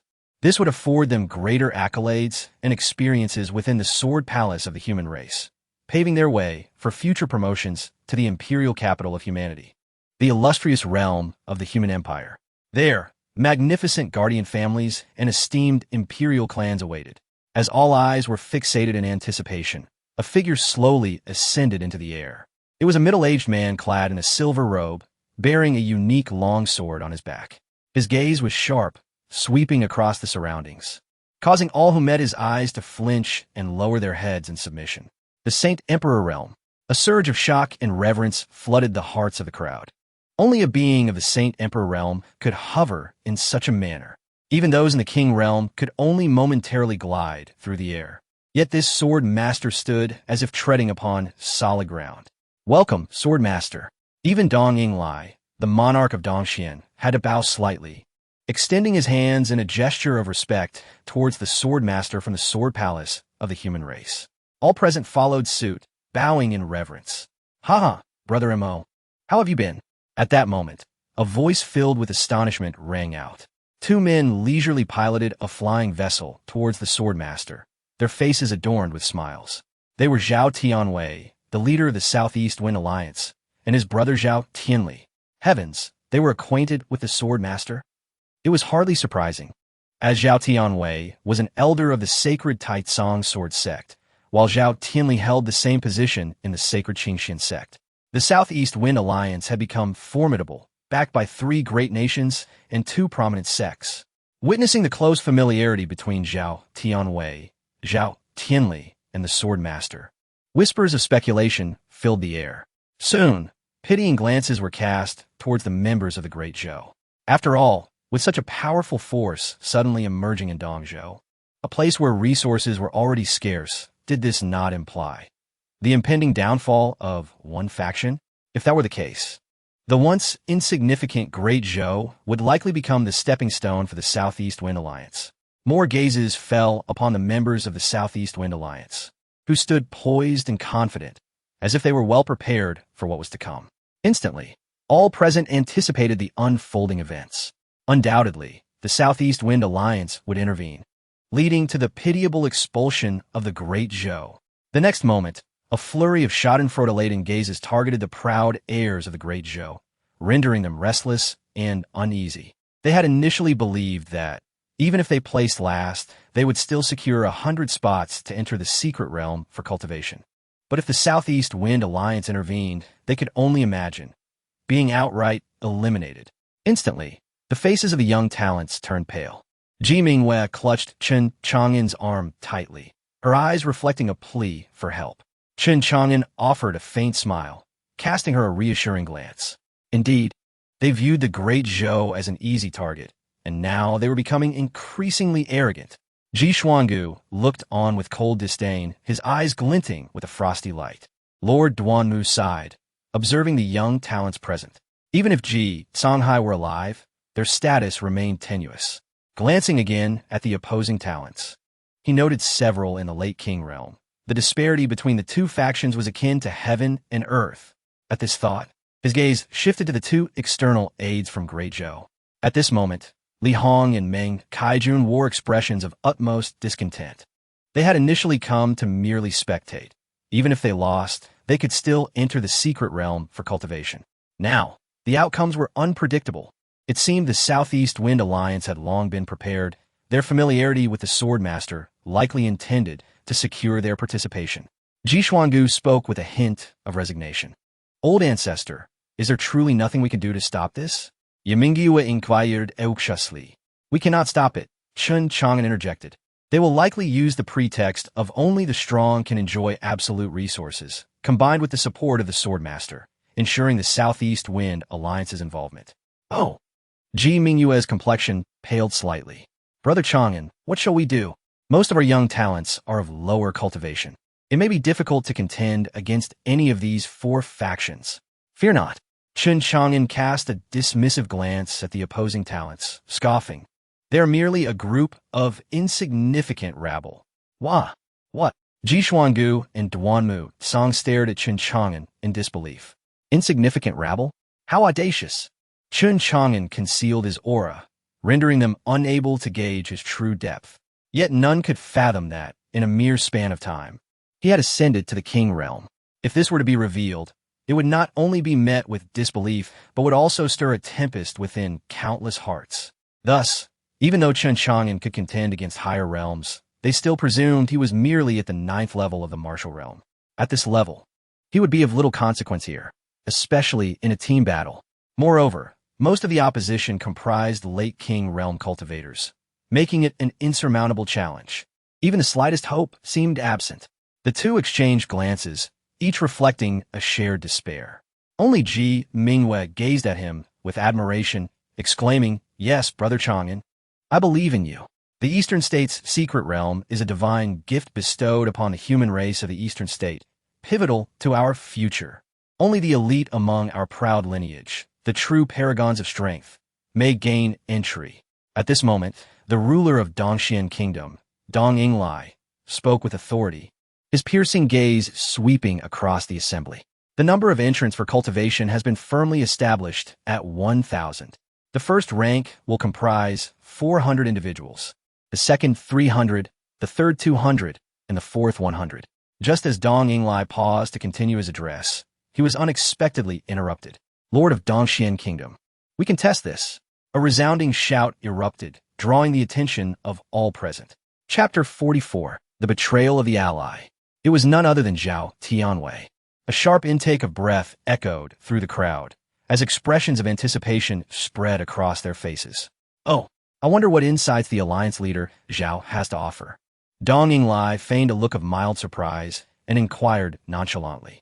Since we have entered the Eastern Province's secret realm, it pertains to the future of our human race, Zhao Tianwei declared, a sly smile creeping onto his face as he glanced toward the representatives of the great Zhou kingdom. The capable will enter, and naturally, the incapable shall be replaced. An uproar ensued among the crowd. Were they truly aiming to usurp the great Zhou kingdom? Dong Yinglai chuckled softly. The Southeast Wind Alliance boasts a wealth of talent and exceptional individuals. If you wish to enter the secret realm for your training, such desires are understandable. However, the allocation of the 1,000 spots within the secret realm remains unchangeable. I am well aware of that, Zhao Tianwei replied, his expression laden with meaning as he surveyed the surroundings. Thus, I assert that the capable shall enter. We shall also participate in the grand competition. Should our ranking fall below the 5th, we shall naturally be unable to enter. The atmosphere ignited with fervor as the elite of the great Zhou kingdom stirred restlessly. If the Southeast Wind Alliance were to join the competition, their hopes of securing 4th place seemed utterly fanciful. Indeed, the two foreign allies invited by the great Zhou, Meng Kaijun and Li Hong, were suddenly struck with distress. The competition among the four nations traditionally thrived on chaotic conflict, where only the mightiest would prevail. They did not wish to be subjugated by the other factions. In that moment, the ever-smiling Dong Yinglai turned his gaze toward the composed sword master in the sky, respectfully stating, Sword Master, the Southeast Wind Alliance is indeed one of the most significant forces in the Eastern Province. They wish to partake in the grand competition. What insights do you possess? The middle-aged swordsman, known as Mo Hai Chao, cast a discerning look at the members of the Southeast Wind Alliance before addressing the great Zhou kingdom with authority. Since they wish to join the competition, I have no objections. All that is required is the consent of your four nations. At this, the crowd exchanged knowing smiles. Yet, as his words lingered in the air, Ji Mingwei unexpectedly declared, the great Zhou kingdom agrees. What? The crowd gasped incredulously. Had the great Zhou kingdom truly acquiesced? Was this woman out of her mind? Countless faces reflected confusion. Surely, the great Zhou should have been the first to oppose. Instead, Ji Mingwei had consented. They believed Ji Mingwei had lost her sanity, willingly relinquishing the opportunity to enter the secret realm, prepared to abandon all hope. The elites of the great Zhou stared at Ji Mingwei, their expressions one of shock. Yet, Ji Mingwei's gaze was fixed on Chen Chang'an, for it was his counsel that led her to consent. Chen Chang'an spoke calmly. Since the Southeast Wind Alliance desires to meddle in our affairs, our opposition would be futile. It would be wiser to allow them entry and then undermine their efforts. The Lord of the Duanmu and Ji Xiangu exchanged glances, their expressions complex, before nodding slightly. Presently, they could only rely on Chen Chang'an to steer them through this turmoil. Since the great Zhou kingdom has consented, we of the Southern Ming kingdom also agree. We of the Fengyu kingdom likewise consent. We of the Eastern Xian kingdom also agree. Soon, the remaining 3 nations echoed their approval. Thus, what was once a competition among 4 nations suddenly included an additional faction, the Southeast Wind Alliance. Wait, at this moment, from among the elite of the great Zhou kingdom, Meng Kaijun and Li Hong stepped forward simultaneously. They addressed Dong Yinglai with deference. Lord of the Eastern Xian, we are the foreign allies invited by the great Zhou. Oh, Dong Yinglai raised an eyebrow. Are you for the Tianyin sect? Indeed, Meng Kaijun replied respectfully, though a hint of arrogance lingered in his demeanor. So it is the two talented individuals from the Tianyan sect. What do you wish to convey? Dong Yinglai inquired, a knowing smile gracing his lips. Zhao Tianwei had indeed been correct. The capable were destined to enter the secret realm. Meng Kaijun proclaimed loudly. However, Li and I refuse to associate with the inept of the great Zhou kingdom. For even in defeat, we would remain unsatisfied. It is an immense injustice to us. Indeed, we have heard that the alliance leader Zhao values talent. Might we inquire if your faction would be willing to embrace us? Li Hong added, disdain evident on his face as he regarded the elites of the great Zhou. Their words sent shockwaves through the assembly. Good heavens! The great Zhou kingdom truly is a laughingstock. Who would have thought that their invited allies would turn against them at such a critical juncture? Ah, this is a spectacle to behold. These two are indeed prodigies of the Tianyan sect. Without their formidable support, the great Zhou kingdom's plight will surely worsen. Indeed, as the walls crumble, the crowd will scatter. Who could have anticipated that Princess Ji Mingyue would permit the Southeast Wind Alliance's entry? Now, what a delightful twist. Perhaps she wishes for a swift conclusion, ready to retreat with her tail between her legs. Indeed, as the great Zhou kingdom declines, every moment they linger here is another moment of embarrassment. The betrayal of Meng Kaijun and Li Hong was utterly unforeseen, igniting a wave of uproar and agitation. Even the elites of the great Zhou were left dumbfounded. Their once revered allies had chosen to abandon them at the moment of battle, aligning themselves with the opposing faction.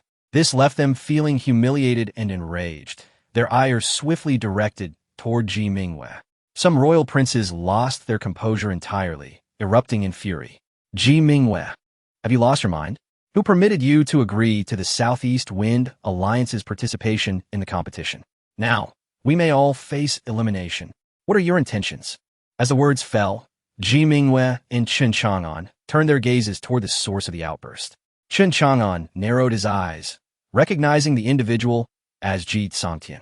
Ji Mingyue paused momentarily before sternly declaring, silence. Those who dare to show disrespect to this princess shall face 100 lashes. With that, she directed her icy gaze toward Meng Kaijun and Li Hong, stating coldly, since you wish to sever ties with the great Zhou, then depart. Meng Kaijun and Li Hong merely scoffed, seemingly unfazed by Ji Mingyue's demeanor.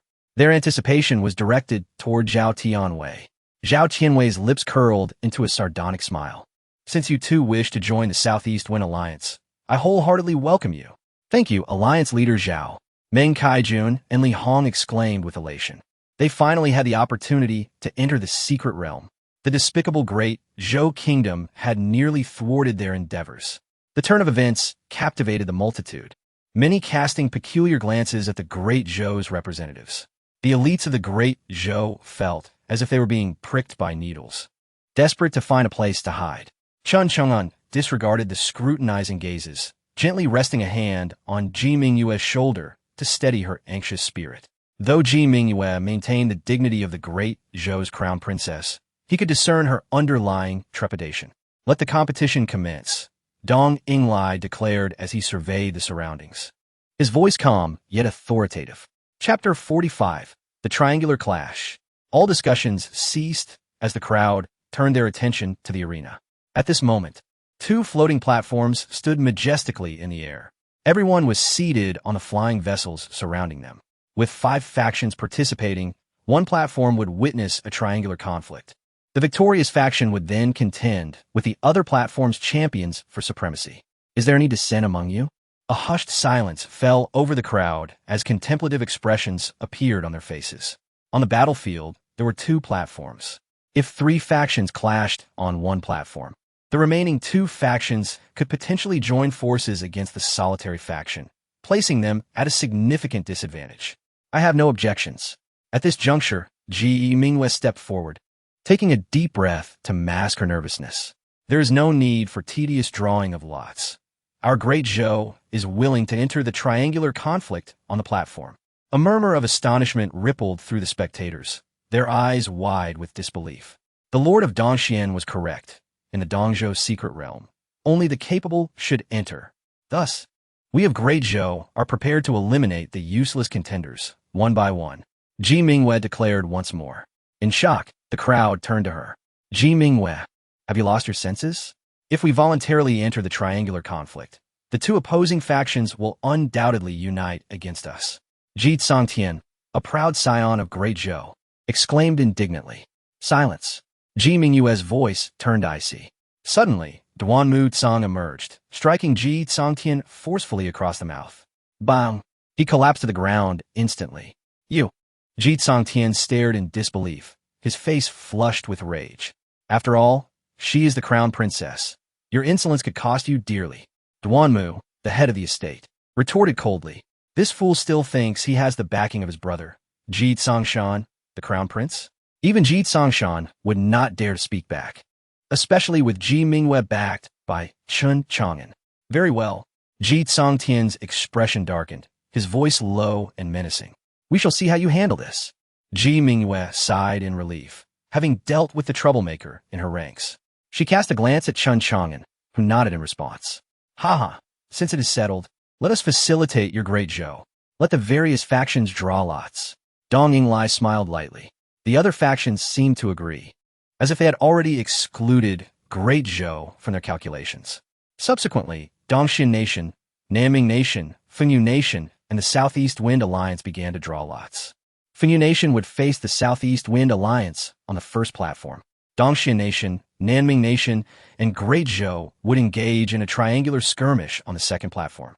Upon seeing this outcome, the crowd regarded the people of Great Zhou with pity. Among the three great nations, Dongxian was the strongest, followed by Nanming. It was unexpected that Great Zhou would confront the mightiest Dongxian Nation and the second, Nanming Nation, in the opening battle. The fight commenced. Dong Yinglai bellowed, inviting the talented individuals to take the stage. As his words fell, 20 figures descended upon the second platform. Those were the champions from Dongxian and Nanming nations. Their auras revealed their prowess, all at the Heavenly King level.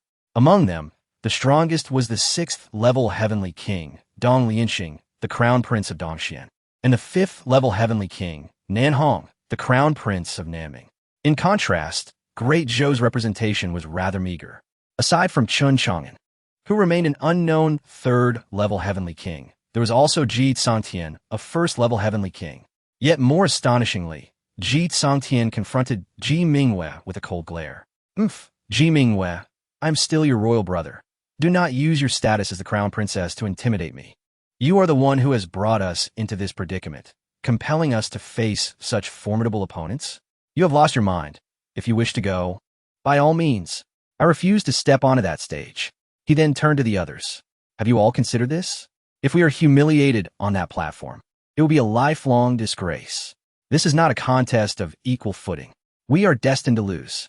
As Ji Tsongtian's words echoed, the other champions shrank back in fear, reluctant to step forward. Ji Mingwei swayed slightly, her face flushed with anger. You all. But she was merely a woman, accustomed to gentleness. Even as the crown princess, her authority was insufficient to quell the dissent. Mingwei, fear not. It is of no consequence if these cowards decline to join. I shall handle it alone. Chen Chang'an reassured her, casting a disdainful glance at Ji Tsongtian and the remaining 8 champions, who bore expressions of utter dismay. With that, Chen Chang'an soared onto the platform. Instantly, he captured the attention of all present. Ha, is it true? Only one person from Great Zhou has stepped up? TSK, those cowards. Faced with such a powerful lineup from Dongxian and Nanming, dare not even ascend the stage? How utterly disgraceful! Many voices erupted in mockery, leaving Ji Tsongtian and the other champions looking as if they had swallowed a fly. On the platform, Dong Lianxing scrutinized Chen Chang'an carefully, a faint glimmer of murderous intent flickering in his eyes. You are the one who killed my younger brother, Dong Liantian? You are Chen Chang'an of the Chen family in Great Zhou? His words instantly drew Dong Yinglai's cold gaze towards Chen Chang'an. So you are the brother of that useless Dong Liantian? What? Do you wish to descend into hell to meet him? Chen Chang'an replied calmly. Oh, you have quite the defiant tongue. Dong Lianxing's expression darkened, his eyes filled with malice. Listen well, boy. This is not the royal city of Great Zhou. You do not have the luxury to be arrogant here. Soon, I shall shatter your jaw and crush your bones beneath my feet. Then, I shall ruin your manhood. making you suffer the same fate as my royal brother. Dong Lianxing spoke coldly, his eyes filled with murderous intent. Huh. Chen Chang'an let out a scornful laugh. Who will crush whom remains to be seen. Dong Yinglai glared at Chen Chang'an, then turned to Ji Mingwei. The time has come. Will your great Zhou send only one champion? The faces of the great Zhou champions turned ashen, their resolve wavering. Fourth prince, are we truly not going to participate? One of the great Zhou champions timidly inquired. If you wish to go, then go. This prince will not. Ji Sangtian's face darkened. It is a certain defeat. How foolish would it be to step up? Do you not realize? That fellow, Chen Chang'an, has offended them. They may very well fight to kill. If we ascend, we will merely become their punching bags. His words extinguished the remaining courage in the hearts of the other champions. Ridiculous to pit ourselves at the heavenly martial realm against those at the heavenly king level. Moreover, they're intent on killing. How could we possibly survive? A shiver ran through the crowd, and they averted their gazes from the platform. The elder of the Ji family gazed coldly at these cowardly descendants, too disheartened to say much. Duanmu, the estate head, sighed repeatedly. How can great Zhou rise with such spineless youth? With this in mind, both of them found themselves increasingly fond of the audacious and unruly Chen Chang'an. On the platform, Chen Chang'an spoke nonchalantly. Let us begin. Those worthless contenders will bring no value to the fight. He then turned to face the 20 individuals opposite him, stating coolly, their entry will only hinder my ability to swiftly eliminate these 20 worthless opponents before me. With this proclamation, he had offended 3 factions in an instant. Anger radiated from their eyes, directed squarely at him. Although Ji Sangtian dared not confront Chen Chang'an, his expression was exceedingly grim, clenched teeth betraying his fury. Dong Lianxing, Nan Hong, and the others were taken aback. They had not anticipated Chen Chang'an's audacity. Such arrogance. To label us as mere refuse. How intriguing. I shall witness what abilities you possess. Come, let us dismantle this insolent fellow. Yet, the members of his faction simmered with indignation. Chapter 46. A Frenzied Assault. Dong Ying cast a deep glance at Chen Chang'an, the man who had taken his son's life. Was he truly fearless or merely ignorant and arrogant? He then diverted his gaze and spoke calmly, stating that the 3 parties would be ranked according to their defeat: unconsciousness, surrender, or being thrown off the competition stage. All were deemed losses. Though injuries were unavoidable, lethal force was strictly prohibited without just cause. Those outside the arena were forbidden from intervening. This battle would be witnessed by the esteemed sword master. As Dong Ying spoke, he turned his attention to Mo Haichao, warning that anyone who defied the rules would face the consequences from the sword palace of the human race. Having concluded his declaration, he soared back to his ship from Dongxian Kingdom and bellowed, "Let the battle commence." Instantly, all eyes turned to the second competition stage. A total of 21 participants were gathered. Unsurprisingly, the 20 fighters from Dongxian Kingdom and Nanming Kingdom stood together, mocking the solitary figure of Chen Chang'an. Countless expressions of pity emerged, as if they anticipated the brutal scene of Chen Chang'an being thrown off the stage. "Your Highness, why not take him on yourself? After all, you have a grudge against this fellow," South Hong jested, arms crossed. The 2 factions clearly aimed to first eliminate Chen Chang'an before turning to each other. Indeed, this boy has been quite mouthy. I shall shatter his boastful teeth. Dong Lianxing snarled, twisting his neck and cracking his knuckles ominously. The others stood with their arms crossed, reveling in the spectacle, convinced that the Dongxian prince alone could handle Chen Chang'an. However, at that moment, clad in white and exuding an extraordinary presence, Chen Chang'an suddenly struck, gliding across the arena like a fleeting shadow, with unimaginable speed. In an instant, he appeared before Dong Lianxing, who hadn't even registered the change in expression before feeling the force of a mountain crashing against his chest. Boom! A deafening explosion reverberated as the violent power caved in Dong Lianxing's ribcage. Agonizing pain coursed through his body, filling his vision with a crimson haze. His form, akin to a shattered sack, was hurled back, blood spraying high into the air. The abrupt turn of events left the spectators aghast, their eyes widening in disbelief. What? He launched a sneak attack. Chen Chang'an, you dare to ambush? Chaos erupted on the competition stage. Some questioned Chen Chang'an, while others rushed to check on the fallen Dong Lianqing. Gasps of astonishment filled the air as countless shocked expressions adorned each face.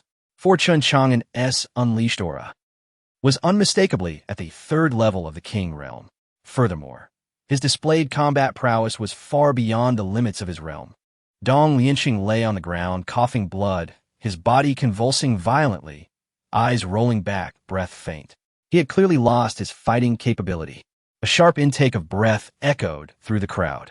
One strike had incapacitated Dong Lianqing, a 6th-level king. How could this be? A chorus of disbelief arose. Get it together.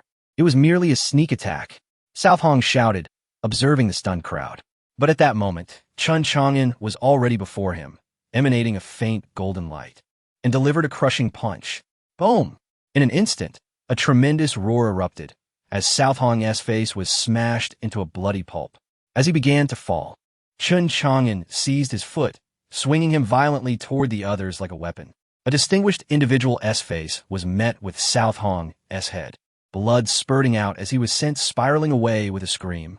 Rumbling, chaos ensued in the arena. Your Highness, the remaining elites from both kingdoms were struck with terror, hastily brandishing their weapons to retaliate against Chen Chang'an. Yet infuriatingly, Chen Chang'an had the audacity to drag both Dong Lianqing and South Hong by their ankles. Using them as weapons, he swung them effortlessly like two mighty clubs, crashing them into the others. Ah, Chen Chang'an, you despicable fiend! The elites from Dongxian and Nanming stood in shock, cursing vehemently as they cautiously evaded the duo serving as human weapons, struggling to counterattack. Yet there was no opportunity. Chen Chang'an unleashed his imperial bloodline, golden light enveloping him, his strength boundless as he wielded the two king realm figures with ease. Another elite was struck in the chest by Dong Lianqing's head. Boom! In an instant, his chest exploded, blood spraying everywhere, the torso caving in while protruding from his back. A piercing scream echoed as several others were sent flying. Bang! Bang! Bang! The arena reverberated with thunderous sounds, as anguished cries filled the air.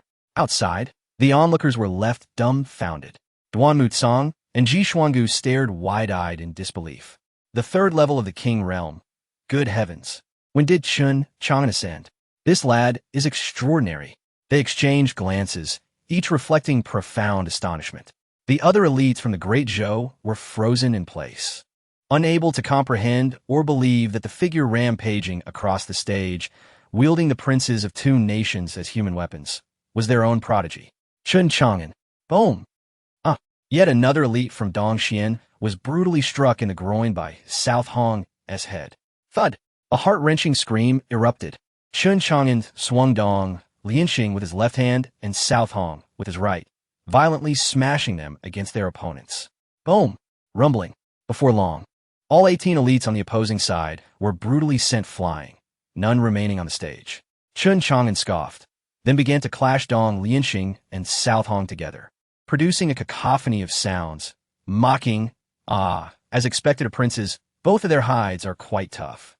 It's a worthy investment to use them as my weapons.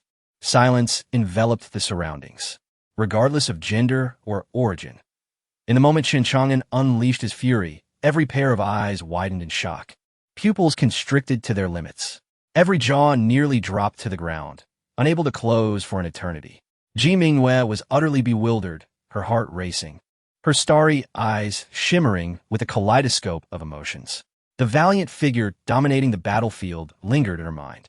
On the Great Zhou side, even the previously defiant Ji Songtian stood dumbstruck, as if confronted with a celestial being, a wave of regret washing over him. Chapter 47. Unrestrained Brutality. Initially composed, Mo Haichao, who typically remained aloof, abruptly rose to his feet, his eyes filled with shock and dismay. Zhao Tianwei and Zhao Tianli's eyes also widened in disbelief. Dong Yinglai and the ruler of the southern Ming kingdom, Nanzhan, clenched their fists tightly, struggling to restrain themselves from intervening. However, as they witnessed the deplorable plight of their sons, reduced to mere weapons in a battle, humiliation and fury began to simmer within them. After a brief silence, The atmosphere erupted with deafening clamor. What on earth is happening? Why is the prince being treated as a human weapon against the prodigies of their nation? How cruel!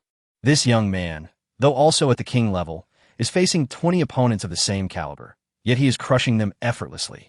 Incredible! Is it not utterly disgraceful for the princes of two nations to be wielded as weapons? Countless spectators, taken aback, engaged in fervent discussions. Most were merely here for entertainment, uninvolved in any faction.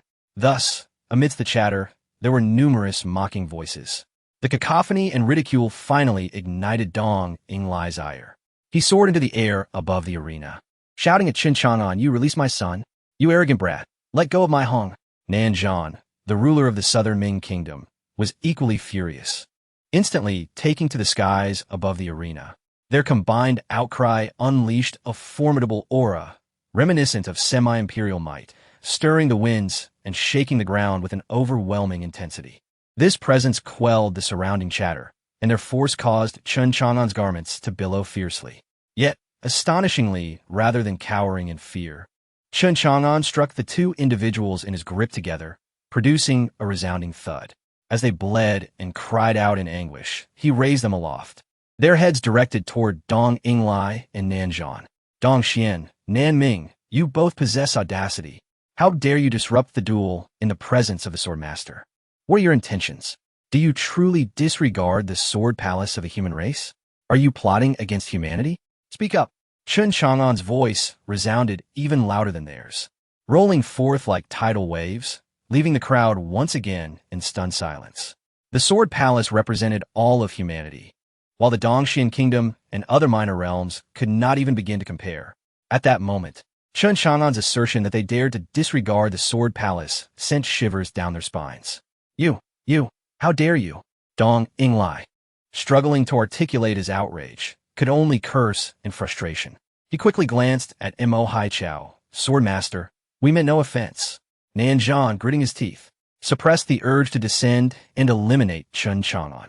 After all, they had previously agreed to the Swordmaster's oversight, thus refraining from interfering in the duel. "Dong Xian? What of it? Have I violated any rules?" Qin Chang'an asked mockingly. "I have not intentionally harmed anyone. They are merely injured. You may verify for yourselves." They still draw breath. This I can assure you. As he observed their increasingly grim expressions, he continued, "However, prolonged injuries might lead to unforeseen consequences. After all, each person's constitution varies. Should they perish, it would be a reflection of their own frailty." "You!" Dong Inglai's eyes nearly bulged with rage. He bit down hard, nearly choking on his own blood from the sheer indignation. As a ruler, he had never been so disrespected, especially not with his son being wielded as a weapon and insulted in such a manner. It was an utter disgrace. "Enough, Qin Chang'an," Nanzhan interjected, his voice laden with darkness. "You have won. Release Nan Hong and Dong Lianxing." "Oh!" A smirk played upon Qin Chang'an's lips, but they're not unconscious yet.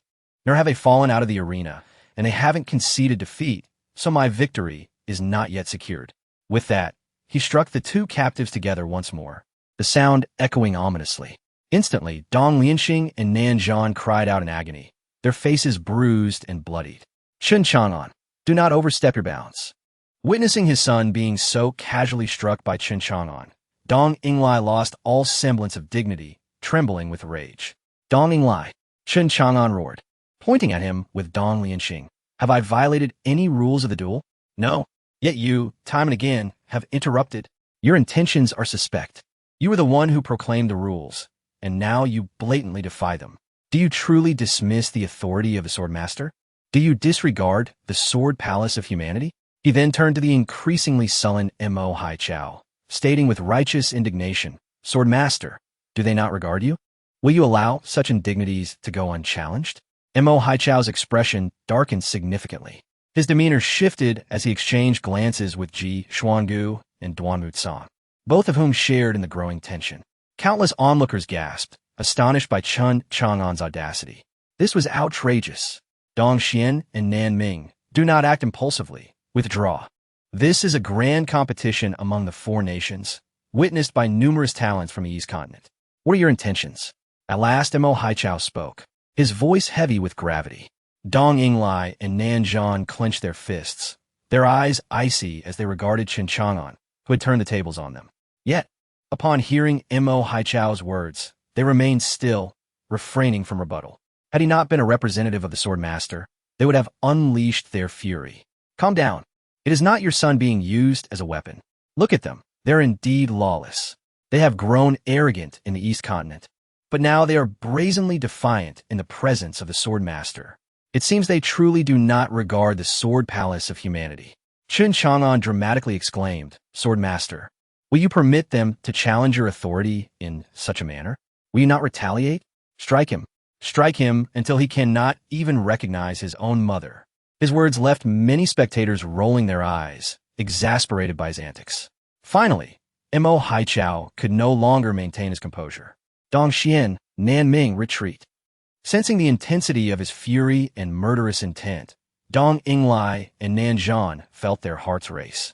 Forgive us, Sword Master. We have acted rashly. Taking a deep breath, they cast one last warning glare at Chen Chang'an before retreating to their respective vessels. Very well, Chen Chang'an, you may continue. Mo Haichao shifted his gaze back to Chen Chang'an, contemplating that if he could cast the two individuals out, victory would be his. Presently, Dong Lianxing and Nanzhan had lost their fighting spirit. However, they had not yet succumbed to unconsciousness, nor had they fallen from the dueling platform, and they had not verbally conceded defeat either.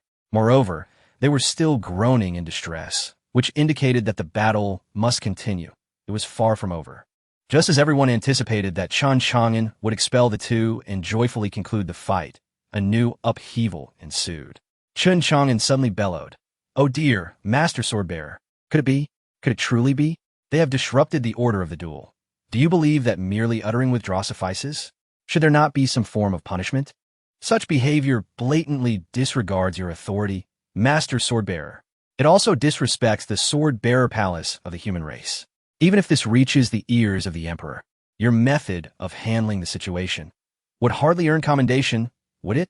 As he spoke, Chen Chang'an cast the two individuals onto the ground, placing his feet upon their faces, grinding and twisting as he mockingly proclaimed, Otherwise, the duel shall not conclude so easily. I am merely seeking to uphold the dignity of Master Swordbearer. Surely you understand, my lord? His words sent a shockwave through the crowd, causing many to feel their hearts leap into their throats as they gazed at Chen Chang'an in utter disbelief. He had lost his senses. He dared to jest and threaten the Master Swordbearer, compelling him to punish the two rulers? This was utterly preposterous. Amidst the tension, Dong Lianxing and Nanhong groaned pitifully beneath Chen Chang'an's feet. The atmosphere in the arena grew thick with silence, as no one dared to speak. The sound of a pin dropping could be heard. All eyes were fixed on Chen Chang'an in astonishment. He was audaciously questioning the Master Swordbearer.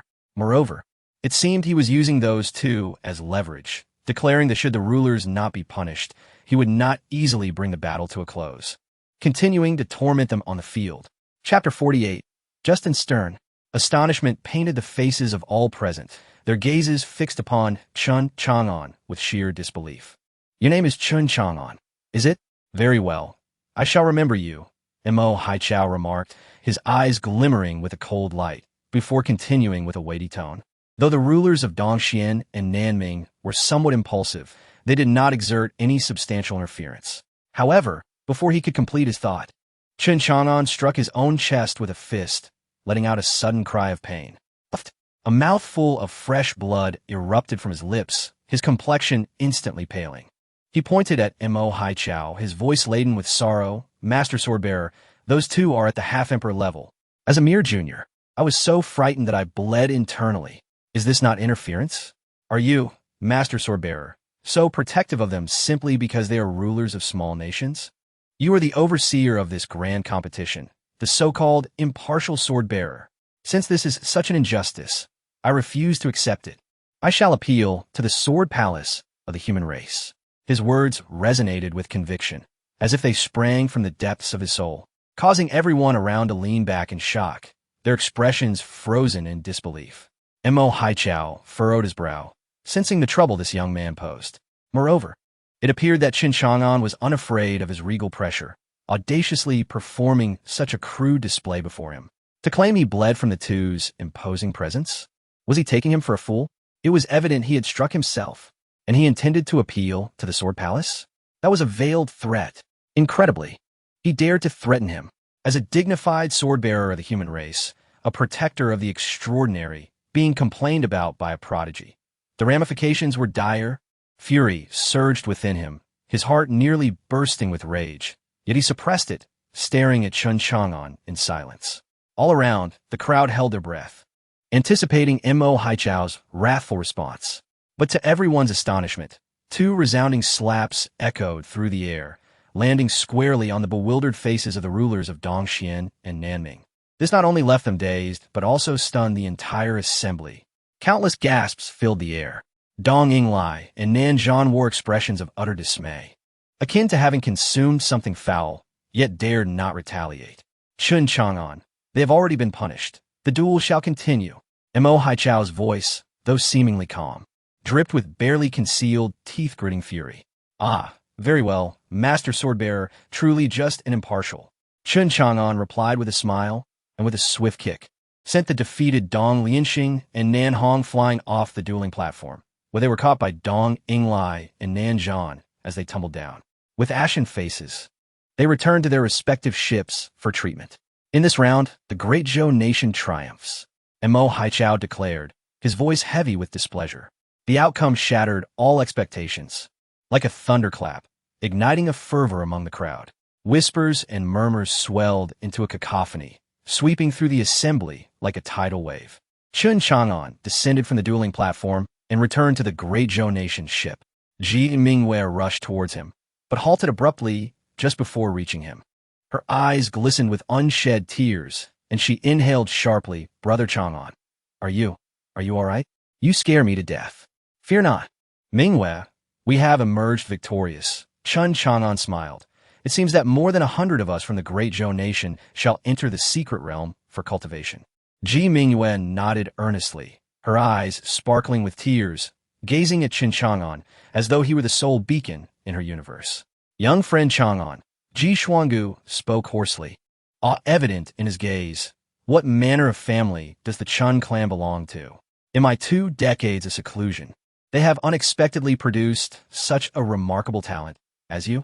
Chun Chang'an chuckled. Senior, you flatter me. We are merely a shade stronger than others. As he spoke, he gestured with his fingers, eliciting a momentary silence from the crowd. A shade stronger? They thought, yet unbeknownst to them, that shade was indeed significant. Master Chang'an is indeed a blessing for our Great Zhou nation, the lord of the Duanmu family exclaimed, coming back to his senses. Ji Xuangu nodded, glancing at Ji Mingwei, a look of relief on his face. Though the descendants of the Ji family seemed lacking, at least they had the splendid Princess Mingwei. More importantly, she had executed a remarkably astute move. Chun Chang'an spoke a little further, his attention suddenly drawn to Ji Sangtian and the so-called prodigies of the Great Zhou. Under his gaze, those prodigies shrank back, their expressions filled with trepidation. Ji Sangtian, in particular, stumbled back, nearly losing his balance. A pack of cowards. I eagerly await to see who among you dares to brazenly step into the secret realm with the slots I have claimed. Chun Chang'an's words sent shivers down their spines, their faces flushing with embarrassment. Whether before or after the battle, they dared not provoke Chun Chang'an. After all, his fearsome reputation in the Great Zhou royal city was well earned. Now, even the princes of Dongxian and Nanming were being ground into the dust. It was clear how insignificant they were in comparison. Meanwhile, at the location of the Southeastern Wind Alliance, Zhao Tianwei glared fiercely at Chun Chang'an's figure, his eyes ablaze with murderous intent. After all, Chun Chang'an had slain his son, Zhao Zihan. He is indeed arrogant, unafraid even of the sword-bearer, Zhao Tianli remarked coldly. Zhao Tianwei turned to the complex-faced He Wuqing. Elder He, are you certain that Chun Chang'an has a powerful protector behind him? He Wuqing shook his head slightly. I do not know. There was indeed one at the Great Zhou Imperial Palace. Could it be Ji Xuangu? Zhao Tianwei inquired, furrowing his brows. Absolutely not, He Wuqing asserted. Though Ji Xuangu is at the half-emperor level, he is merely a first-tier half-emperor. I have no fear of such a level. Indeed, our ancestors are all first-tier half-emperors.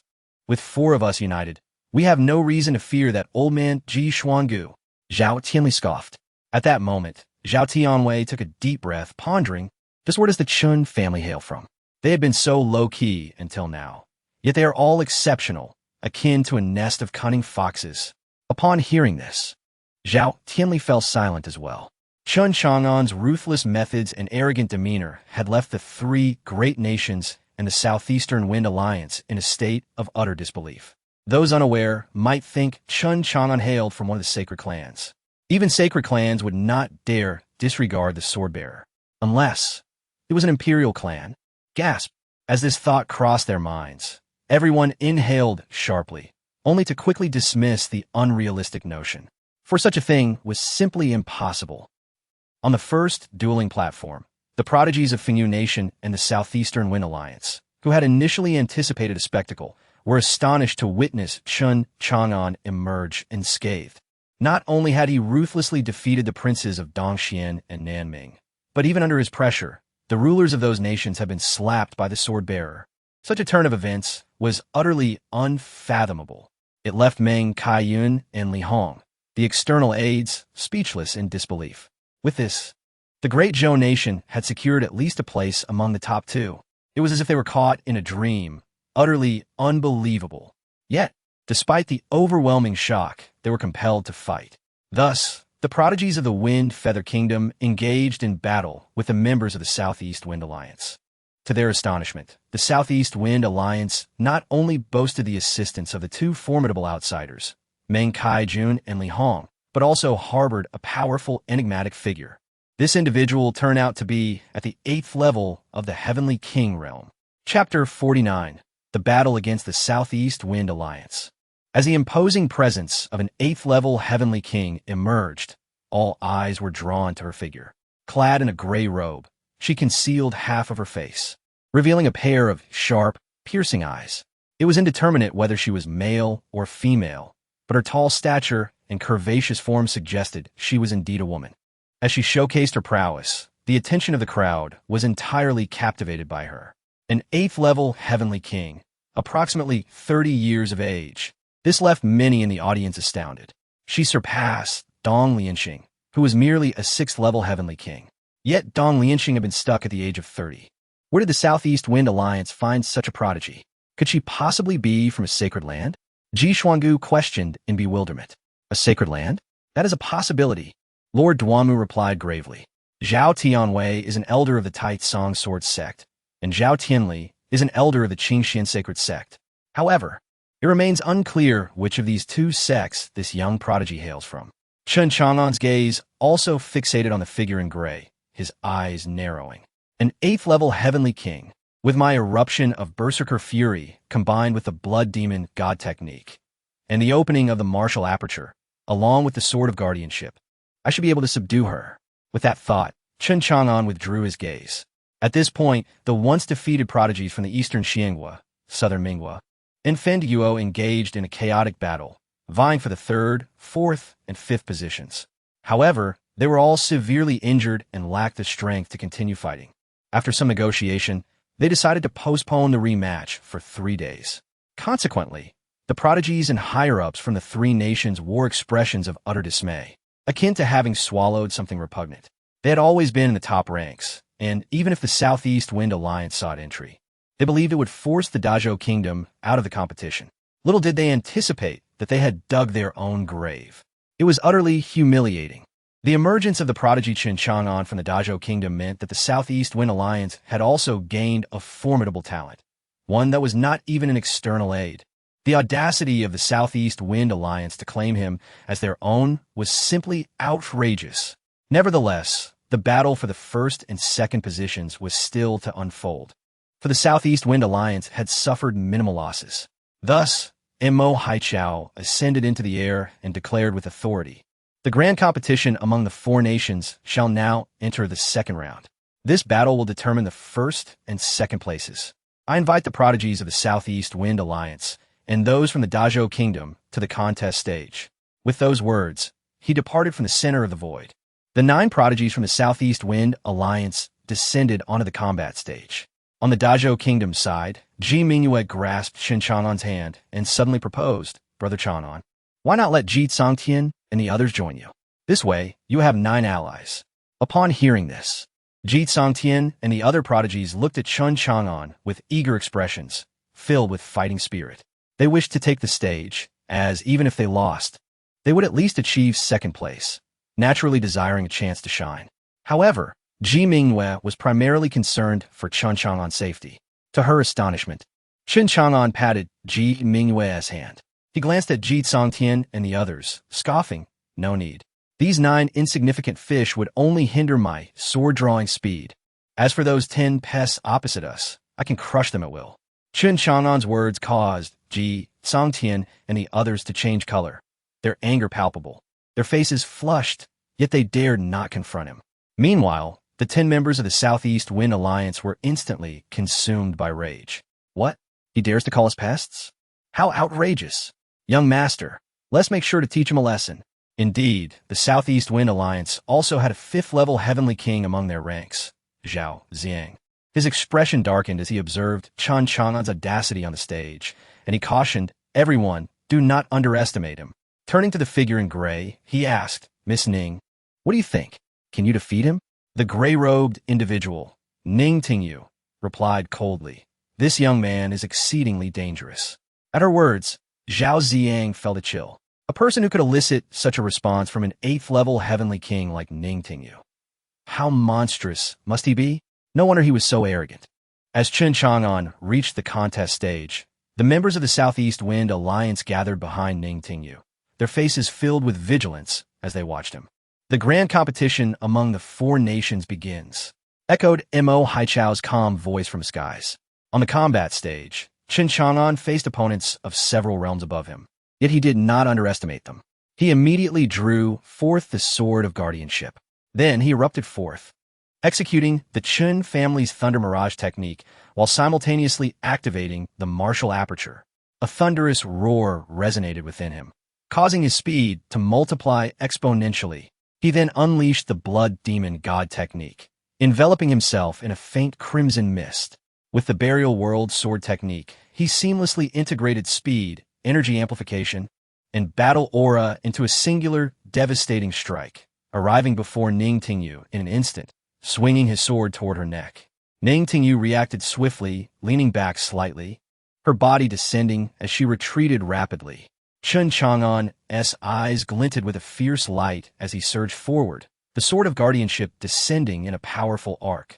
A thunderous boom erupted as the sword of guardianship unleashed a tempestuous force, seemingly poised to cleave Ning Tingyu in two. Yet Ning Tingyu remained composed, her movements fluid and unpredictable, at times flickering like a phantom, evading Chun Chang'an's relentless attacks. Grounded by his heavy sword, Chun Chang'an's explosive power surged like a ferocious whirlwind, spreading in all directions, commanding awe and respect. The clash between the two drew the attention of the entire arena.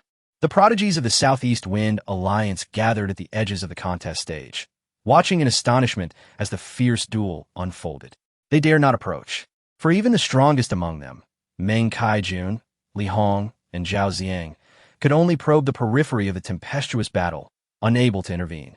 The onlookers, powerful figures in their own right, were equally taken aback. They had never witnessed such formidable prowess from Chun Chang'an, an 8th-level Heavenly King, and yet he was fighting evenly against his opponent. His ability to battle across realms was indeed extraordinary, in the brief span of mere breaths. The aftermath of their combat rendered the contest stage a scene of utter devastation, littered with the remnants of chaos. Boom! After another fierce exchange, both combatants stood their ground, facing each other from a distance.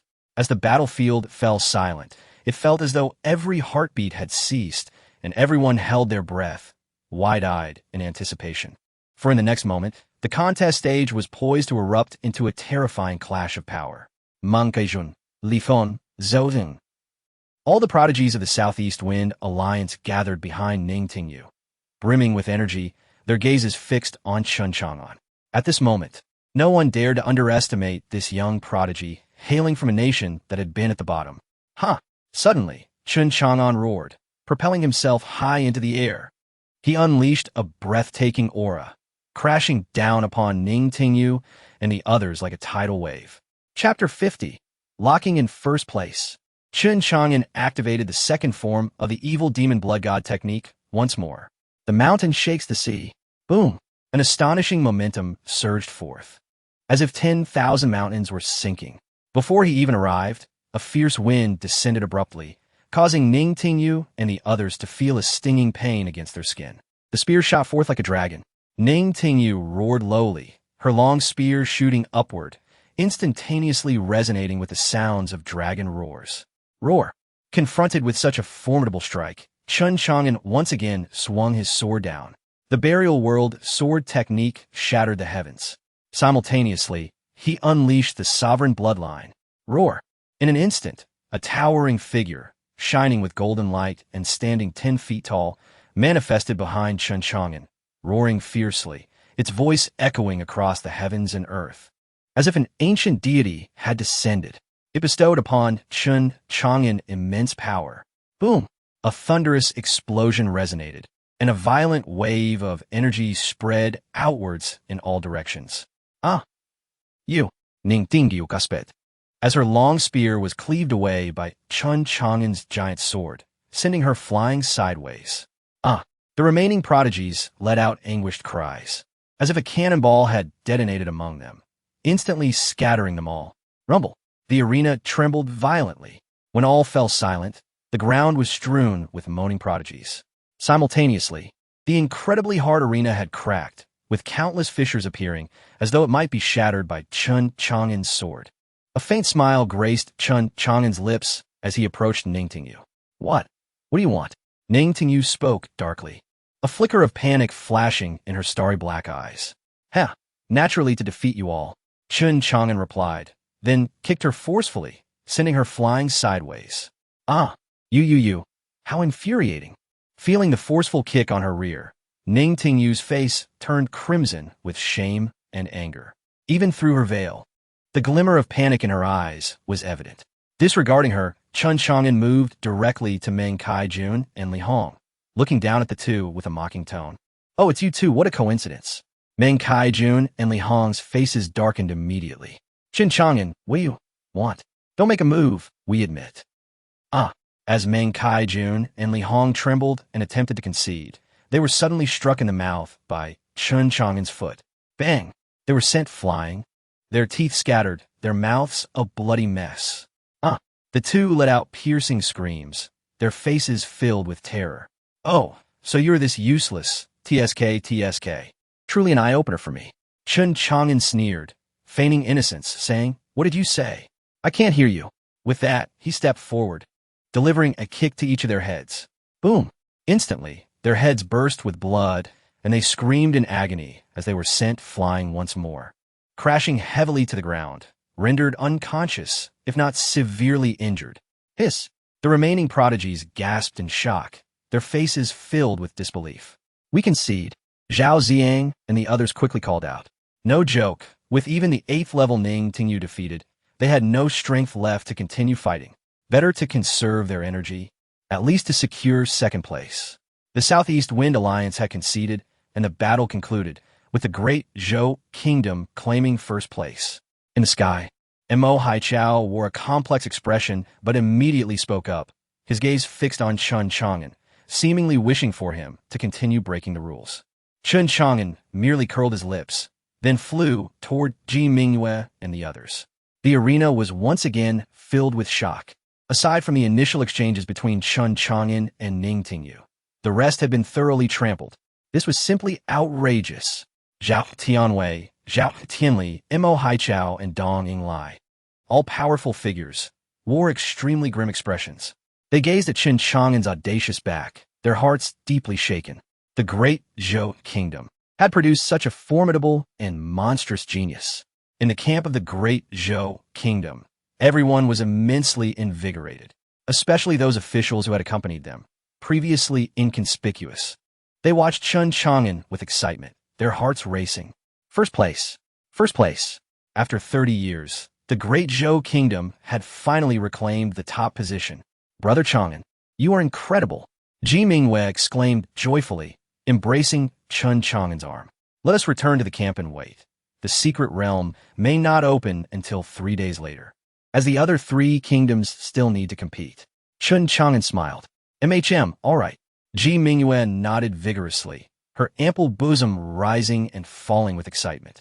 Beside them, Ji Xuangu and the master of Duanmu were astounded, quickly sending this good news back to the great Zhou royal city using the most precious and advanced long-distance communication stones.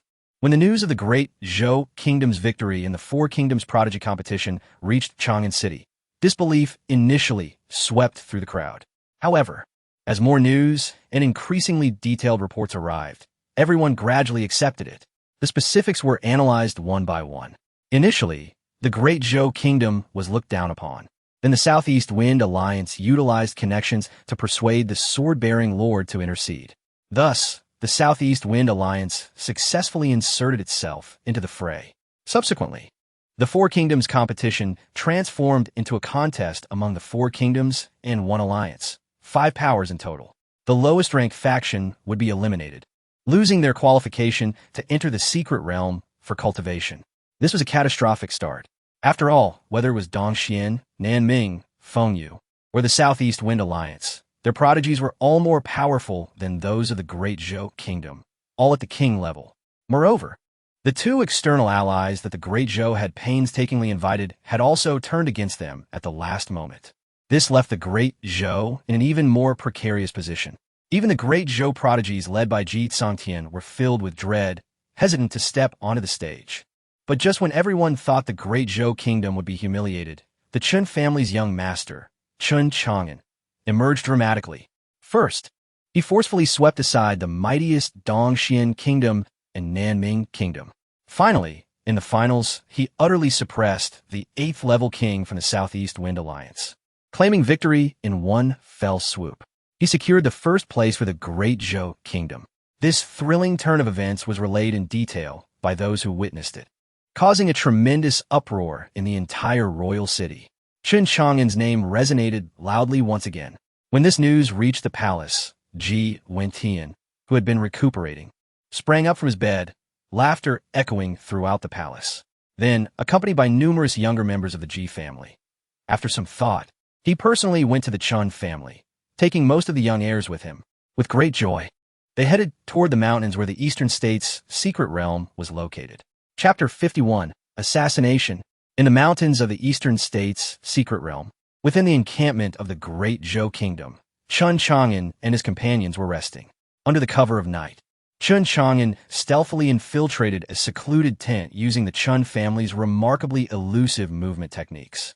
Inside, 2 young men were lamenting and seething with rage. That damned Chun Chang'an is finished. How dare he strike us with such lethal intent?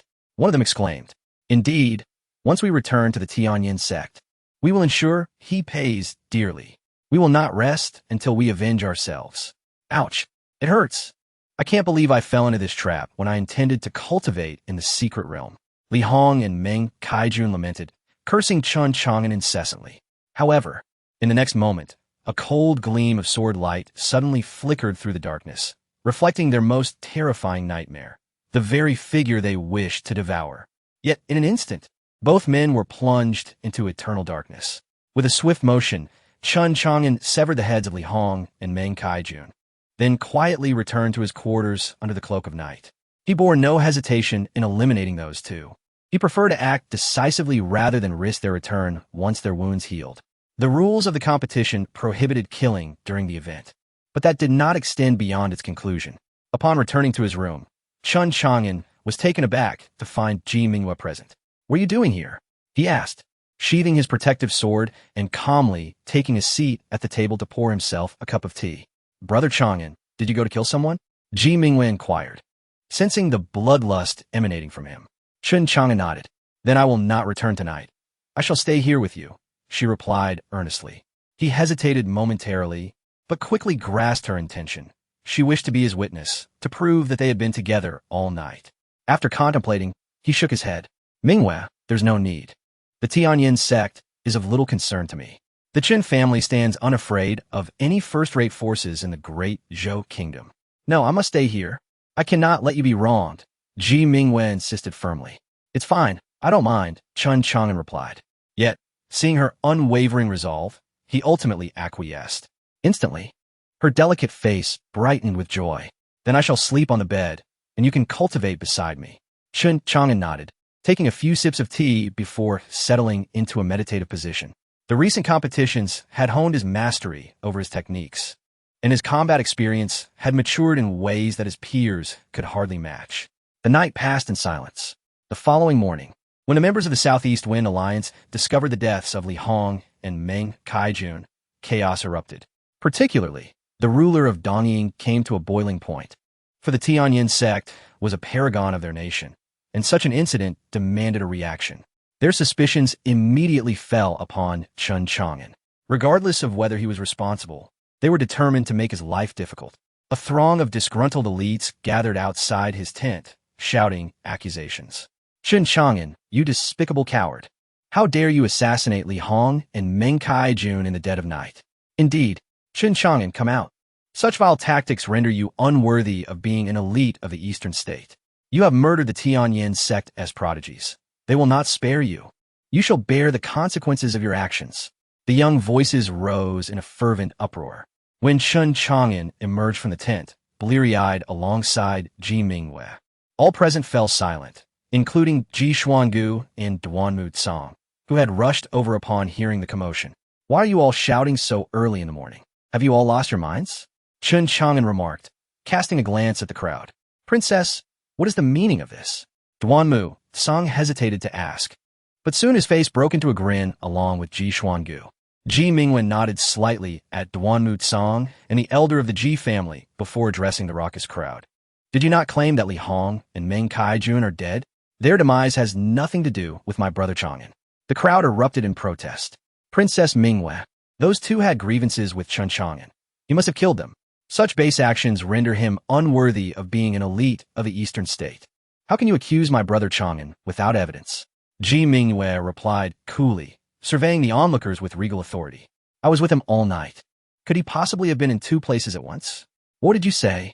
The crowd fell silent, astonished by her declaration. They stared in disbelief at the two of them. What is so surprising? He is my fiancé, personally betrothed to me by my father. Is it so unusual for me to share a bed with my fiancé? Ji Mingyue's poise was undeniable, and her words flowed with an air of confidence and authority. Even Chen Chang'an was momentarily taken aback. Indeed, do you wish to slander our fiancé? Ji Xuangu interjected, a glint of triumph in his eyes. Instantly, the pressure on the dissenters intensified. Humph! Chen Chang'an is the princess's fiancé. Naturally, she would favor him. Her testimony is invalid. One elite shouted. Exactly. This does not count.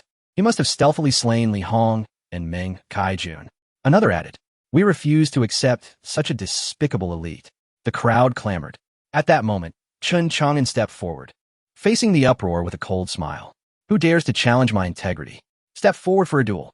He pointed at one of the dissenters. Is it you? Gulme, let us fight to the death. The challenger faltered, retreating in dread.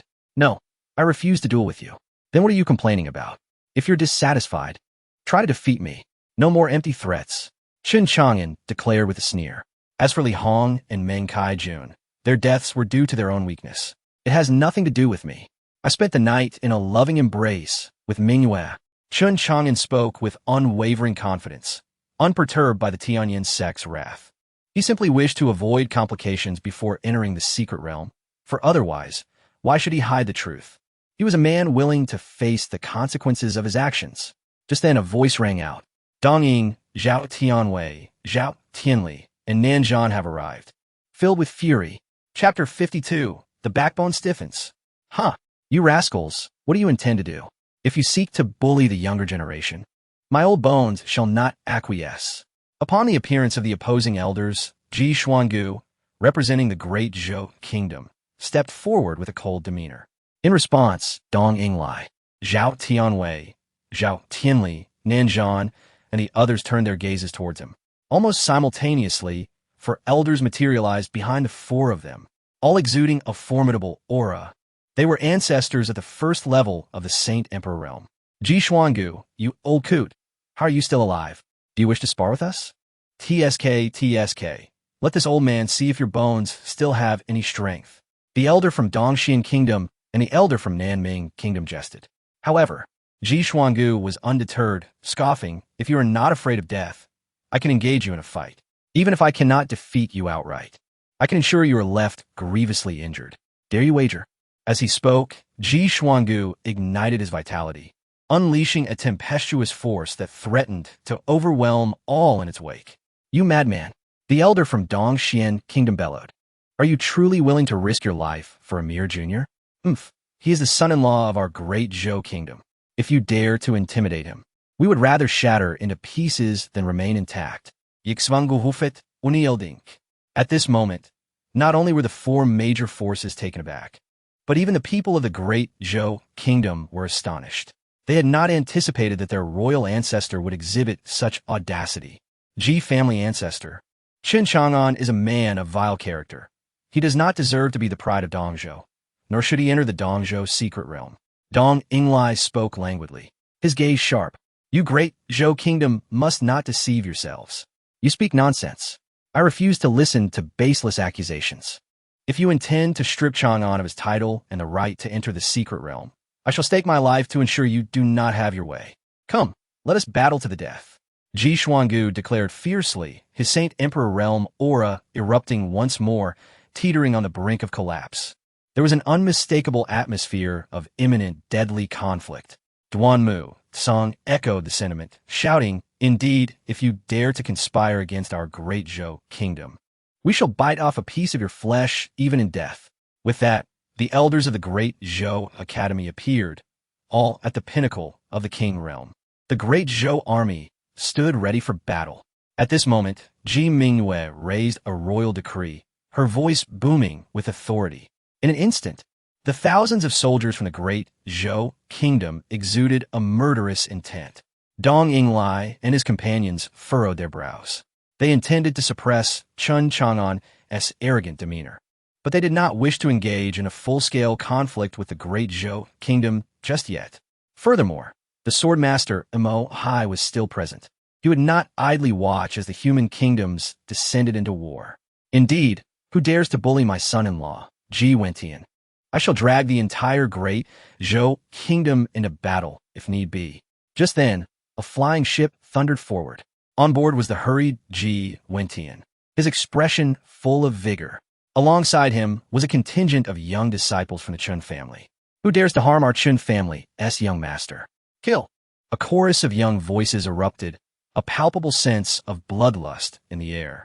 Leading the Chun family was not one of the 9 clan elders, but rather several ordinary elders. Upon witnessing the standoff below, they too assumed a combative stance. Upon seeing the newcomers, Dong Yinglai and his companions' expressions darkened. "The great Zhou sovereign. To think you old coot would show up." Dong Yinglai scoffed. If you old coot can come, why can't I?"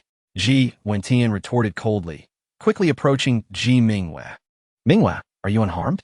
"Father, I'm fine. What brings you here?" Ji Mingyue's face lit up with joy. "Ha!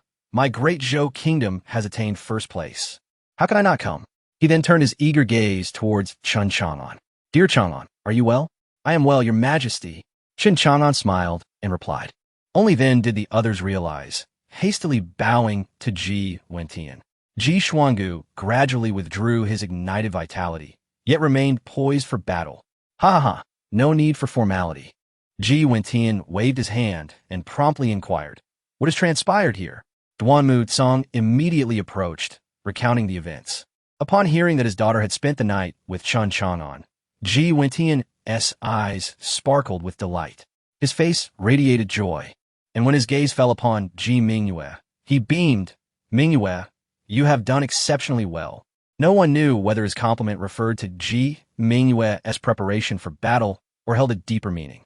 Turning to Dong Yinglai and Nanzhan, the 2 sovereigns, he declared with newfound confidence, "What do you mean by this? Do you intend to wage war against my great Zhou Kingdom? We are prepared to accompany you to the end." Upon hearing this, Dong Yinglai, Zhao Tianwei, Zhao Tianli, and Nanzhan exchanged solemn glances, their expressions darkening. Engaging in battle with the great Zhou Kingdom here would be an exceedingly unwise choice. Moreover, according to He Wuqing, the mysterious Saint Emperor realm expert had yet to appear. They feared they might be biting off more than they could chew. Silently exchanging glances, they reluctantly chose to withdraw for the time being. Oomph. The sovereign of the great Zhou kingdom speaks jest. If it were not for Chen Chang'an's actions, we would never have rashly stripped him of his qualifications. Zhao Tianwei coldly remarked, his gaze fixed upon Chen Chang'an. However, actions have consequences. The wrath of the Tianyin sect shall eventually ignite upon the perpetrator. Humph. We shall take our leave. With that, Dong Yinglai, Zhao Tianwei, Zhao Tianli, and Nanzhan could only depart with cold huffs. Ji Mingwei and the others were left in shock, especially Duanmu Cang and Ji Xuangu. Ji Wentian felt an overwhelming sense of exhilaration. They finally understood the words of Chen Chang on that day. If one is strong, the adversary may think twice before engaging in a life-or-death struggle. Indeed, it was as he said. With their departure, Ji Wentian warmly greeted Chen Chang'an. Dear Chang'an, you have worked tirelessly. Had it not been for you, our great Zhou kingdom would be in dire straits. You are a true benefactor of our kingdom, and I am at a loss as to how to reward and express my gratitude to you. Having employed Chen Chang'an's methods, he temporarily subdued the ailment within him and felt rejuvenated. His complexion grew increasingly flushed as he grasped Chen Chang'an's hand, growing ever more animated. In the past, the great Zhou kingdom had always ranked last in competitions, with only 100 participants entering the secret realm.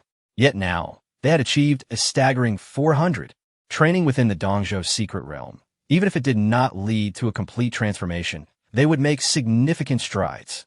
This marked an immense gain for the next generation of the great Zhou kingdom. What thrilled him most was the realization that his daughter was now with such a prodigious individual. It was truly a double blessing. He was filled with elation.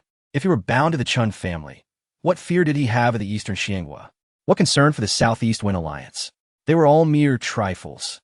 He gazed once more at Chen Chang'an, his fervor akin to that of a man who had just laid eyes on his long-deceased father. No. This was his most cherished son-in-law. Even if he had slain his two sons, he would not feel the slightest remorse. After all, he had sons aplenty. Yet, the prodigy Chen Chang'an was one of a kind. Chapter 53. In the style of a great villain. Subsequently, the camp of the great Zhou kingdom fell into a serene yet bustling atmosphere, for the sovereign had arrived to celebrate the achievements of numerous prodigies and lavishly reward them. 3 days later, the Eastern Xian Kingdom, Southern Ming Kingdom, and Wind Feather Kingdom determined their 3rd, 4th, and 5th placements. The Wind Feather Kingdom, in a state of dismay, found themselves in 5th place. Their faces were etched with resentment as they glared at the members of the Southeastern Wind Alliance. Had they not intervened, they would have secured 3rd place, or at the very least, 4th, thus gaining entry among the top 100 prodigies in the secret realm. Alas, they had been unceremoniously ousted. Sighing deeply, the monarch of the Wind Feather Kingdom could do nothing but lead his people in cultivation outside the secret mountain range. Within the great Zhou camp, Chen Chang'an was engaged in discussions with Ji Mingwei and others regarding the selection of prodigies for entry into the secret realm. This time, they were to send 400 individuals. Undoubtedly, Ji Wentian entrusted the authority to allocate all entry slots to Chen Chang'an, who, without hesitation, included all the young members of the Chun family he had brought along.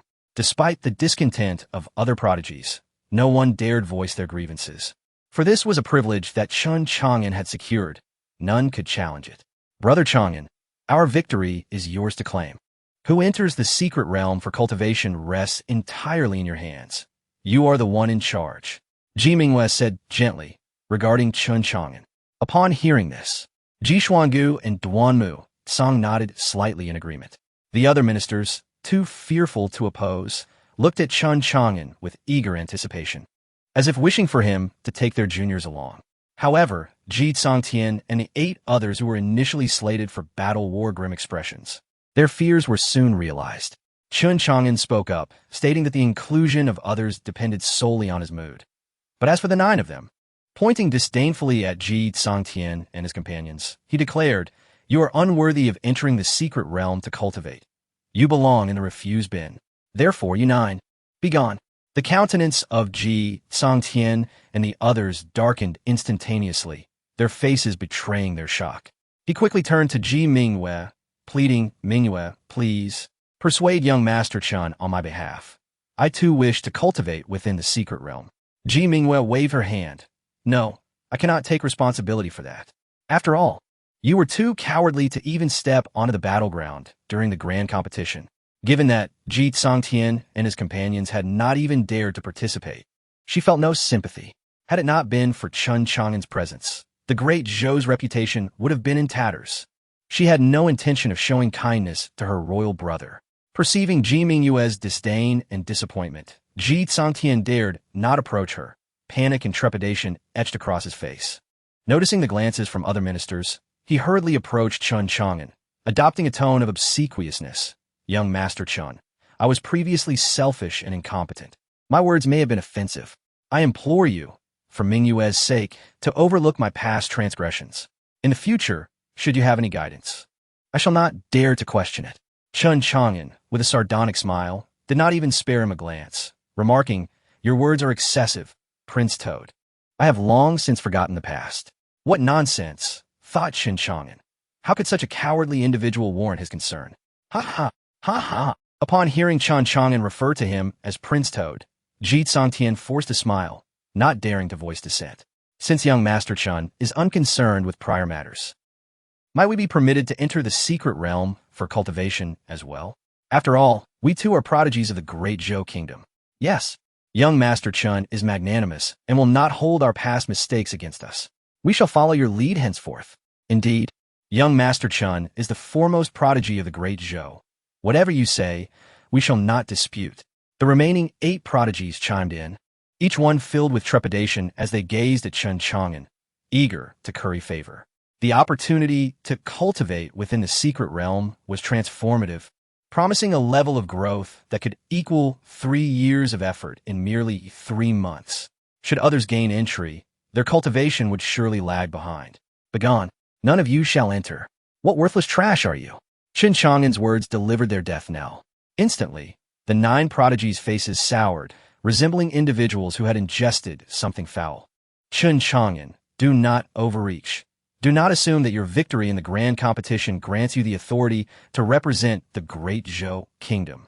Ji Tsongtian retorted, his face a mask of indignation.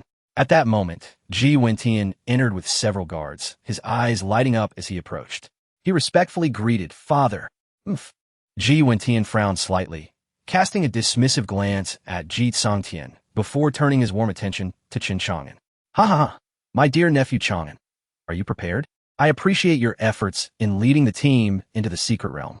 Prepared indeed, Chun Chang'an replied. Father, Ji Tsongtian attempted to interject, only be cut off by Ji Wentian's sharp retort. Begone. How could I have such a cowardly son as you? Furthermore, Chun Chang'an represents the great Zhou kingdom. To question him is to question me. What, do you wish to rebel? Faced with Ji Wentian's weighty words, Ji Tsongtian fell to his knees, exclaiming, Father, spare me. I would not dare. Ji Wentian snorted, ignoring him as he turned back to Chun Chang'an with a beaming smile. Nephew Chang'an, it is time to depart. Indeed, Chun Chang'an replied softly, rising with those chosen to enter the secret realm, preparing to leave. As he passed by Ji Tsongtian, he kicked him aside, barking, Get lost. A good dog doesn't block the way. Ji Tsongtian kicked to the ground, froze in place, his features quivering uncontrollably, and soon his entire body began to tremble. After everyone had exited, he bowed his head deeply, emitting cracking sounds as he ground his molars to dust in a fit of rage and humiliation, nearly driving him to madness. Yet, Chun Chang'an's imposing presence silenced him, leaving him only to emit impotent growls. The other 8 prodigies paled, collapsing beside him, too terrified to speak. Outside the tent, Chun Chang'an strode forward, surrounded by the jubilant young prodigies from the Chun family. Such a scene had never before occurred. The Chun family had sent so many into the eastern states' secret realm for cultivation. Among the crowd, Chun Xian glanced at the tent and quickly approached Chun Chang'an, whispering, Elder brother, your earlier demeanor resembled that of a villain from a tale. Ji Tsongtian must despise you intensely. In response, Chun Chang'an looked at him with a grin, draping an arm around his shoulder, and whispered, I am aware. So, would you assist me in eliminating him? Chun Xian's eyes gleamed with a fierce determination as he nodded vigorously. Chapter 54. entering the secret realm. Haha, you rascal! Chun Chang'an exclaimed joyfully as he wrapped his arms around Chun Xian's shoulders. However, this matter was indelibly noted by Chun Xian. All right, big brother. 8 Master asked me to bring you something. Chun Xian slapped his forehead, as if recalling something important, and hurriedly produced a spatial ring, handing it to Chun Chang'an. Chun Chang'an was taken aback. What did 8 Master give me? He then extended his spiritual perception into the spatial ring, and was astounded to discover a sword box, along with a sword manual. Big brother, within that sword box lies 8 Masters' 16 swords of breaking army, as well as the sword manual. Chun Xian spoke in a hushed tone. At these words, Chun Chang'an's heart jolted. The 16 swords of breaking army? Though he had never heard of them. 8 Master was a sword cultivator. Surely, the items he bestowed could not be trifling. Overjoyed, he quickly stowed them away. Subsequently, the group boarded a flying vessel, heading towards the entrance of the Eastern States' secret realm. On the deck of the ship, Chun Chang'an stood at the forefront. Behind him were 400 young prodigies of the Great Zhou Kingdom, the future of their nation. Not far away, on another vessel, Zhao Tianwei and his companions glowered at the Great Zhou's ship. Elder, Zhao Tianwei spoke in a low voice. Alliance leader, I am here. An elderly man clad in gray robes and with a square face responded solemnly from behind. Take 2 others with you. Disguise yourselves as youths under 30 and infiltrate the secret realm. Then, Zhao Tianwei's eyes glinted with a murderous intent. Slaughter the prodigies of the Great Zhou.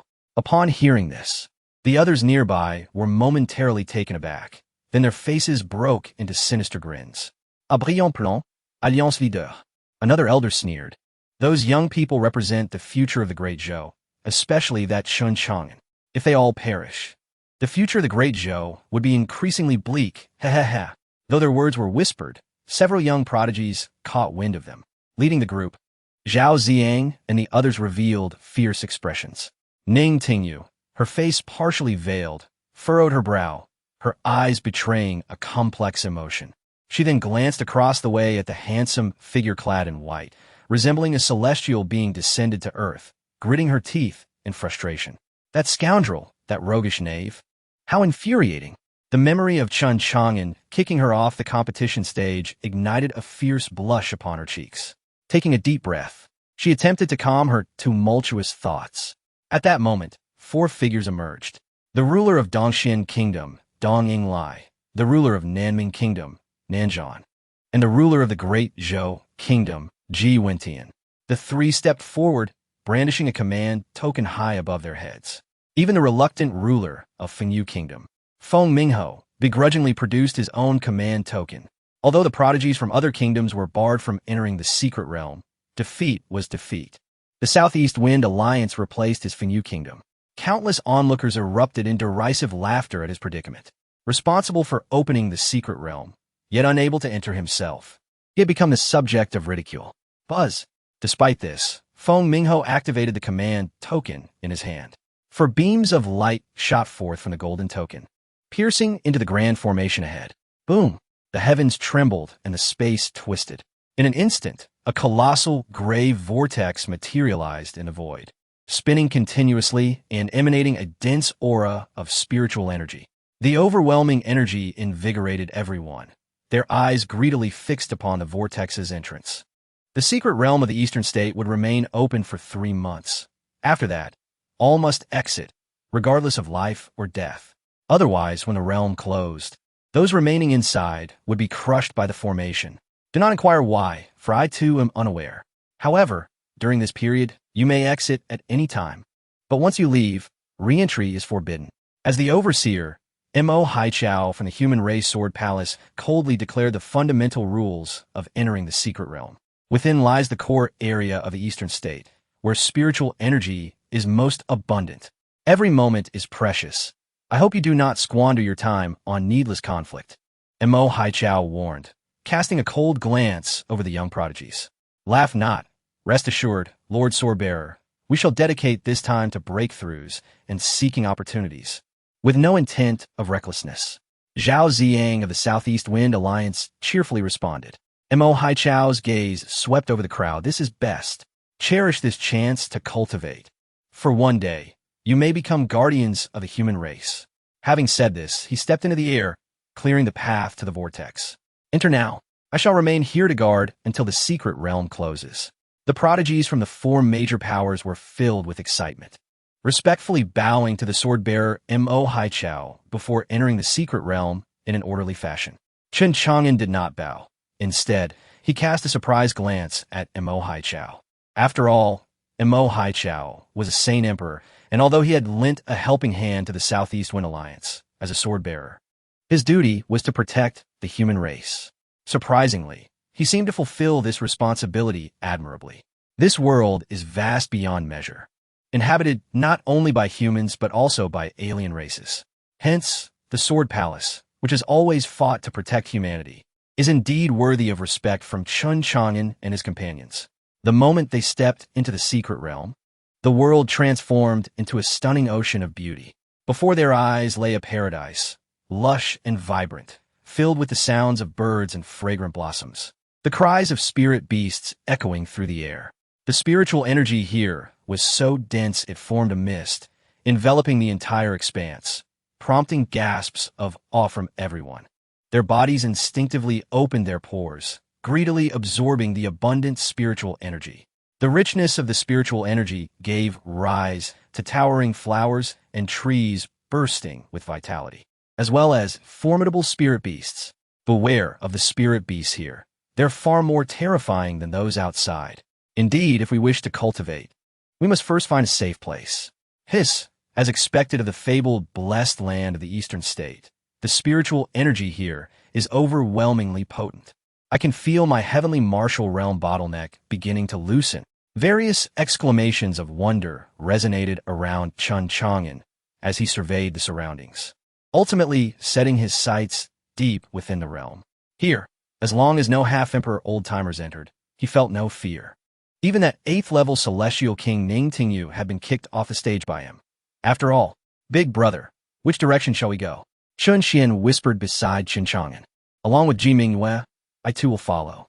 Brother Chang'an, you lead. We shall heed your guidance. Observing the other factions dispersing to seek safe locations for cultivation, the Chen family disciples clustered closely behind Chen Chang'an, as did the other prodigies of the great Zhou kingdom. After all, safety lay in following a strong leader. Chen Chang'an selected a direction and led the young prodigies of the great Zhou deeper into the forest. Unbeknownst to them, amongst the Southeast Wind Alliance, 6 pairs of sinister eyes were fixated on the direction in which Chen Chang'an departed. Meanwhile, in Dongxian and Nanming kingdoms, several pairs of cold eyes similarly tracked the retreating figures of Chen Chang'an and his companions. Chapter 55, Pursuit and Interception. Before long, Chen Chang'an and his companions discovered a secure valley. Here, they were shielded by mountains behind them, with imposing boulders flanking the left and right, leaving only a singular pathway for entry. This made defense effortless, akin to a solitary warrior standing against a million. Brother Chang'an, Ji Mingyue nestled beside Chen Chang'an, her cheeks flushed with excitement. To have so many people enter at once, it's reminiscent of events from 30 years ago. I truly do not know how to express my gratitude. Ah, princess, you're being too modest. What is there to thank? Young Master Chen is your fiancé. Indeed, you're all family now. If Chen Chang'an were to become the prince consort, would he not eventually be the future sovereign's consort? As Ji Mingyue's words fell, several young prodigies chimed in, their faces brimming with flattery. If Chen Chang'an were indeed the prince consort, what would happen if Ji Mingyue ascended to the throne as empress?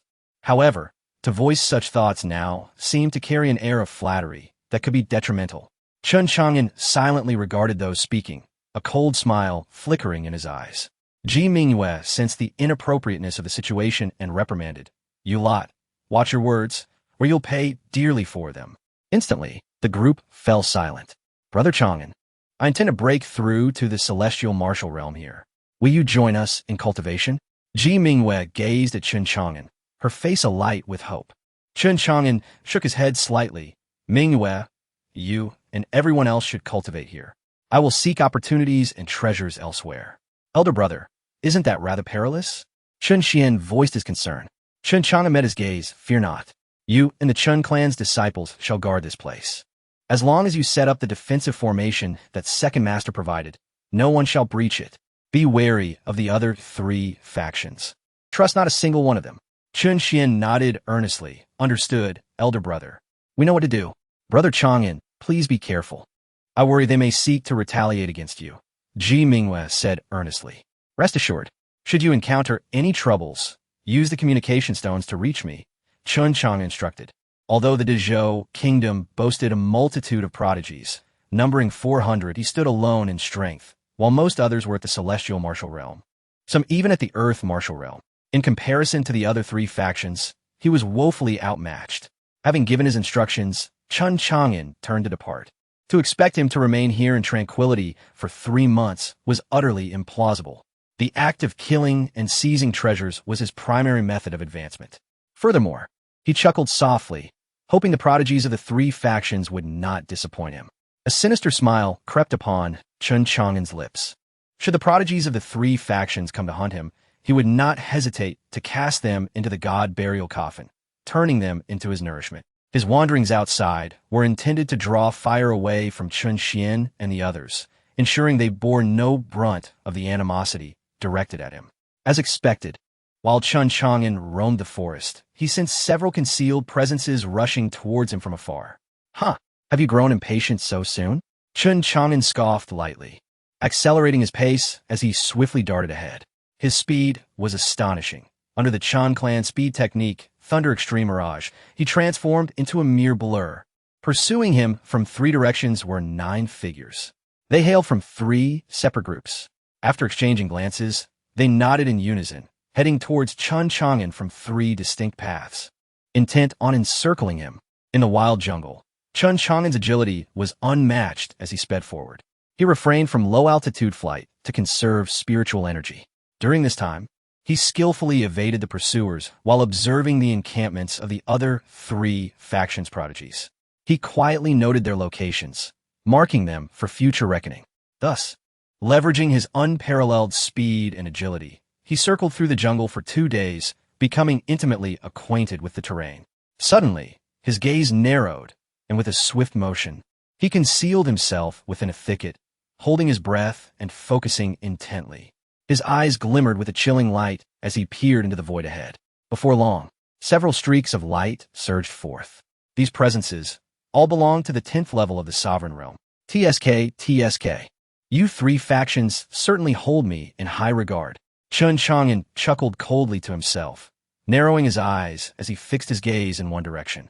A few miles away lay a valley, the site where the prodigies of the Southern Ming Kingdom honed their skills. Since it had come to this, he would not hold back. With that thought, Chun Chang'an stealthily approached the encampment. In the sky above, several powerful figures surveyed the towering trees and dense foliage below, their eyes filled with astonishment. That young man possesses astonishing speed, and his spiritual energy seems inexhaustible. Damn it, this little rat can really run. Great Elder, why not simply annihilate the prodigies of the Dezhou Kingdom? Why waste time chasing after Chun Chang'an? Who doesn't know? However, their encampment possesses a royal-level defensive formation. We cannot breach it at this time. It's utterly confounding how they acquired such a formation. In the sky, 3 elder figures discussed grimly. Upon entering this place, they had discarded all pretense, revealing their true selves in a bid to exterminate the Dezhou Kingdom's prodigies. However, they soon discovered something was amiss. Not good. There have been unexplained deaths in our encampment. Quick! Let us return and investigate. The 3 elders were taken aback, their figures transforming into streaks of light as they sped towards the Southern Ming Kingdom. Soon, they beheld Chun Chang'an, who was relentlessly slaying the prodigies of the Southern Ming Kingdom. In an instant, fury consumed the 3 men, their eyes nearly bulging with rage as they witnessed Chun Chang'an mercilessly dispatching their kin. Stop! You little thief! How dare you! I shall grind you to dust! With a roar, they plummeted towards the earth like meteors. Boom! Dust billowed, and the ground trembled. Chun Chang'an, who had just finished placing several corpses into the god burial coffin, hastily tidied up and swiftly fled the scene. Engaging in battle with 10th level sovereigns was troublesome, but slaughtering mere prodigies was akin to slicing through vegetables for him. What are you doing? One elder exclaimed in shock. He was astounded to witness the unbelievable sight of Chun Chang'an gathering corpses. Another elder could not contain his wrath, pointing fiercely in Chun Chang'an's direction. In an instant, a storm of wind shaped like a finger surged forth, aiming to suppress Chun Chang'an. Boom! The ground shook as countless splinters flew through the air. Yet, Chun Chang'an's figure had already vanished from spot. Oh, damn it! The elder's frustration boiled over as he watched Chun Chang'an escape, his eyes darting around at the devastated encampment, filled with wounded prodigies of the southern Ming kingdom, and his fury erupted. After him, the three elders gritted their teeth, nearly spitting the words through clenched jaws. With that, they rushed in the direction Chun Chang'an had fled. Chapter 56. The 16 Swords of Ruin. The commotion here has drawn the attention of 6 elders from 2 other nations, who are now pursuing relentlessly with piercing cries. Whoosh! Whoosh whoosh! A total of 9 figures are rapidly soaring through the air. In their line of sight, Chun Chang'an's speed is astonishing, vanishing into the thicket in the blink of an eye. From above, on the treetops, the howling figures unleash a barrage of energy attacks towards Chun Chang'an below. Boom! Boom, boom, boom. From a distance, blades of wind and fireballs form out of thin air, relentlessly bombarding the retreating figure of Chun Chang'an. Chun Chang'an, let us see where you run. The elders in midair sneer coldly, swiftly encircling him. The 3 elders from the southern Ming nation are particularly furious, their inner spiritual energy transforming into a torrent of power, crashing down with ferocity. On the ground, Chun Chang'an dodges the aerial assaults while swiftly devising a strategy. The Eastern Xian Nation, Southern Ming Nation, and the Southeast Wind Alliance. How shameless of you to send the old and decrepit after me. With a cold snort, he accelerates once more. Thus, the chase continues through the night. Utilizing the cover of darkness and his speed, Chun Chang'an narrowly evades one perilous attack after another. At this moment, he crouches in a thicket, holding his breath, quietly awaiting the departure of the whistling figures above. Half an hour later, just as he intends to move, he suddenly hears several disordered footsteps. He immediately halts, holding his breath, his gaze narrowing. Soon, 3 figures enter his line of sight, yawning and chatting casually, clearly having ventured out for a midnight break. Hey, do you think our elders can capture that Chun Chang'an? One of them muses. TSK, this place is so small. Even if they can't catch him, they can at least trap him. That way, he won't be able to cultivate in peace. Exactly. We mustn't let that prodigy of the great Zhou nation cultivate in peace for 3 months. Another adds, resources are limited, and that bunch of useless fools from the great Zhou nation shouldn't be allowed to enter. Strange, though, their training camp has a defensive barrier. Even our elders cannot easily breach it. Amid their idle chatter, the information revealed causes Chun Chang'an to breathe a sigh of relief.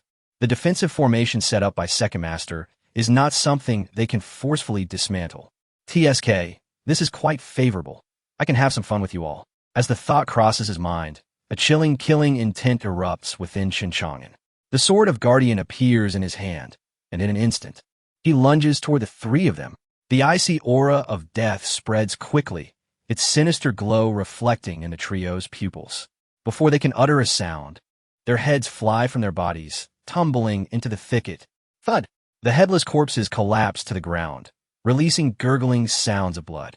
A black vortex materializes in Chun Chang'an's hand, its overwhelming suction immediately drawing them in. It is the mouth of the god-burying coffin, specifically designed to refine human corpses. Continue your slaughter, boy. The more you kill, the more you can absorb their essence and seize their spiritual power, which will, in turn, nourish you and accelerate your growth. The voice of the coffin master echoes in Chun Chang'an's mind, causing a slight tremor in his spirit. Don't tell me you're feeling merciful. The voice continues mockingly. Let me remind you, they all wish to kill you. A killer must be killed. Chun Chang'an's gaze narrows, a hint of bloodlust seeping into his pupils, rendering him somewhat ferocious. He quickly bites his tongue to regain some composure. Coffin Master, you have some issues. TSK, what issues do I have? I'm only looking out for your best interests. Once you grow stronger, those 9 fools won't be worth anything. Though Chun Chang'an does not respond, he cannot help but acknowledge the truth in the Coffin Master's words. As he contemplates, he swiftly vanishes into the night, and the spiritual power absorbed from the bodies he has slain in the past days begins to flow back into him, enhancing his aura at an alarming rate. The three individuals he just dispatched are prodigies of the Eastern Xian nation, and if they are here, then their camp must be nearby. Qin Chang'an thinks, holding his breath and cautiously moving forward. Soon, he glimpses flickering lights and can hear snoring sounds in the vicinity. After approaching, he slays two more individuals, dons their attire, and covers half of his face with a black veil. He then strides confidently towards their camp. "Oh, back from your break?" One prodigy stationed at the entrance yawns, greeting him cheerfully. Since some of the prodigies inside the camp are also wearing black veils, they fail to recognize that he is not one of their own. Moreover, as they are all prodigies, they tend to be rather arrogant, dealing little with each other, and the crowd is large. Thus, after Qin Chang'an nods slightly while lowering his head, he smoothly enters the camp. The dense darkness of the night conceals his true identity from those clad in the attire of the Eastern Xian nation. Once inside the camp, he notices that most of the individuals are meditating while others are asleep. Above them, spiritual energy gathers frantically, forming a vortex of spiritual energy storm above their heads. Qin Chang'an's eyes narrow. Taking advantage of the night, he boldly sits at the back of the group. With 300 prodigies in the Eastern Xian nation, no one realizes that a foreign prodigy has infiltrated their ranks. Cross-legged, Qin Chang'an scans his surroundings and suddenly discovers that they have set up a gathering spirit formation. No wonder so much spiritual energy is converging here. Well then, you lot, I shall not hold back. A meaningful smile creeps across Qin Chang'an's face as he begins to circulate the Qin family's imperial heart technique. In an instant, the swirling spiritual energy in the air starts to converge towards him. As he absorbs it, the speed of the influx gradually accelerates. During this moment of tranquil cultivation, no one notices. Even the three elders from the Eastern Xian nation, who had infiltrated to assassinate Qin Chang'an, remain oblivious to the fact that their target has blended into their training squad. Subsequently, Qin Chang'an sends his spiritual formula into the spatial ring given to him by 8th Master. Beginning to master the sword techniques provided by 8th Master, the 16 Swords of Ruin, his gaze sharpens as he opens the manual, which details the techniques and corresponding sword moves for speed and assassination, wind control, wind piercing, fiery wind, violent wind, for localized high-damage assaults, breaking void, breaking shadow, breaking enemy, breaking formation, for massive destruction and wide-range attacks, chasing clouds, severing moon, pursuing stars, howling sun, 4-point-based infinite attacks stacking, 10 slashes, 100 layers, 1,000 stabs, 10,000 kills. Upon reaching this point, Qin Chang'an's breath quickens. 16 flying swords, a full 16, each corresponding to different techniques, allowing for a simultaneous execution of terrifying attacks. This will truly test one's spiritual prowess. Qin Chang'an muses, recognizing that the sword techniques given by 8th Master are indeed extraordinary. While he possesses the sword techniques from the god-bearing coffin, they are heavy swords, entirely different from the light swords and flying swords bestowed upon him by 8th Master. Qin Chang'an contemplated deeply, swiftly commencing his meditation practice within the recesses of his mind. Thus, he astonishingly engaged in continuous cultivation for 10 consecutive days amidst the ranks of the Eastern Xian Kingdom. During this period, his realm remarkably ascended to the 4th level of the Heavenly King stage. Simultaneously, he mastered the 16 Swords of Breaking Army, becoming capable of wielding 4 flying swords at once: Yufeng, Chuanfeng, Qifeng, and Laifeng. This newfound prowess instilled in Qin Chang'an a formidable confidence to confront those 9 aged adversaries at the 10th level of the Heavenly King stage. Goodness gracious! Where on earth has that rascal Qin Chang'an disappeared to? Another day passed, and 3 elders returned to the Eastern Xian Kingdom's encampment, their faces etched with bewilderment. A look of incredulity enveloped them. Could he possibly be hiding within their encampment? Unlikely. Our forces have vigilantly maintained watch outside the Great Zhou's camp and have not witnessed Qin Chang'an's return. This is indeed perplexing. The 3 elders conversed among themselves as they entered the encampment. At that moment, one of the white-haired elders suddenly spoke. The Grand Elder of the Southeast Wind Alliance proposed that our three factions unite. Let's first breach the defensive barrier of the Great Zhou Kingdom and then eradicate their prodigies. Second Elder, shall we acquiesce to this plan? Upon hearing this, Chun Chang'an abruptly opened his eyes from behind the meditating crowd of prodigies. Chapter 57, United Threats. Great Elder, let us reach an agreement. Not only do we have a majority of the prodigies from the Great Zhou Kingdom gathered there, but also all the heirs of the Chun family, including the illustrious Princess Ji Mingwei. The Second Elder spoke with a chilling tone. Indeed, as long as they all perish, the events that transpired here, the right and wrong of it, will be at the discretion of our three factions. Another elder echoed coldly. Yes, it is their fault for not sending a protector elder from the Great Zhou Kingdom. TSK, they have only themselves to blame for adhering too strictly to the rules, remarked the Grand Elder of Dongxian Kingdom, his voice dripping with malice. Having reached a consensus, the Grand Elder promptly produced a communication stone. Soon, the elders from the Southern Ming Kingdom and the Southeast Wind Alliance responded. The three elders shared a malicious grin before turning their gazes to the gathered prodigies. Esteemed prodigies, please pause your cultivation. We must convene. The Grand Elder addressed the crowd with an air of indifference. All those engaged in their practices opened their eyes and halted immediately. Among them was Dong Lianxing, the Prince of Dongxian Kingdom, wrapped in bandages like a mummy. He suddenly opened his eyes, brimming with murderous intent, and gritted his teeth. Great Elder, have we captured Chun Chang'an? Hand him over to me. I shall flay him alive. Rest assured, Prince, although Chun Chang'an has not yet been located, we have united with the other three factions to jointly assault the camp of the Great Zhou Kingdom. And then, the Grand Elder grinned malevolently. You may unleash your fury at will. Ha ha! Dong Lianxing laughed darkly. Excellent. That Ji Mingyue is Chun Chang'an's woman. I shall torment her mercilessly to assuage my rage. The thought of being used as a weapon by Chun Chang'an ignited a wildfire of fury within him, desiring retribution. The Grand Elder, wearing a half-smile, respectfully stated, as long as we capture everyone from the Great Zhou Kingdom, Your Highness, you may do as you please and vent your frustrations.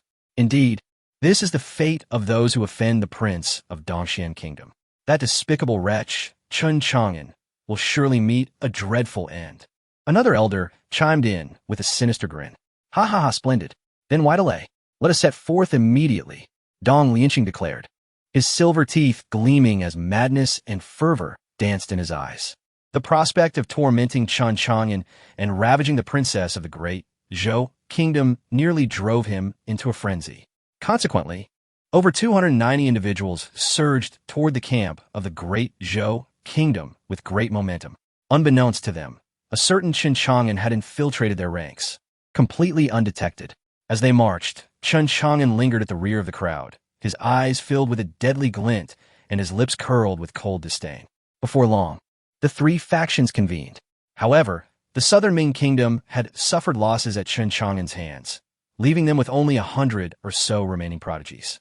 Thus, the total number across the three factions amounted to around 500, but that was sufficient. Their fury ignited their fighting spirit. They assembled outside the camp of the Great Zhou Kingdom, gazing at the transparent defensive barrier ahead, where prodigies of the Great Zhou sat in meditation. Dong Lianxing of Dongxian Kingdom, Nan Hong of Southern Ming Kingdom, and Zhao Ziyang of the Southeast Wind Alliance all shared glints of cold light in their eyes. Seeing the three factions approaching with ill intent, Ji Mingyue's expression turned icy.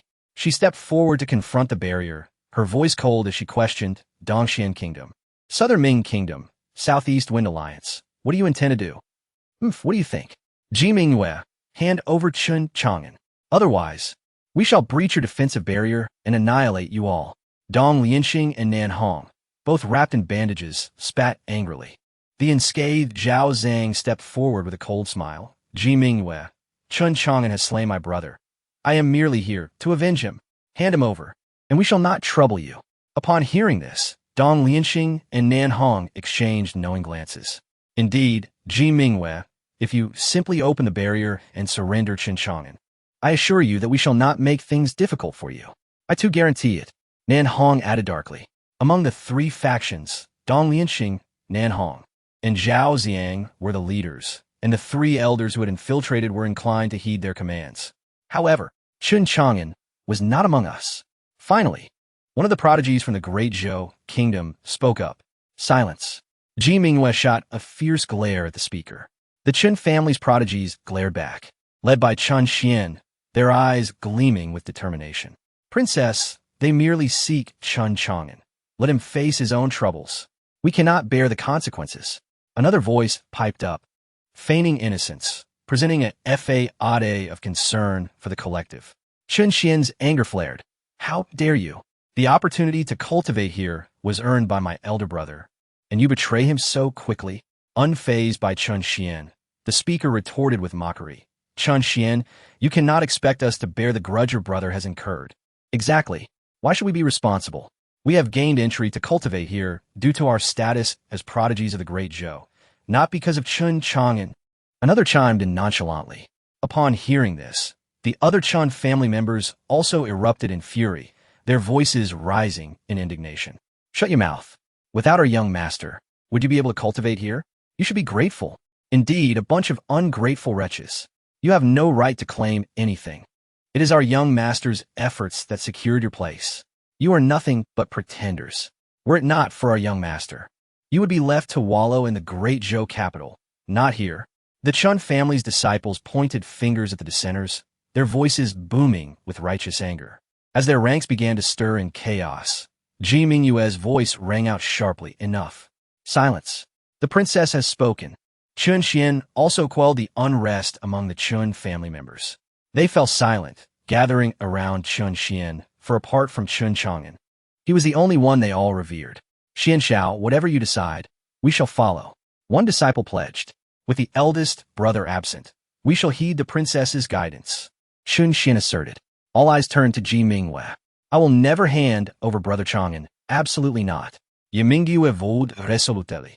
Upon hearing this, the prodigies, fearful of drawing trouble upon themselves, turned pale, their gazes evasive as if weighing their options. Outside the barrier, Dong Lianxing and his companions observed the impending discord among the Great Zhou prodigies with disdain. Truly a bunch of cowards. Exchanging glances, Dong Lianxing spoke first. Great Zhou prodigies, I offer you one last chance. Even if Chun Chang'an is not among you, it matters not. If you lower the barrier and allow us entry, we promise to spare the innocent and only target the Chun family. Indeed, if you resist stubbornly, once we breach your barrier, all of you shall perish. Zhao Zhang stepped forward, sneering. Do not presume that we cannot breach your defenses. We have 9 at the pinnacle of the heavenly king realm. As he spoke, he pointed to the 9 elders, who immediately released their formidable auras. In an instant, the countenances of the prodigies of the Great Zhou kingdom grew increasingly grim. Some even felt their bodies weaken, collapsing directly onto the ground. Chapter 58. Internal Strife. Upon encountering the prodigies of the Great Zhou kingdom, aside from the Chun family disciples, the others exhibited no signs of fear, while the rest appeared utterly cowed. Dong Lianxing narrowed his eyes. The Chun family disciples must not be spared. Their resolve is too formidable, Zhao Ziang murmured. I desire none of them to survive. They all must perish. Dong Lianxing coldly retorted, disregarding Zhao Ziang's words. Let's apply some pressure. Perhaps we need not engage them directly, as they might crumble from within. Zhao Ziang continued in a hushed tone, gesturing with his hand. Instantaneously, 9 elders at the peak of the heavenly king realm, along with all the prodigies, assumed stances of aggression. In the crowd, Chun Chang'an squinted, observing the individuals from the Great Zhou kingdom, eager to see if Chun Xian and Ji Mingyue could navigate such dire circumstances. Thus, he remained concealed. As the 3 factions prepared to assault the barrier, the prodigies of the Great Zhou kingdom grew frantic. Princess, look, they are about to attack. You must not endanger us. One prodigy exclaimed, his face paling. Indeed, Princess, please open the barrier. They will only slay the Chun family disciples. Another prodigy urged, his expression twisted with desperation. There are over 500 of them. Our barrier cannot withstand for long. We must save ourselves. Another prodigy shouted, his gaze fierce as he turned to the rest. Let us unite to subdue the Chun family disciples. They number merely 50, and they cannot possibly withstand us. Quickly, before the barrier opens, and we all perish. The other prodigies, hearing this, were left in a state of confusion. They glanced at the grim-faced Chen Xian and the icy Ji Mingwei, finding themselves at a loss for a decision. Mu Sang, Wu Changhen, Oh Qi, you three are out of line. Ji Mingwei bellowed, her voice filled with anger. I am the crown princess and the leader here. When did it become your prerogative to decide? The three, named, averted their gazes momentarily, yet soon their resolve hardened. Mu Sang pointed at Yi Mingyu. Princess, we are not defying you, but you cannot endanger us all for the sake of one Chen Chang'an. Wu Chang'an added, indeed, they intend to kill only the Chun family disciples. Why must we all face death? Oh Qi scanned the crowd, speaking coldly. If you wish to survive, then unite and break the barrier. Let the Chun family disciples bear the consequences, not us. In response to their rhetoric, several individuals hesitated and began to join their ranks. Boom!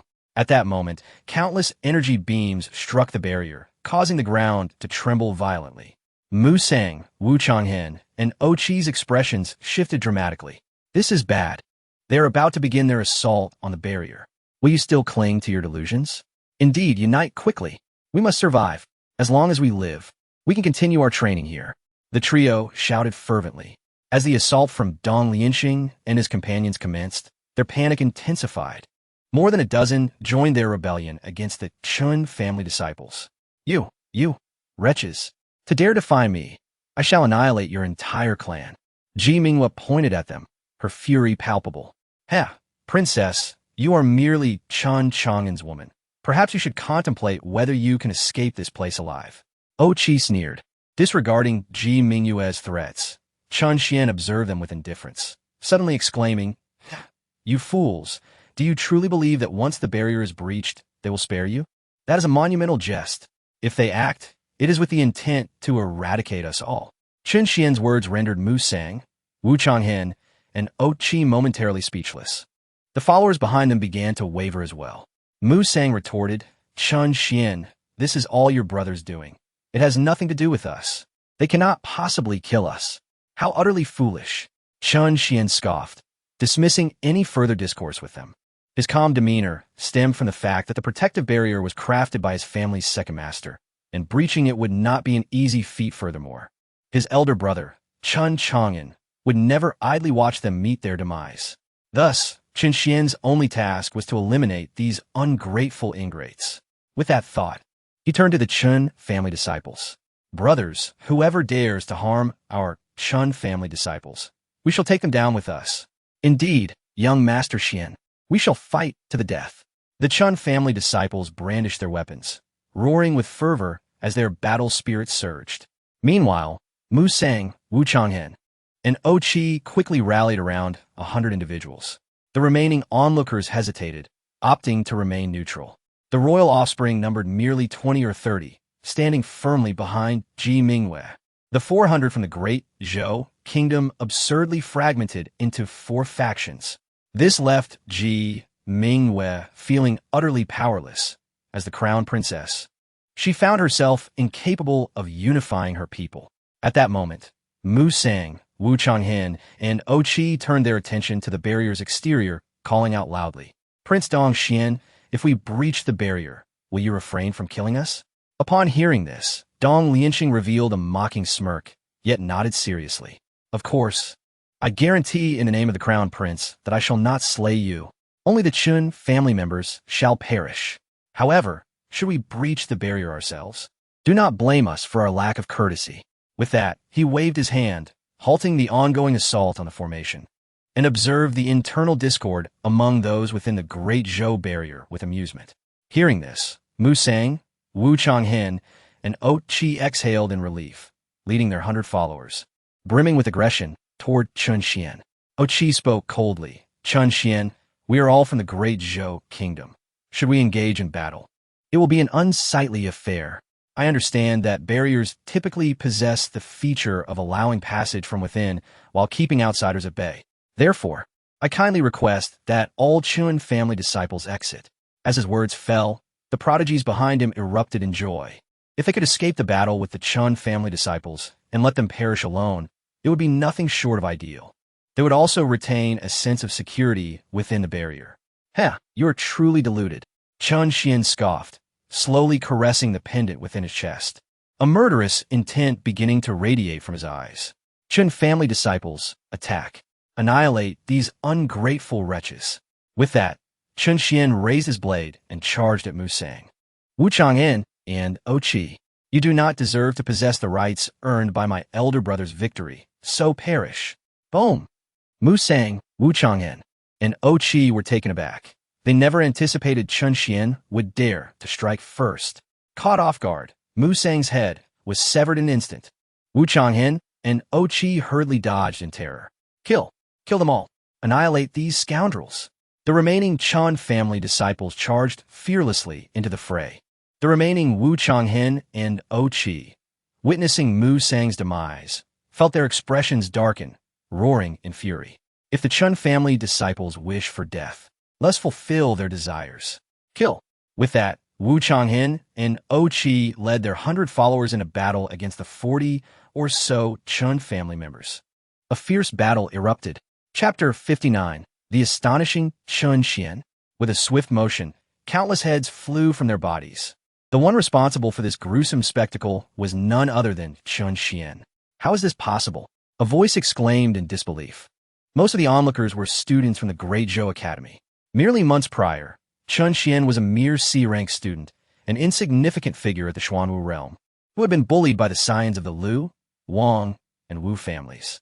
Now, however, his strength had astonishingly risen to that of an A-rank student. Reaching the Tianwu realm, Chun Xian, you sly old fox, have you been concealing your true power all along? Wu Chang'an's face was a mask of disbelief. How could Chun Xian have ascended through 2 major realms in such a short span of time? It was madness. Traitors, perish! Chun Xian growled, his eyes glinting with ferocity as he caressed the pendant hanging from his chest. Though the act of taking a life filled him with trepidation, he steeled himself. Inhaling deeply as he thought, hold strong, Chun Xian. You can do this. You must not bring shame to your elder brother.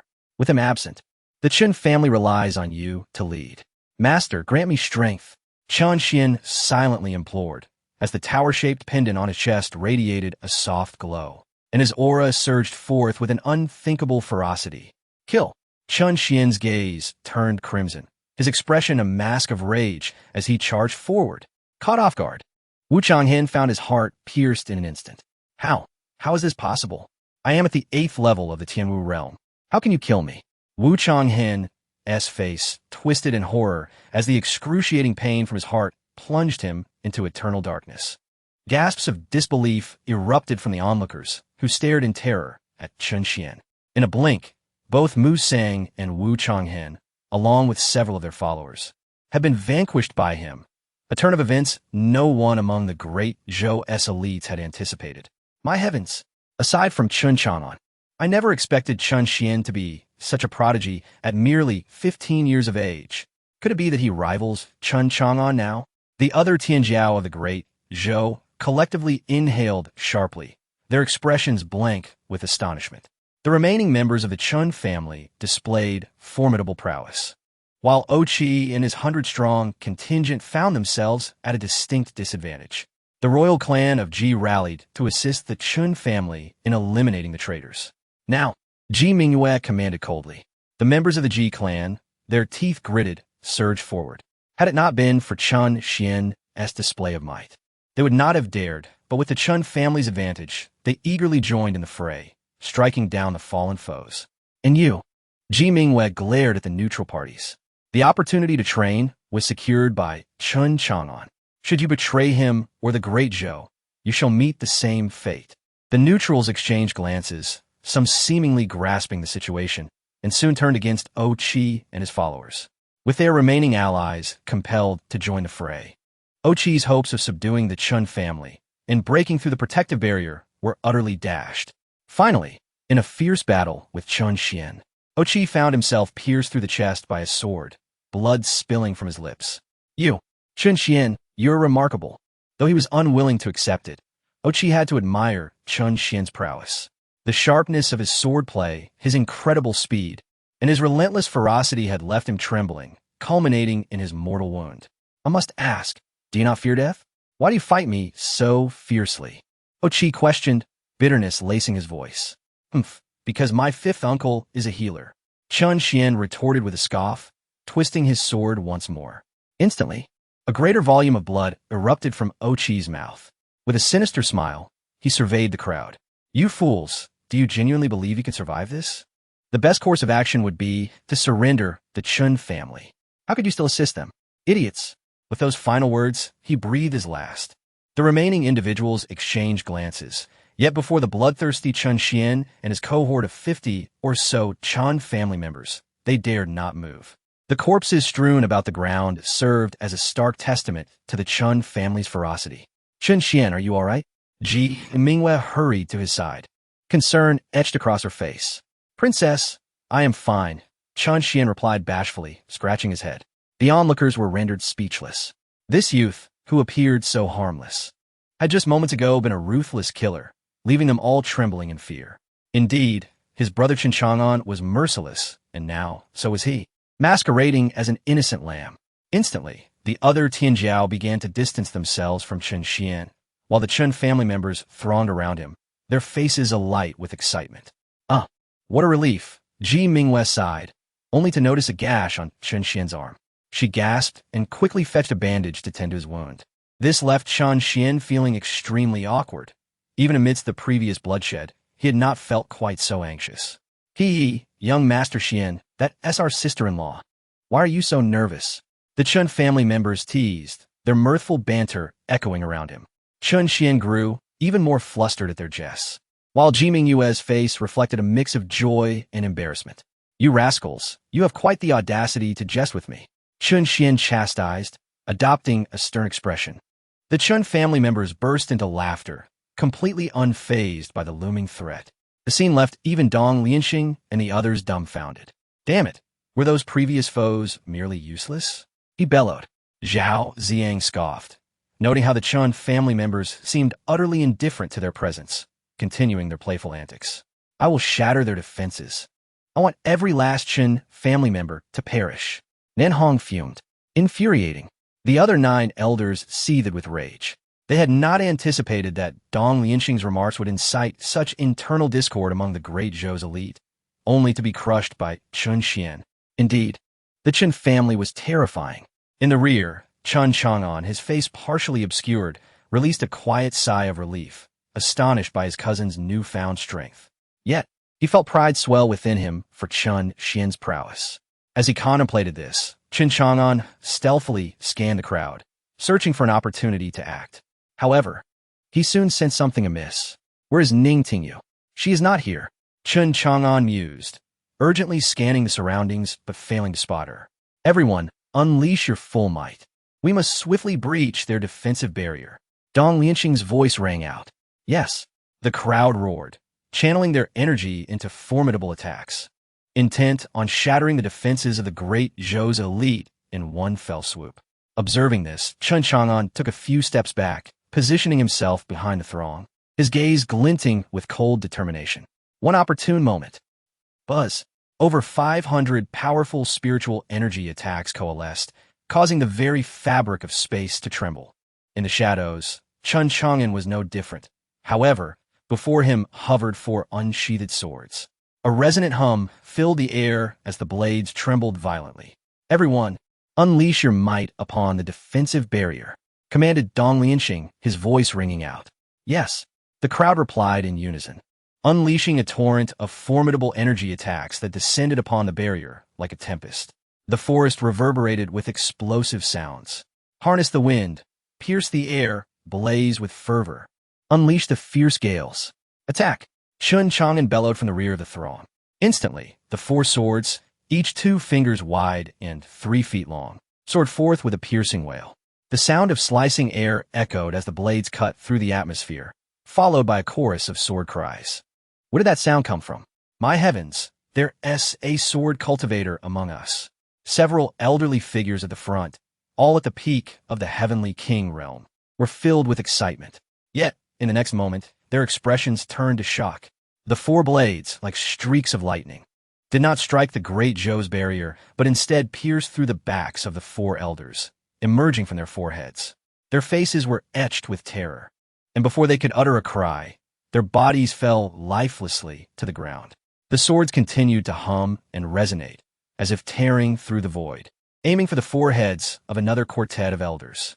A chilling wave of sword energy spread, instilling fear in countless hearts. What is happening? Two more elders were caught off guard, their foreheads pierced instantaneously, meeting a tragic end.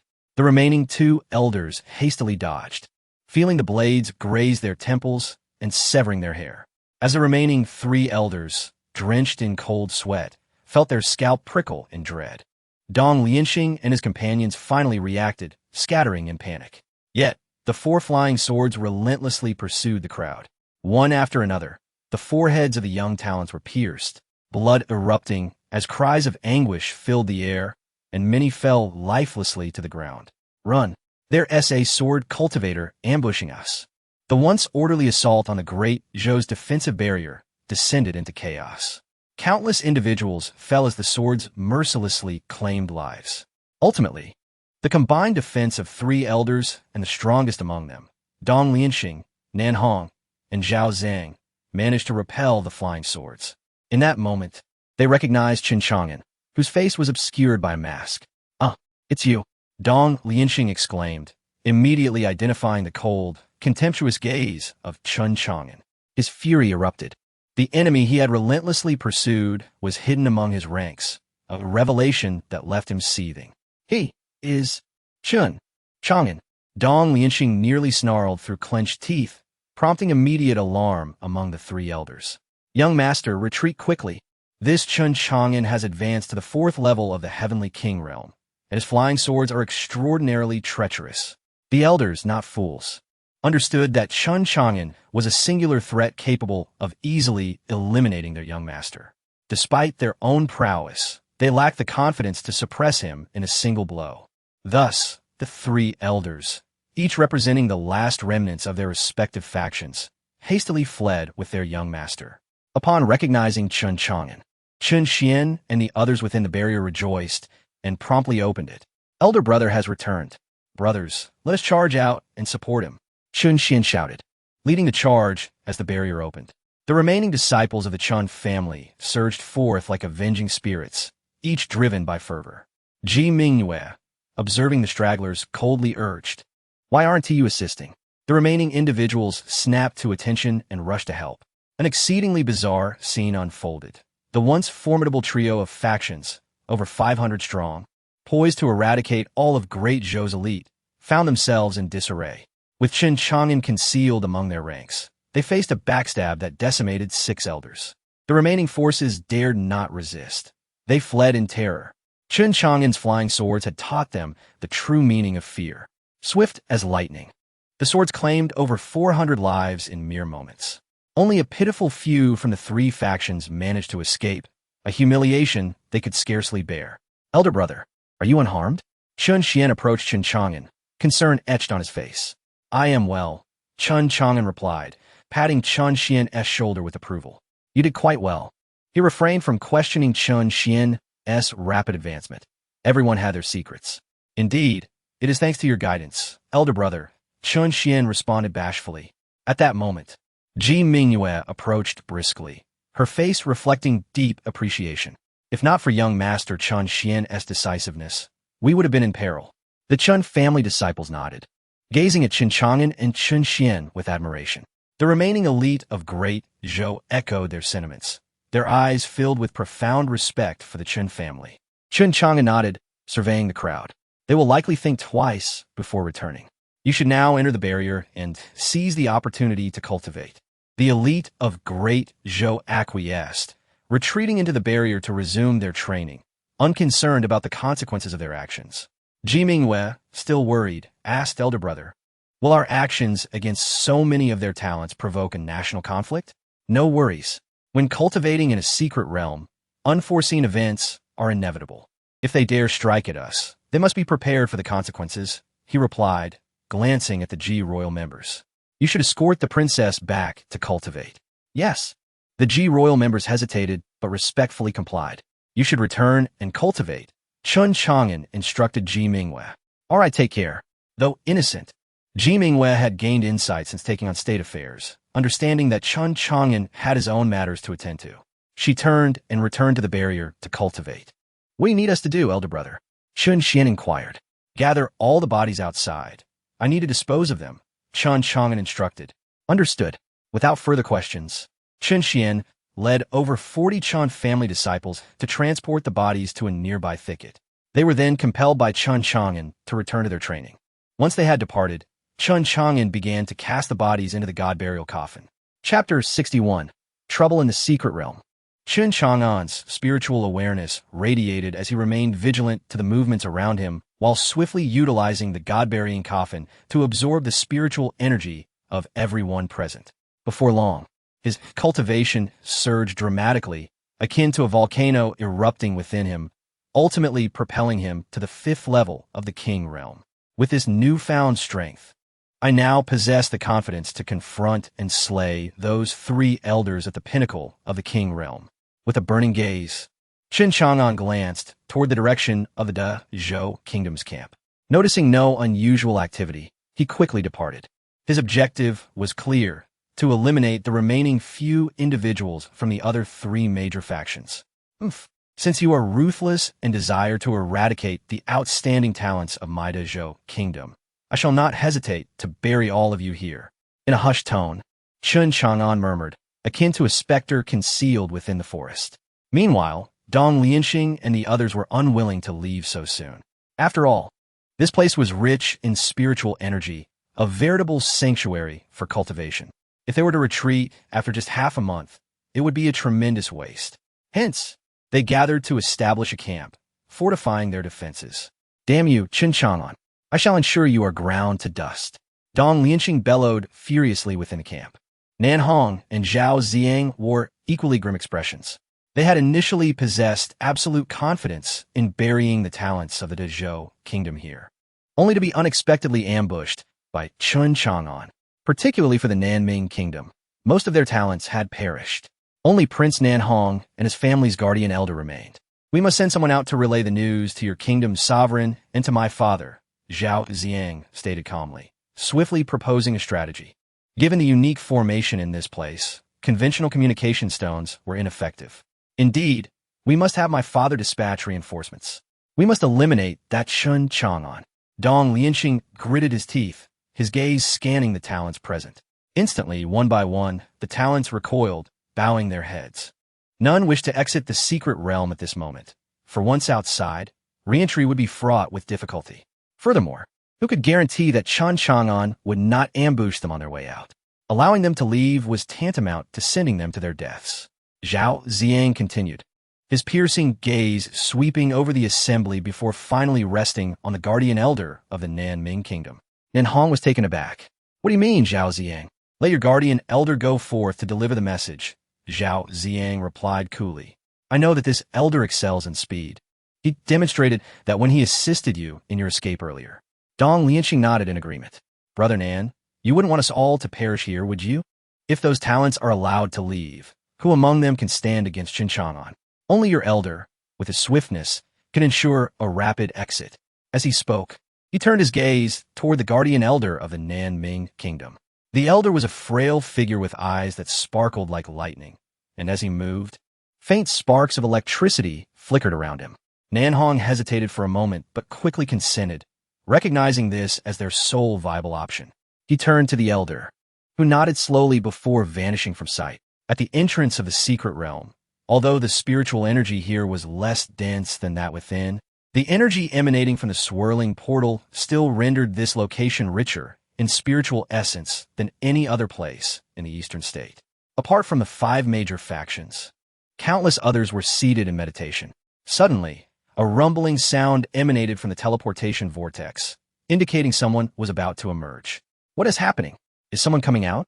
Murmurs rippled through the crowd. It's only been half a month. Could something significant have occurred inside? Surely not. For those are the strongest talents in the eastern state. What could possibly be the matter?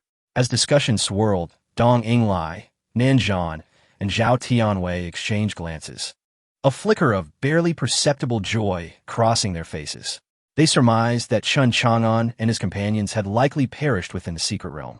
The Zhou kingdom, led by Ji Wentian, Ji Xuangu, and Duanmu Tsang, gazed at the entrance vortex with expressions of confusion. Just then, a figure clad in a gray robe, obscuring half of his face, materialized. Upon his arrival, he swiftly approached Nanzhan and whispered something. Wow, what? In an instant, Nanzhan's expression soured, as if he had tasted something foul. The commotion drew the attention of everyone present, leaving them bewildered. Dong Yinglai narrowed his eyes, a frown forming on his brow. Nanzhan turned to him before striding into the flying vessel. Observing this, Dong Yinglai and Zhao Tianwei exchanged glances and promptly followed him inside. Shortly thereafter, an air of palpable anger resonated from within. Moments later, the three emerged together, bowing respectfully to Mo Haichao, who was seated cross-legged on the deck of another flying ship. With a grim countenance, Dong Yinglai spoke loudly, Master Swordbearer. Our three factions' talents have encountered a nest of king-level spirit beasts within the secret realm, suffering heavy casualties. We request permission to enter and retrieve the injured, Nan Hong added, his face etched with urgency. Master Swordbearer, we acknowledge that our request contravenes regulations. However, these are the future talents of our human race, a loss beyond measure. Zhao Tianwei chimed in, equally anxious. As their words echoed through the crowd, shockwaves rippled among the onlookers. A king-level spirit beast? A surprise attack? This was utterly terrifying. The disparity between humans and spirit beasts was already significant. A formidable king realm expert might not stand a chance against a king-level spirit beast. Moreover, their comments hinted at a nest, suggesting the presence of more than one beast. No wonder they appeared so frantic. Mo Haichao opened his eyes and exchanged a meaningful glance with Zhao Tianwei. As longtime acquaintances, he understood the latter's intentions for subtle manipulation. However, his disdain for Chun Chang'an led him to decide to turn a blind eye. Very well. We shall endeavor to ensure the safety of our human talents. Moreover, once inside, you must swiftly bring the injured out for treatment. After some contemplation, Mo Haichao ultimately acquiesced, albeit with a quiet warning against crossing the line. Wait, the Dezhou faction sensed something amiss. However, before Ji Wentian could voice his concerns, Dong Yinglai interjected, Master Swordbearer, for the sake of fairness, I propose that the Dezhou kingdom also send individuals inside. If the sovereign of Dezhou wishes to enter, I have no objections. His statement effectively silenced Ji Wentian's doubts. Sovereign of Dezhou, do you have any objections? Montak Haixiao in Kviat Kuli. I have no objections, Ji Wentian replied. Thus, the four factions, accompanied by their sovereigns, elders, and 10 guardian elders of approximately the 10th level of the king realm, ventured into the secret realm. Under the watchful gazes of Dong Yinglai, Nan Hong, and Zhao Tianwei, an intense aura of murderous intent ignited within their eyes. Chapter 62. The Origin Tao Lotus. The reason they refrained from disclosing the truth was due to the sheer humiliation of their predicament. After all, they had resorted to cheating by sending in 9 old men, only to be countered and defeated. Such a revelation would undoubtedly invite ridicule. This also constituted a blatant violation of rules, and even Mo Haichao might hesitate to assist them. Thus, they fabricated a lie, claiming their entrance was to rescue the talented. Furthermore, they did not stop there. They ensnared the likes of the Dezhou kingdom's monarch and others into their scheme. Their intentions were not only to eliminate Chun Chang'an and his companions, but also to eradicate all high-ranking officials of the Dezhou kingdom. Should their plot be exposed, they would surely be labeled as merciless and utterly insane. Meanwhile, after Dong Yinglai and his companions entered the secret realm, they were suddenly struck by the realization that the spiritual energy within the realm was in a state of agitation. What could it be? Everyone stood frozen, their gazes directed towards the core of the secret realm. There, amidst the thick mist, brilliant light flickered. It was a blinding white radiance that stirred the spiritual energy throughout the entire realm, creating a tempest of extraordinary proportions. Dong Yinglai, Zhao Tianwei, and the others were momentarily bewildered by the intensity of the spiritual energy storm. They quickly extended their spiritual senses, attempting to discern the source of the commotion deep within the realm. However, as their senses spread, An exceedingly potent aura of origin energy sharply resonated within their minds. This origin energy surged into their bodies, amplifying their clarity of thought and heightening their senses exponentially, even loosening the long stagnant bottleneck they had faced. Gasp! Everyone inhaled sharply. Even Ji Xuangu and the other three ancestral figures widened their eyes in astonishment. As beings of the sacred Emperor realm, they understood deeply what this aura represented. Heaven above, it was spiritual energy so intensely concentrated that it had solidified into a form. That was the origin spirit crystal. A solidified origin spirit crystal? The magnitude and purity of its spiritual energy were beyond comprehension. Such a pure essence of origin power could undoubtedly elevate a half-emperor realm cultivator to the sacred emperor realm. Agisp escaped Yixvangu slips.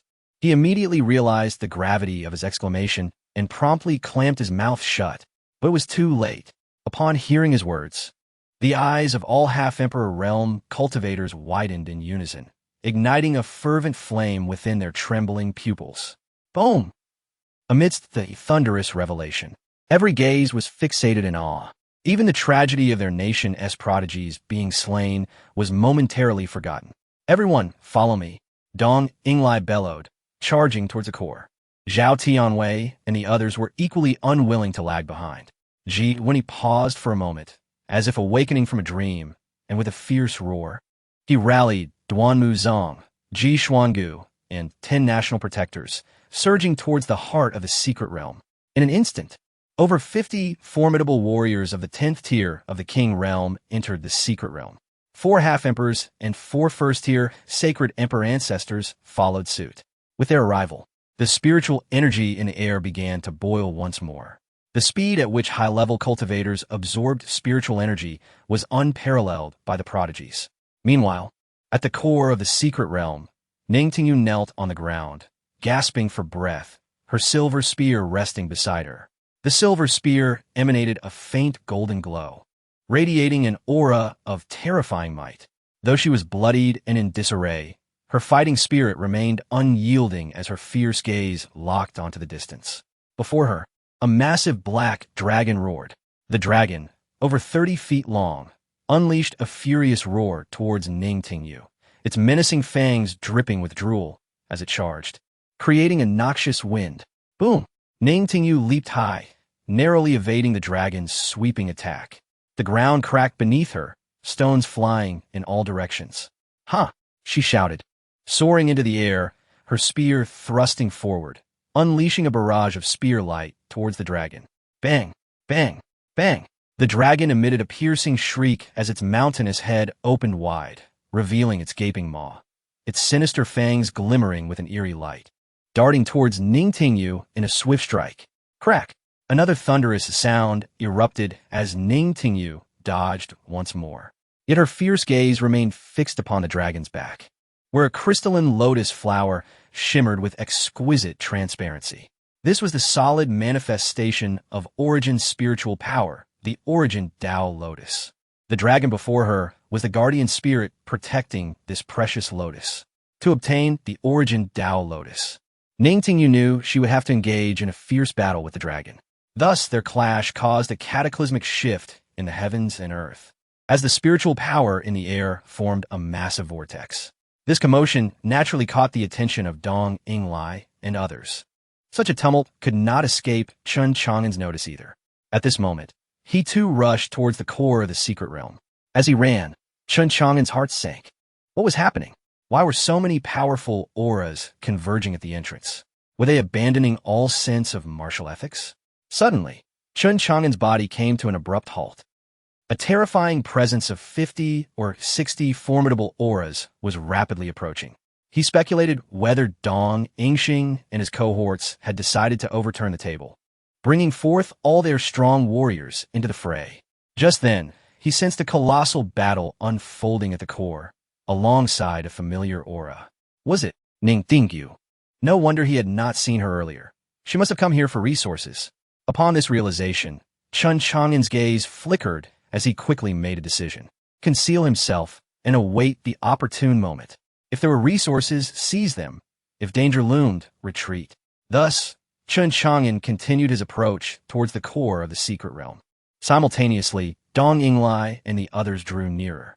In an instant, the scene at the core came into view for all. Every pair of eyes widened in unison, igniting with fervor. There stood a lotus flower, blooming with the delicate beauty of crystal, radiating a soft grayish-white light, its stalk standing half a foot tall. The flower spreading 3 feet wide, with 9 petals, each glistening like crystal. It thrived peacefully at the center of a pond, surrounded by swirling spiritual energy storms. Perhaps the dragon was originally a water serpent dwelling beneath this pond, transformed through the nourishment of the origin Tao lotus. Ah, ah, ah. Ji Xuangu's eyes widened in disbelief, his trembling voice echoing in astonishment. Heavens! Not only is that a solidified origin spirit crystal, but it has also taken on the form of a plant. It possesses sentience. Dong Yinglai could not help but exclaim in shock. Gasp! Everyone inhaled sharply. If the solidified origin spirit crystal was akin to water freezing into ice, though astonishing, it paled in comparison to the impact of this entire entity manifesting as a sentient lotus. This lotus could grow, it would expand, and the accumulated origin spiritual power would only increase. Chapter 63. The Treasure That Drives the King Realm Mad. A mere utterance from Dong Yinglai ignited a fervor within the hearts of all present, akin to a volcanic eruption, magnifying their excitement and desires exponentially. To put it plainly, the Tao lotus before them had blossomed with 9 petals, capable of elevating 9 formidable half-emperors directly to the realm of saint emperors. Furthermore, plucking a petal would not hinder its regeneration. It could be said that as long as this Tao lotus was nurtured, it could ceaselessly produce saint emperors. Though there may be temporal limitations, at least the vexation of bottlenecks would be alleviated, wouldn't it? As the terror of this realization sank in, an eerie silence enveloped the crowd, each individual concentrating their strength and cultivation into their speed. The tumultuous aura stirred the surrounding atmosphere. They utterly disregarded the ongoing battle between Ning Tingyu and the serpentine dragon. However, as the spear in Ning Tingyu's grasp unleashed its formidable might, every gaze was instantaneously drawn to her. A royal-grade weapon. What manner of power does this person hail from? A voice gasped in astonishment. Soon, countless eyes turned toward Zhao Tianwei. He shook his head, stating that although she was summoned by the Southeast Wind Alliance, her true origins remained a mystery. Nevertheless, one thing was certain. She undoubtedly hailed from one of the 4 sacred sects of the Holy Land. A chill ran through the hearts of the onlookers. At that moment, a piercing wail echoed as the royal-level dragon was pierced through the skull by Ning Tingyu's spear, meeting a grisly end on the spot. The dragon plunged into the depths of the pool, stirring a tempestuous wave of water. Simultaneously, the crystalline Tao lotus was set afloat by the upheaval. Suddenly, a hand resembling polished white jade shot towards the stem of the Tao lotus, as if seeking to grasp it. Dong Yinglai, Zhao Tianwei, and the others widened their eyes, emanating a palpable pressure of intimidation. Stop! For individuals at the level of Saint Emperor, accompanied by 4 half-emperors, bellowed in unison. Their combined might surged like a tempest, cascading toward Ning Tingyu, who held the Tao lotus. Yet, to their utter fury, Ning Tingyu disregarded them entirely, enveloping the Tao lotus in a gentle radiance before stowing it in a silken storage pouch. In the face of the overwhelming pressure exerted by the 8, she swept her silver spear horizontally, unleashing a royal-grade aura that shattered their intimidation in an instant. She then propelled herself away, landing dozens of paces from a group. However, the earlier pressure from the Saint Emperor still drew a trickle of crimson from her lips. The atmosphere trembled, and the once vibrant spiritual energy dissipated instantaneously, silencing the chaotic storm of energy. All that remained was Ning Tingyu, spear in hand, standing defiantly against the crowd, with a gray pouch at her waist emanating a tantalizing white glow. Dong Yinglai, Zhao Tianwei, Nanzhan, and the numerous elders behind them froze, their faces darkening with an ominous shadow. In the shadows, Chun Chang'an approached, observing everything with keen eyes, a glimmer of brilliance igniting within. Ah, young friend Chang'an, what brings you here? Yixvangu unexpectedly spotted Chen Hangan. Ji Wentian and Duanmu Tsang, their expressions filled with joy, rushed to Chen Chang'an's side. Chen Chang'an was taken aback. He hadn't anticipated that beneath the earlier overwhelming storm of spiritual power, he could remain concealed. Now that the tempest had subsided, he was immediately detected. Steeling himself, he quietly remarked, "With such a commotion, I naturally came to see for myself." He then turned to Ji Wentian. "How did you manage to enter? And what of them?" He gestured towards Dong Yinglai and the others, his eyes filled with wariness. Ji Wentian quickly explained that Dong Yinglai and his cadre had encountered a royal-level spirit beast within the secret realm. Then, with urgency, he added, "By the way, Chang'an, well, my daughter Mingyue and the others. They are unharmed," Chen Chang'an replied calmly. Suddenly, a heavy weight settled in his heart. The absence of mention regarding the elders infiltrating to hunt the Dezhou prodigies was alarming. Moreover, the main fighting force of Dezhou had been drawn in. This posed great danger. An overwhelming sense of peril gripped Chen Chang'an, his eyes flashing with intensity. However, his presence did not attract the attention of Dong Yinglai and the others. All their gazes remained fixated on Ning Tingyu. Witnessing the tense atmosphere, Chen Chang'an quickly advised, "Your Majesty, we must leave." "Leave? How could we?" Ji Wentian was taken aback. "That is the Tao Lotus. The first wave of acquisition could elevate at least 9 half-emperors to the Saint Emperor level." The fervor in his eyes was unmistakable. Such a spiritual treasure would stir the heart of anyone. But would they grant Dezhou a share? Chen Chang'an whispered to speak plainly. They had already sent in 9 elders, intending to slay all the prodigies of Dezhou. I managed to eliminate most of them. There was no spirit beast attack. They merely sought to eradicate us all. Their allowing you to enter was merely a pretense to eliminate the root of the problem. If you perish, also shall surely fall. Yixvangu guspet sharply. Ji Wentian's eyes widened in horror, trembling at the revelation. Yet, that treasure could elevate me to the Saint Emperor realm. A pained expression washed over Ji Wentian's face. For if the other 2 nations obtained such a treasure, their ranks of Saint Emperors would multiply, endangering Dezhou even further. Typically cautious, Ji Wentian found himself emboldened to stay, articulating a pragmatic viewpoint. Most individuals weigh risks against ordinary interests. Yet, when temptation is sufficiently potent, desire often outweighs reason. Moreover, the allure before them was enough to drive all King Realm cultivators into a frenzy.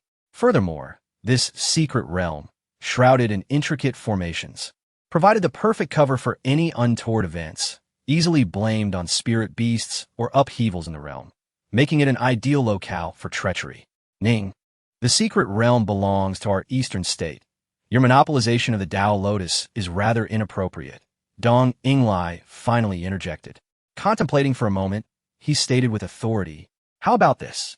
You take 1 petal, and we shall handle the remainder. Indeed, as long as you require any treasures, we of the eastern state shall gladly provide." In gratitude for your immense favor, young friend Ning, they believed they had devised the perfect resolution, allowing Ning Tingyu to retain a petal while ensuring her safe departure, thereby securing the friendship of Dong Yinglai and his cohort. To them, this was undoubtedly a fair trade, especially since Ning Tingyu was alone and could not possibly consume the entire Tao Lotus. However, Ning Tingyu's response took Chen Chang'an by surprise. I discovered this and defeated the guardian dragon. This Tao Lotus rightfully belongs to me. Stand Azida. Her words cast an immediate tension over the gathering. TSK. This woman is courting death, Chen Chang'an murmured, narrowing his eyes as he regarded Ning Tingyu. Chapter 64. He is a sword cultivator. Upon hearing Ning Tingyu's words, the expressions of Dong Yinglai and the others darkened noticeably. They were unwilling to let the unparalleled spiritual treasure slip away so easily. Ning girl, you might as well hand it over. In light of your status as an invitee of our Southeast Wind Alliance, I assure you that you will not suffer any loss. Zhao Tianwei spoke in a somber tone. Nearly 40 individuals began to encircle Ning Tingyu. Ning Tingyu let out a cold snort, her voice growing even chillier. You dare to covet the treasures of the Baihua Xinzong? Are you seeking death? Baihua Xinzong? Upon hearing these 4 words, The crowd instinctively narrowed their eyes. Chen Chang'an furrowed his brow and thought to himself, is this girl out for her first experience in the trials? She is doomed. The four great sacred sects of the Holy Land were the Taizong Sword Sect, the Qingxian Sacred Sect, the Baihua Xianzong, and the Sun Moon Star Island. Although the Baihua Xianzong was a sacred sect with formidable power, mentioning it here, especially under such great temptation, would not instill fear. Instead, it could incite their murderous intent. Dong Yinglai, Nanzhan, and Zhao Tianwei exchanged glances, and in that instant, they reached a consensus.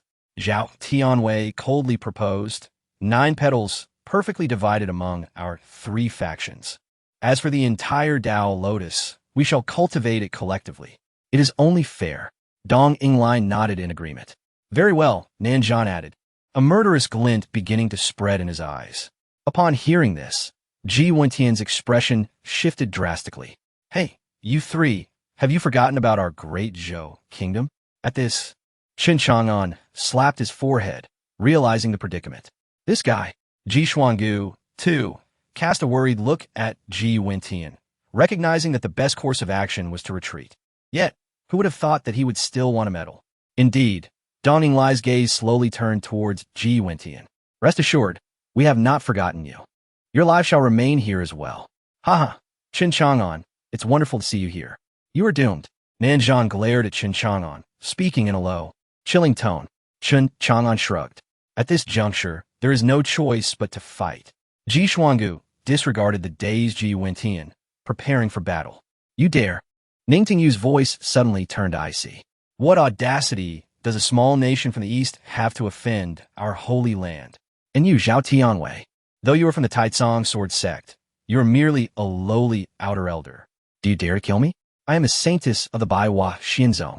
Ning Tingyu still attempted to leverage her status, hoping to instill fear in them. The crowd was momentarily stunned.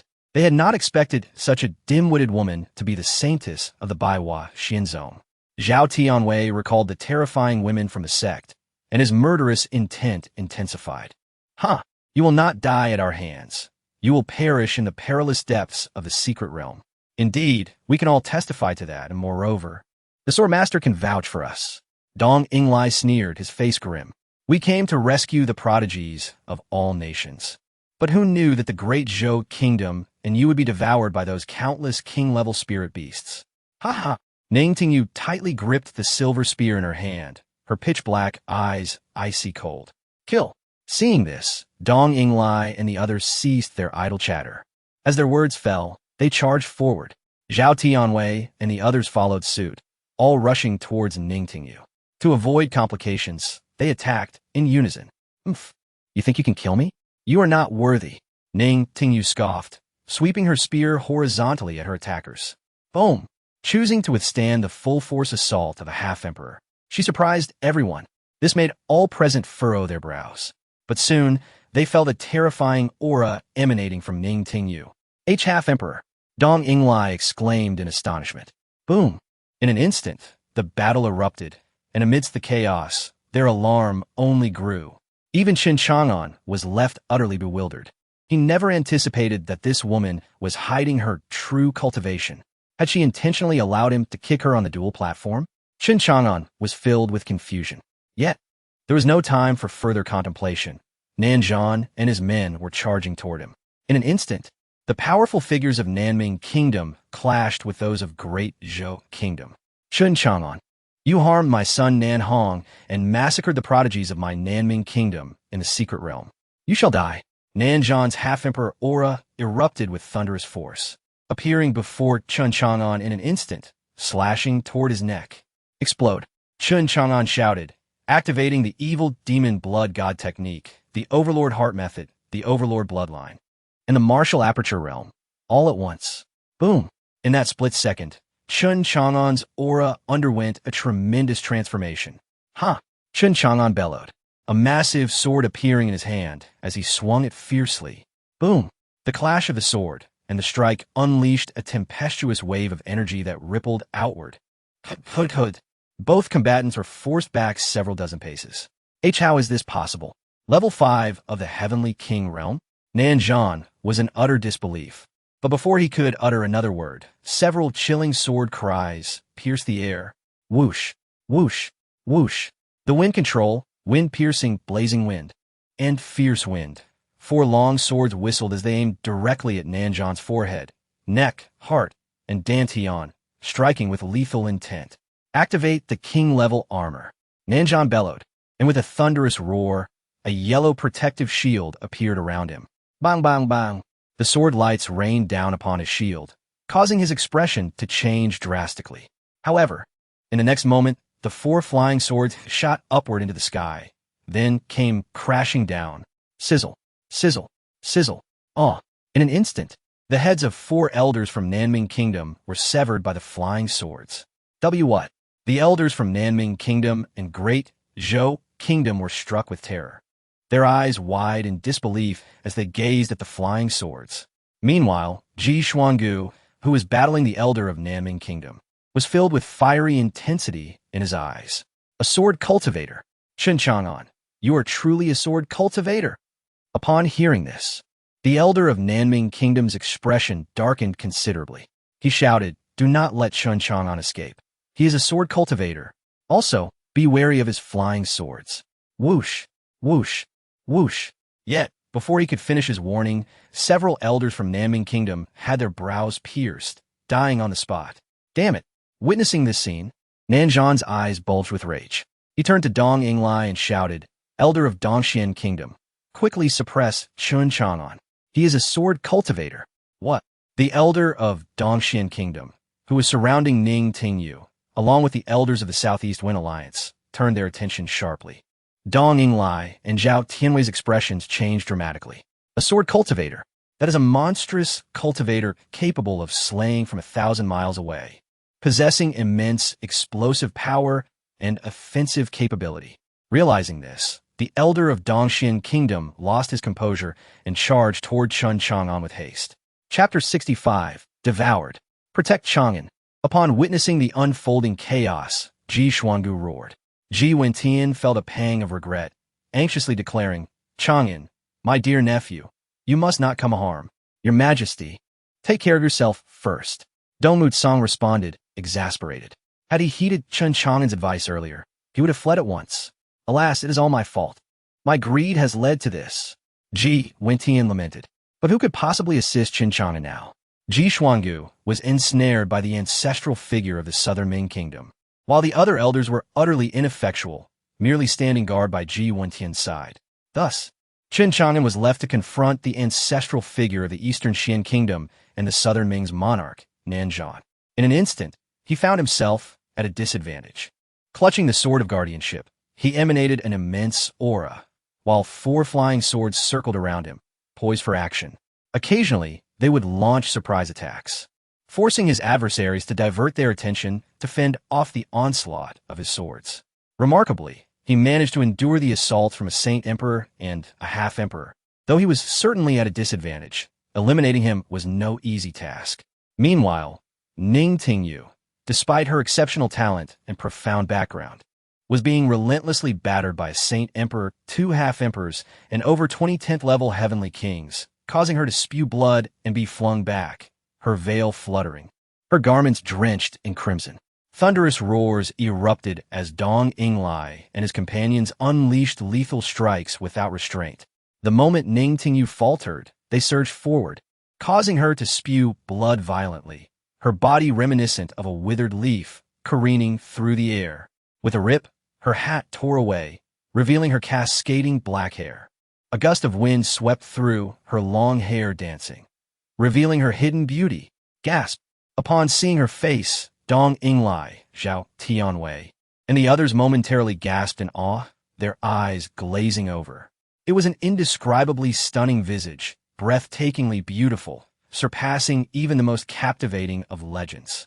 Even Dong Yinglai, who had encountered countless women, found himself momentarily stunned, murmuring, truly, she is the saintess of the 100 Flowers immortal sect. Her beauty is indeed astonishing. Her face, seemingly bestowed by the heavens, was exquisitely crafted, as if sculpted by a celestial master. Every inch of her skin seemed to ensnare hearts and souls, captivating all who gazed upon her. Zhao Tianwei suddenly shuddered, inhaling sharply. Then, his expression hardened with murderous intent as he coldly declared, "What a pity. Such a stunning beauty is about to perish. We must kill her and seize the origin Tao lotus from her."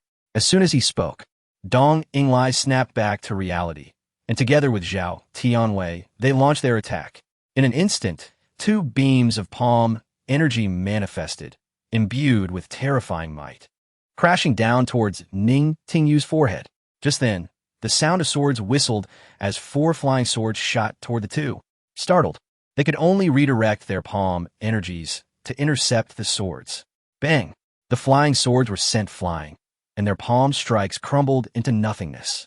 Chen Chang'an appeared beside Ning Tingyu, his voice brooking no argument. "Hand over the origin Tao lotus." "But that's mine. I painstakingly killed the flood dragon to obtain it. Why should I give it to you?" Ning Tingyu retorted defiantly, her spirit unbroken despite her battered state. Smack!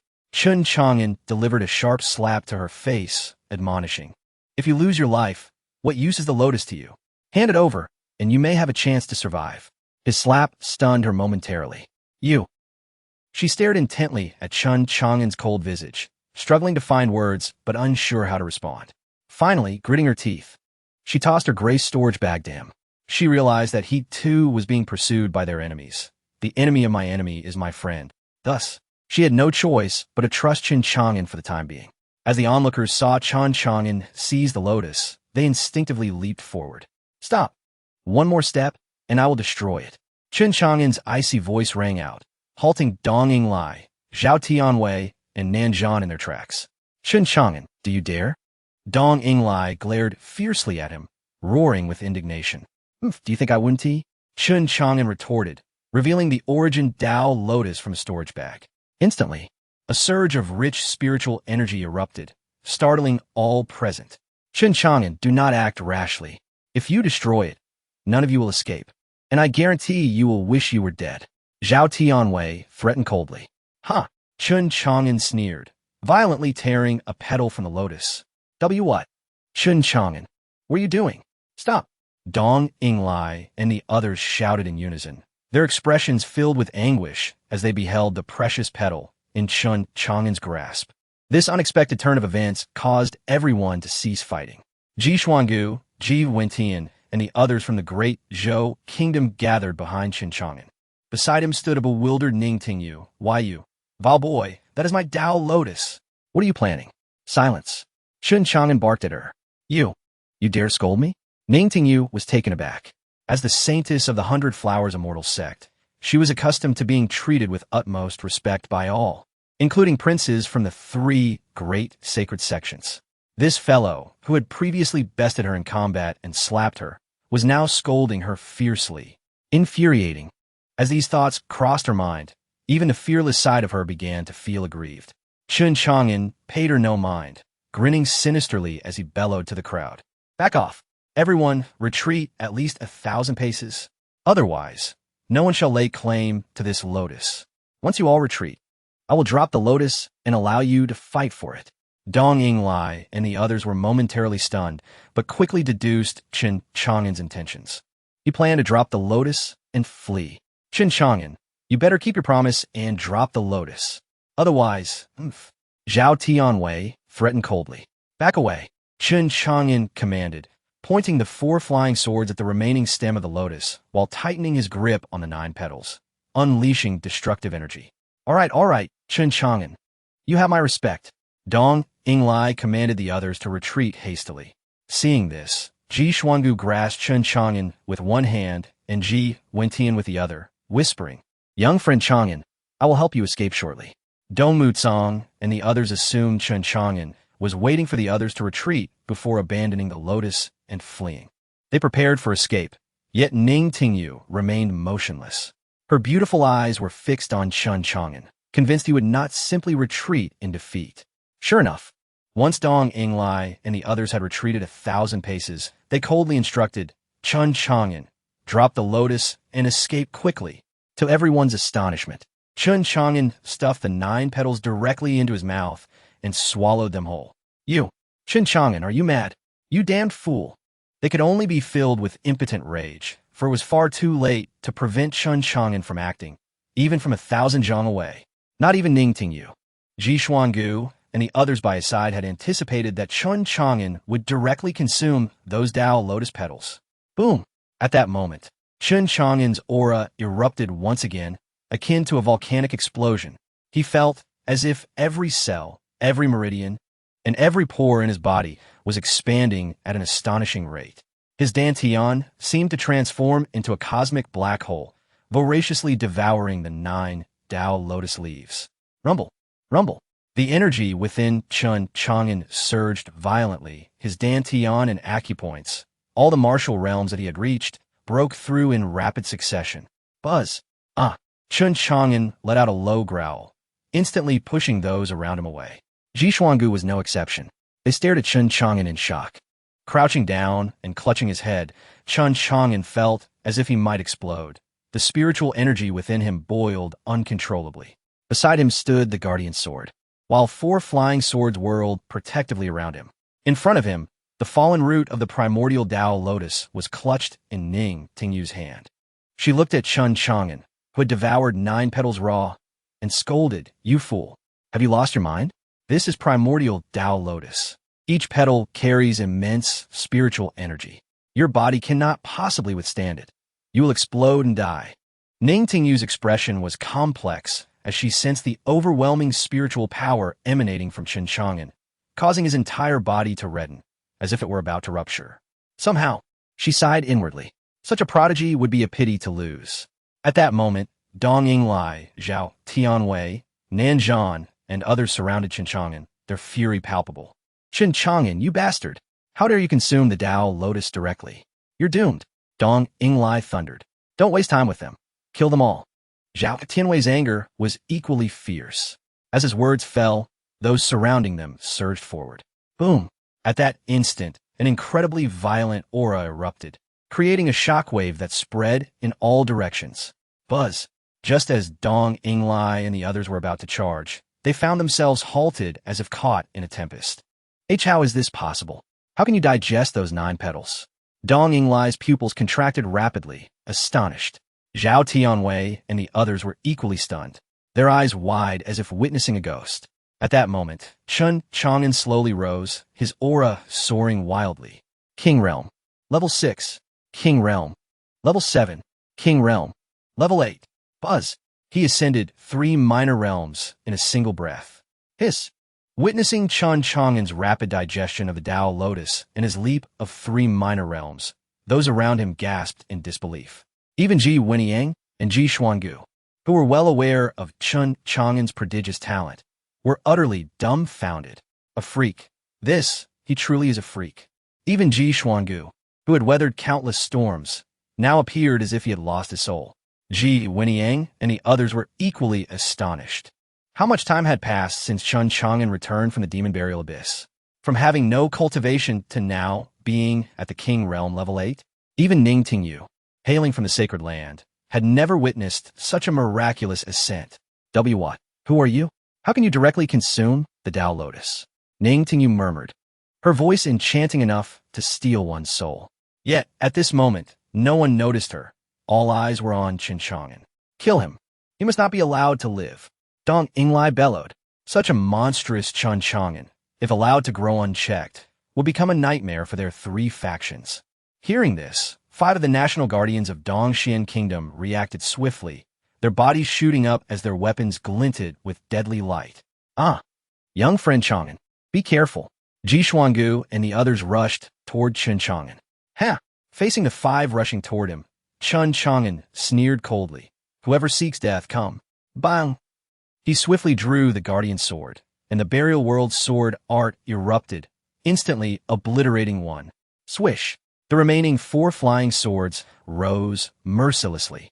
Empowered by Chen Chang'an's unparalleled mental strength, the 4 swords, wind control, wind penetration, fiery wind, and raging wind, let out piercing roars. Bang, bang, bang, bang. In an instant, the remaining 4 King Realm level 10 elders of Dongxian Kingdom were pierced through their foreheads and pinned to the ground. Their 5 pairs of eyes went blank, disbelief flooding their features. Chen Chang'an's disdainful laughter echoed, his voice low and hoarse. I gave you a chance, but you proved useless. Now, I shall bury you all. Bang! The guardian sword continued its horizontal slash, unleashing overwhelming sword energy that struck down upon the five elders, reducing their bodies to scattered bones and remnants in an instant. From Dong Yinglai's command to the five National Guardians' attack, it all unfolded in the blink of an eye. The five National Guardians met a tragic end, their remains obliterated. The blood mist splattered, blurring Dong Yinglai and the others' vision, and piercing Ji Xuangu and the others' eyes and hearts, forcing them to halt their advance, staring at Chen Chang'an in shock. Chen Chang'an, you. Ji Wenyang's face twitched repeatedly. How have you become so powerful?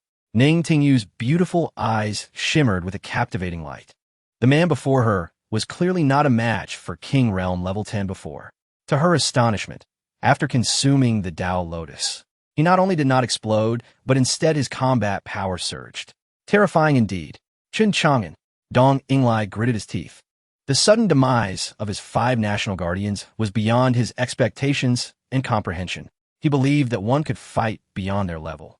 But how could it escalate to such a level of instant annihilation? A faint smile played on Chen Chang'an's lips as he addressed Dong Yinglai, Zhao Tianwei, and Nanzhan. All of you come. I shall bury you all. As he spoke, a massive bronze ancient coffin, measuring 5 to 6 zhang in length, appeared beside him with a resounding thud. Crack, crack, crack. The coffin lid atop the bronze coffin slowly opened, revealing a pitch-black, abyss-like opening. Upon witnessing such an eerie coffin, Dong Yinglai and the others' hearts raced violently. Zhao, Tianwei, Nanzhan, and the elders of their factions could no longer find any humor in this situation.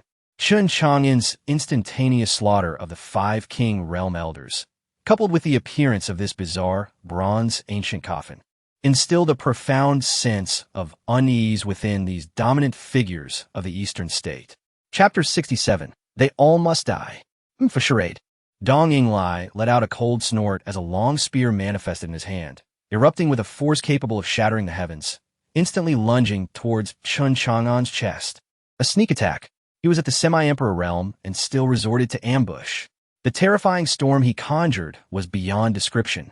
In an instant, it seemed that the black spear in his hand would pierce through Chen Chang'an's chest. A sinister grin curled at the corner of Dong Yinglai's mouth as he exerted even greater force.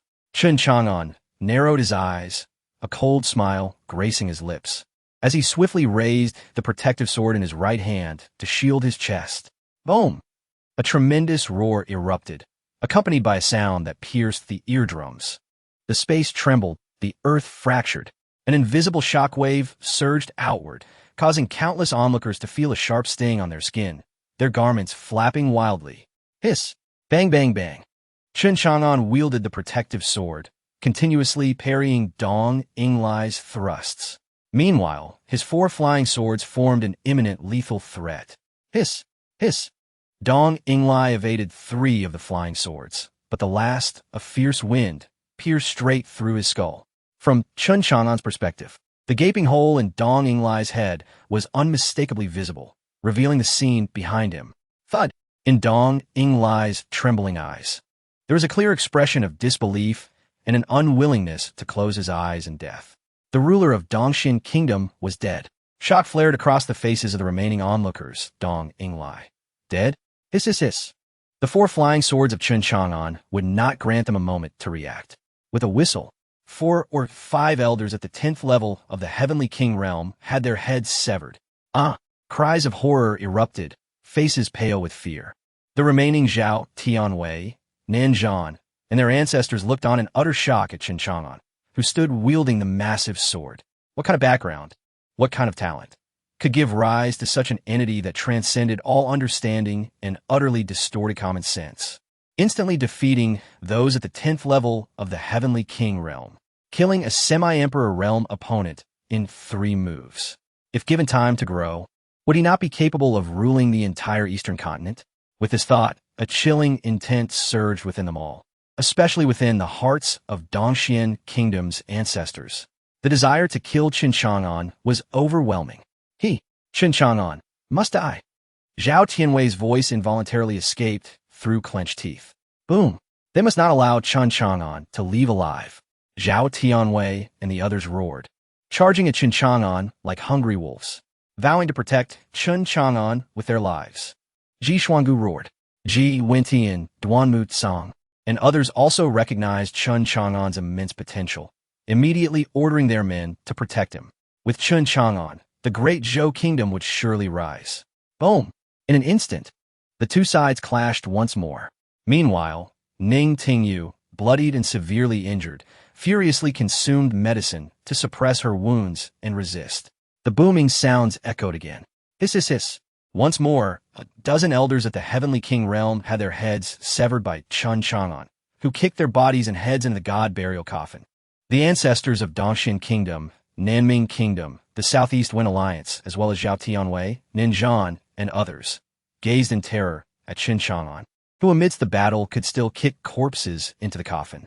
This man, in terms of combat experience and mindset, was extraordinarily exceptional. It drove them to the brink of madness with jealousy. Hiss, hiss, hiss. Chen Chang'an's 4 flying swords resembled the scythes of death, severing the heads of the elders one by one. Stay back, surround the area, and let not a single one escape. Chen Chang'an bellowed at Ji Xuangu and the others. Ji Xuangu was momentarily taken aback. Yet, witnessing Chen Chang'an's rampage, he was profoundly shaken. Even he, a first-tier Saint Emperor, could offer no assistance. Moreover, it was clear that Chen Chang'an intended to eliminate them all. What a ruthless young man. Such a terrifying youth, unseen throughout the ages. Young friend Chang'an, please ensure your safety. I vow that none shall escape. Ji Xuangu's eyes glinted coldly. The only course was to heed Chen Chang'an's command.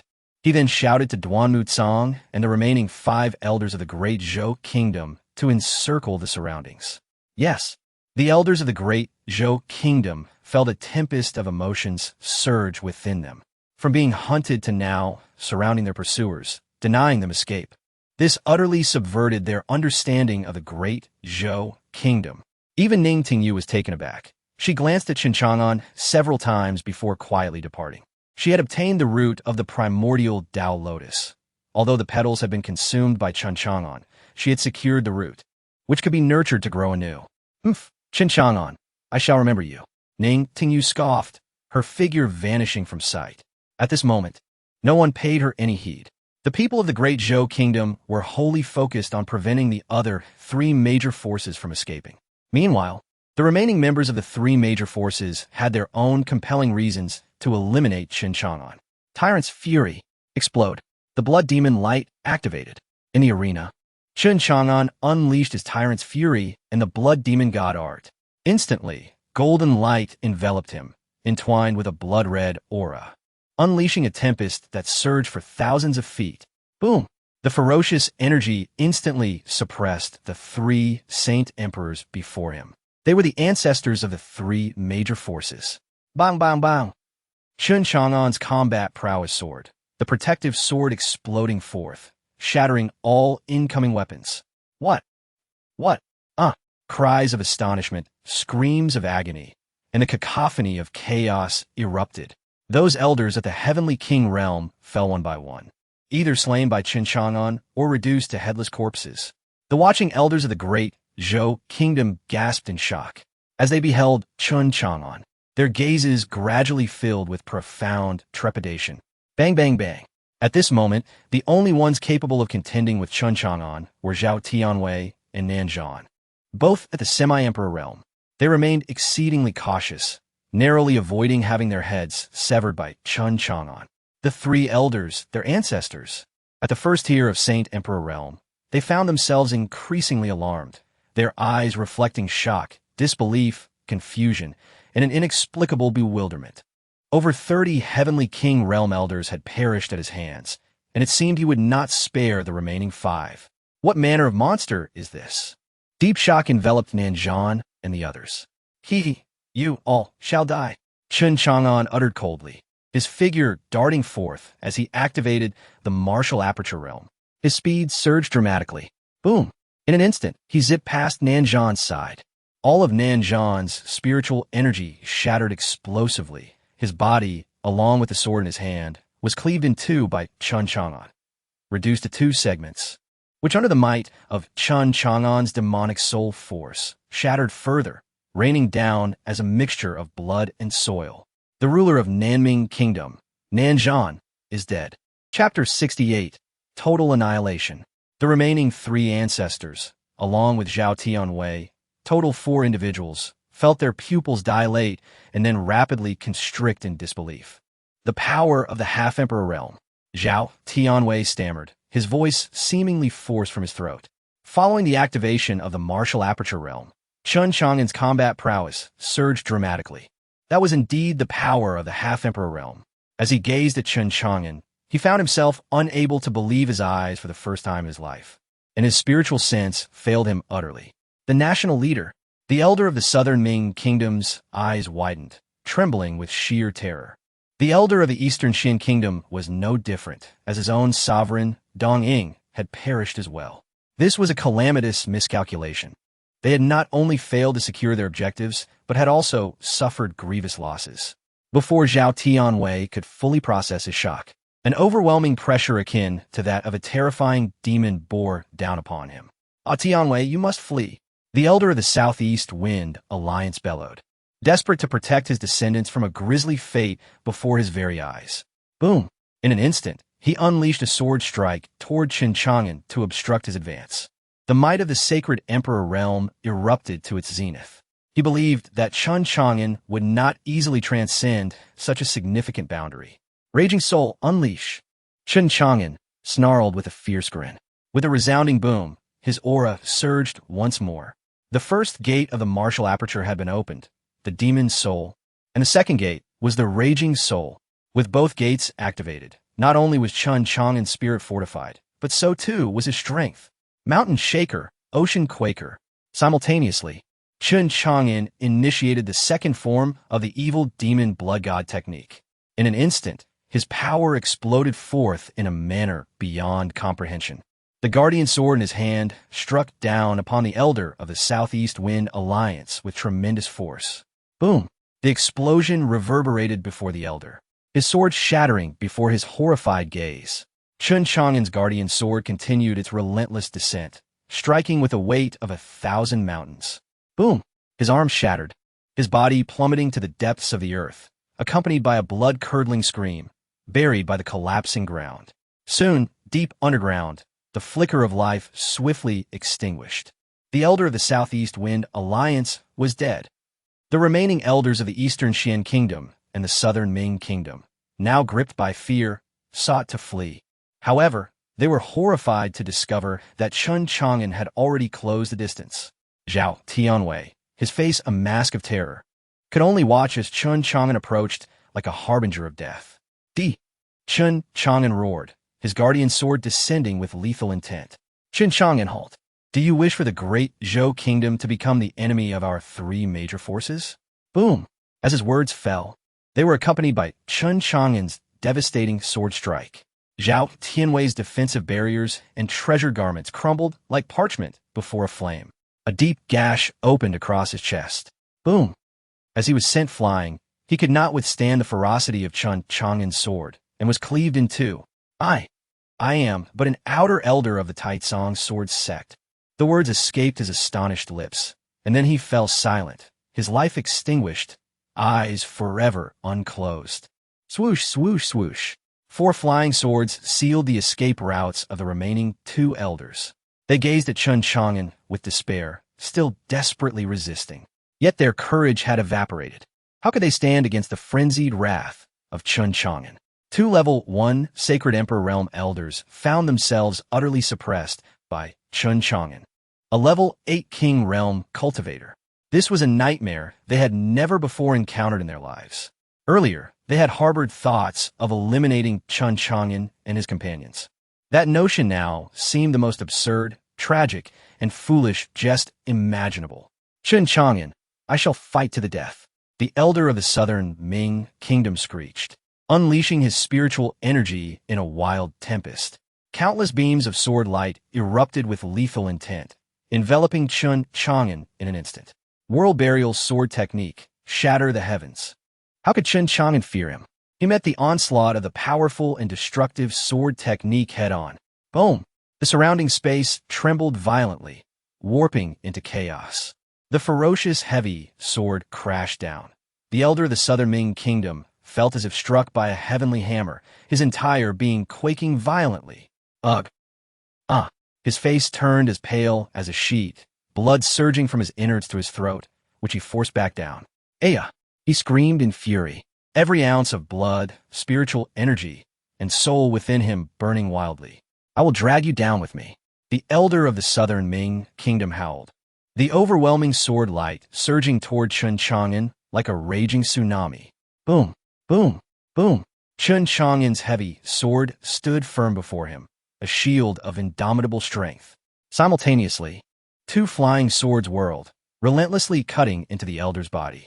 Swoosh, swoosh, swoosh. Sword after sword, the sharp energy rang out, piercing the eardrums. In mere moments, the elder of the Southern Ming Kingdom was reduced to a mass of wounds, rapidly pulled into the abyss of death. Swoosh, swoosh, swoosh.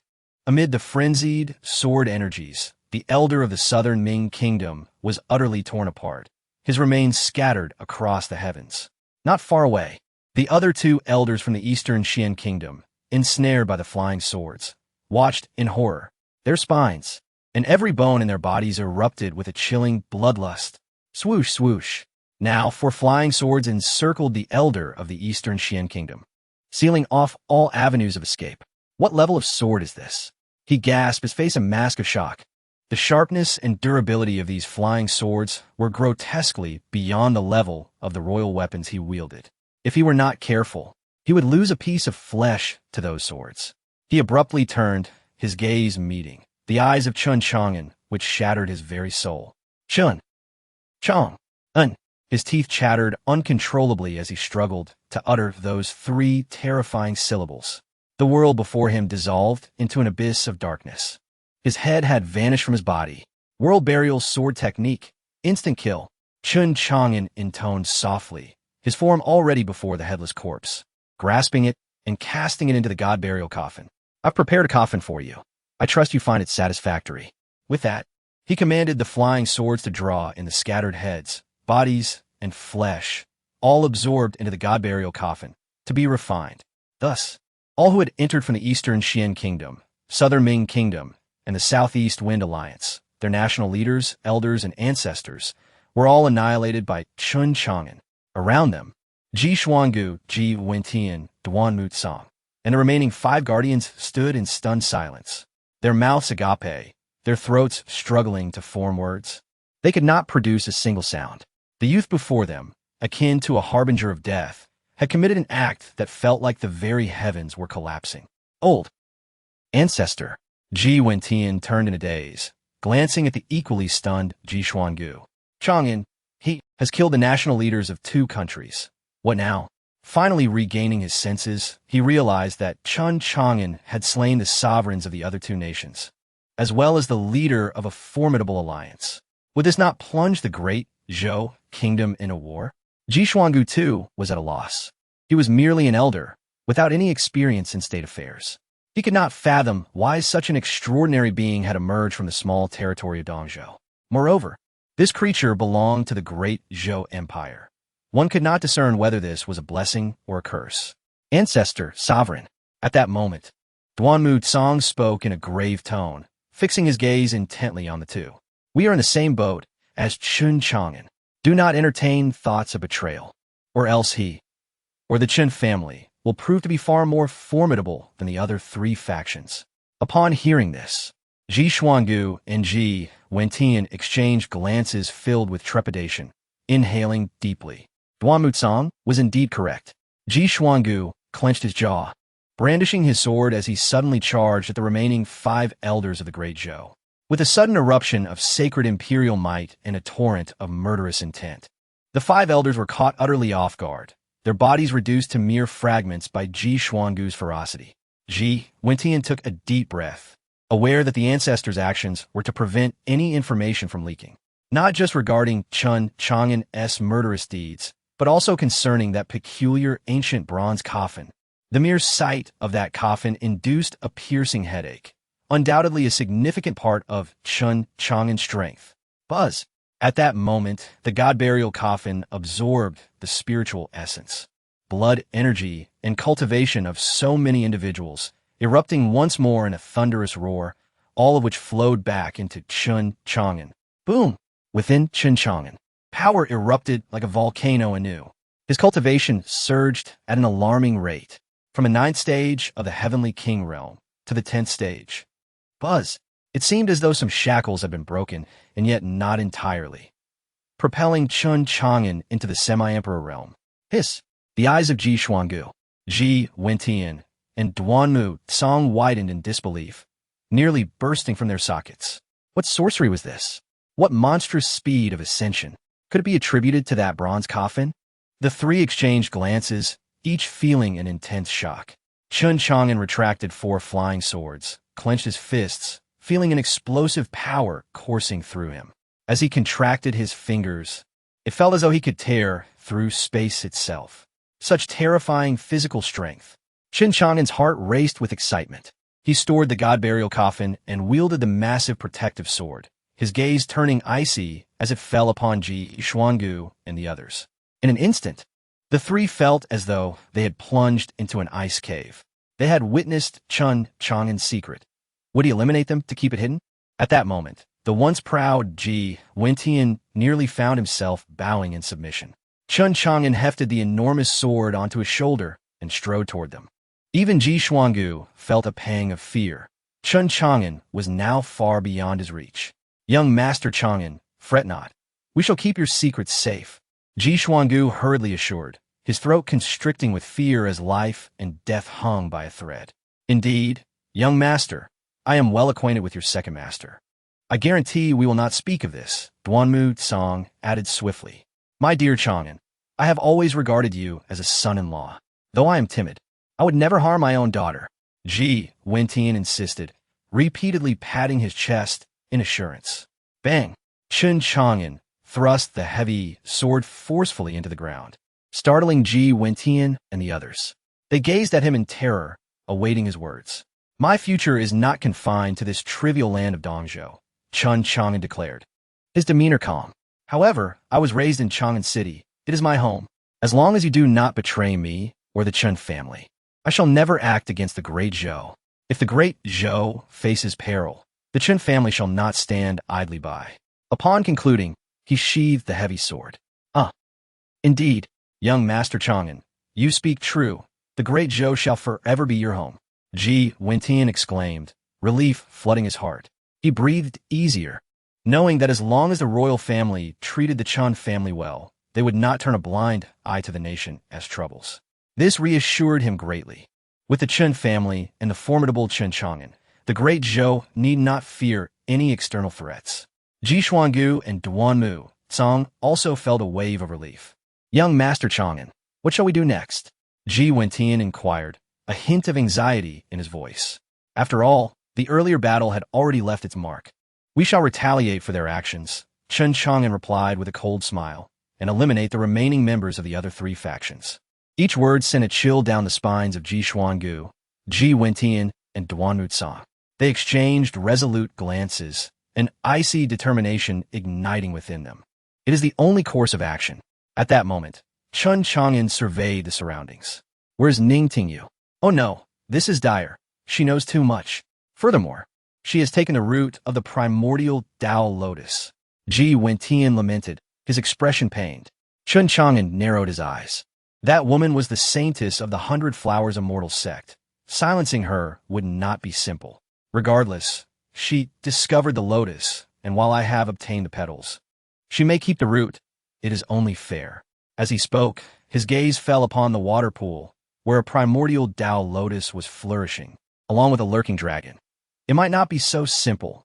You 3, proceed to the camp of our great Zhou's outstanding talents, find Mingyue and Chun Xian, and take them to eliminate Dong Lianxing and the others, Chun Chang'an commanded Ji Wentian. His tone bore no semblance of politeness, but rather an authoritative directive. Yet Ji Wentian was elated, nodding without a hint of dissent. After all, with Chun Chang'an's prodigious talent and terrifying rate of advancement, he would soon reach unfathomable heights.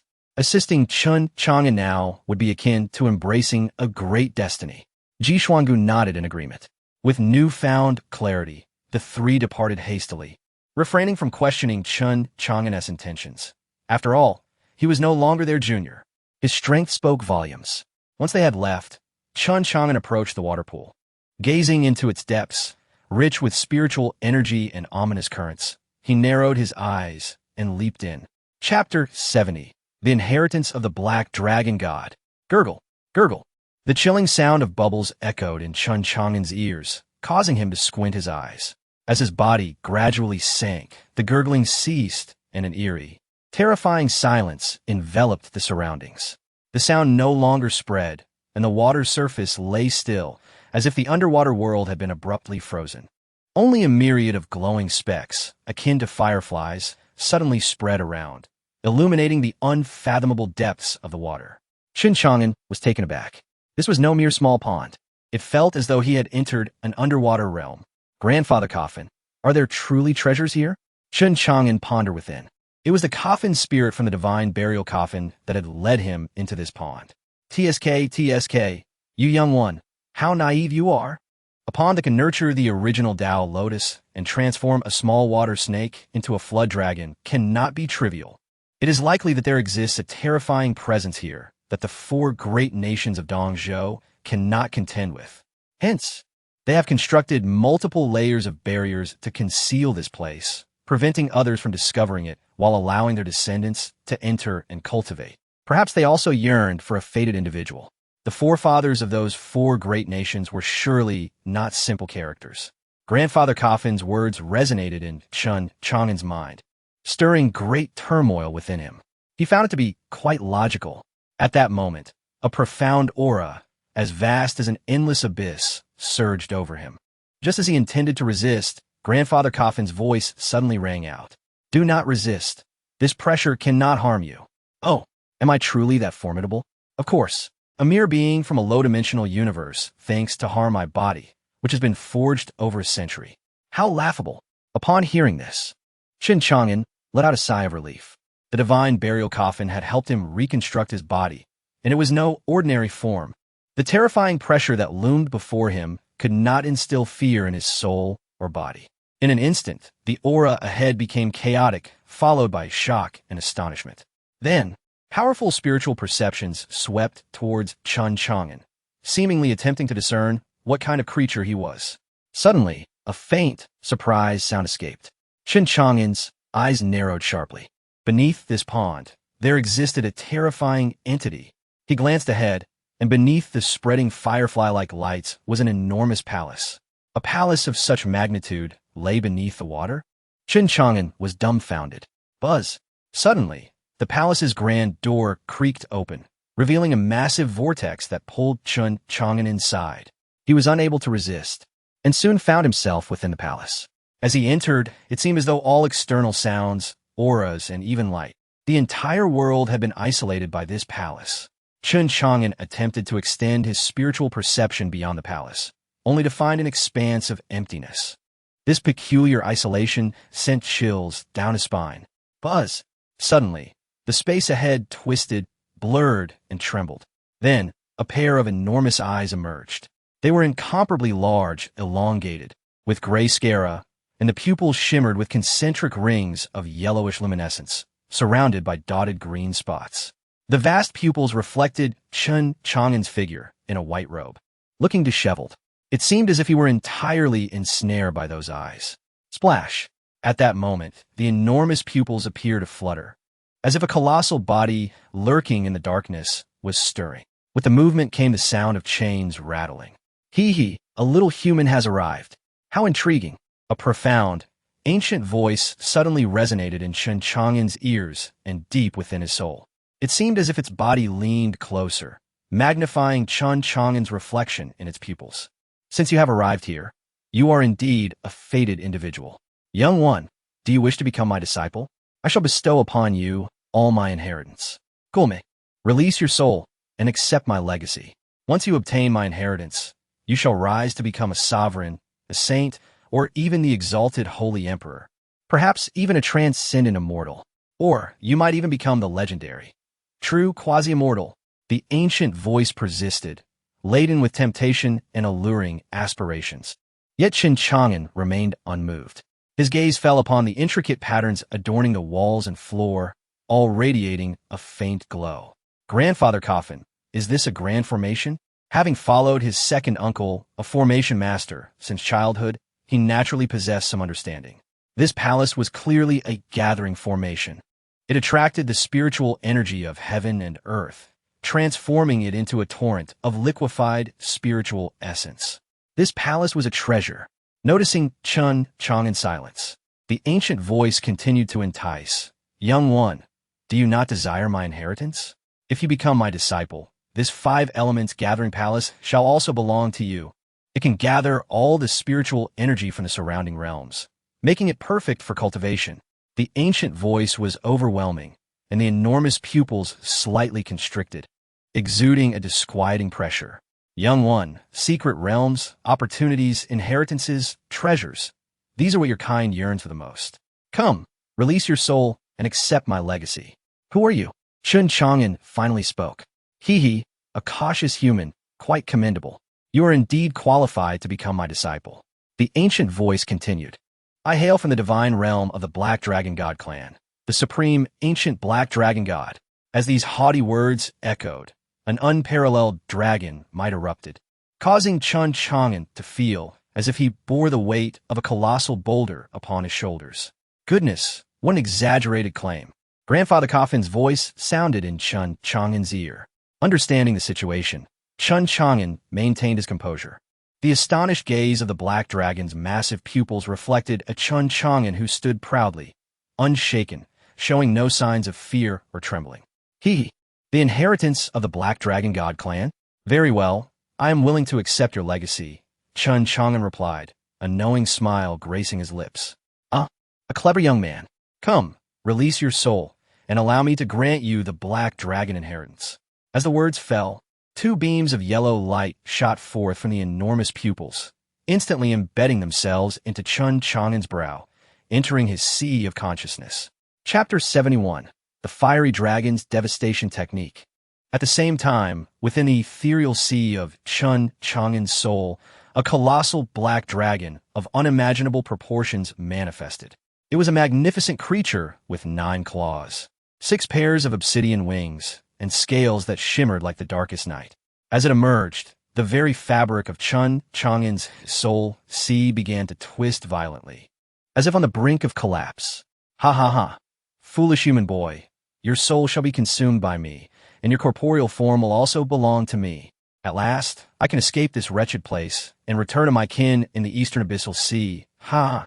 And you, vile and detestable divine monkey, along with that loathsome academy head, you Qianin, await your doom. The black dragon roared, its fury palpable, shaking the very essence of Chen Chang'an's soul sea.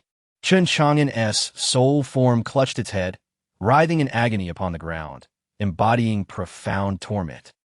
You claimed you would bestow upon me a legacy. Why must you devour my soul? He howled in defiance. I have been trapped in this 5 elements demon-suppressing palace for 80,000 years. Finally, a worthy vessel has arrived, and I shall seize it and escape. Revenge is mine to claim. You Qianin, and my daughter as well. The dragon seethed, its disdain for Chen Chang'an evident. You, a mere human insect, aspire to become a disciple of my noble and ancient lineage? Look at yourself. The immense form of the dragon, its terrifying presence akin to the depths of an endless ocean, rendered Chen Chang'an insignificantly small. At that moment, the colossal black dragon loomed over him, regarding him with the same disdain one might reserve for an ant. Yet, curiously, it howled names unfamiliar to Chen Chang'an, infused with a deep-seated bitterness. Suddenly, the black dragon inhaled sharply, its eyes shimmering with an extraordinary fury. Curse you! You carry the essence of those 9 individuals, as well as the scent of the academy. You deserve to perish. The dragon seemed to sense a memory that ignited its wrath. No longer inclined to engage in further dialogue, it lunged at Chen Chang'an with a menacing bite. Wow, what? The words of the dragon were lost on Chen Chang'an, but as the beast charged, he swung with force. Boom! In an instant, a magnificent coffin emerged beside him, the coffin of the divine burial. At that moment, the coffin dwarfed even the dragon's spirit, its entrance resembling a cosmic black hole, radiating an unfathomable force of absorption. What is this? The dragon's eyes widened in terror, its massive tail thrashing, and wings flapping desperately as it sought to escape the coffin's maw. Yet it was futile. The entire dragon was suddenly drawn into the coffin of the divine burial, which closed with a resounding bang. Roar! Inside the coffin, the dragon's roars echoed, its form thrashing against the walls. Bang! Bang! Bang! However, the lid remained steadfast, showing no signs of yielding. Time passed, and the frenzied struggles and soul-crushing roars of the dragon gradually diminished, ultimately fading into oblivion.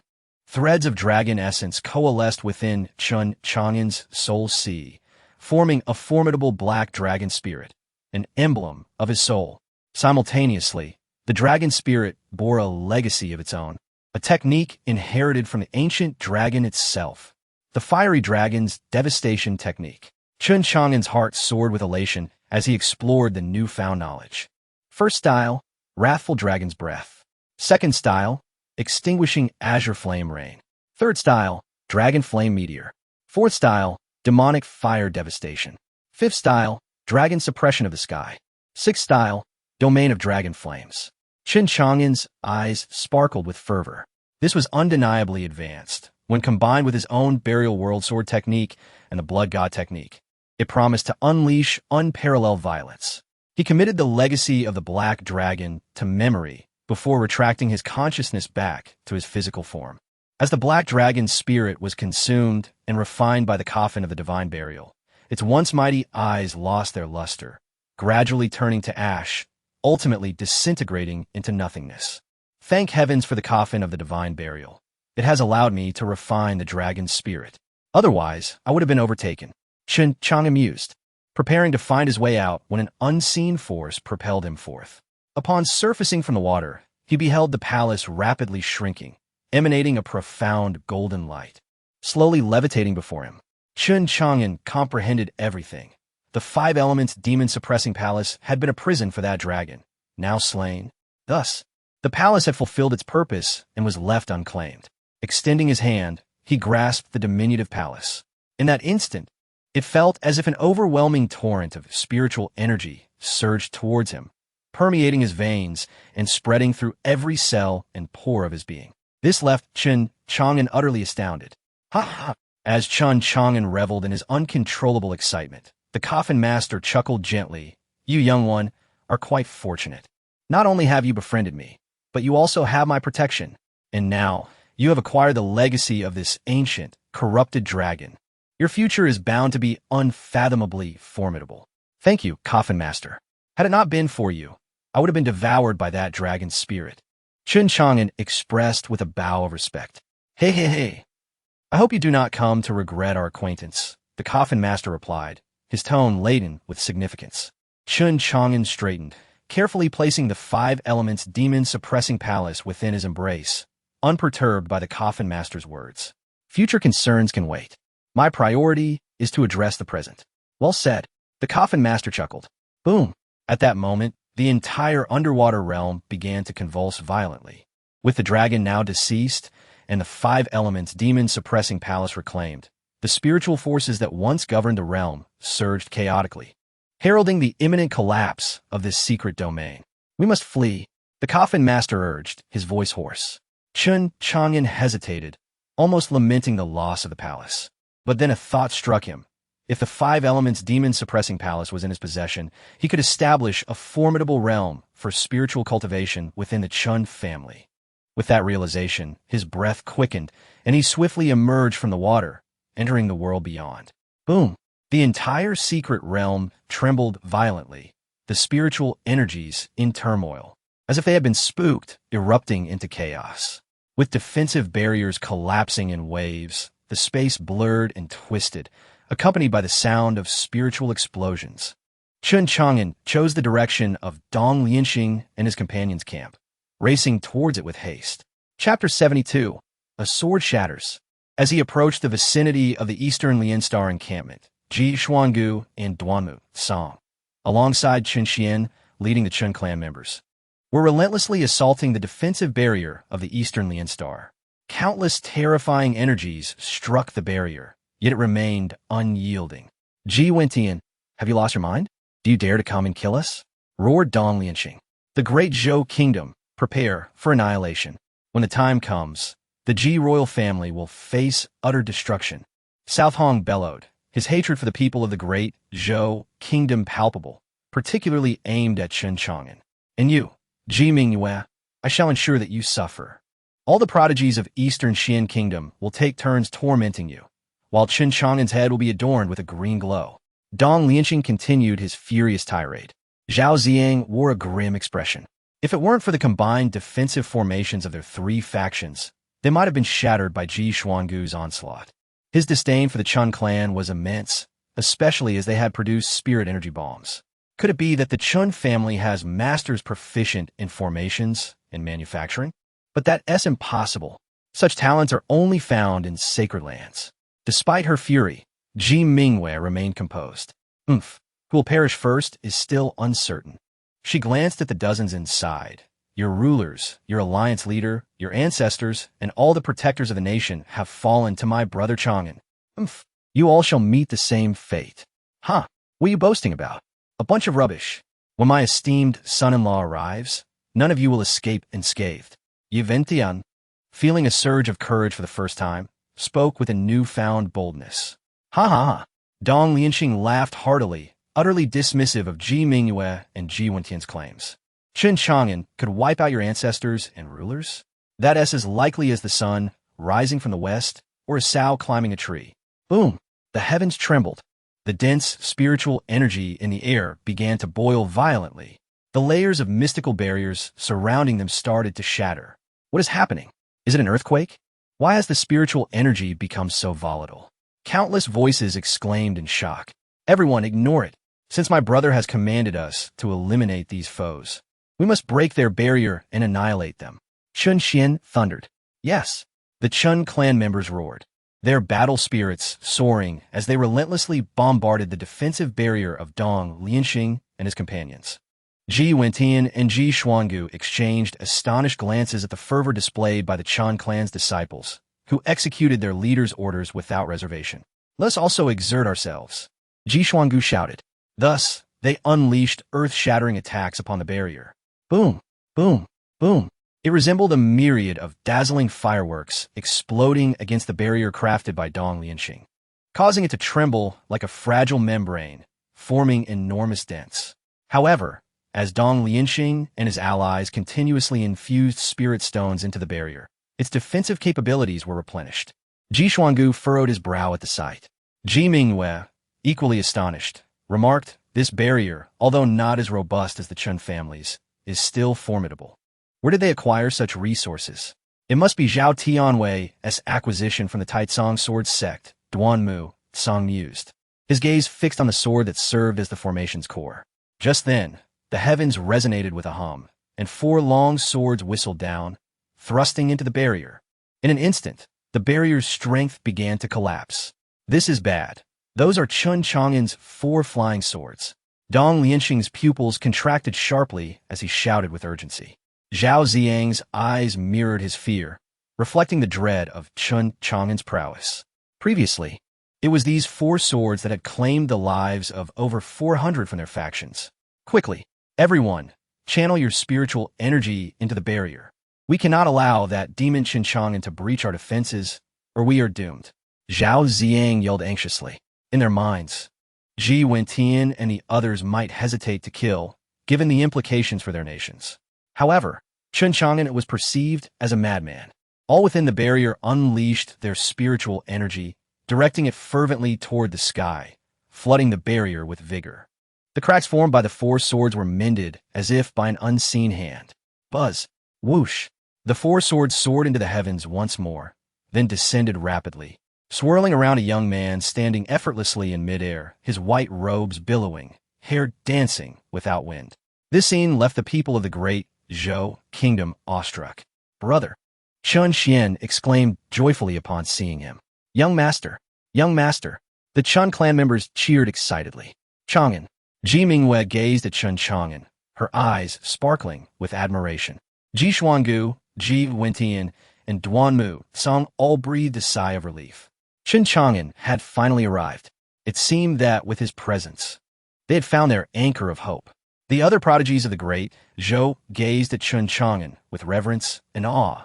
He acknowledged them with a nod, and then a massive, weighty guardian sword appeared in his right hand. With its emergence, his aura surged dramatically, leaving everyone breathless, as if a mountain were pressing down upon them, instilling terror in their souls. Even Ji Xuangu felt tumultuous waves stirring within.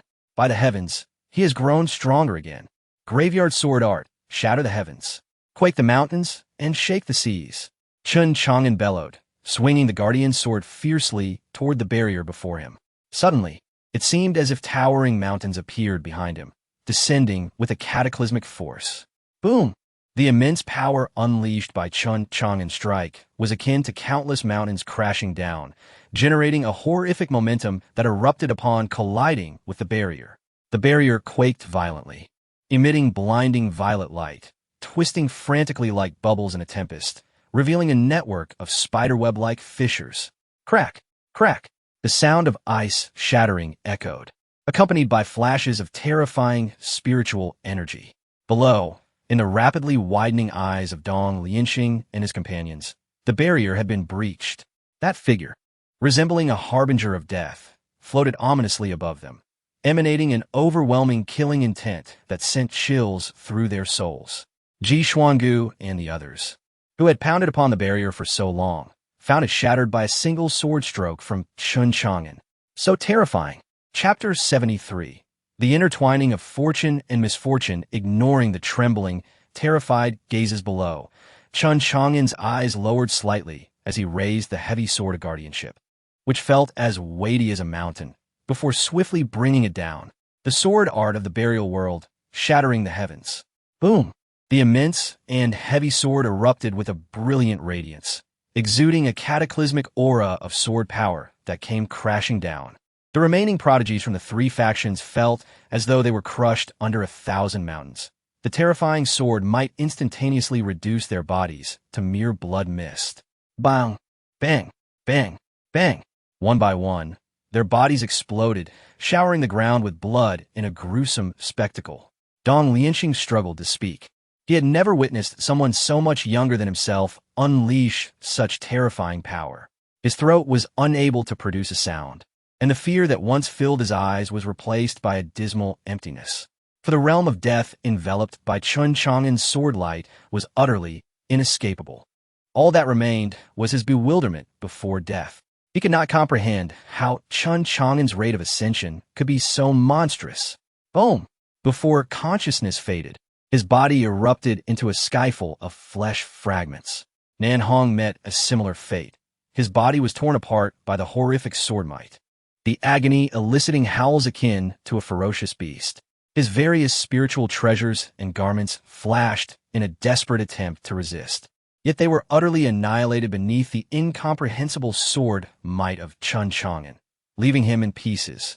Zhao Ziang's upper body tumbled into the chaotic, muddy ground, sensing the rapid ebb of his life force. His increasingly blurred gaze fixated upon Chun Chang'an's figure. You are at the semi-emperor level. How is this possible? As the dust swirled and the earth shattered, Zhao Ziang's final remains were eternally buried. Yet his last thought was one of endless regret. The Southeastern Wind Alliance had exerted tremendous effort to enter this wretched secret realm. Instead, they encountered such a demon. Thus, with the exception of the great Zhou kingdom, all who had entered the secret realm met their doom. Over 500 prodigies, dozens of national elders, 3 ancestors, 2 sovereigns, and 1 alliance leader. None escaped, all becoming sustenance for Chun Chang'an's burial coffin. What sovereign, what prince, what saintly ancestral figure? None were more than mere weeds in Chun Chang'an's eyes. The fiery dragon of the demon dragon burning world. High above, Chun Chang'an slowly lifted his heavy sword. He wished to unleash the inheritance he had obtained here, eager to test its might. Roar! As Chun Chang'an raised his colossal sword, a shadow of a black dragon, hundreds of feet in size, manifested behind him. Its densely packed black scales radiated an unparalleled ferocity. Its head, reminiscent of both a deer and a crocodile, roared in a fearsome display of earth-shattering power. Boom! From Chun Chang'an's gigantic sword erupted black flames, which transformed into a fiery sword light stretching hundreds of feet as he continued his downward strike. Buzz! The immense sword light descended with ferocity, inciting the already tumultuous spiritual energy storm in the heavens, causing the surrounding space to twist violently. Crack! As the sword fell, it unleashed tremors that rippled across the earth for countless miles, followed by an instant of cataclysmic landslides. Rumble! The violent upheaval led to an explosion of spiritual energy throughout the secret realm. Boom! Boom! Boom! Boom! Boom! The frenzied release of spiritual energy ignited countless black flames that devoured everything in their path, burning fiercely and refusing to extinguish. Belon yi guangwu yinentian yimingyue. And the Chun family disciples, all the prodigies of the great Zhou kingdom, gazed up at the godlike figure in the sky, frozen in astonishment. Each was pierced to the core by the overwhelming destructive force unleashed by Chun Chang'an. How terrifying is Chun Chang'an? Whoosh, whoosh, whoosh. With the howling winds at his back, Chun Chang'an slowly descended before the gathered crowd. After confirming that Chun Xian and the Chun family disciples were unharmed, he turned his gaze upon Ji Mingyue and the others. Chang'an, brother. Ji Mingyue's heart trembled profoundly. What manner of parents could have birthed such a defiant man? He is so powerful. Ji Xuangu felt a similar shock, unable to regain his composure. Having entered the semi-emperor realm for many years, he had never encountered anyone who could rival Chun Chang'an's monstrous talent. In this moment, he realized he would likely not survive even a single strike from Chun Chang'an. You all must injure yourselves a little. Appearing unscathed upon exit will arouse suspicion, Chun Chang'an instructed. Ah, yes, yes, yes. Chang'an's words ring true. Ji Wentian responded, quickly drawing his sword and slashing at his own hand. In an instant, blood flowed freely.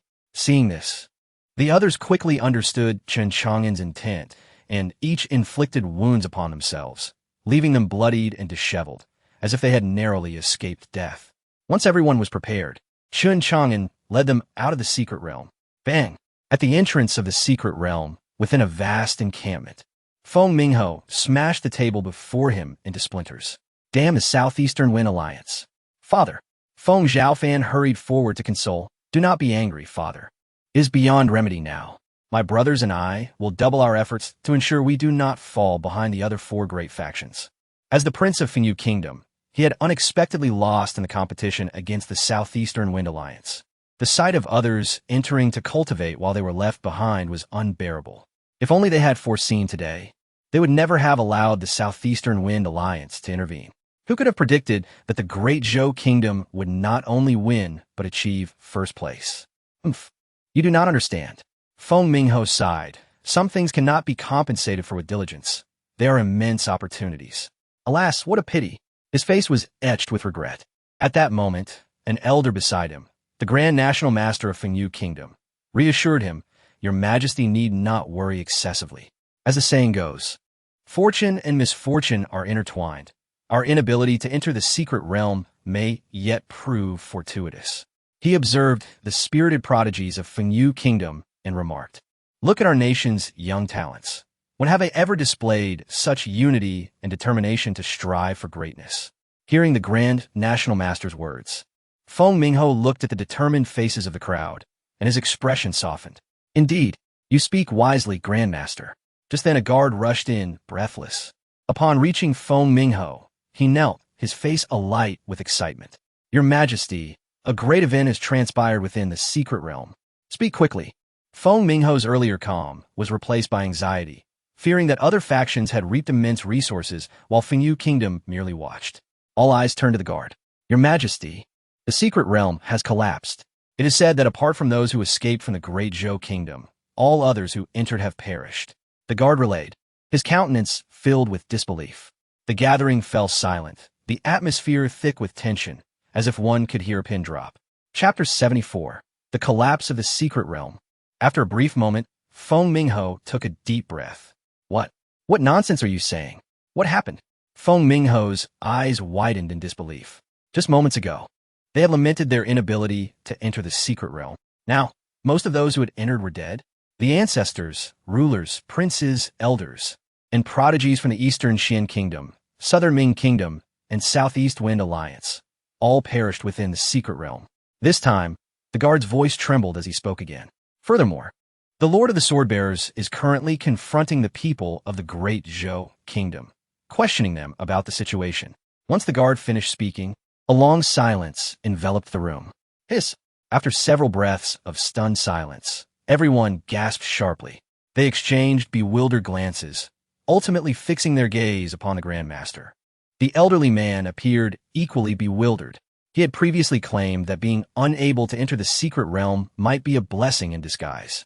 Had his words proven prophetic? My heavens! Am I truly that astute? Feng Mingho gradually regained his composure, a smile creeping onto his face that he could not suppress. Although it was not virtuous to take pleasure in others' misfortunes, the gloom in his heart was instantly lifted, and he felt an overwhelming urge to laugh. Yet, he restrained himself, sharing a subdued chuckle with the Grandmaster. Others began to awaken from their shock, each of the prodigies expressing their relief with low, mirthful laughter. Thus, the room echoed with a series of eerie, subdued chuckles. The guard stared in horror at the people within the chamber, utterly perplexed. Feng Mingho had never anticipated that their disastrous defeat in the competition, which prevented them from entering the secret realm for cultivation, had inadvertently allowed them to escape a calamity. Let us go and check on our allied nations. After all, they have lost so many lives. With a grand gesture, Feng Mingho led the group out of the camp towards the entrance of the secret realm, a grin stretching from ear to ear. Meanwhile, before the entrance of the secret realm, time rewound half an hour. Witnessing the chaotic surge of spiritual energy within the secret realm and the violent tremors of the earth, Mo Haichao's heart trembled. What on earth was happening? Being backed by the sword-bearer palace of the human race, he understood the significance of the spiritual energy realm. Typically, a vast accumulation of earthly spiritual power would be supported by a gathering formation.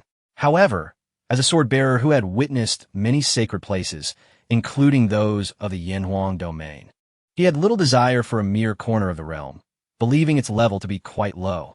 Yet now, the disorder and chaos of the spiritual energy signaled only one possibility. The gathering formation had either been taken or destroyed. My lord, what has transpired? Zhao Tianli's face was filled with shock. Inside the realm were his brother, nephew, and all the powerful individuals from the Southeast Wind Alliance. Anxiously, he attempted to enter but crashed against the violent spatial vortex. Without the combined strength of the four major forces, it was impossible to proceed. A sense of dread filled everyone's hearts. Suddenly, the barriers in the space ahead shattered one after another. Eventually, a massive mountain range appeared before them. It was a desolate expanse. The earth fractured, countless spiritual beasts reduced to corpses, and ancient trees uprooted. Various explosions of spiritual energy lit up the sky, with black flames raging across the mountaintops, thick smoke billowing, creating a scene of utter devastation. Boom! Boom! Boom! Soon, a large group of individuals stumbled out from the rolling black smoke and gray mist. Recognizing them, Mo Haichao and Zhao Tianli rushed forward. As they drew near, their eyes narrowed in disbelief. These were indeed the people of the Great Zhou Kingdom. Each one was covered in blood, their breaths erratic, faces filled with terror. Upon seeing Mo Haichao approach, those who had pretended to flee, including Chen Chang'an, revealed expressions of sheer dread. Chen Chang'an shouted, "Lord of the Sword, run! The entire secret realm is collapsing. We must flee. There are numerous king-level spiritual beasts rampaging, killing indiscriminately. We have lost many." Mo Haichao was taken aback. Could it be true that a wave of king-level spiritual beasts had emerged? Wasn't that merely a fabrication spun by Dong, Ying, and the others?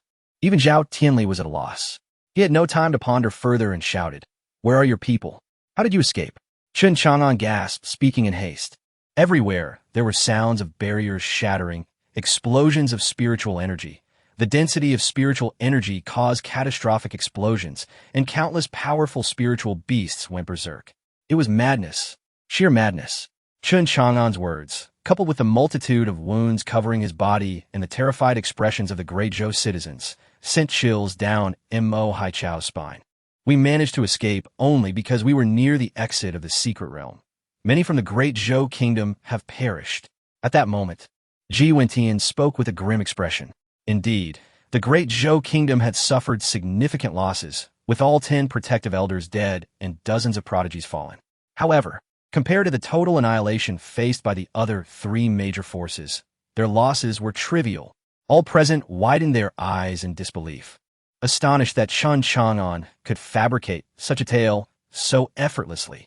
The prodigies of the Great Zhou looked at Chun Chang'an with deep reverence, fearing to unveil the truth.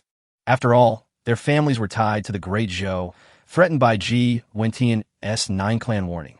Indeed, it was terrifying. The spiritual energy storm seemed to spiral out of control, claiming many of our lives. Even more horrifying were the king-level spiritual beasts, each engaging in frenzied slaughter, causing the very heavens to shatter. Certainly, the other 3 nations must have ventured closer to the core. The devastation there was far greater, with hundreds of destructive storms.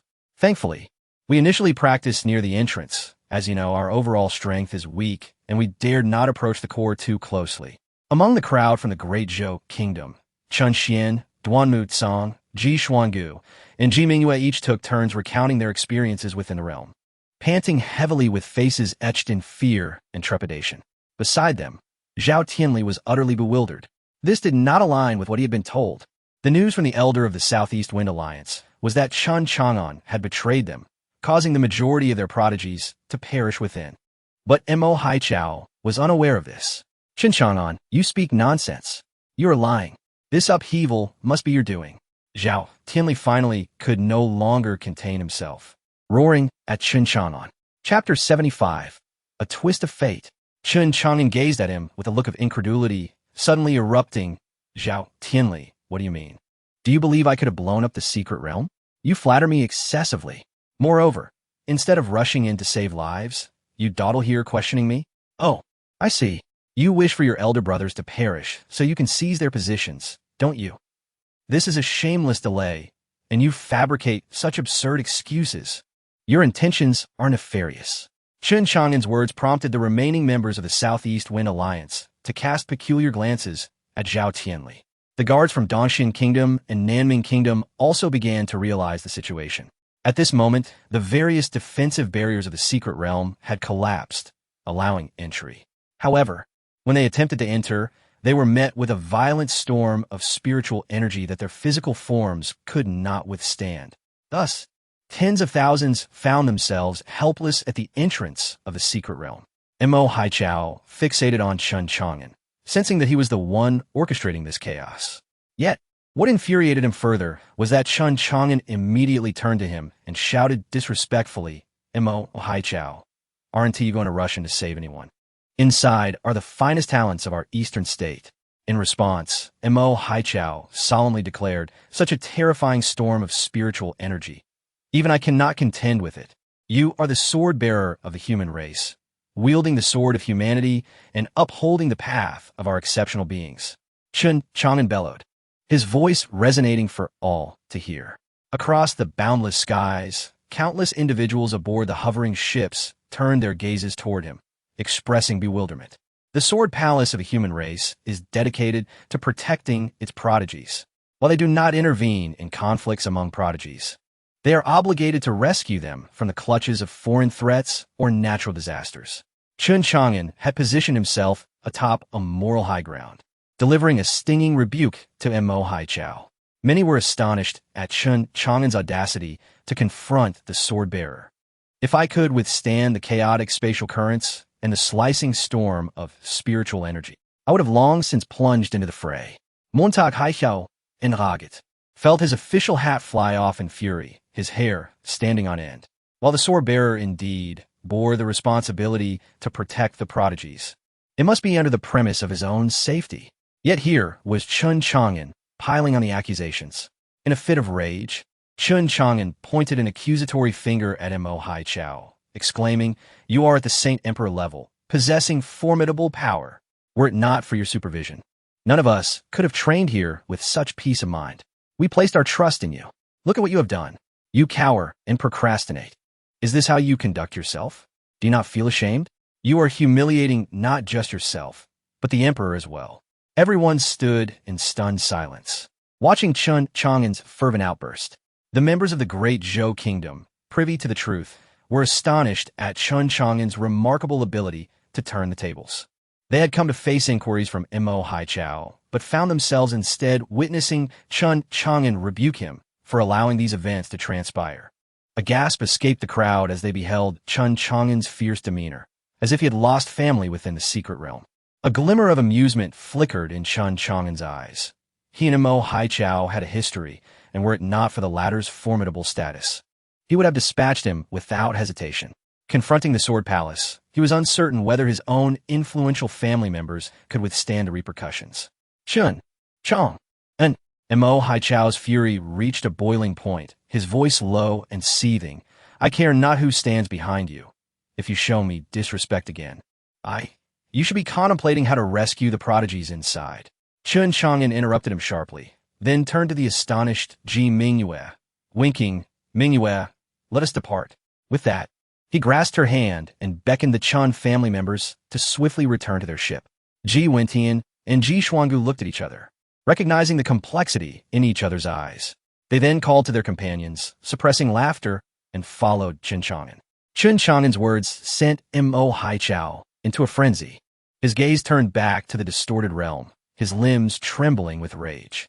Suppressing the urge to spit blood, he charged inside. There was no alternative.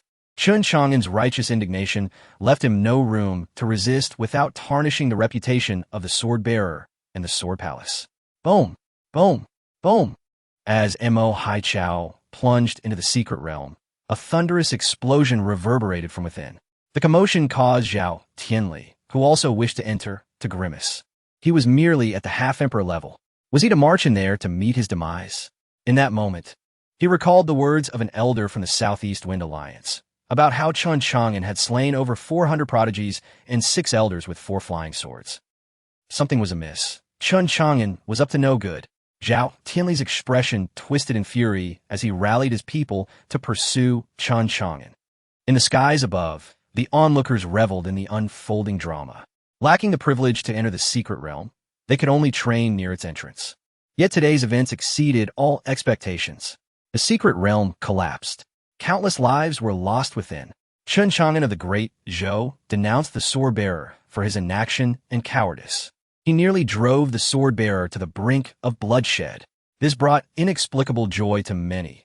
It was a sense of satisfaction akin to, if I cannot have it, neither shall you, and you shall suffer disgrace. Among the spectators, the members of Fengyu Kingdom, who remained unscathed, wore expressions of peculiarity. Having lost their chance to enter the secret realm, they instead witnessed the survival of all their prodigies. Suddenly, Feng Mingho, the ruler of Fengyu Kingdom, became animated, clenching his fists and exclaiming, "Wonderful! All our prodigies have survived. Before long, the strength of Fengyu Kingdom will surely surge." Upon hearing this, the others from Fengyu Kingdom lit up with fervor. Stop! In the sky, Zhao Tianli, commanding over 20 ships, caught up with Chun Chang'an and his group, swiftly surrounding them. On the central dragon-shaped ship of the Great Zhou fleet, Chun Chang'an, Ji Mingyue, Ji Wentian, and a throng of others emerged onto the deck. Upon seeing them, Zhao Tianli bellowed, "Chun Chang'an, tell me, what transpired within the secret realm? Was it you who caused the deaths of my brothers?" Murderous intent surged in Zhao Tianli's eyes as he demanded answers. Chapter 76. Protector of a Nation. However, in response to Zhao Tianli, only a single cold word escaped Chun Chang'an's lips: kill. With that declaration, Chun Xian led the Chun family disciples, charging forward with fervor. Ji Xuangu and Duanmu Song, alongside the generals of the Great Zhou, surged forth, their murderous intent palpable. Upon witnessing this, Zhao Tianli's pupils constricted in shock, and he bellowed, "Ji Wentian, have you all gone mad? You dare!" But in the next instant, a flash of sword light soared into the sky, piercing directly through his brow. Zhao Tianli could hardly fathom why the people of the Great Zhou had the audacity to strike first. Moreover, he was left bewildered by the sheer terror of Chun Chang'an's flying sword. Swish, swish, swish. Chen Chang'an deftly commanded 4 flying swords, Yufeng, Chuanfeng, Jifeng, and Lifeng, as they flew with relentless speed, severing the heads of countless 10th-level heavenly kings. The air was filled with anguished cries, with the presence of the Saint Emperor-level powers, Ji Xuangu and Chen Chang'an. The likes of Zhao Tianli stood no chance, each swiftly meeting their demise. The officials of the Great Zhou, oblivious to the truth, were left in a state of utter confusion. They were diplomats, and leading their contingent was a tall, solemn elder. He hurried to Ji Wentian's side, trembling with fear, and implored, "Your Majesty, what is the meaning of this? Why must we annihilate them? Are we not plunging the Great Zhou into chaos? Jiba, I tell you, from this moment forth, our Great Zhou will fear no one in the eastern state," Ji Wentian declared, his gaze fixed on Chen Chang'an commanding the flying swords, his eyes ablaze with determination. "Dispatch the order. Upon our return to Chang'an City, immediately appoint Chen Chang'an as the protector of the nation. His authority shall surpass mine and that of all our ancestors." As his words echoed, every official of the Great Zhou felt as if their heads were struck by thunder, their minds swirling in disbelief. Protector of a nation? What sort of title is that? One that even surpasses the monarch? Traditionally, those of formidable strength were referred to as protectors of a nation. Yet Chen Chang'an was to be elevated to the status of protector of a nation. "Your Majesty!" The officials were momentarily at a loss for words, but Ji Wentian's cold interruption silenced them. "Do not even think of opposing this. Even if I wish for my esteemed nephew Chang'an to accept this title, he may not be inclined." Instantly, the officials fell silent, their gazes drawn to the figure commanding the 4 flying swords, wreaking havoc before them, their hearts trembling with awe. For the past 6 months, both Chen Chang'an and the Chen family had left an indelible impression of profundity upon them. If Chen Chang'an truly became their protector of the nation, then the Great Zhou would undoubtedly rise to prominence. "Ziba!" Ji Wentian turned his attention back to him, stating, "As the head of our Great Zhou's diplomatic corps, if you can face the nations with pride, it will be a delight for you." Jiba, the head of the diplomatic corps, was utterly stunned. The Great Zhou had always maintained a weak diplomatic stance, a reflection of the monarch's own frailty. Yet now, the sovereign exuded an aura of dominance and intimidation that was hard to acclimate to. The other officials of the diplomatic corps also gazed at the ethereal figure clad in white, their hearts churning with excitement. One by one, they offered their respects, their expressions transformed by fervent anticipation. No one wished to appear subservient before foreign diplomats, to be insulted yet dare not retort. Now they longed for a taste of empowerment. Yet soon, a wave of concern washed over them. With the Great Zhou's newfound strength, the impending circumstances may not be so favorable. They would face uncertainties of an unpredictable nature. Moreover, they wondered if this Chen Chang'an, their newly appointed protector of the nation, could truly shoulder the burden that lay ahead. While the officials grappled with their complex emotions, Chen Chang'an and his companions had already vanquished Zhao Tianli and his accomplices. "My esteemed nephew Chang'an, I wonder if you have any objections to my earlier proposal?" Ji Wentian inquired with a beaming smile as Chen Chang'an returned to the deck, his killing intent receding. Their previous conversation had not gone unheard by Chen Chang'an, whose perceptive ears caught every word. Chen Xian and the others turned their gazes toward their young master. Protector of a nation? Such a title carried considerable weight, especially with authority surpassing that of the monarch. The entire Chen family was astonished by Ji Wentian's audacity. Yet, only Ji Wentian himself understood that even if Chen Chang'an's position surpassed his own, should he become his son-in-law, he would still hold the title of father-in-law, placing him a generation above. With that thought, Ji Wentian's heart swelled with joy, and his demeanor grew even warmer. Ji Mingyue looked at Chen Chang'an with delight, grasping his arm and exclaiming, "Brother Chang'an, you must agree, this is the title of protector of the nation, and the resources and benefits it entails will undoubtedly exceed your expectations." After pondering for a moment, Chen Chang'an replied, "Your Majesty, I must first consult with the elders of the Chen family before making a decision. I do not dare to act unilaterally." Indeed, indeed. It is rare to see my esteemed nephew exhibit such filial piety. Yeventian readily acquiesced. should the elders of the Chun family agree. It would signify the approval of the entire family. Duanmu Tsang and the others were expressions of joy. Thus, the airship continued to roar forward, speeding toward Chang'an City of the Great Zhou. One day later, as the Chun family and their companions approached Chang'an City, only half a day remained in their journey. Suddenly, a distortion appeared in the void ahead, followed by a series of muddy formations that obstructed their path. Buzz! A dozen airships slowed down, eventually coming to a halt amid a cacophony of rumbling. Alert! Enemy ambush! Commanded a middle-aged man resembling a general, rallying over 5,000 soldiers of the Great Zhou into a defensive stance. The other prodigies and Chun family disciples appeared on deck, gazing towards the front. Inside the airship, Chun Chang'an, Ji Wentian, Ji Mingyue, and others were seated together, savoring tea when they heard of the interception, their expressions filled with confusion. Aside from Zhao Tianli, the forces of Dongxian and Nanming had all been vanquished. Who could possibly dare to obstruct them now? Ji Xuangu voiced his bewilderment. Let us venture out and investigate. Chun Chang'an adjusted his attire, standing up with an air of calmness. Ji Wentian expressed his concern. Very well, dear nephew Chang'an, we must exercise caution. Chun Chang'an nodded in agreement. Thus, a group of 4 or 5 made their way to the deck. Opposite them stood merely a single airship, yet the figures on its deck were undeniably all initial stage Saint Emperors. The initial stage encompassed levels 1, 2, and 3. Levels 4, 5, and 6 represented the mid-stage. Levels 7, 8, and 9 indicated the late stage, with level 10 denoting the pinnacle. There were at least a dozen of them. Upon witnessing this, Chun Chang'an and his companions were rendered utterly speechless. Where did such a multitude of Saint Emperors come from? Chapter 77. The Taizong Sword Sect. You must be Chun Chang'an. The leader, an elderly man in a gray robe with short hair, spoke coldly. Who are you? Chun Chang'an narrowed his eyes as he surveyed the dozen or so individuals before him. Was it you who killed Zhao Zihan? The old man's gaze gradually turned frigid. Zhao Zihan.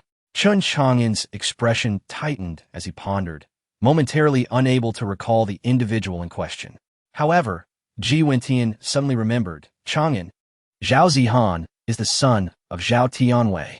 He was the one who disrespected the emperor in the palace and was kicked by you. His words ignited a wave of murderous intent in the air, causing the temperature to plummet sharply. Chun. Chang. Un. The short-haired elder's eyes glinted with sharpness as he gritted his teeth, each syllable dripping with profound hatred. At such a young age, how could you be so ruthless? Today, I shall make you experience 10-fold, 100-fold, 1,000-fold of the torment you inflicted upon my grandson. The words of the elder left the people of the great Zhou kingdom in shock. Zhao Zihan was actually his grandson? This old man was Zhao Tianwei's father-in-law? Duanmu Tsang's eyes flickered as realization dawned upon him. He leaned closer to Chun Chang'an and whispered, Your Excellency. No wonder Zhao Tianwei could become an outer elder of the Taizong Sword Sect. It must be due to this old man. Duanmu Tsang even addressed him as Your Excellency. Yet, he believed that Chun Chang'an would accept this position. However, Chun Chang'an merely squinted, showing little reaction. Indeed, this old man, judging by their attire and the insignia on their garments, was likely an inner elder of the Taizong Sword Sect. Ji Xuangu also spoke gravely. As his words fell, the people of the great Zhou kingdom gasped in unison. They had not anticipated that the strongest backing of the Southeast Wind Alliance was not Zhao Tianwei, Zhao Tianli, or even the ancestors of the Zhao family, but rather Zhao Tianwei's father-in-law, an elder from the Taizong Sword Sect. The short-haired elder's aura erupted as he fixed his gaze upon Chun Chang'an and his companions. In his eyes, there was no escape for them. He was devising ways to torture Chun Chang'an and relieve his pent-up rage. His daughter, Lin Yin, was Zhao Tianwei's wife, and Zhao Zihan was his most cherished grandson. His name was Li Tianyun, the 9th elder of the Taizong Sword Sect. You are mistaken, Chun Chang'an spoke nonchalantly. Oh, boy, are you attempting to argue? Li Tianyun's tone darkened. Everyone turned to look at him. Brother Chang'an, Ji Mingyue, anxiously addressed Chun Chang'an. I did not only kill one of your grandsons, but I also killed your other grandson, Zhao Ziang. Chun Chang'an spoke as if stating an ordinary fact. Since these individuals would not let him off, he would not show weakness. They would face a confrontation. However, His words struck Li Tianyun like a bolt from the blue. What? Boy, what did you just say? Li Tianyun's pupils quivered violently. A sharp pain shot through his heart, and an even greater fury surged within him. Suddenly, a flying sword expanded rapidly within his vision. Damn it! Li Tianyun unleashed a powerful palm strike, sending the sword flying away. Yet, the sword energy that nearly froze his blood remained. After the sword was deflected, another flying sword appeared behind it. What? You've outbratted. Li Tianyun scoffed, channeling his energy to manifest a potent spiritual energy shield before him. Clang! Crack! Boom! A thunderous sound erupted as his shield shattered, disintegrating into countless fragments of spiritual energy. But the flying sword was also sent flying away.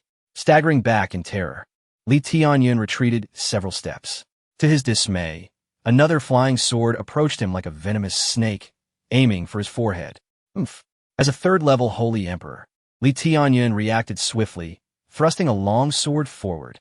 The sword light exploded as the flying sword clashed with the tip of his long sword. Amidst the ear-piercing noise, Li Tianyun's sword shattered piece by piece. What? How is this possible? This is a king-level weapon. Li Tianyun's mind buzzed. He could scarcely believe the reality before him. 3 flying swords. One he had deflected, one pierced through his protective shield, and one shattered his king-level sword. What if there was one more? As this thought crossed his mind, Li Tianyun's soul trembled, feeling as if he were being targeted by a venomous snake. Just then, another long sword whistled towards him. This time, Li Tianyun could not evade. In an instant, it pierced through his forehead. Blood gushed from the wound as his eyes widened in disbelief. 4 flying swords. How could a single person control 4 flying swords? What immense spiritual power and mental energy would it require? Impossible. Thud! Li Tianyun collapsed onto the deck of their flying ship, lifeless in an instant. All of this transpired in the blink of an eye. No one had time to react.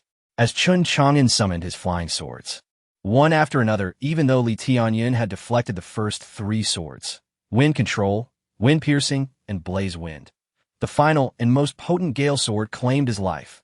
Swish, swish, swish. The 4 flying swords returned to hover before Chun Chang'an, emitting a resounding clang. With a mocking smile, Chun Chang'an remarked, "Since you cherish your grandson so dearly, I shall send you to the underworld, so you may reunite with him."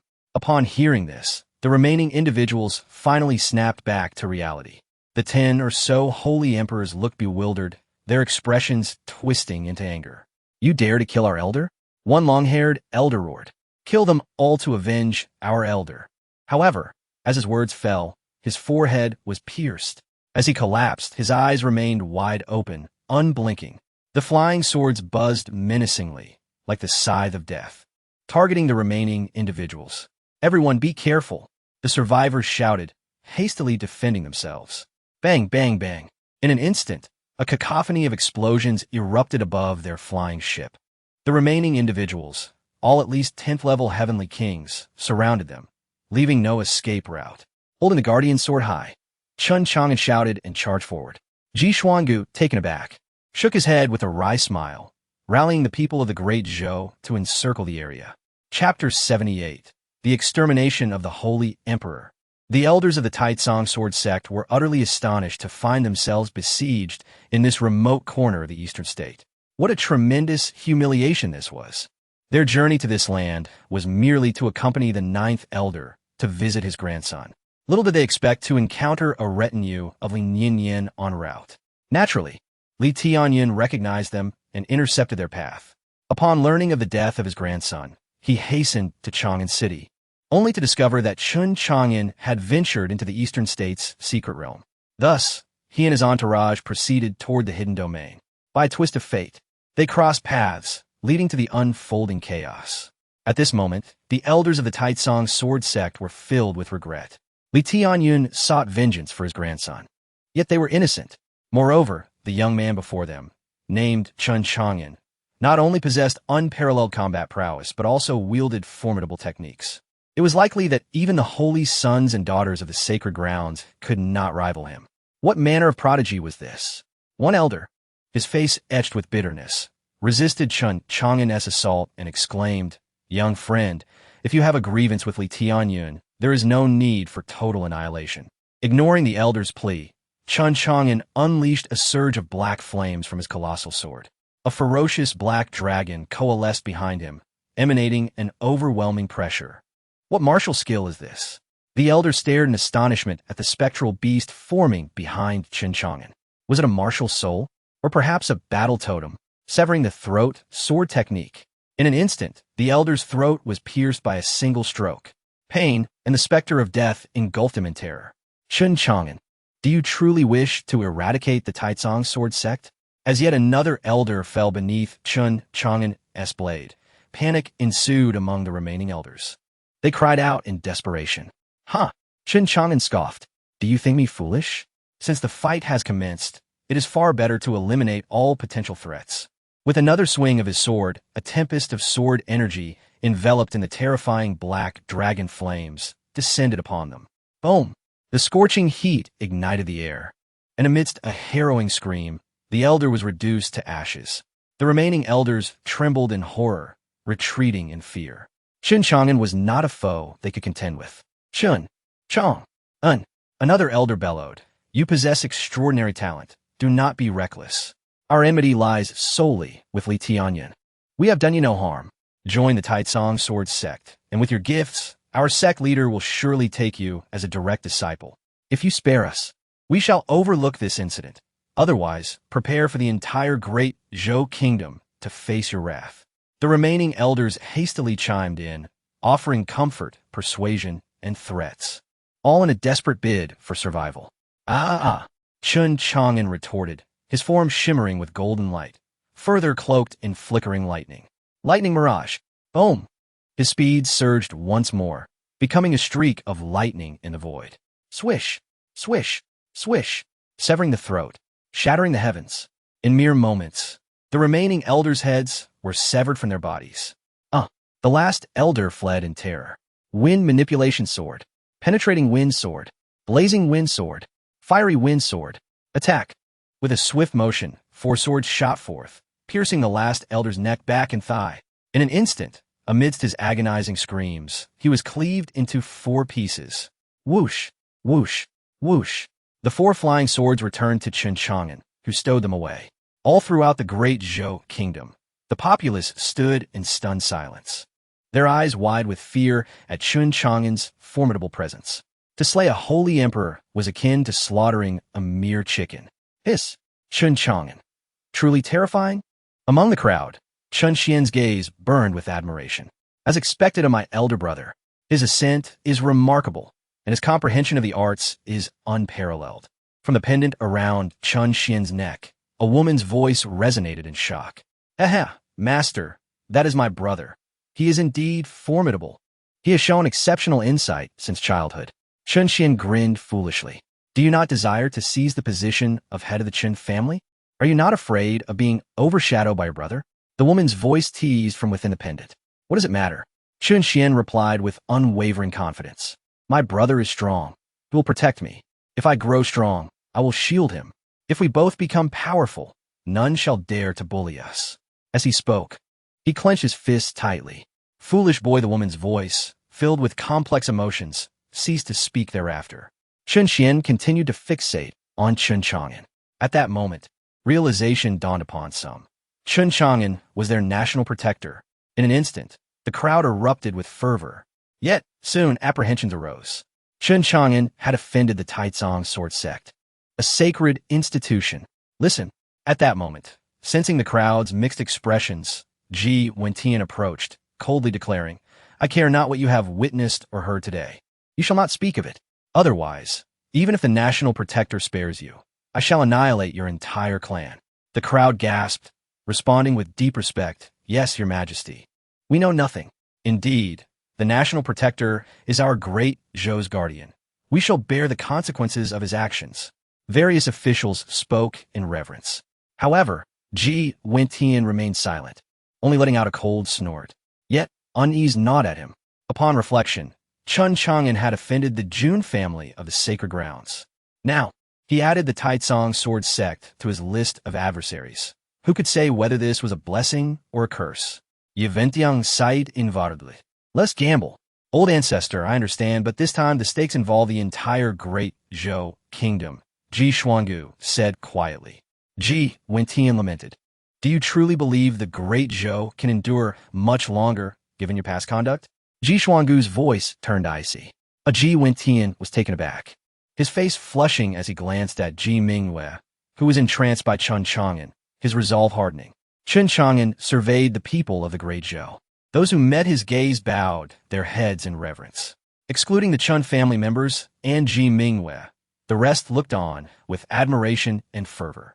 Truly, he was the young master of the Chen family, capable of annihilating a holy emperor. How incredible! Haha, this, that, young Master Chang'an. Ji Wentian began, his face adorned with obsequiousness, yet at a loss for words. Let's return. The Great Zhou Kingdom is bound to become turbulent. Chen Chang'an remarked to Ji Wentian, his words laden with significance. I hope you can withstand the storm. Ah. Ji Wentian appeared utterly bewildered, then laughed, proclaiming, Indeed. With the Chen family, a guardian clan of the nation, we, the Great Zhou, have nothing to fear. Chen Chang'an ceased to speak and entered the cabin of the ship. Ji Wentian once again sternly warned everyone. If they did not wish to see their entire lineage extinguished, they should keep their mouths in check.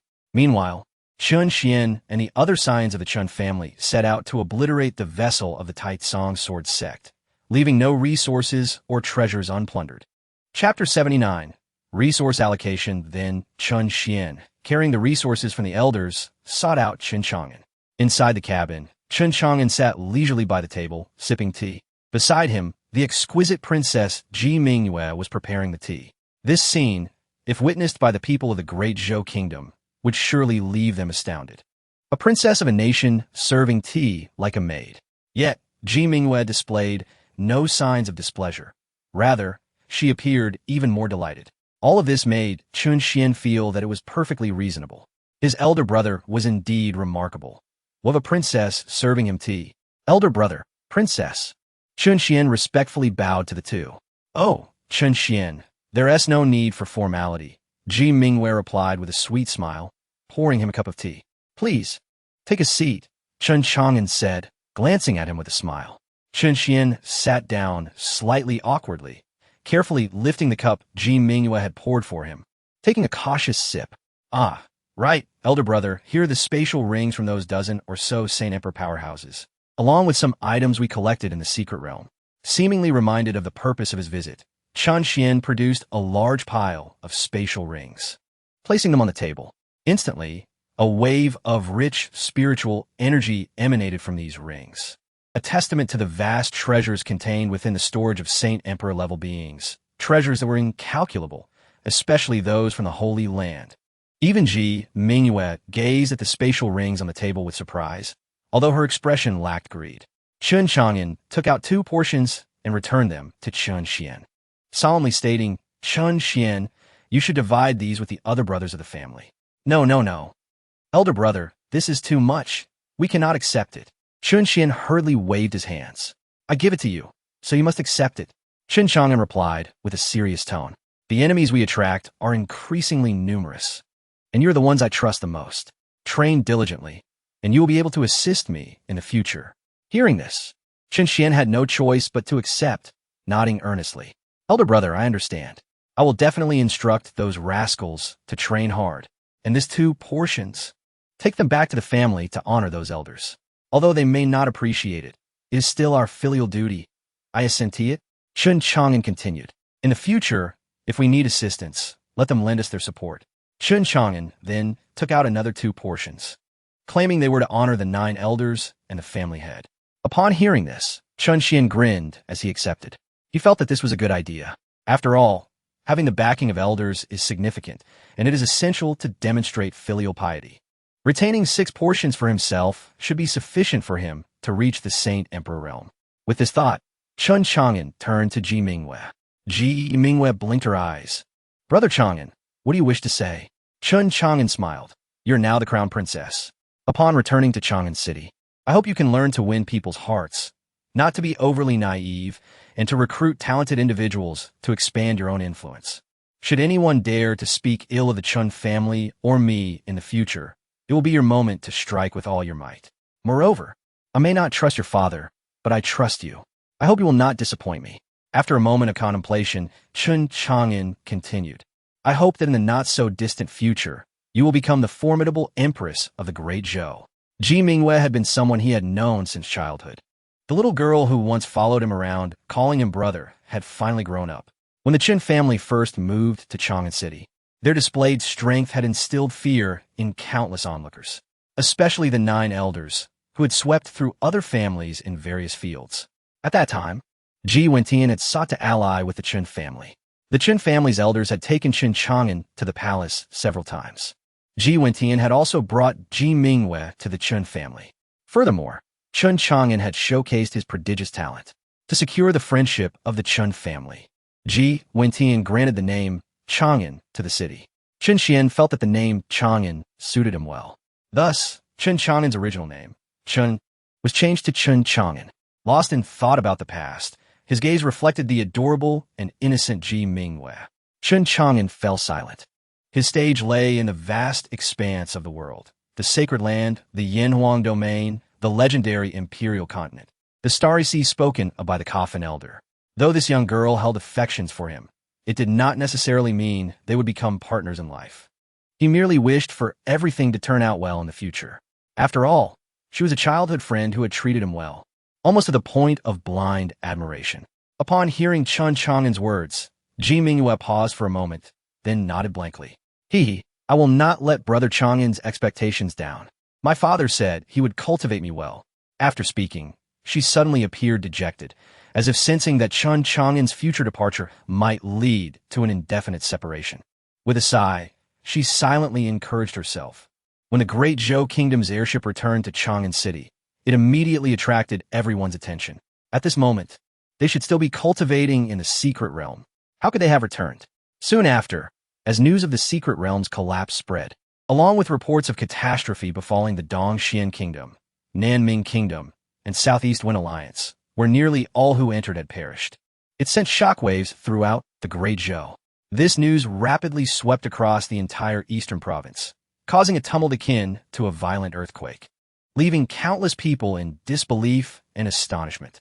Upon Ji Wentian's return, Chang'an City was placed under strict martial law. All those who had ventured into the secret realm, including those prodigies, elders, and officials, were gathered in the palace by Ji Wentian, where they were temporarily confined to cultivate with ample resources provided. This posture clearly indicated they were under house arrest. However, Ji Wentian claimed it was for their recovery, as each had sustained serious injuries, and the royal family bore full responsibility. Those seeking to grasp the full details of the events in the secret realm were turned away at the door. However, the fact that their family's prodigies were alive and had left messages provided some comfort to those powers. The only ones not invited into the palace were the descendants of the Qin family. Qin Chang'an returned to the Qin family with Qin Xian and a group of 40 to 50 people at the first opportunity.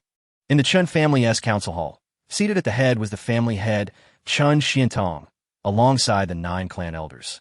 Below, a row of spirited and impressive young juniors stood.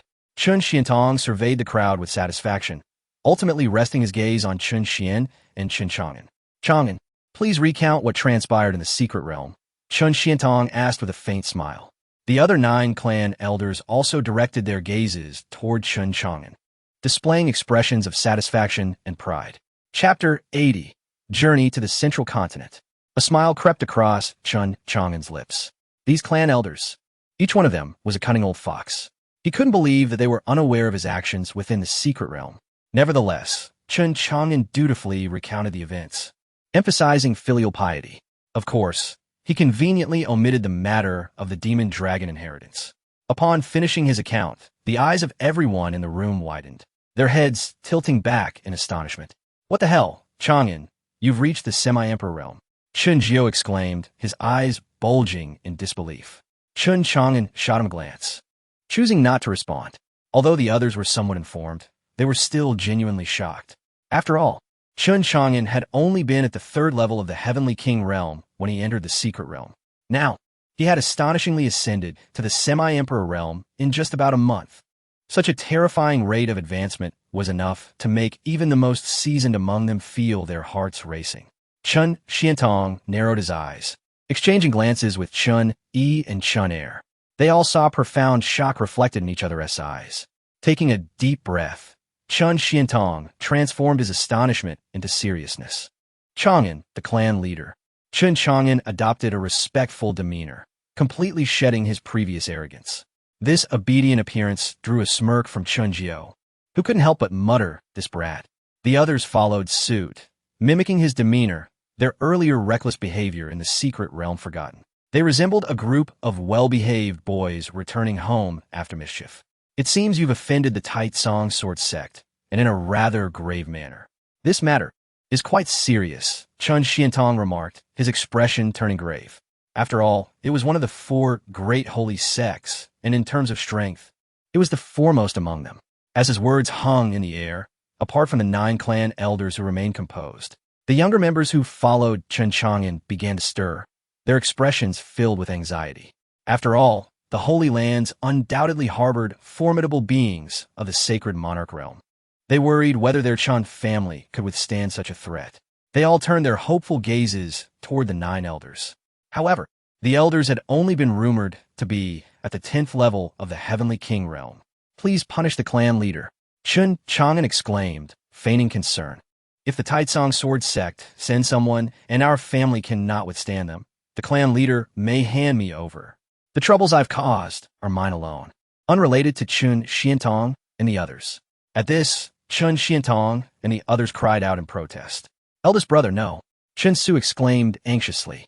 "Clan leader, if you hand over eldest brother to his death, I will follow him to the grave. I too am willing to stand with the young master." Another added, "Indeed, I am willing. Although we had no part in slaying those elders of the holy sect, we did partake in plundering their wealth. Right? If the Tai-Tsong sword sect comes, we are willing to die alongside the young master." Seeing the fervor of the crowd, Chun Xiantong shot Chun Chang'an a look and scolded, "Enough of this, you rascals." Pointing at Chun Chang'an, he continued, "What nonsense are you spouting? Our Chen family has never had the habit of sacrificing family members to appease enemies." "Thank you, clan leader." Chun Chang'an bowed respectfully. "Chang'an, do you have any plans moving forward?" Chun Yi inquired with a smile. "Please, clan leader and esteemed elders, decide, and I shall follow your directives," Chun Chang'an replied, maintaining his respectful demeanor. This lad has deftly returned the ball to us," Chun Er remarked, fanning himself with a feather fan and smiling gently. "This young man is quite clever," Chun Lu, with gray hair and a long beard, added. Chun Chang'an remained silent, merely smiling as he observed the elders' performance. He understood that they had likely already arranged his upcoming itinerary. "Very well," Chun Xiantong nodded. "We intend for you to go to the central continent." "To the central continent?" Chun Chang'an was taken aback. Even Chen Su and the others fell silent. Curiosity piqued as they leaned in to listen. Above the eastern continent lies a larger region collectively known as the Northern Wastes, which contains 5 states. Chun Chang'an and the others resided in the eastern continent. As for the 4 great holy lands, they were located in the central continent. The central continent, in terms of both spiritual energy and talent, far surpassed the eastern continent. "Clan leader, how can you send him to the central continent after he has offended the Tai-Tsong sword sect? Isn't that?" Chun Su voiced his concerns. "Chen Su, don't speak out of turn," Chun Chang'an reassured him. "Though the clan leader has asked me to go to the central continent, it does not mean I am being sent to my doom or to walk into a trap. The clan leader must have his plans. Suer, do not worry. Sending your elder brother to the central continent is a decision that has been discussed among us elders," Chun Xiantong replied with a smile, pleased at the bond between the 2 brothers. "Yes, I was indeed reckless," Chun Su said, breathing a sigh of relief and smiling. All eyes turned to Chun Xiantong, eager to discern his intentions behind sending Chun Chang'an to the central continent. "I am sending you to the central continent to participate in the sword bearer assessment and become a sword bearer," Chun Xiantong declared. Instantly, the room fell silent. Then, the eyes of the younger generation, including Chun Chang'an, brightened with excitement. After a moment of contemplation, Chun Chang'an grasped the clan leader's intentions. Dressed in a black gown, Chun Yi interjected, "Indeed, we wish for you to become a sword bearer. There is a sword bearer court in the central continent, which serves as the branch of the human race sword palace in each vast territory. If you become a sword bearer, you can resolve 3 issues. First, It will settle your conflict with Mo Haichao. Second, with the backing of the human race sword palace, the Taizong sword sect will not dare to act against you. Third, as a sword bearer, even if the Eastern Xian Kingdom, Southern Ming Kingdom, and others discover you're the one who killed their monarch, they will not dare to invade our great Zhou kingdom. As Chun Yi's words resonated, everyone suddenly understood. Even Chen Chang'an found the Elder's plan remarkably flawless. A single move yielding 3 benefits. As for whether Chen Chang'an could pass the assessment, they conveniently overlooked that aspect, given his exceptional aptitude. Yes, I shall heed the arrangements of the clan and esteemed elders. Chen Chang'an nodded in agreement. As for you, Chun Su and the others, remain here and cultivate diligently. Chun Xiantong continued. Father, Jian Su Tam, clan leader, I too wish to go. If Chang'an goes to the central continent, he will face the targeting from the Jun family, the assassinations from the Taizong sword sect, and the trouble posed by Ning Tingyu of the 100 Flowers immortal sect. If he brings you along, you will be a burden. At this, Chun Su and the others felt awkward. Reflecting on it, they realized the truth of his words. If Chun Chang'an couldn't defeat an opponent, wouldn't it be better to flee? Thus, Chun Su and the others promised themselves to cultivate diligently within the clan. Chapter 81. The Gifts from the Elders. Subsequently, Chen Chang'an made a visit to the imperial palace. He shared his itinerary with Ji Wentian, Ji Xuangu, and Ji Mingwei. Ji Wentian was taken aback but found Chun Chang'an's decision to participate in the sword-bearer assessment to be an excellent choice. Should Chun Chang'an succeed in becoming a sword-bearer, all the challenges faced by the Great Zhou would undoubtedly be resolved. Though Ji Mingyue felt a sense of reluctance, she recognized that Chun Chang'an's ascension to sword-bearer would be greatly beneficial for him. Thus, she could only wish him well in her heart. 3 days later, at the entrance of the Chun family estate, a multitude of people had gathered. A magnificent airship was stationed at the front. Today marked the day Chun Chang'an would journey to Zhongzhou for the sword-bearer assessment, and Ji Wentian, Ji Mingwei, along with the entire Chen family, were there to bid him farewell. Countless students from the Great Zhou Academy looked at the handsome Chen Chang'an with envy. At present, Chen Chang'an was nothing short of a legend in the Great Zhou. Only 21 years old, and already on the cusp of the Holy Emperor realm. If this were to be known, it would indeed astonish the world, even without such a claim. His pivotal role in securing first place for the Great Zhou in the Four Nations tournament had cemented his irreplaceable position. He was also a revered protector of the nation. Moreover, he was now set to participate in the sword-bearer assessment. Should he succeed, not only would he bring glory to the Great Zhou, but also to the entire eastern state, for no human sword-bearer had yet emerged from the eastern state. At that moment, the head of the Duanmu family stepped forward, first bowing respectfully to the elders of the Chun family, then addressing the students of the Great Zhou Academy loudly. You must train diligently, and I hope that one day you will follow in the footsteps of our national protector. May you catch a glimpse of his silhouette when you venture into the sacred lands, or the Yanwang domain. The students of the Great Zhou were filled with excitement and fervor, feeling a deep sense of fulfillment merely at the thought of witnessing the national protector's figure. On another side, Chun Xiantong smiled at Chun Chang'an. Take care on your journey. I will, esteemed head of the family. Chun Chang'an replied respectfully. He then offered his farewells to the other elders. Esteemed elders, I am departing. Go on, the 9 elders nodded with smiles. Esteemed elders, alas, I am but one person, so fragile and alone. Oh, the cruelty of fate. Chun Chang'an feigned a sorrowful expression. The 8th and 9th elders rolled their eyes at him. This brat is pretending to weep. Esteemed elders, Chun Chang'an continued loudly, I am but a pitiful soul, abandoned by my father, unloved by my mother, left alone in this place. I have never ventured far. Seeing the 9 elders unresponsive, Chun Chang'an pressed on. Esteemed elders, my pockets are empty. I lack a sense of security. My brother, I still have those spirit stones he gave me. At that moment, Chun Xian produced a spatial ring and eagerly offered it to Chun Chang'an. Chun Chang'an shot him a glance. Take that away. I'm not in need of your spirit stones. Chun Xian was momentarily taken aback. Esteemed elders, Chun Chang'an continued, his face a picture of despair. Enough, Chun Xiantong interjected, rolling his eyes at Chun Chang'an. The others have left you gifts. Really? Thank you, esteemed elders. Chun Chang'an exclaimed, elated.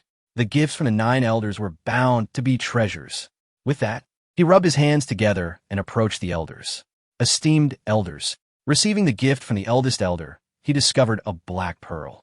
I shall know its use in a critical moment, Chun Yi said with a gentle smile. Thank you, esteemed elder.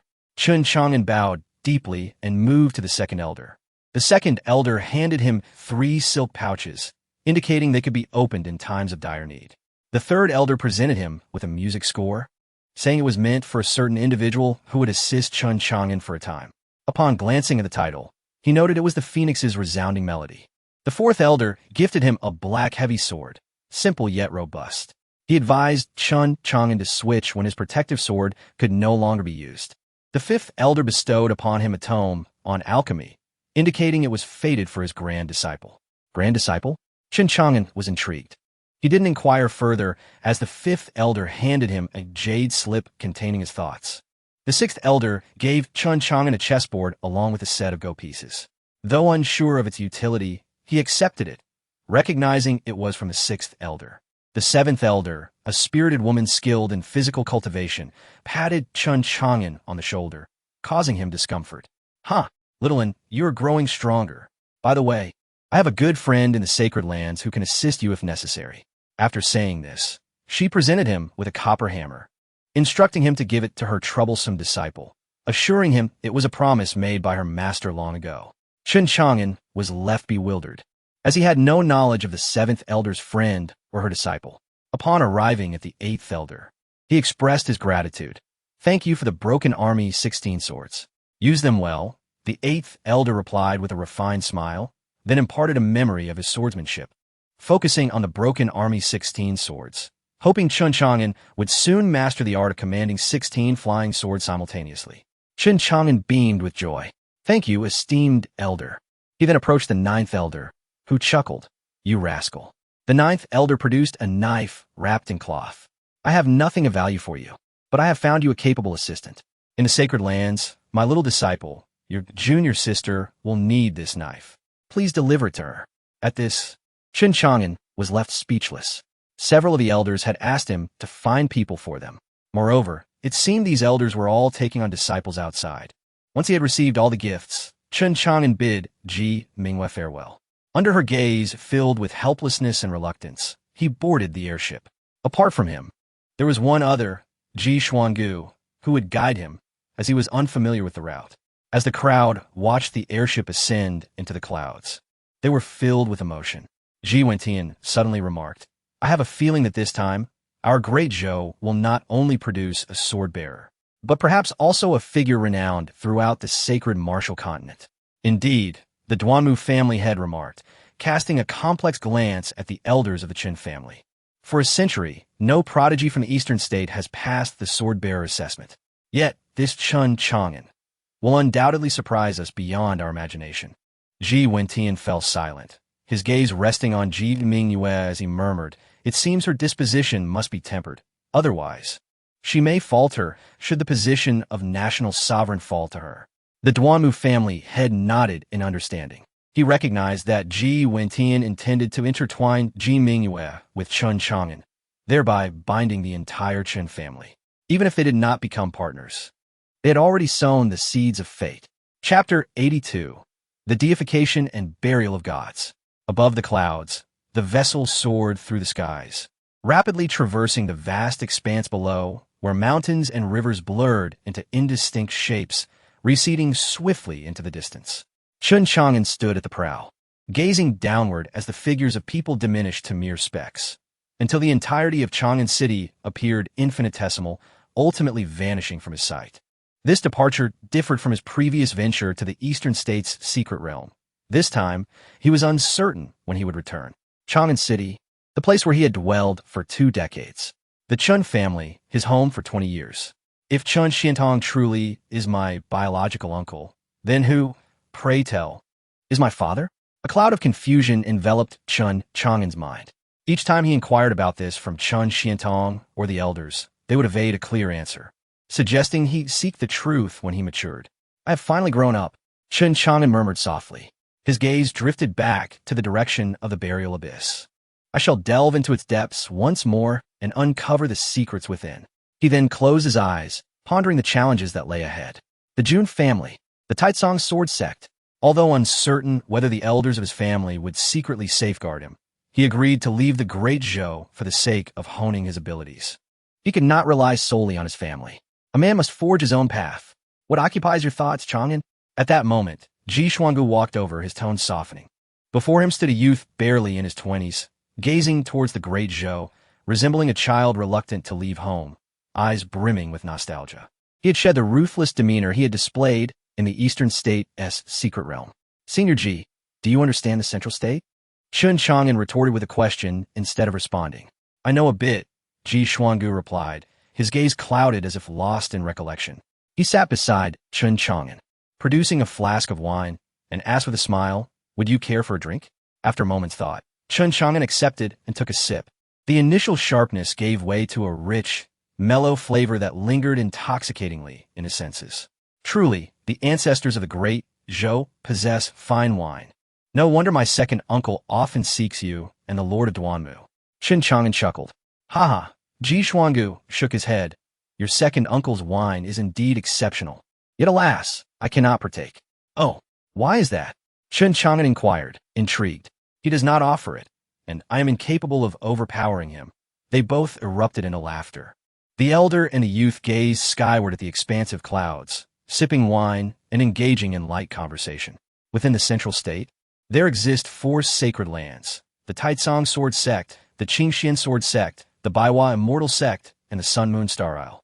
These 4 factions inhabit what is termed the Sacred Grounds, for they are home to the 4 great spiritual energy realms and the finest spirit stone mines, thus establishing their sects there. Consequently, their territories are regarded as sanctuaries for cultivation. In addition to the 4 sacred lands, there are 4 formidable families, the Jun family, the Yi family, the Gu family, and the Lin family. These clans are equally powerful, each possessing spiritual energy realms within their domains. Beyond the 4 sacred sects and the 4 families lies the Swordbearer's Pavilion of the human race.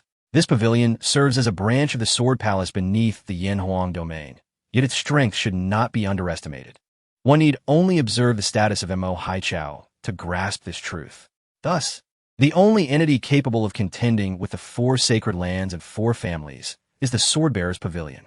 Upon hearing this, Chun Chang'an's eyes sparkled with fervor, his spirit ignited. Excellent. He took a generous gulp of wine, exclaiming, Central State, I am coming. Witness the rise of the tempest. With a swift motion, 4 flying swords shot forth from Chun Chang'an, who leapt upon them, soaring through the heavens, laughter echoing through the air. Ji Xuangu regarded him with a mixture of pride and admiration. He is still but a child, yet he has achieved such heights, truly enviable. Simultaneously, within the Chun family of the Great Zhou, Chun Xiantong and 9 clan elders convened in a secret chamber, deliberating matters of great consequence. Abruptly, they were frozen in place, as if time itself had been suspended. Moments later, their expressions shifted dramatically, as though memories long dormant had been awakened, their eyes and breaths reflecting a tumultuous upheaval. The very essence they exuded caused the surrounding space to tremble in dread. As realization dawned, 8th Elder spoke gravely, Old 10th. Are we certain that the bronze coffin appearing beside Young and is indeed the legendary god burial coffin? The others turned their gaze towards him with anticipation. Chun Xiantong shook his head slightly. I do not know. If it is not the god burial coffin, then must we not endure the great reincarnation art once more? He then directed his gaze towards 6th Elder, Brother 6. Your divination is unparalleled. Can you discern if that is indeed the god burial coffin? Indeed, it is the god burial coffin. 6th Elder nodded, a knowing smile gracing his lips as he added, that coffin is the core source of cosmic calamities, a harbinger of doom capable of annihilating all living beings. Even the celestial realms and the 3 divine lands would tremble upon learning of its existence. At last, we have ensnared it within the Longsheng divine mansion. The others exhaled in relief, yet soon their expressions darkened with ire. The very air quivered with their fury. The eldest's gaze turned frigid. To dare lay hands upon the son of our protector in the Longsheng divine mansion is tantamount to courting death. We shall refrain from discussing matters of the divine realm for now, the second elder cautioned. The eldest fell silent, enveloped in a menacing aura. This time, we shall employ the god burial coffin to create a primordial true god. The boy Chang'an is our beacon of hope. May he not be hindered by the peculiar spirit of the coffin that accompanies him in our quest for deification. The second elder's feather fan stilled, his eyes narrowing contemplatively. However, we are creating gods, while the god burial coffin is associated with burial. Thus, his gaze turned complex. The assembly then looked towards the sixth elder. Seated at the table, fixated on the chess pieces before him, his attention remained locked on the board, as though it represented the cosmic expanse, with the pieces symbolizing all living beings. Old Sixth, have you gleaned any insights? The second elder inquired, perplexed. None. Sixth elder's face gradually paled, a trickle of blood seeping from his lips. Gasps of shock reverberated through the room. Even you, Brother Six, cannot discern the celestial secrets? Eighth elder exclaimed in disbelief. It is not a matter of inability to predict, sixth elder replied gravely, but rather, there is nothing to foresee. He scrutinized the black and white chessboard, intricately woven with complex Tao patterns and profound principles. The fate of Chang'an, shielded by our Longsheng divine mansion, intertwined with the formidable entity of the god burial coffin, exists beyond the realm of the Tao and eludes any glimpse into fate. With a complicated expression, sixth elder declared thus, we must endeavor to minimize our interference in Yang'an's growth. As long as we prevent his downfall, we shall be fine. Otherwise, we risk counterproductive outcomes. The assembly fell into deep contemplation. At that moment, seventh elder voiced his concerns. Brother Six, should the god burial coffin accompany Chang'an as he grows? That would birth a terrifying monster, one capable of world annihilation. Could he become a harbinger of doom? As those words settled in the air, all eyes turned to a singular focus. Not at all, Chen Xiantong interjected. We are all well aware of the boy's character. He only displays ruthlessness when confronting foes. Moreover, you have observed that his cultivation has progressed rapidly. If it were indeed due to the coffin of the god of burial, it would undoubtedly affect his mind and drive him to commit indiscriminate slaughter. Yet, he has refrained from wantonly taking the lives of those uninvolved. Indeed, in the secret realm of the eastern state, he has only targeted those with whom he shares grievances. Master Jiu nodded in agreement. Let us proceed naturally. Our task is merely to provide guidance. At that moment, Master Air spoke, his feather fan once again fluttering gracefully, his eyes narrowing with hope that our true form might swiftly locate the malevolent beings who plagued our Shao 100,000 years ago across the myriad realms. Chapter 83. Efforts and thoughts. The formidable and enigmatic nature of the Chun family in Zhongzhou far exceeded his imagination. The esteemed gentlemen are orchestrating a breathtaking chess game. However, all of this remained unbeknownst to Qin Chang'an. At this moment, he was aboard a flying vessel. The ship roared through the skies, racing past countless clouds that blurred in reverse. Half a month had elapsed.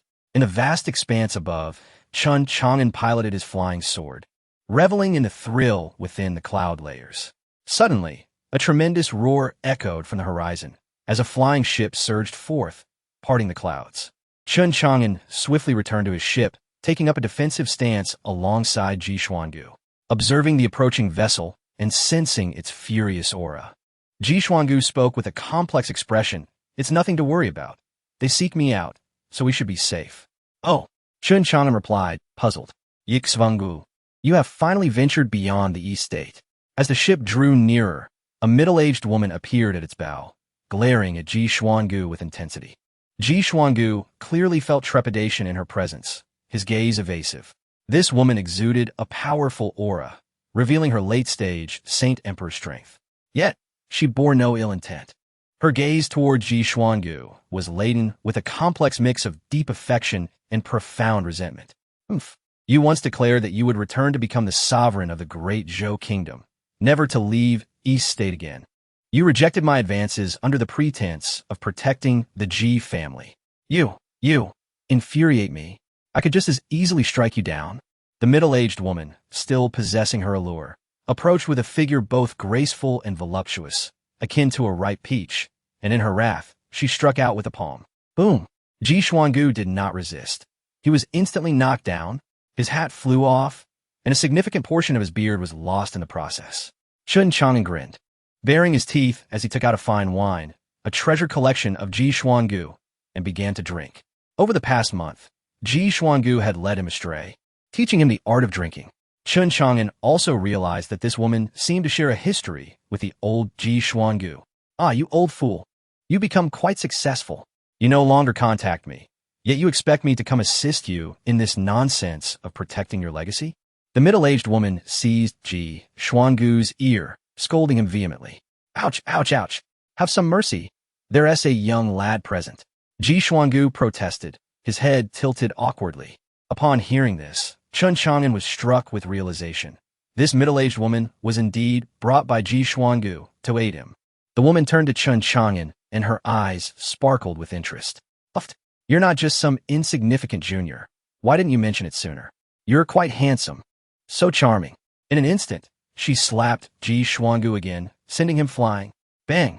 Ji Xuangu crashed against the wall of the distant ship, forming a shape as he stuck to it. Hiss!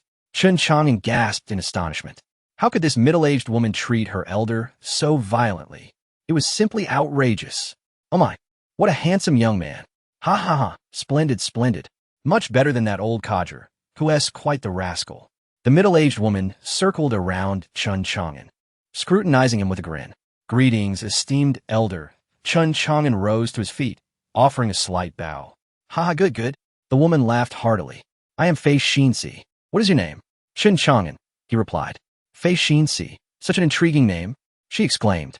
Since this is our first meeting, allow me to present you with a token of our acquaintance. With a satisfied smile, she produced a storage ring, extending it towards Chen Chang'an. Sensing the spiritual energy within, Chen Chang'an inhaled sharply. Goodness! With his sensitivity to spirit stones, he estimated there were at least 100,000 within. Accept it. You're a junior of Xiao Xuangu. Thus you are also my junior, Fei Xinxi declared. Then, thank you, esteemed Sister Fei, Chen Chang'an responded with a smile, accepting the gift. Ha ha! Hearing you call me sister delights me. Keep your distance from that Xiao Xuangu, lest he leads you astray. Sister, Xiao Xuangu? Chen Chang'an looked at Ji Xuangu quizzically, his expression one of amusement. Ji Xuangu, on the other hand, wished he could find a hole to hide in. Utterly embarrassed, as the dignity of the venerable ancestor of the great Zhou kingdom was in tatters. And so, their journey to Zhongzhou was enlivened by an additional companion. Chen Chang'an often sought stories from Fei Xinxi about the romantic past shared between her and Ji Xuangu. It seemed Ji Xuangu had fled back to the great Zhou kingdom, fearing he was unworthy of Fei Xinxi's affections, while she was trapped by her family, forbidden to leave Zhongzhou. After Ji Xuangu returned, he never sought her out again, resulting in a missed connection spanning decades. Chen Chang'an's spirited demeanor elicited a sense of helplessness from Ji Xuangu. Time passed swiftly, turning their gathering into a trio of the elderly and the young. Another half-month flew by. After switching to Fei Xinxi's vessel, they found their speed greatly increased. One day, they arrived at the foot of a colossal city, halting before its imposing gates. This magnificent city boasted towering walls reaching 100 feet high. Within, houses were densely packed, stretching endlessly out of sight. The city gates were immense, bustling with a continuous flow of people, vibrant with activity. This is Zhongzhou City, Fei Xinxi remarked. Look over there. She pointed towards a massive, floating city high above, that is the residence of the human race South Sorbera Court. Chen Chang'an gazed in awe at the grand structure suspended in the heavens, exclaiming, Sister Fei, how does such a vast city not fall to the ground? Because if it did, it would crush those below, Fei Xinxi replied earnestly. Chen Chang'an was left speechless, pondering her insightful explanation. You make a fair point. I cannot argue against that. You may be the only one from East State to participate in the sword-bearer assessment, unlike the others from the North, South, and West States. And even local families in Zhongzhou, there could be thousands of participants, Fei Xinxi continued. So many, Chen Chang'an exclaimed, glancing at the awkward Ji Xuangu beside him. So, East State is truly lagging behind. It's just me? Indeed, Ji Xuangu nodded. As you've seen, even the likes of Donglian Xing from Dongxin Kingdom are merely at the mid-stage of the Heavenly King realm. If they came to participate in the sword-bearer assessment, It would be nothing short of embarrassing. Chun Chang'an nodded in agreement. Indeed, it's all about fate. Reincarnation is quite the skill. Chang'an, if you become the first in this sword-bearer assessment, you will earn fame in the North Wasteland. Fei Xinxi chuckled, her heart brimming with anticipation. Over the past month, she had learned about Chun Chang'an through Ji Xuangu and was astounded by his prodigious talent. At just 21, he was already at the half-step Saint Emperor realm. While such talents existed in Zhongzhou, they were incomparable to those in East State, where only a single spiritual energy secret realm existed. Soon, the three disembarked from the vessel, making their way towards the gates of Zhongzhou City. Just then, a mocking voice rang out from a distance. "Oh, isn't that the timid turtle Ji Xuangu? How dare you come to Zhongzhou?" Upon hearing this, Ji Xuangu's expression turned icy. Chapter 84. Apologizing to Sister Fei. Upon hearing the commotion, Chun Chang'an turned to see a middle-aged man and woman approaching, accompanied by a haughty young woman. As Fei Xinxi caught sight of the middle-aged woman, a glimmer of murderous intent flickered in her eyes. Meanwhile, Ji Xuangu's gaze turned venomous upon noticing the middle-aged man, which left Chun Chang'an astounded. Such a complex web of relationships. Ji Xuangu gently tugged at Fei Xinxi's sleeve, reminding her that these were old grievances and urged her to remain calm. "Oomph. Do you still harbor feelings for her?" Fei Xinxi shot him a scornful glance. Ji Xuangu, his face reddening with embarrassment, retorted defensively, "Of course not." At that moment, the trio approached Chun Chang'an and his companions. The middle-aged man regarded Fei Xinxi with a soft yet greedy gaze. "Junior sister, why do you still cling to this worthless fool? Haven't you realized my intentions toward you?" The woman beside him scoffed. "Indeed, Ji Xuangu once pined for me, not you. Senior sister, I helped you rid yourself of him, and now I'm with senior brother." With a triumphant smile, she added, "Come, let us become senior brother's companions and soar together." The young woman beside them simply turned her head away with a disdainful huff. Chun Chang'an was bewildered by their words. What was happening? Fei Xinxi's expression turned icy. "You two should take your shamelessness elsewhere." Ji Xuangu's face darkened. Chun Chang'an pondered. It appeared that the middle-aged couple was indeed husband and wife. Strangely, they did not seem angered by Fei Xinxi's retort. The middle-aged man then turned his attention to Chun Chang'an. "Ah, Ji Xuangu, I've heard you brought a junior to participate in the sword-bearer assessment. TSK. From that remote corner of East State, do you truly expect any prodigies? You might as well be inviting humiliation upon yourselves." He looked directly at Chun Chang'an. "Boy, I suggest you return home quickly, lest you soil yourself in fear. What a disgrace that would be." His voice boomed, drawing the attention of countless onlookers, who exchanged incredulous glances. "My heavens, an East State participant in the sword-bearer assessment? That hasn't happened in a century," murmured a spectator. "Indeed, I've heard that reaching the Heavenly King realm is quite an achievement for the youth from East State." Another chimed in, "The Heavenly King realm? We have plenty of those here. And the renowned prodigies of Central State are all in the early stages of Sacred Emperor." Laughter erupted, of course. If a Sacred Emperor were to visit East State, they'd be treated like an ancestor. The crowd buzzed with chatter. The middle-aged couple and the arrogant young woman wore expressions of pride and disdain. Fei Xinxi's gaze, however, bore a lingering menace. For while she could tolerate insults directed at herself, she could not abide any affront to Chun Chang'an, the junior she cared for. "Do not engage. They seek to humiliate us here, to prevent Chang'an from entering Central State City," Ji Xuangu warned, gripping Fei Xinxi's hand. Chun Chang'an narrowed his eyes, sensing that they were being targeted intentionally. Was someone orchestrating this? The Jun family? The Taizong sword sect? Or perhaps Montauk Haicao? After a brief silence, Fei Xinxi turned and said, "Let us leave." But before they could depart, the couple's daughter scoffed. "So this is the genius of the Fei family? Being my father's concubine is your honor? What a joke! How can you still be so arrogant?" Fei Xinxi's fury ignited, just as she opened her mouth to retort. Chun Chang'an surged forward with remarkable speed, catching even the couple off guard. He slapped the girl across the face with a resounding crack.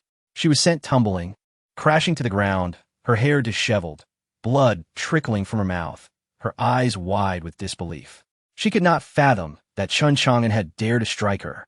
The middle-aged man, aghast, rushed to aid his daughter. "Ah, my child, are you all right? How dare you strike my daughter?" The middle-aged woman glared with fury, ready to retaliate. But a figure appeared before her. With a resounding slap, The middle-aged woman spun 360 degrees before crashing beside her daughter. Fei Xinzi, what have you done? The middle-aged man gritted through clenched teeth, his anger palpable. No one is allowed to insult my daughter. Fei Xinzi coldly responded. Their junior initiated this. Let them handle it. Ah, I will kill you. The fallen young woman screamed, drawing a long sword and charging at Qin Chang'an. At level 8 of the Heavenly King realm, she could easily dispatch any youth in East State. However, before Qin Chang'an, it was insignificant. Oof. Qin Chang'an scoffed, effortlessly sending her sword flying with a single punch. He then seized her hair and yanked her to Fei Xinzi's side. Apologize to Sister Fei. The young woman screeched, you dare. Slap. Qin Chang'an struck her left cheek. I am of the Lin family, one of the 4 great families of the Sacred Land. How dare you? Slap. Another resounding hit landed on her right cheek. Apologize. The young woman, now frantic, shouted, you dare hit a Lin family member? You will pay for this. Qin Chang'an drew his guardian sword, its weight pressing down upon her neck, forcing her to kneel. Do you believe I will sever your head from your body? He whispered calmly, the sword pressing deeper. Blood splattered. The surrounding crowd was left in stunned silence, unable to comprehend Qin Chang'an's ruthlessness and his audacity in confronting the Lin family. You dare! The middle-aged man bellowed, eyes bulging with rage, while the middle-aged woman mirrored his fury, both intent on intervening. Yet, Fei Xinzi blocked their path, her aura erupting with the force of a late-stage sacred emperor, overwhelming them with her presence. Come, if you wish to fight, let us do so. Today, one of us shall perish. The middle-aged couple stood paralyzed, astonished by Fei Xinzi's resolve. They knew well that she was capable of such ferocity. Ji Xuangu sighed, adopting a similarly determined stance. The young woman before Qin Chang'an finally felt fear. If a conflict erupted, regardless of the outcome, she would be the first casualty. I apologize. Soda. Please forgive me, Aunt Fei. You are my father's junior sister, so please let it go. She pleaded, terror etched across her face. Apologize. Qin Chang'an struck her head again, rendering her momentarily dazed. You claim to apologize, yet you still insult her? Where is your upbringing? Yes. The Lin family lacks proper upbringing. Please forgive me, Aunt Fei. The young woman implored repeatedly. Little did she know, her words had utterly humiliated the Lin family. The atmosphere fell into profound silence, as everyone stood in shock, their mouths agape. Chapter 85, The Scholar in Simple Garb at Last. Qin Chang'an released her and approached the formidable Fei Xinzi, who was radiating an overwhelming aura. Sister Fei, she has already apologized, he stated, casting a glance at the middle-aged man from the Lin family. That scoundrel isn't even worthy of holding your shoes, yet he desires to make you his concubine? Ridiculous.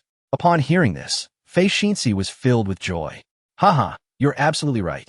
She then retracted her aura, but remained steadfastly protective in front of Qin Chang'an. Lin Han, Guru, manage your daughter as foul-mouth. Should there be a next time, I shall break it. The middle-aged couple ignored Fei Xinzi's words, hurriedly embracing their bloody daughter, their gazes fixed intently on Qin Chang'an.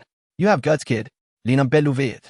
Qin Chang'an said nothing, meeting his gaze with calm indifference. Guru, her face etched with concern, held her daughter tightly. Qingro, are you all right? Are you hurt? Her daughter, Lin Qingro, trembled violently, fear etched across her features. She had never encountered such peril before. Her throat bore a deep gash, and had it been any later, her head would have surely rolled. At that moment, a surge of powerful auras erupted from the distance. Witnessing this, the onlookers dispersed in an instant. The Lin family had arrived. Among them were 3 formidable figures at the late stage of the Saint Emperor realm. Leading them was an elderly man with short hair, whose aura was even more formidable than Fei Xinzi's. She was at the 7th level of the Saint Emperor realm. He was likely at the 9th. The gray-robed elder stepped into the fray, his gaze landing on the bloodied Lin Qingro. Who did this? He demanded darkly. Grandfather. Lin Qingro's pale lips quivered as she revealed her grievance. It was that brat who did it. Guru pointed viciously at Qin Chang'an. At her words, the elder launched a fist towards Qin Chang'an's head. The overwhelming pressure of the 9th level Saint Emperor aura erupted, sending shockwaves through the crowd. As he struck, the faces of all present changed dramatically, and they retreated hastily. Chen Chang'an was about to defend himself when Fei Xinxi stepped in front of him. You old fool. Dare you lay a hand on a junior? She retaliated with a punch of her own. Instantly, two colossal fists, each several meters wide, formed and collided fiercely. Boom! A deafening explosion echoed, sending both parties staggering back several meters. The gray-robed elder glared at Fei Xinxi, his expression darkening. Fei family, well done. You have cultivated such talent. And the Lin family is equally commendable for bullying the weak. Fei Xinxi retorted coldly. Grandfather, kill him. You must kill him. Lin Qingro screamed with venomous rage directed at Chen Chang'an. Seeing his granddaughter in such a state, the gray-robed elder's heart ached intensely. His eyes blazed with murderous intent. Fei Xinxi, this brat shall die today, even if the head of your family comes to save him. Fei Xinxi scoffed. Then you shall have to step over my dead body first. Ji Xuangu stood silently beside Fei Xinxi, his fighting spirit soaring. Very well. The gray-robed elder gritted his teeth, disdain in his voice. Even if I were to kill you, the Fei family wouldn't dare to retaliate. Do you believe me? As he spoke, the Lin family members encircled Chen Chang'an and his companions. Chen Chang'an turned to Fei Xinxi, puzzled. Sister Fei, why do you protect me so fiercely? Just for that sister remark, I shall protect you today. Fei Xinxi affirmed resolutely. At that moment, another group rushed onto the scene. Upon seeing them, everyone revealed mocking expressions. The Fei family. The Fei family was merely a second-rate clan, unable to contend with one of the four great families, the Lin family. The newcomers were led by Fei Chai, the head of the Fei family. Fei Chai, are you here to defend your daughter today? The gray-robed elder sneered. Elder Lin, there has been a misunderstanding. Fei Chai quickly interjected as he stepped forward, raising his voice. I am here to announce something. Half a month ago, Fei Xinxi fled the family, which means she is no longer a member of the Fei family. As he spoke, he turned to Lin Tong, the gray-robed elder. With an ingratiating smile, Lin Patriarch, her offense is her own doing. Please do not involve my entire Fei family. The crowd fell into a stunned silence. To their astonishment, the head of the Fei family was not there to support them, but to expel Fei Xinxi from the family. Fei Xinxi's gaze was icy, her expression devoid of emotion. She had long been disillusioned with this father. Fei Chai, you are wise. Lin Tong's eyes narrowed. Then he fixed his gaze on Chen Chang'an and his companions. Kill. In an instant, the murderous intent of the Lin family surged. Brother Chang'an, while I and this old man hold them off, you must escape. Fei Xinxi urged grimly. To die alongside you is no regret, Ji Xuangu replied, his demeanor resolute.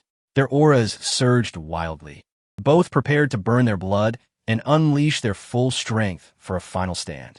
Chen Chang'an remained silent, gripping the guardian's sword tightly, his eyes fixed intently on the Lin family trio, Lin Han, Gu Rou, and Lin Qingro.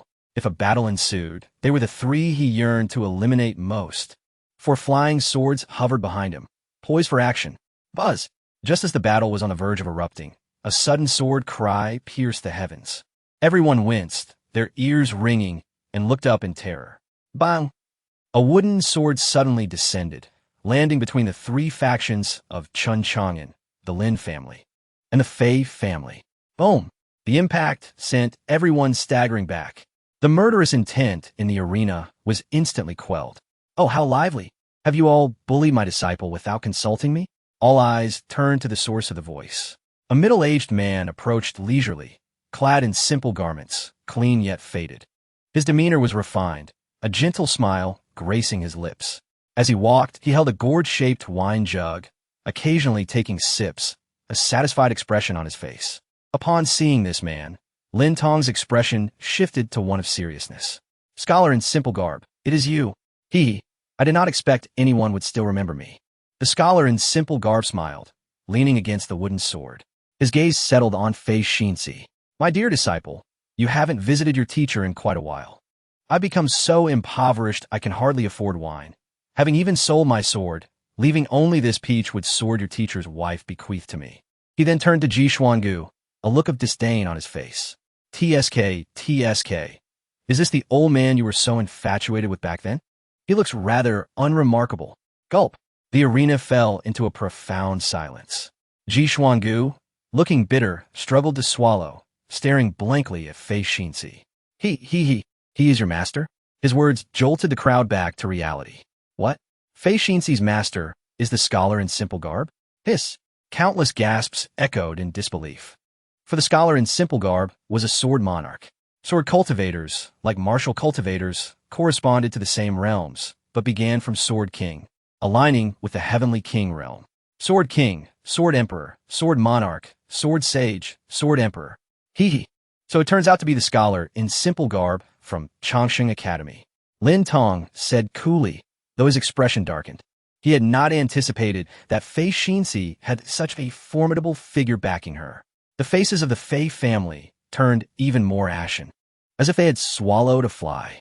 For he was a sword monarch, renowned as the king of swords, a gentleman among swords. He had not perished after all? How could this be possible? The scholar, undeterred by the astonished gazes surrounding him, calmly declared leave. Lin Tong's expression darkened instantly, yet he dared not retaliate. To be slain by the sword sovereign was akin to crushing an ant beneath one's foot, unless he called upon the family patriarch. But even the patriarchs of his clan, despite being saint kings, would hesitate to provoke a sword sovereign without cause. At that moment, an elder beside him murmured, "Elder Lin, there is no need to rush. He is doomed." Upon hearing this, Lin Tong seemed to ponder, unwilling to confront the scholar any further.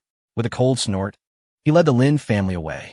Lin Han, Gu Rou, and Lin Qing Rou, though seething with resentment towards Chen Chang'an, could only depart in dejection. The onlookers were left in astonishment. Such unexpected twists had unfolded. It was astonishing that Fei Xinc, who had been hindered by the Fei family for years, turned out to be at the 7th level of the Saint Emperor realm. Upon returning, she encountered a former rival, resulting in conflict.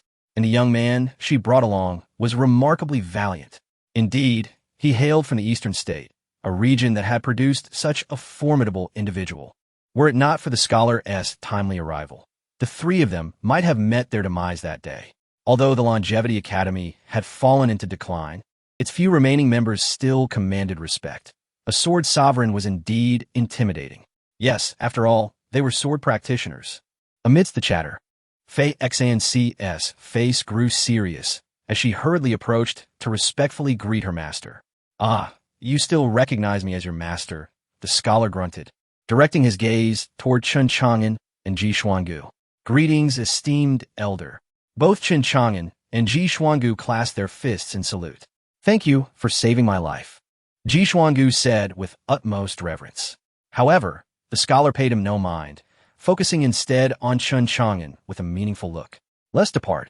He then turned to leave, hands clasped behind his back, whistling a tune. "Brother Chang'an, let us go." Fei Xinc swiftly retrieved the wooden sword she had embedded in the ground and followed suit. Chen Chang'an and Ji Xuangu hurried after them. Along the way, Chen Chang'an, filled with curiosity, inquired, "Old Ji, what is the origin of the Longevity Academy?" Yixvangu replied, "It was a formidable force in Central State a millennium ago, but for reasons unknown, it suddenly fell into decline. According to certain ancient texts, the Longevity Academy was a terrifying existence 100,000 years ago." Ji Xuangu sighed. "It is said that at its peak, the Longevity Academy could rival the Sword Palace of humanity, perhaps even surpassing it. Beyond that, I am not well informed." "Such greatness!" Chen Chang'an gasped in awe. "Indeed," Ji Xuangu exclaimed, excitement evident on his face. "I never imagined that Miss Xinc would become a disciple of this scholar. It is rumored he vanished for countless years, with no one knowing his whereabouts. There are tales suggesting he ventured to the Yanwang domain or even the imperial capital domain of humanity." As Ji Xuangu spoke, Chen Chang'an's curiosity deepened. Many of these places were unfamiliar to him. Before long, the group arrived at a tavern in the city. "Book 4 premium rooms." The scholar instructed the innkeeper, gesturing toward Ji Xuangu and Chen Chang'an. "They will handle the payment." "Allow me," Yixvangu exclaimed, suddenly invigorated, and hurried to pay with spirit stones. The venerable patriarch of a nation was now reduced to a mere follower. Chen Chang'an found this amusing. "Also, bring forth all the finest food and drink you have. I haven't tea eaten in 300 years, and my palate is parched." The scholar continued, giving instructions before ascending to the second floor. Soon, the innkeeper had prepared a lavish feast. After the four indulged in their meal, the scholar turned to Chang'an and said, "You are Chang'an, correct?" "Yes, esteemed elder," Chang'an replied respectfully. "I noticed you had 4 flying swords at the city gate. Are you also a sword practitioner?" "Indeed," Chang'an affirmed. "Did you intend to strike?" "Yes." "What were your chances of success?" 90% certainty of eliminating that family trio and 60% chance of escaping without a trace, Chang'an answered earnestly. Fei Xinxi, aware of Chang'an's prodigious talent, was taken aback by his confidence. "Young Chang'an, you are too impulsive. Sometimes one must bide their time to avoid losses," she cautioned. Yet she added gratefully, "But thank you for standing up for my sister." She cast a glance at Ji Xuangu. Unlike some elderly fools who were too cowardly to act, Chang'an was momentarily stunned. This Fei's sister was indeed fierce. Ji Xuangu's face flushed crimson. The scholar, meanwhile, continued to drink in silence. His icy gaze fixed on Ji Xuangu, intensifying the pressure on him. There are matters one can endure, and others one cannot. For instance, standing up for the woman one loves. Even if it leads to death, it is without regret. At that moment, Chang'an declared solemnly, "Haha, Brother Chang'an is the best." Fei Xnc laughed heartily. "From now on, if anyone bullies you, I shall fight them alongside you." After a while, they each returned to their quarters to rest. Having arrived in Central State City for the first time, Chang'an felt a sense of wonder. This city was even larger than Chang'an City. Once inside his room, Chang'an began to meditate. As night deepened, he stealthily slipped out through the window, now clad in dark attire, vanishing into the night sky. In the adjacent room, the scholar, gently polishing his wooden sword, paused momentarily, a trace of admiration crossing his face before he resumed his task, treating the peachwood sword as if it were a treasured artifact. The Lin family also had individuals preparing to participate in the sword-bearer examination, as becoming a sword-bearer represented entry into the greatest force of the human race, the Sword Palace. This was unmatched by any sacred sect or family. At this moment, thousands of gifted individuals were gathered in the city for the sword-bearer examination. The Lin family had sent a considerable number of participants as well. Discovering their gathering location was thus quite simple, as they made no effort to conceal their movements. The Tianjiao building was where the Lin family was residing. In the dark of night, Chang'an heard the voice of the coffin elder in his mind. TSK, young man. Didn't that busted sister of yours tell you to endure? Endure my foot, Chang'an muttered. You could manage it. After all, that Lin Tong is at the 9th level of the Saint Emperor realm, and you cannot overpower him, the coffin elder advised. Yes, you are right. I can endure him, Chang'an replied. Huh? What do you mean? The coffin elder was perplexed. But that family trio I cannot endure. Chang'an gritted his teeth. A small tolerance can disrupt a grand plan. The coffin elder cautioned. They threaten me. If they dare to threaten me, I will bury them with you, Chang'an declared fiercely. Otherwise, why would I call you the god-burying coffin? I now bury mortals, and in the future I shall bury immortals, gods, and the myriad worlds, Chang'an proclaimed with audacity, which brought joy to the coffin elder. Such ruthless determination, capable of annihilating worlds, was precisely what he desired. Chapter 87. The blue-robed swordsman excellent. Well said, exclaimed the coffin elder, brimming with excitement. Coffin elder, could you assist me in concealing my presence? I certainly do not wish to be pursued by that old Saint Emperor of the 9th level, Chang'an continued. Ah, young lad, so you have been waiting for me here. I can grant you half an hour, the coffin elder said with a hint of resignation. That's sufficient, Chang'an rejoiced. Soon, he arrived outside the window of Lin Han and his wife's room. Peering through the gap in the window, he observed Lin Han and Gu Rou engaged in an intense exchange. At that moment, they faced each other calmly, engaged in a playful tussle. Before long, they were kissing fervently.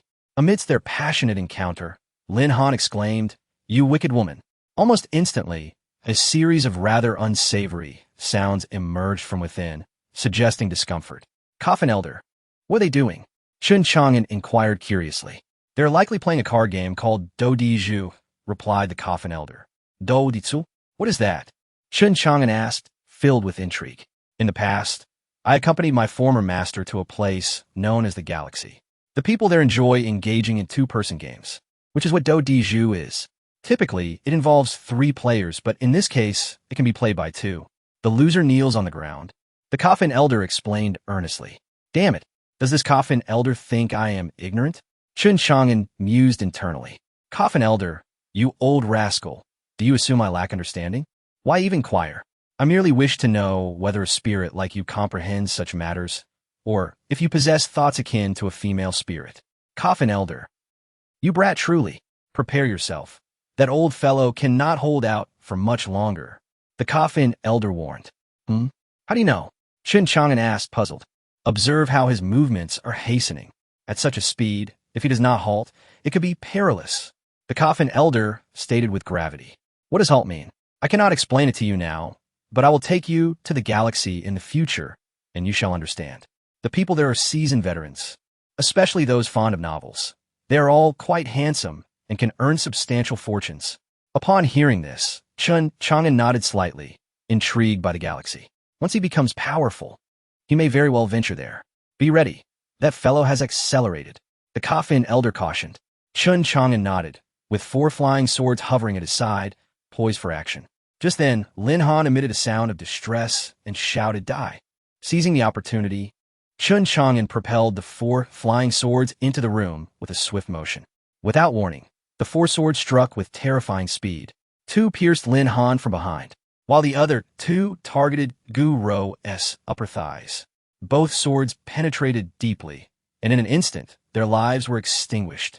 Neither had anticipated such an audacious assassination, especially at such a critical moment. Those who have engaged in such acts understand that in those crucial seconds, one is utterly relaxed and oblivious to the impending danger. By heavens, lad, your method of killing is rather unorthodox. The coffin elder exclaimed in astonishment. Ignoring him, after eliminating Lin Han and Gu Ro, Chun Chang'an began to scavenge for treasures within the room.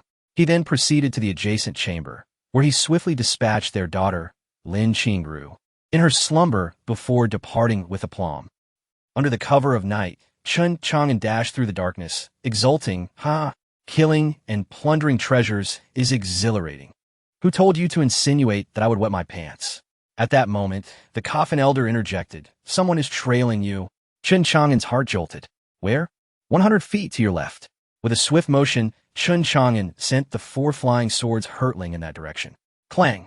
The swords clashed, sending forth a shower of sparks. Boom! Boom! The swords returned, vibrating violently. Just then, a woman in a flowing blue robe, with a graceful figure and exquisite features, emerged from the shadows. Upon seeing her attire, Chun Chang'an's gaze sharpened, especially fixating on her ample bosom that swayed with each step. At that moment, 2 swords crossed over a shield emblazoned on her chest, the emblem of the sword-bearers. As Chun Chang'an prepared to speak, her figure blurred rapidly before his eyes. Swish! Her hand reached for his face with astounding speed. Thunder shadow. Crackling bolts of lightning erupted from Chun Chang'an, propelling him away in an instant. Impressive speed. The blue-robed woman sneered. You dare to kill in Zhongzhou City, showing no regard for us sword-bearers. As her words fell, a formidable aura surged from her, the terrifying pressure of a Saint Emperor bearing down upon Chun Chang'an. Buzz! Chun Chang'an's 4 flying sword became ensnared in the void, emitting a rapid, piercing hum. With narrowed eyes, Chun Chang'an intoned, break through, shatter, conquer, disperse. Whoosh! Whoosh! Whoosh! 4 more flying swords materialized, the breakthrough sword, the shadow-shattering sword, the conqueror sword, and the dispersing sword.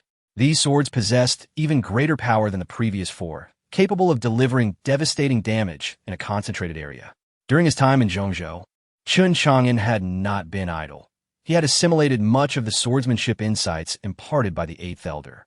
Now he commanded an additional 4 swords simultaneously. Swish! The 8 flying swords unleashed unparalleled might, tearing through the blue-robed woman's Saint Emperor pressure. The swords circled around Chun Chang'an, forming a formidable sword barrier that shattered the overwhelming pressure enveloping him. Witnessing this, the blue-robed woman's eyes widened in astonishment. Such powerful mental prowess. Your swordsmanship is truly formidable. However, Chun Chang'an did not respond. Instead, he leaped onto a flying sword. Ascend. Whoosh. He transformed into a streak of light, soaring into the sky and swiftly vanishing into the horizon. The commotion attracted the attention of several elderly figures who appeared before the blue-robed woman, bowing respectfully. Madam, there's no need to pursue him. She waved her hand dismissively. But he has killed Lin Han of the Lin family, Gu Rou of the Gu family, and the prodigious Lin Qingru. The elders remarked coldly. He is a sword cultivator and may be here for our sword-bearer's assessment, the blue-robed woman replied. The elders fell silent, one of them stating, however, the Lin and Gu families are both clans with saint lords among them. We saw nothing, did we not? The blue-robed woman smiled. As sword-bearers of the human race, we do not lie unless the other party is a prodigy, as taught by Lord Fan. The elders exchanged glances, their expressions stiffening. Lord Fan, a fearsome presence indeed. With a resigned sigh, they all chimed in, yes, we saw nothing. Upon stealthily returning to his own room, Chun Chang'an closed the door and turned around, only to freeze in place. Inside his room sat 3 individuals, a scholar in plain clothing, Ji Xuangu, and Fei Xinshi. What are you 3 doing? Playing Do Di Zhu? Chun Chang'an inquired with a laugh. As he nonchalantly donned his night attire, the question arose, Do Di Zhu? What is that? The scholar in humble garb inquired with curiosity. It is a 3-player game, often favored by those of questionable character, used to mock unhealthy activities, Chun Chang'an replied casually. Who is this questionable character? The old coffin bearer mused inwardly. I am not even human. He then turned his attention to Chun Chang'an, asking, did you go to eliminate Lin Han and Gu Rou? At this, Ji Xuangu's eyelids twitched. Chun Chang'an glanced at him and replied coolly, and their daughter as well. This statement rendered both Fei Xinc and Ji Xuangu momentarily speechless. This is not the great Zhou kingdom.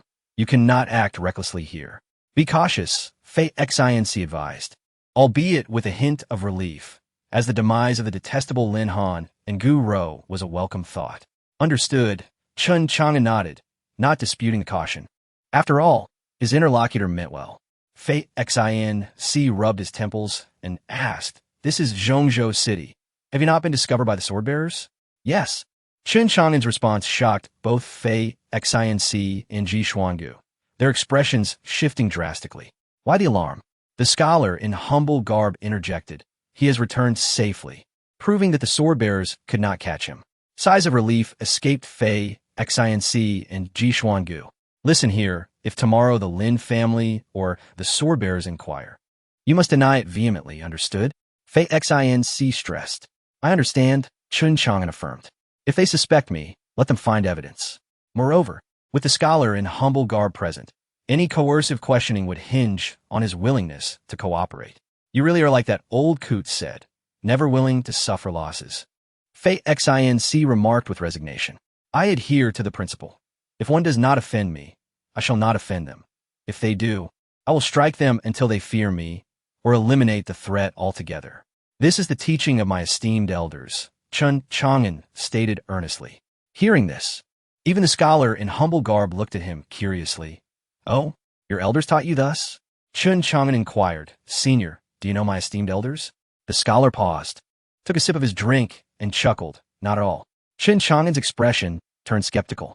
Noticing this, the scholar waved his hand dismissively. All right, the lad has returned. You all should return and rest. Fei Xinc and Ji Xuangu nodded in agreement.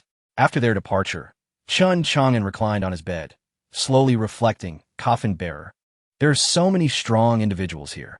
And so, the coffin bearer replied, besides controlling the 4 swords of void breaking, shadow breaking, enemy breaking, and array breaking, I must also master the latter forms of the burial world's sword technique.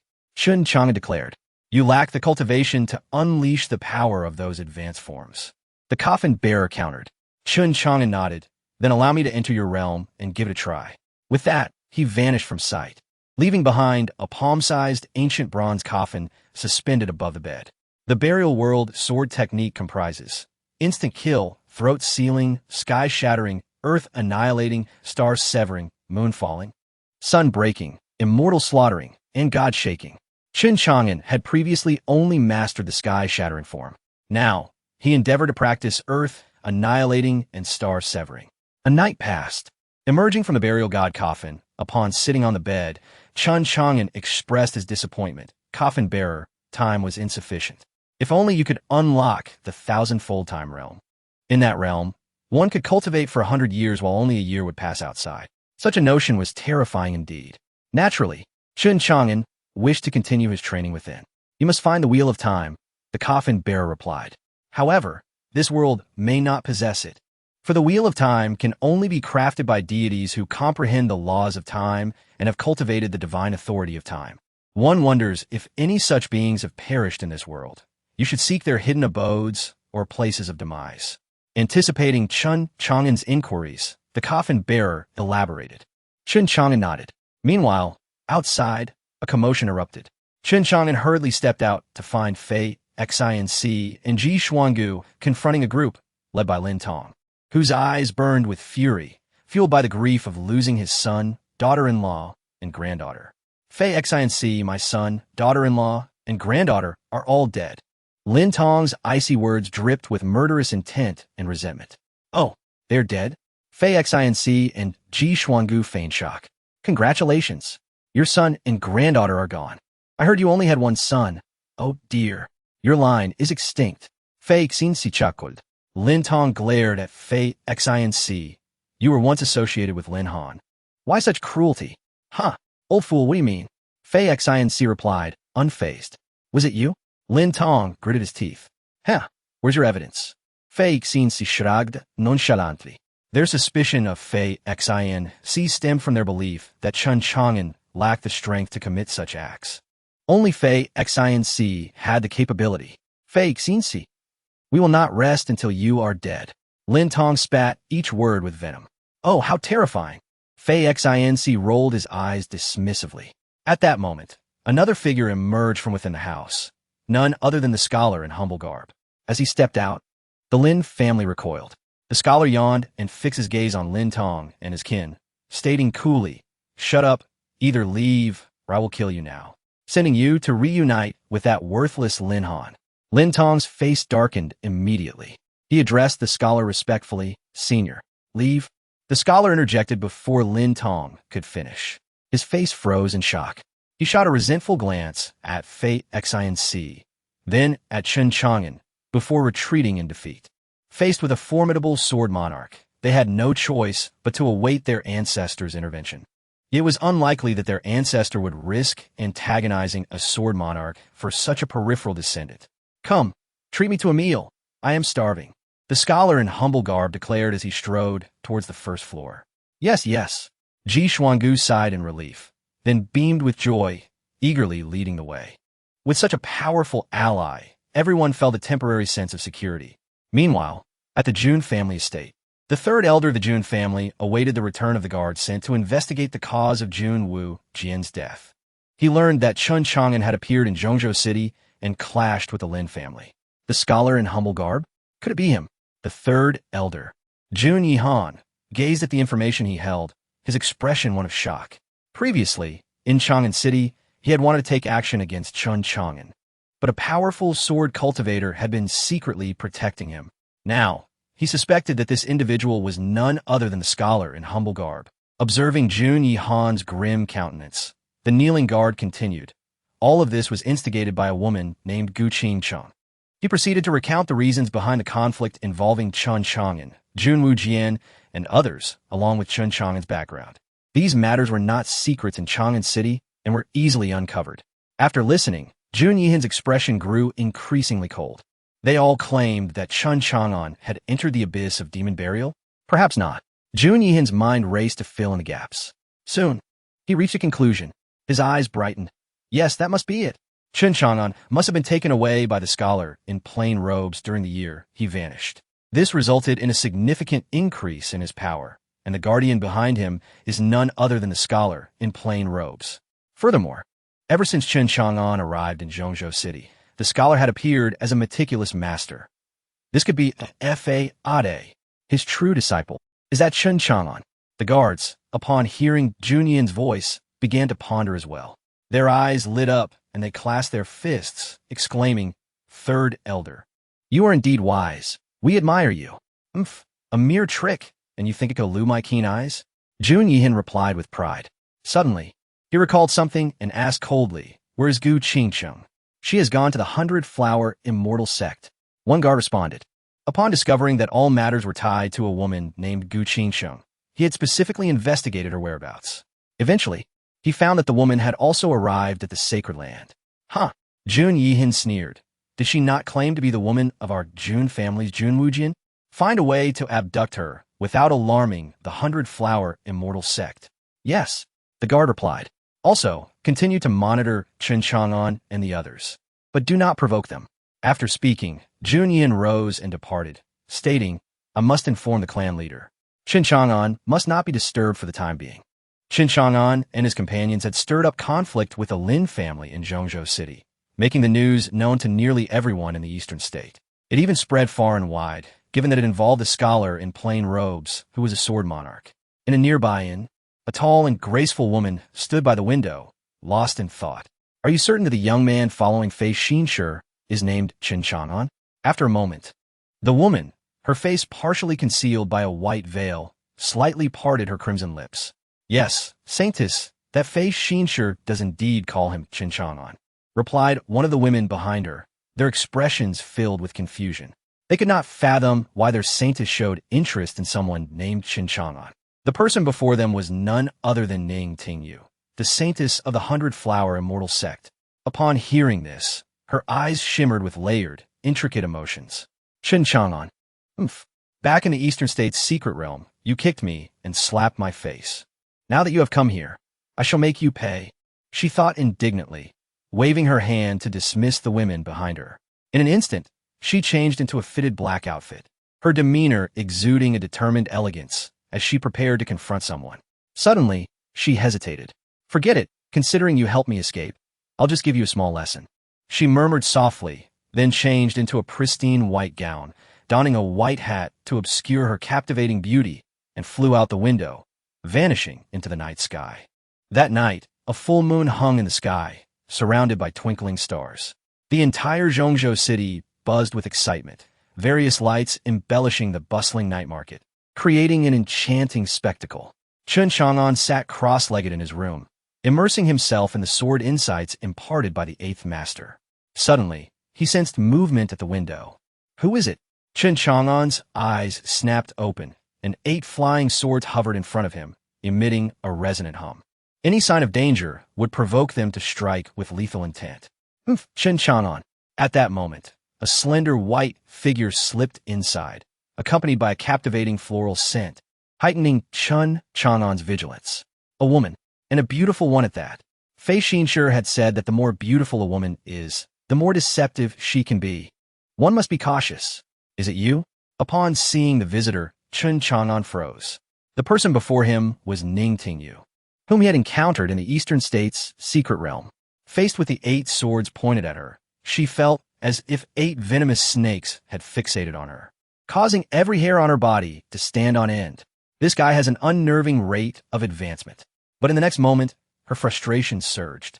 "Is this how you greet an old friend, armed with swords?" She huffed, crossing her arms and causing her white dress to compress, her chest heaving slightly in indignation. Noticing her lack of hostility, Chen Chang'an retracted the swords but remained wary. "What do you want? Also, I don't believe we are friends." Ignoring him, Ning Tingyu casually approached the table in the center of the room and poured herself a cup of tea. "You are here to participate in the sword-bearer assessment, right?" Chen Chang'an regarded her in silence. Meanwhile, in the adjacent room, Ji Xuangu and Fei Xinshi pressed their ears to the wall, attempting to eavesdrop on the conversation. "That woman poses no threat. She won't harm Chang'an," the scholar in plain robes remarked nonchalantly.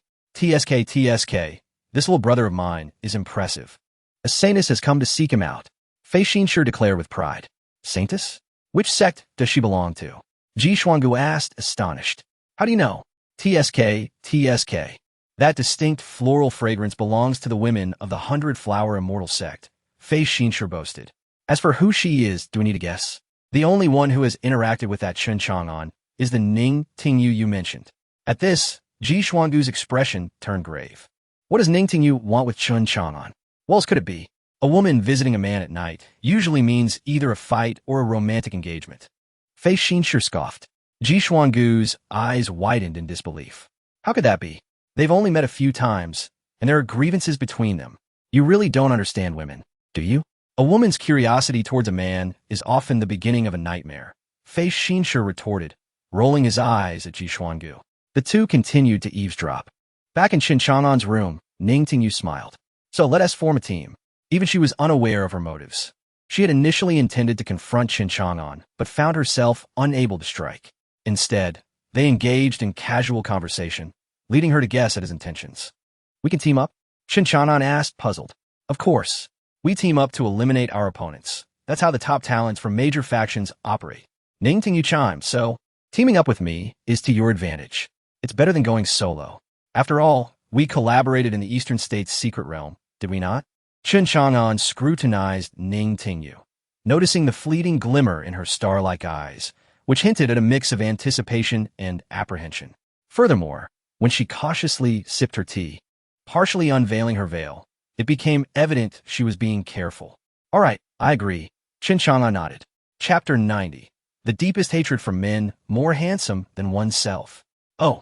Upon hearing Qin Chang'an's agreement, a flicker of surprise, so subtle that even she herself scarcely noticed, flashed in Ning Tingyu's eyes. Why did you consent? Are you not afraid I may deceive you? She inquired curiously. Because you're a local, in an unfamiliar place. It is advantageous to seek the guidance of a local acquaintance. Knowing oneself and one's adversary leads to certain victory in every battle, Qin Chang'an replied earnestly. Is that all? Ning Tingyu asked, somewhat disappointed. Indeed, Qin Chang'an affirmed. Humph. Ning Tingyu's expression turned serious as she clenched her small fists. Very well. But when the time comes for our duel, I shall not hold back. Neither shall I. Qin Chang'an responded earnestly. Ning Tingyu paused, took a deep breath, and suddenly declared, if you wish to acquire more information about your opponents, you must heed my words. Qin Chang'an regarded her calmly without uttering a sound. First, accompany me for a stroll. The Fire Phoenix Festival is currently underway, an annual event that is quite lively, Ning Tingyu suggested, her eyes sparkling with excitement. Fire Phoenix Festival? Qin Chang'an mused. Unfamiliar with the local celebration, after a moment's contemplation, he decided it prudent to acquiesce to her request. Very well, let's go. Thus, they leapt through the window, leaving two eavesdroppers in the adjacent room momentarily dumbfounded. Goodness, that lad has been summoned by the Saintess. Fei Xinshe exclaimed in astonishment. Indeed, being handsome attracts the admiration of women. Turning to the scholar in plain robes, she added, Master, I shall go protect that young man discreetly. The scholar nodded in agreement. Consequently, Fei Xinshe took Ji Xuangu with her as they exited. The scholar shook his head slightly, picking up a wooden sword and continuing to gently wipe it with a handkerchief. This evening, the entire city was adorned with crimson lanterns, while colorful paper in the shape of phoenixes was plastered everywhere. Lanterns decorated the streets, and fireworks occasionally erupted in the night sky, creating a breathtaking scene. The bustling streets were alive with the sounds of vendors calling out, the clamor of bargaining, and a vibrant atmosphere permeated the city. Qin Chang'an found himself captivated, exploring the sights with great interest. Even Chang'an City paled in comparison to this vibrancy. Ning Tingyu, too, shed her noble and frigid demeanor befitting a saintess, moving through the throngs like a carefree young girl. I adore the lively essence of this place, rather than being consumed by daily cultivation. Sometimes, one must truly embrace life, she remarked, her eyes reflecting a complex mix of emotions. In the sect, my master has always prohibited me from wandering about, insisting that a cultivator should focus solely on training. Moreover, I seem to often forget certain things. I have noticed gaps in my childhood memories. Qin Chang'an cast her a surprised glance, but dismissed her concerns with a casual nod. Your master speaks wisely. As they continue to stroll along the bustling streets, Ning Tingyu turned to Qin Chang'an. I knew you wouldn't be trapped in Dongzhou for long. I never expected you to arrive in Zhongzhou so swiftly. Qin Chang'an contemplated before replying. To become stronger, one must seek grander stages. Indeed, Ning Tingyu lifted her chin proudly. I have already reached the second level of the sacred emperor realm. You must strive diligently. Is that due to the root of the source, Dao Lotus? Qin Chang'an felt a pang of regret. That root was a treasure in its own right, now in the possession of this young woman. Precisely. Ning Tingyu beamed. You receive the flower petals, while I obtain the root. In that regard, neither of us has suffered a loss. Chun Chang'an pursed his lips, reminded of his own treasure. The Five Elements Demon Suppression Palace, which was a splendid repository of spiritual energy. Noticing Chun Chang'an's pained expression, Ning Tingyu felt a surge of satisfaction. Just then, a man in a blue robe approached her, slightly bowing. "Greetings, fair maiden. I am Gu Hengxing of the Gu family," he said with a smile. "Upon meeting you, I am struck by your beauty, akin to that of a celestial being. Might I inquire if you would?" Ning Tingyu frowned and abruptly seized Chun Chang'an's hand. "Are you blind? Do you not see my male companion beside me?" Chun Chang'an. He had anticipated that having a stunning companion would inevitably attract attention from ardent admirers. Indeed, such was the nature of women. The young man named Gu Hengxing's expression faltered. The Gu family was one of the 4 prominent families in this sacred land. Typically, one would be elated to hear the name Gu. Moreover, he was the heir to the Gu family. The women he desired, aside from the saintesses of the sacred sect, had always fallen into his grasp. No one ever dared to reject him, for the Gu family possessed wealth, power, and resources. Tonight was the Fire Phoenix Festival, a celebration honoring the Phoenix deity, and he was out hunting for potential conquests. He had set his sights on Ning Tingyu, whose half-veiled beauty and alluring figure, accentuated by her long hair and porcelain-like arms, marked her as a true gem. Yet, her fiery temperament only piqued his interest further. The more spirited the woman, the more exhilarating the conquest. With a mild smile, Gu Hengxing continued, "I assure you, fair maiden, I harbor no ulterior motives. I only wish to make your acquaintance. As the heir of the Gu family, knowing me would be quite beneficial for you." His implication was clear. Associating with him would yield substantial advantages. At this moment, Chun Chang'an's eyes narrowed. Although Ning Tingyu was not his possession, he was still her ally. Did this man truly disregard his presence? Moreover, could he not recognize the saintess of the 100 Flowers immortal sect? With that thought, Chun Chang'an disdainfully replied, "Scram. She has no interest in knowing you." Hearing this, Gu Hengxing finally turned his gaze to Chun Chang'an, his eyes narrowing. Initially, he had overlooked Chun Chang'an, but now he realized. The lad was immensely handsome, more handsome than himself. The sight of another man surpassing him in looks filled him with loathing. Yet, he would not hastily provoke a rival without knowing their background. "What is your name, young sir? Which prominent family do you hail from?" Gu Hengxing inquired, maintaining his congenial demeanor. Chun Chang'an's eyes narrowed further. "Why should I divulge that to you? Get lost. Good dogs do not block the way." With that, he brushed past Gu Hengxing, shouldering him aside. Taken by surprise, Gu Hengxing nearly stumbled. His expression darkened dramatically. This individual was utterly arrogant. "How dare you call me weak?" Ning Tingyu chuckled before hastily catching up to Chun Chang'an. In an instant, Gu Hengxing's face turned a deep shade of fury. He could tolerate many insults, but being called weak was a personal affront. Since the last woman he had enjoyed an encounter with had dubbed him weak after witnessing his mere 60 breaths of exertion, he had eliminated her. Her grave was now a mound of grass. How infuriating! Now another woman dared to insult him. Clenching his fists, he seethed as he watched Chun Chang'an and Ning Tingyu's retreating figures. They were unbearably audacious. Gu Hengxing's right hand clenched into a fist, while his left hand gingerly touched his sore chest, his expression turning malevolent.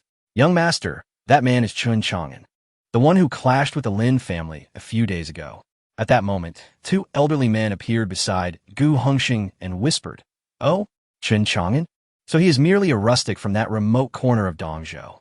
Upon hearing this, a flicker of disdain crossed Gu Hengxing's eyes, which swiftly transformed into a chilling aura of malice. "Young master, he is backed by a scholar of humble origins," one of the elders cautioned. "A scholar of humble origins?" Gu Hengxing narrowed his eyes, dismissing the threat. "He is nothing more than a destitute student. There are countless who wish for his demise. Do not underestimate him, young master. After all, he is a sword sovereign," the elder continued to warn. Rest assured," Gu Hengxing replied with scorn. "If it cannot be done openly, one can always resort to treachery behind the scenes. He has already offended so many upon his arrival. Who knows whose powerful hand lurks in the shadows?" With that, he furiously turned and departed. Chapter 91. The Celestial Slaughtering Demon Blade. In the royal city of the Great Zhou, within the Chun family's cultivation grounds. Chun Xian concluded yet another round of training, his aura having reached an astonishing level. He had remarkably ascended to the first level of the Heavenly King realm. Chun Xian's gaze was fervent, his heart racing with excitement. Indeed, with your innate talent, you are not at all inferior to your elder brother, remarked a gentle voice from within the tower-shaped pendant. Elder brother. Upon hearing those words, a look of longing crossed Chun Xian's face. His brother had been away in the central continent for over a month now, and he wondered how he was faring. Ah, you truly care for your elder brother, the mysterious woman observed. Of course, Chun Xian replied with admiration in his eyes. Why not venture out for some experience? You are now capable of handling it, the mysterious woman suggested. At her words, Chun Xian felt a surge of motivation. Buzz. Just then, a streak of light shot forth from the pendant resting on his chest. Buzz. The space began to tremble. What is this? Chun Xian squinted, and as the light dissipated, a pitch-black, ancient long knife materialized before him. The blade was adorned with layers of scales, emanating an overwhelming ferocity, as if countless vengeful souls were roaring within. Though silent, it seemed to shake Chun Xian's very soul, causing a sharp pain in his head. Ah! Chun Xian cried out in agony, clutching his head. Buzz! A soft white light enveloped him from the pendant, alleviating the piercing sensation and bringing him a sense of relief. Your elder brother practices the sword. Thus, you shall wield the knife, the mysterious woman continued. This blade is called the Celestial Slaughtering Demon Blade. After a brief pause, she continued, Do you see the grooves of the handle? Chun Xian turned his gaze as instructed and noticed 9 thumb-sized grooves beneath the handle. Master, what are those for? He inquired curiously. They are designed to hold 9 source law pearls, the essence of the laws. You will need to gather all 9 pearls from the myriad realms. Once accomplished, the power of your blade will reach unfathomable heights, the mysterious woman explained. Moreover, each dragon scale on this celestial slaughtering demon blade conceals a miniature world, housing countless demonic souls. As you grow stronger, they will prove invaluable. Is that so? Chun Xian's eyes sparkled with excitement. He found the blade before him utterly impressive. Additionally, there exists a knife manual, the mysterious woman added, and another beam of light shot forth, merging into Chun Xian's brow. Overjoyed, he immediately began to study it intently, immersing himself in the practice. Within the tower-shaped pendant lay an expansive space, shrouded in a gray mist that seemed endless. At the core of this vast expanse stood a towering spire, reaching towards the heavens, composed of 108 levels.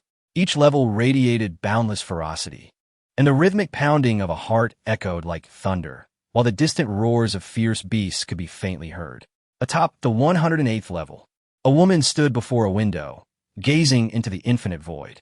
Her visage remained obscured, yet she was surrounded by the essence of the Tao, the flow of starry rivers, and an aura of time itself. Countless forces of rules and laws coalesced around her, forming and dissolving in a cycle of rebirth. Buzz! Suddenly, a colossal eye opened upon the dark wall behind her. This eye, adorned with green speckles, trembled as it emitted an ancient voice that seemed to echo from the depths of the cosmos. Divine Lord, is it true that the legendary god burial coffin resides within Chang'an? As the words reverberated, the fabric of space fractured, revealing an infinite starry cosmos. Unknown, replied the mysterious woman, her voice cool yet tinged with trepidation. However, if it truly is the world-annihilating coffin that obliterated the gods eons ago, we must prepare accordingly. The gigantic eye quivered as it continued. All living beings grow ceaselessly, drawing from the essence of the universe, defying the natural order, resulting in an unbearable strain on the cosmos. Thus, the essence of the universe has coalesced into a world-annihilating coffin, appearing every few million years to erase all existence. But to confront this world-annihilating coffin, relying solely on the power of the gods, is akin to an ant attempting to shake a tree. Divine Lord, what preparations shall we undertake? Would it be feasible to eliminate Chang'an now? His words fell, and silence enveloped the space. The mysterious woman remained contemplative for an extended period. Eventually, she spoke again. Killing Chang'an is not a solution. Should the god burial coffin choose a new master, we would be unable to locate it.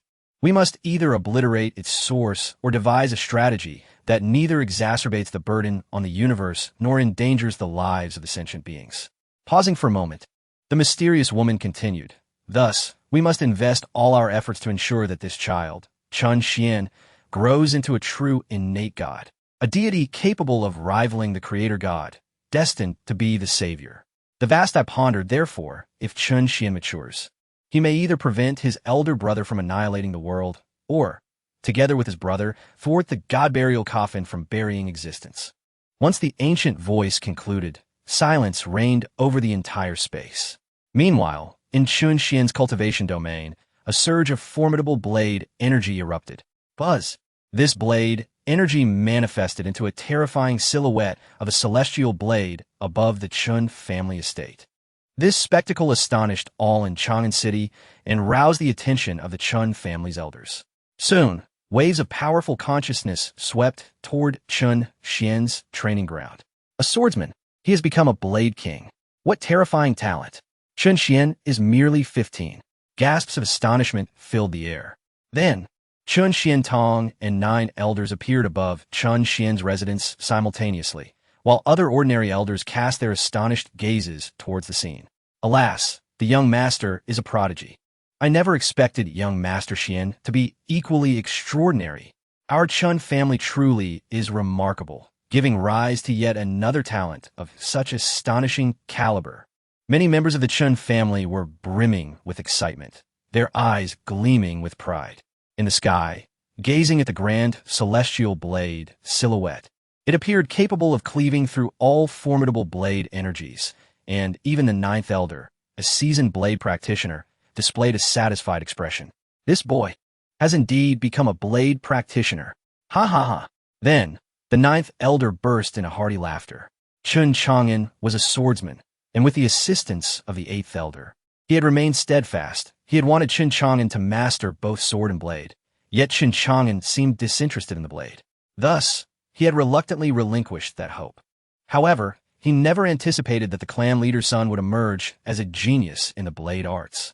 This revelation brought him immense joy. The 6th elder promptly began to calculate the heavenly mechanisms. All eyes turned towards him as a compass and the shell of a mystical tortoise appeared before him, with strands of great Tao rules swirling around. Chun Xiantong and the other elders observed him in silence. The 2nd elder waved his feather fan, conjuring layers of barriers that enveloped the realm. Moments later, a look of astonishment appeared in Lord Lu's eyes. "What is it?" Chun Xiantong squinted as he inquired. Although he appeared calm, he was, in truth, quite anxious. After all, Chun Xuanji was his son. This young lad, it seemed, had his destiny erased from the great path. Tisk, powerful figures lurk behind the scenes, daring to meddle in matters concerning my eternal life divine mansion. Lord Lu spoke with profound significance. Upon hearing this, everyone's gaze narrowed. If that is the case, does Xuanji possess the spirit of the great beings from the 3 divine lands? Chun Xuantong's eyes glimmered coldly. Could it be another scheme devised by my brother? Perhaps that is indeed the case, for your brother is an unparalleled existence, unique throughout the ages. I delve into darkness to discern the distinction between a demon and righteous cultivators. Yet, from the aura emanating from Chun Xuanji, it is evident he will not succumb to darkness. Instead, a formidable entity is guiding his cultivation. Upon hearing this, Chun Xiantong exhaled in relief. Indeed, at that moment, 3rd Master, cradling an ancient zither, interjected, "As long as that powerful entity does not harm Chun Xuanji, this is his opportunity. We need not interfere excessively." Furthermore, this might be the arrangement of Shaoan's father. The elders of the clan nodded in agreement. Strange, Lord Lu mused. The more I observe, the more it seems that Chun Xuanji is a man of destiny, while Chang'an appears to be the great antagonist of fate. With these words, the expressions of all present became intricate. Perhaps we should let things unfold naturally, Chun Xiantong said helplessly, his face transforming into one of delight. My brother's son is a prodigy, and my own son is not to be underestimated either. Truly, they are worthy of the lineage of our eternal life divine mansion. Upon hearing the phrase, eternal life divine mansion, The 9 elders nodded, their faces reflecting pride. Chun Xiantong then turned to Ninth Master. From now on, you shall be responsible for imparting knowledge of the sword path to young Xuanji. Certainly, Ninth Master exclaimed with great joy. I am eager to see whether the sword path of that mysterious entity behind Chun Xuanji surpasses my own. The crowd nodded, their faces alight with anticipation. Indeed, if Chun Xuanji can integrate Ninth Master's sword path with that of the mysterious entity, he may carve out a unique path of his own. Second Master nodded affirmatively. The others concurred, their expressions filled with satisfaction. Shortly thereafter, when Chun Xuanji emerged from his seclusion, he expressed his desire to venture forth for training. Chun Xiantong consented, and the clan elders provided him with various protective measures. Among these was a black ship resembling a gigantic dragon, an object of envy for Chun Chang'an. Moreover, Lord Liu generously bestowed upon him a significant sum of money. Thus, Chun Xuanji embarked on his journey of exploration. Meanwhile, in the eastern state, within the upper echelons of the Eastern Xian Kingdom, Southern Ming Kingdom, and the Southeast Wind Alliance, a mysterious force emerged. Through investigation and evidence gathering, this force swiftly uncovered the truth behind the murders of the ancestors and rulers of the Eastern Xian Kingdom. Upon learning that it was Chun Chang'an who had slain their ancestors and rulers, fury ignited within them. They then convened to plot their revenge. Despite the formidable reputation of the Chun family, upon witnessing the might of this mysterious force, and with their backing, they unhesitatingly agreed on a decisive course of action: war against the great Zhou kingdom. Instantly, the entire eastern state was engulfed in turmoil. Had Ji Songhai been alive, he would have been astonished to discover that the one supporting the Eastern Xian Kingdom and other factions was none other than his former master, the very one who had urged him to vie for the title of crown prince. Meanwhile, Chun Chang'an, situated hundreds of thousands of miles away, remained oblivious to the happenings in the eastern state. At present, he had been training for several days. During this period, Ning Tingyu had appeared openly by his side, justified as a teammate. Naturally, she treated the scholarly figure with respect. One day, Chun Chang'an reluctantly withdrew from his training, for he sought to break through to the Saint Emperor realm. However, he realized that he could not achieve this solely through self-cultivation. After all, ascending to the Saint Emperor level was akin to entering sanctity. Progressing from the mundane to the sacred was no simple feat. The subsequent realms of Saint Emperor, Saint Monarch, Saint Honor, and Saint Sovereign represented immensely powerful stages of existence. Entering the sacred realm signified a transition into the latter stages of cultivation in this world. Chang'an, you cannot attain comprehension of the sacred realm by isolating yourself. A voice floated in from the window. Chun Chang'an turned to see Ning Tingyu perched at the window, her alluring legs swaying enticingly. Why do you always climb through the window? Chun Chang'an remarked, somewhat exasperated. I enjoy it.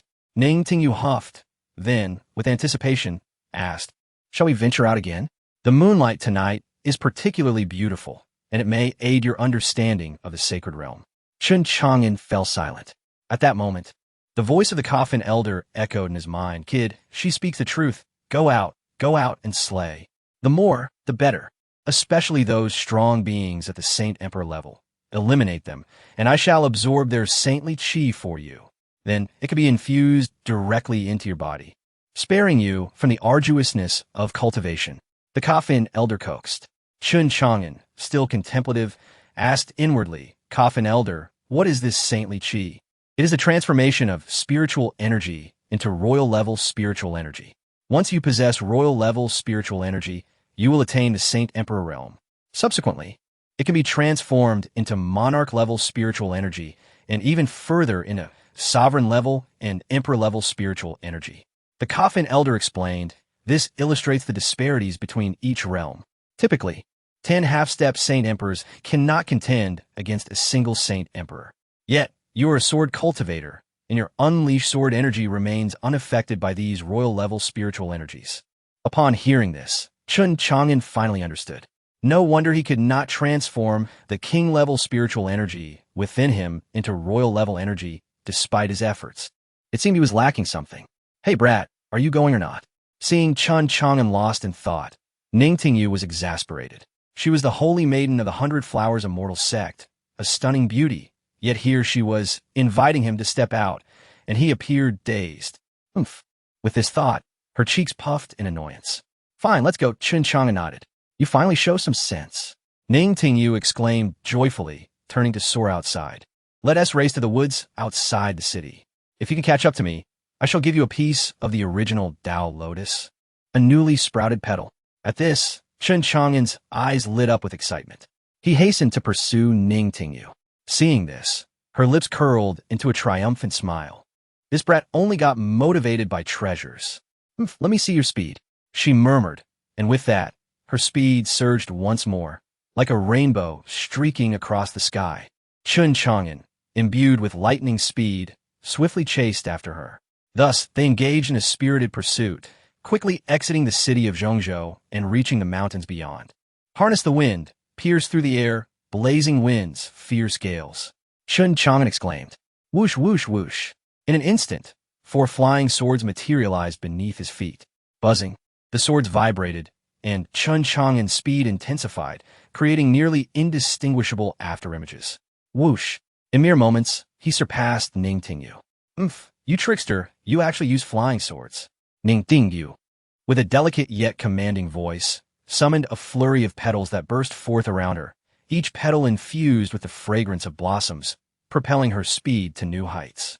However, upon reaching her destination, she found Chen Chang'an already there, wearing a knowing smile. The primordial Tao lotus, he remarked, his expression a blend of amusement and intrigue, as he extended his hand towards her. Ning Tingyu crossed her arms defiantly, yet ultimately relinquished a petal from the primordial Tao lotus to him. For her intention had always been to gift it to Chen Chang'an. The contest had merely served as a pretext. With the petal now in his possession, his prospects of ascending to the Saint Emperor realm appeared promising. Just then, a rustling sound emerged from the depths of the silent forest nearby, instantly heightening their vigilance. Chapter 93. The assault on the sacred Emperor realm. The two held their breath, concealing their presence as they gradually approached. Soon, a woman's voice drifted towards them, incessantly expressing confusion. Come here, that one do. Oh wait, this is fine now, hurry. This left Chen Chang'an and Ning Tingyu utterly bewildered. What did they truly desire? Was it acceptable or not? At that moment, a lewd voice echoed in Chen Chang'an's mind, belonging to the old man known as the Coffin Elder. TSK, TSK. On such a moonless night, how amusing it is to find someone engaging in a clandestine rendezvous. What is a clandestine rendezvous? Chen Chang'an curiously inquired. The Coffin Elder, it seemed, possessed an abundance of knowledge, albeit Chen Chang'an found it incomprehensible. If you two venture a little further, you shall find out. Ha ha ha, the Elder's sudden, perverse laughter rendered Chen Chang'an speechless. Had the old man gone mad? However, when he and Ning Tingyu finally beheld the scene before them, they were instantly left dumbfounded. Ning Tingyu's face flushed crimson as she turned away in disgust, muttering to herself. Men's bodies are indeed repugnant. Chen Chang'an exclaimed, What the hell is wrong with you two? At that moment, the two individuals noticed the stealthy approach of Chen Chang'an and Ning Tingyu, and they were immediately filled with dread, erupting in curses. Can't we enjoy ourselves without being watched? It's all your fault for suggesting something thrilling outdoors. Who knew there would be such rude individuals present? Amidst their ranting, Chen Chang'an and Ning Tingyu swiftly fled the scene, left speechless by the encounter. Let us go back, Chen Chang'an suggested, contemplating the Tao lotus he had acquired, believing it would grant him entry into the sacred Emperor realm. Ning Tingyu nodded in agreement, her eyes weary from the evening's events, having merely glimpsed a tiny caterpillar. Suddenly, formidable auras enveloped them, and a dozen figures emerged before Chen Chang'an and Ning Tingyu. Upon recognizing their visitors, their expressions shifted to one of vigilance. It was Gu Hongsheng, whom they had encountered a few days prior. Gu Hongsheng smirked at the pair, taunting, TSK, TSK. You've been holed up in the tavern these past few days. Tonight, you finally decided to venture out? And, without anyone trailing you? What a fortuitous opportunity for me. A glint of cold light flickered in Chen Chang'an's eyes as he surveyed the surroundings. Realizing that each of the newcomers was merely at the initial stage of the sacred Emperor realm, no more than the 3rd level. They could be slain. With that thought, 8 flying swords levitated behind him, Gu Hongxing dismissed Chen Chang'an entirely, viewing him as already dead. His greedy gaze fell upon Ning Tingyu. My dear, I truly wish to get to know you. I could offer you a price so enticing, you would find it impossible to refuse. Would you accompany me? Shameless. Ning Tingyu huffed, and in the next instant, a fragrant aura enveloped the air as countless petals formed a serpentine floral rope that suddenly ensnared Gu Hongxing's neck. His face, along with those of the older men surrounding him, turned ashen. Are you blind? There stands a man beside me who is taller, more handsome, and more well-built than you. What makes you think I would desire to know you or accompany you? As her words fell, the floral rope transformed into sharp blades, which swiftly severed his head from his body. With a splatter of blood, his head flew away. Are you insane? The surrounding elders regained their composure and erupted in fury. Yet before they could react, flying swords were unleashed upon them. In a sudden onslaught, several heads were lopped off, and headless corpses collapsed to the ground. Chen Chang'an swiftly darted forward, collecting the corpses into his storage ring. Ning Tingyu glanced at Chen Chang'an, blinking in surprise. What are you doing collecting their bodies? Erasing evidence, Chen Chang'an replied earnestly. Fair point. Ning Tingyu nodded. Let us leave quickly. With that, the pair hastily departed the scene. Shortly after, an elder arrived in haste. Upon witnessing the carnage yet finding no bodies, his expression darkened. More figures approached rapidly. Patriarch! The gathered individuals respectfully saluted the elder, who was none other than Gu Changfeng, the head of the Gu family. Investigate. Gu Changfeng commanded, his tone grim. Gu Hongxing and his entourage's life tokens are shattered, and there is not a trace of their remains. Such a vicious method of murder. The elder bowed in acquiescence. Patriarch, I shall investigate immediately. Gu Changfeng continued. The sword-bearer assessment is imminent, and many families have sent their prodigies. Once you uncover the truth, do not act rashly. That individual clearly does not regard our Gu family lightly. His background must be extraordinary. Understood, the elder affirmed. Also relay this news back to the family. Informing Gu Hongxing's father. Gu Changfeng calmly stated, Gu Hongxing is not my son, but the son of the Grand Elder. His untimely demise seems rather fitting. The elders felt a chill run down their spines. If the Grand Elder discovered someone had slain his son, he would undoubtedly seek vengeance. If the perpetrator possessed formidable strength, the Grand Elder would not escape unscathed either. How cunning this patriarch is.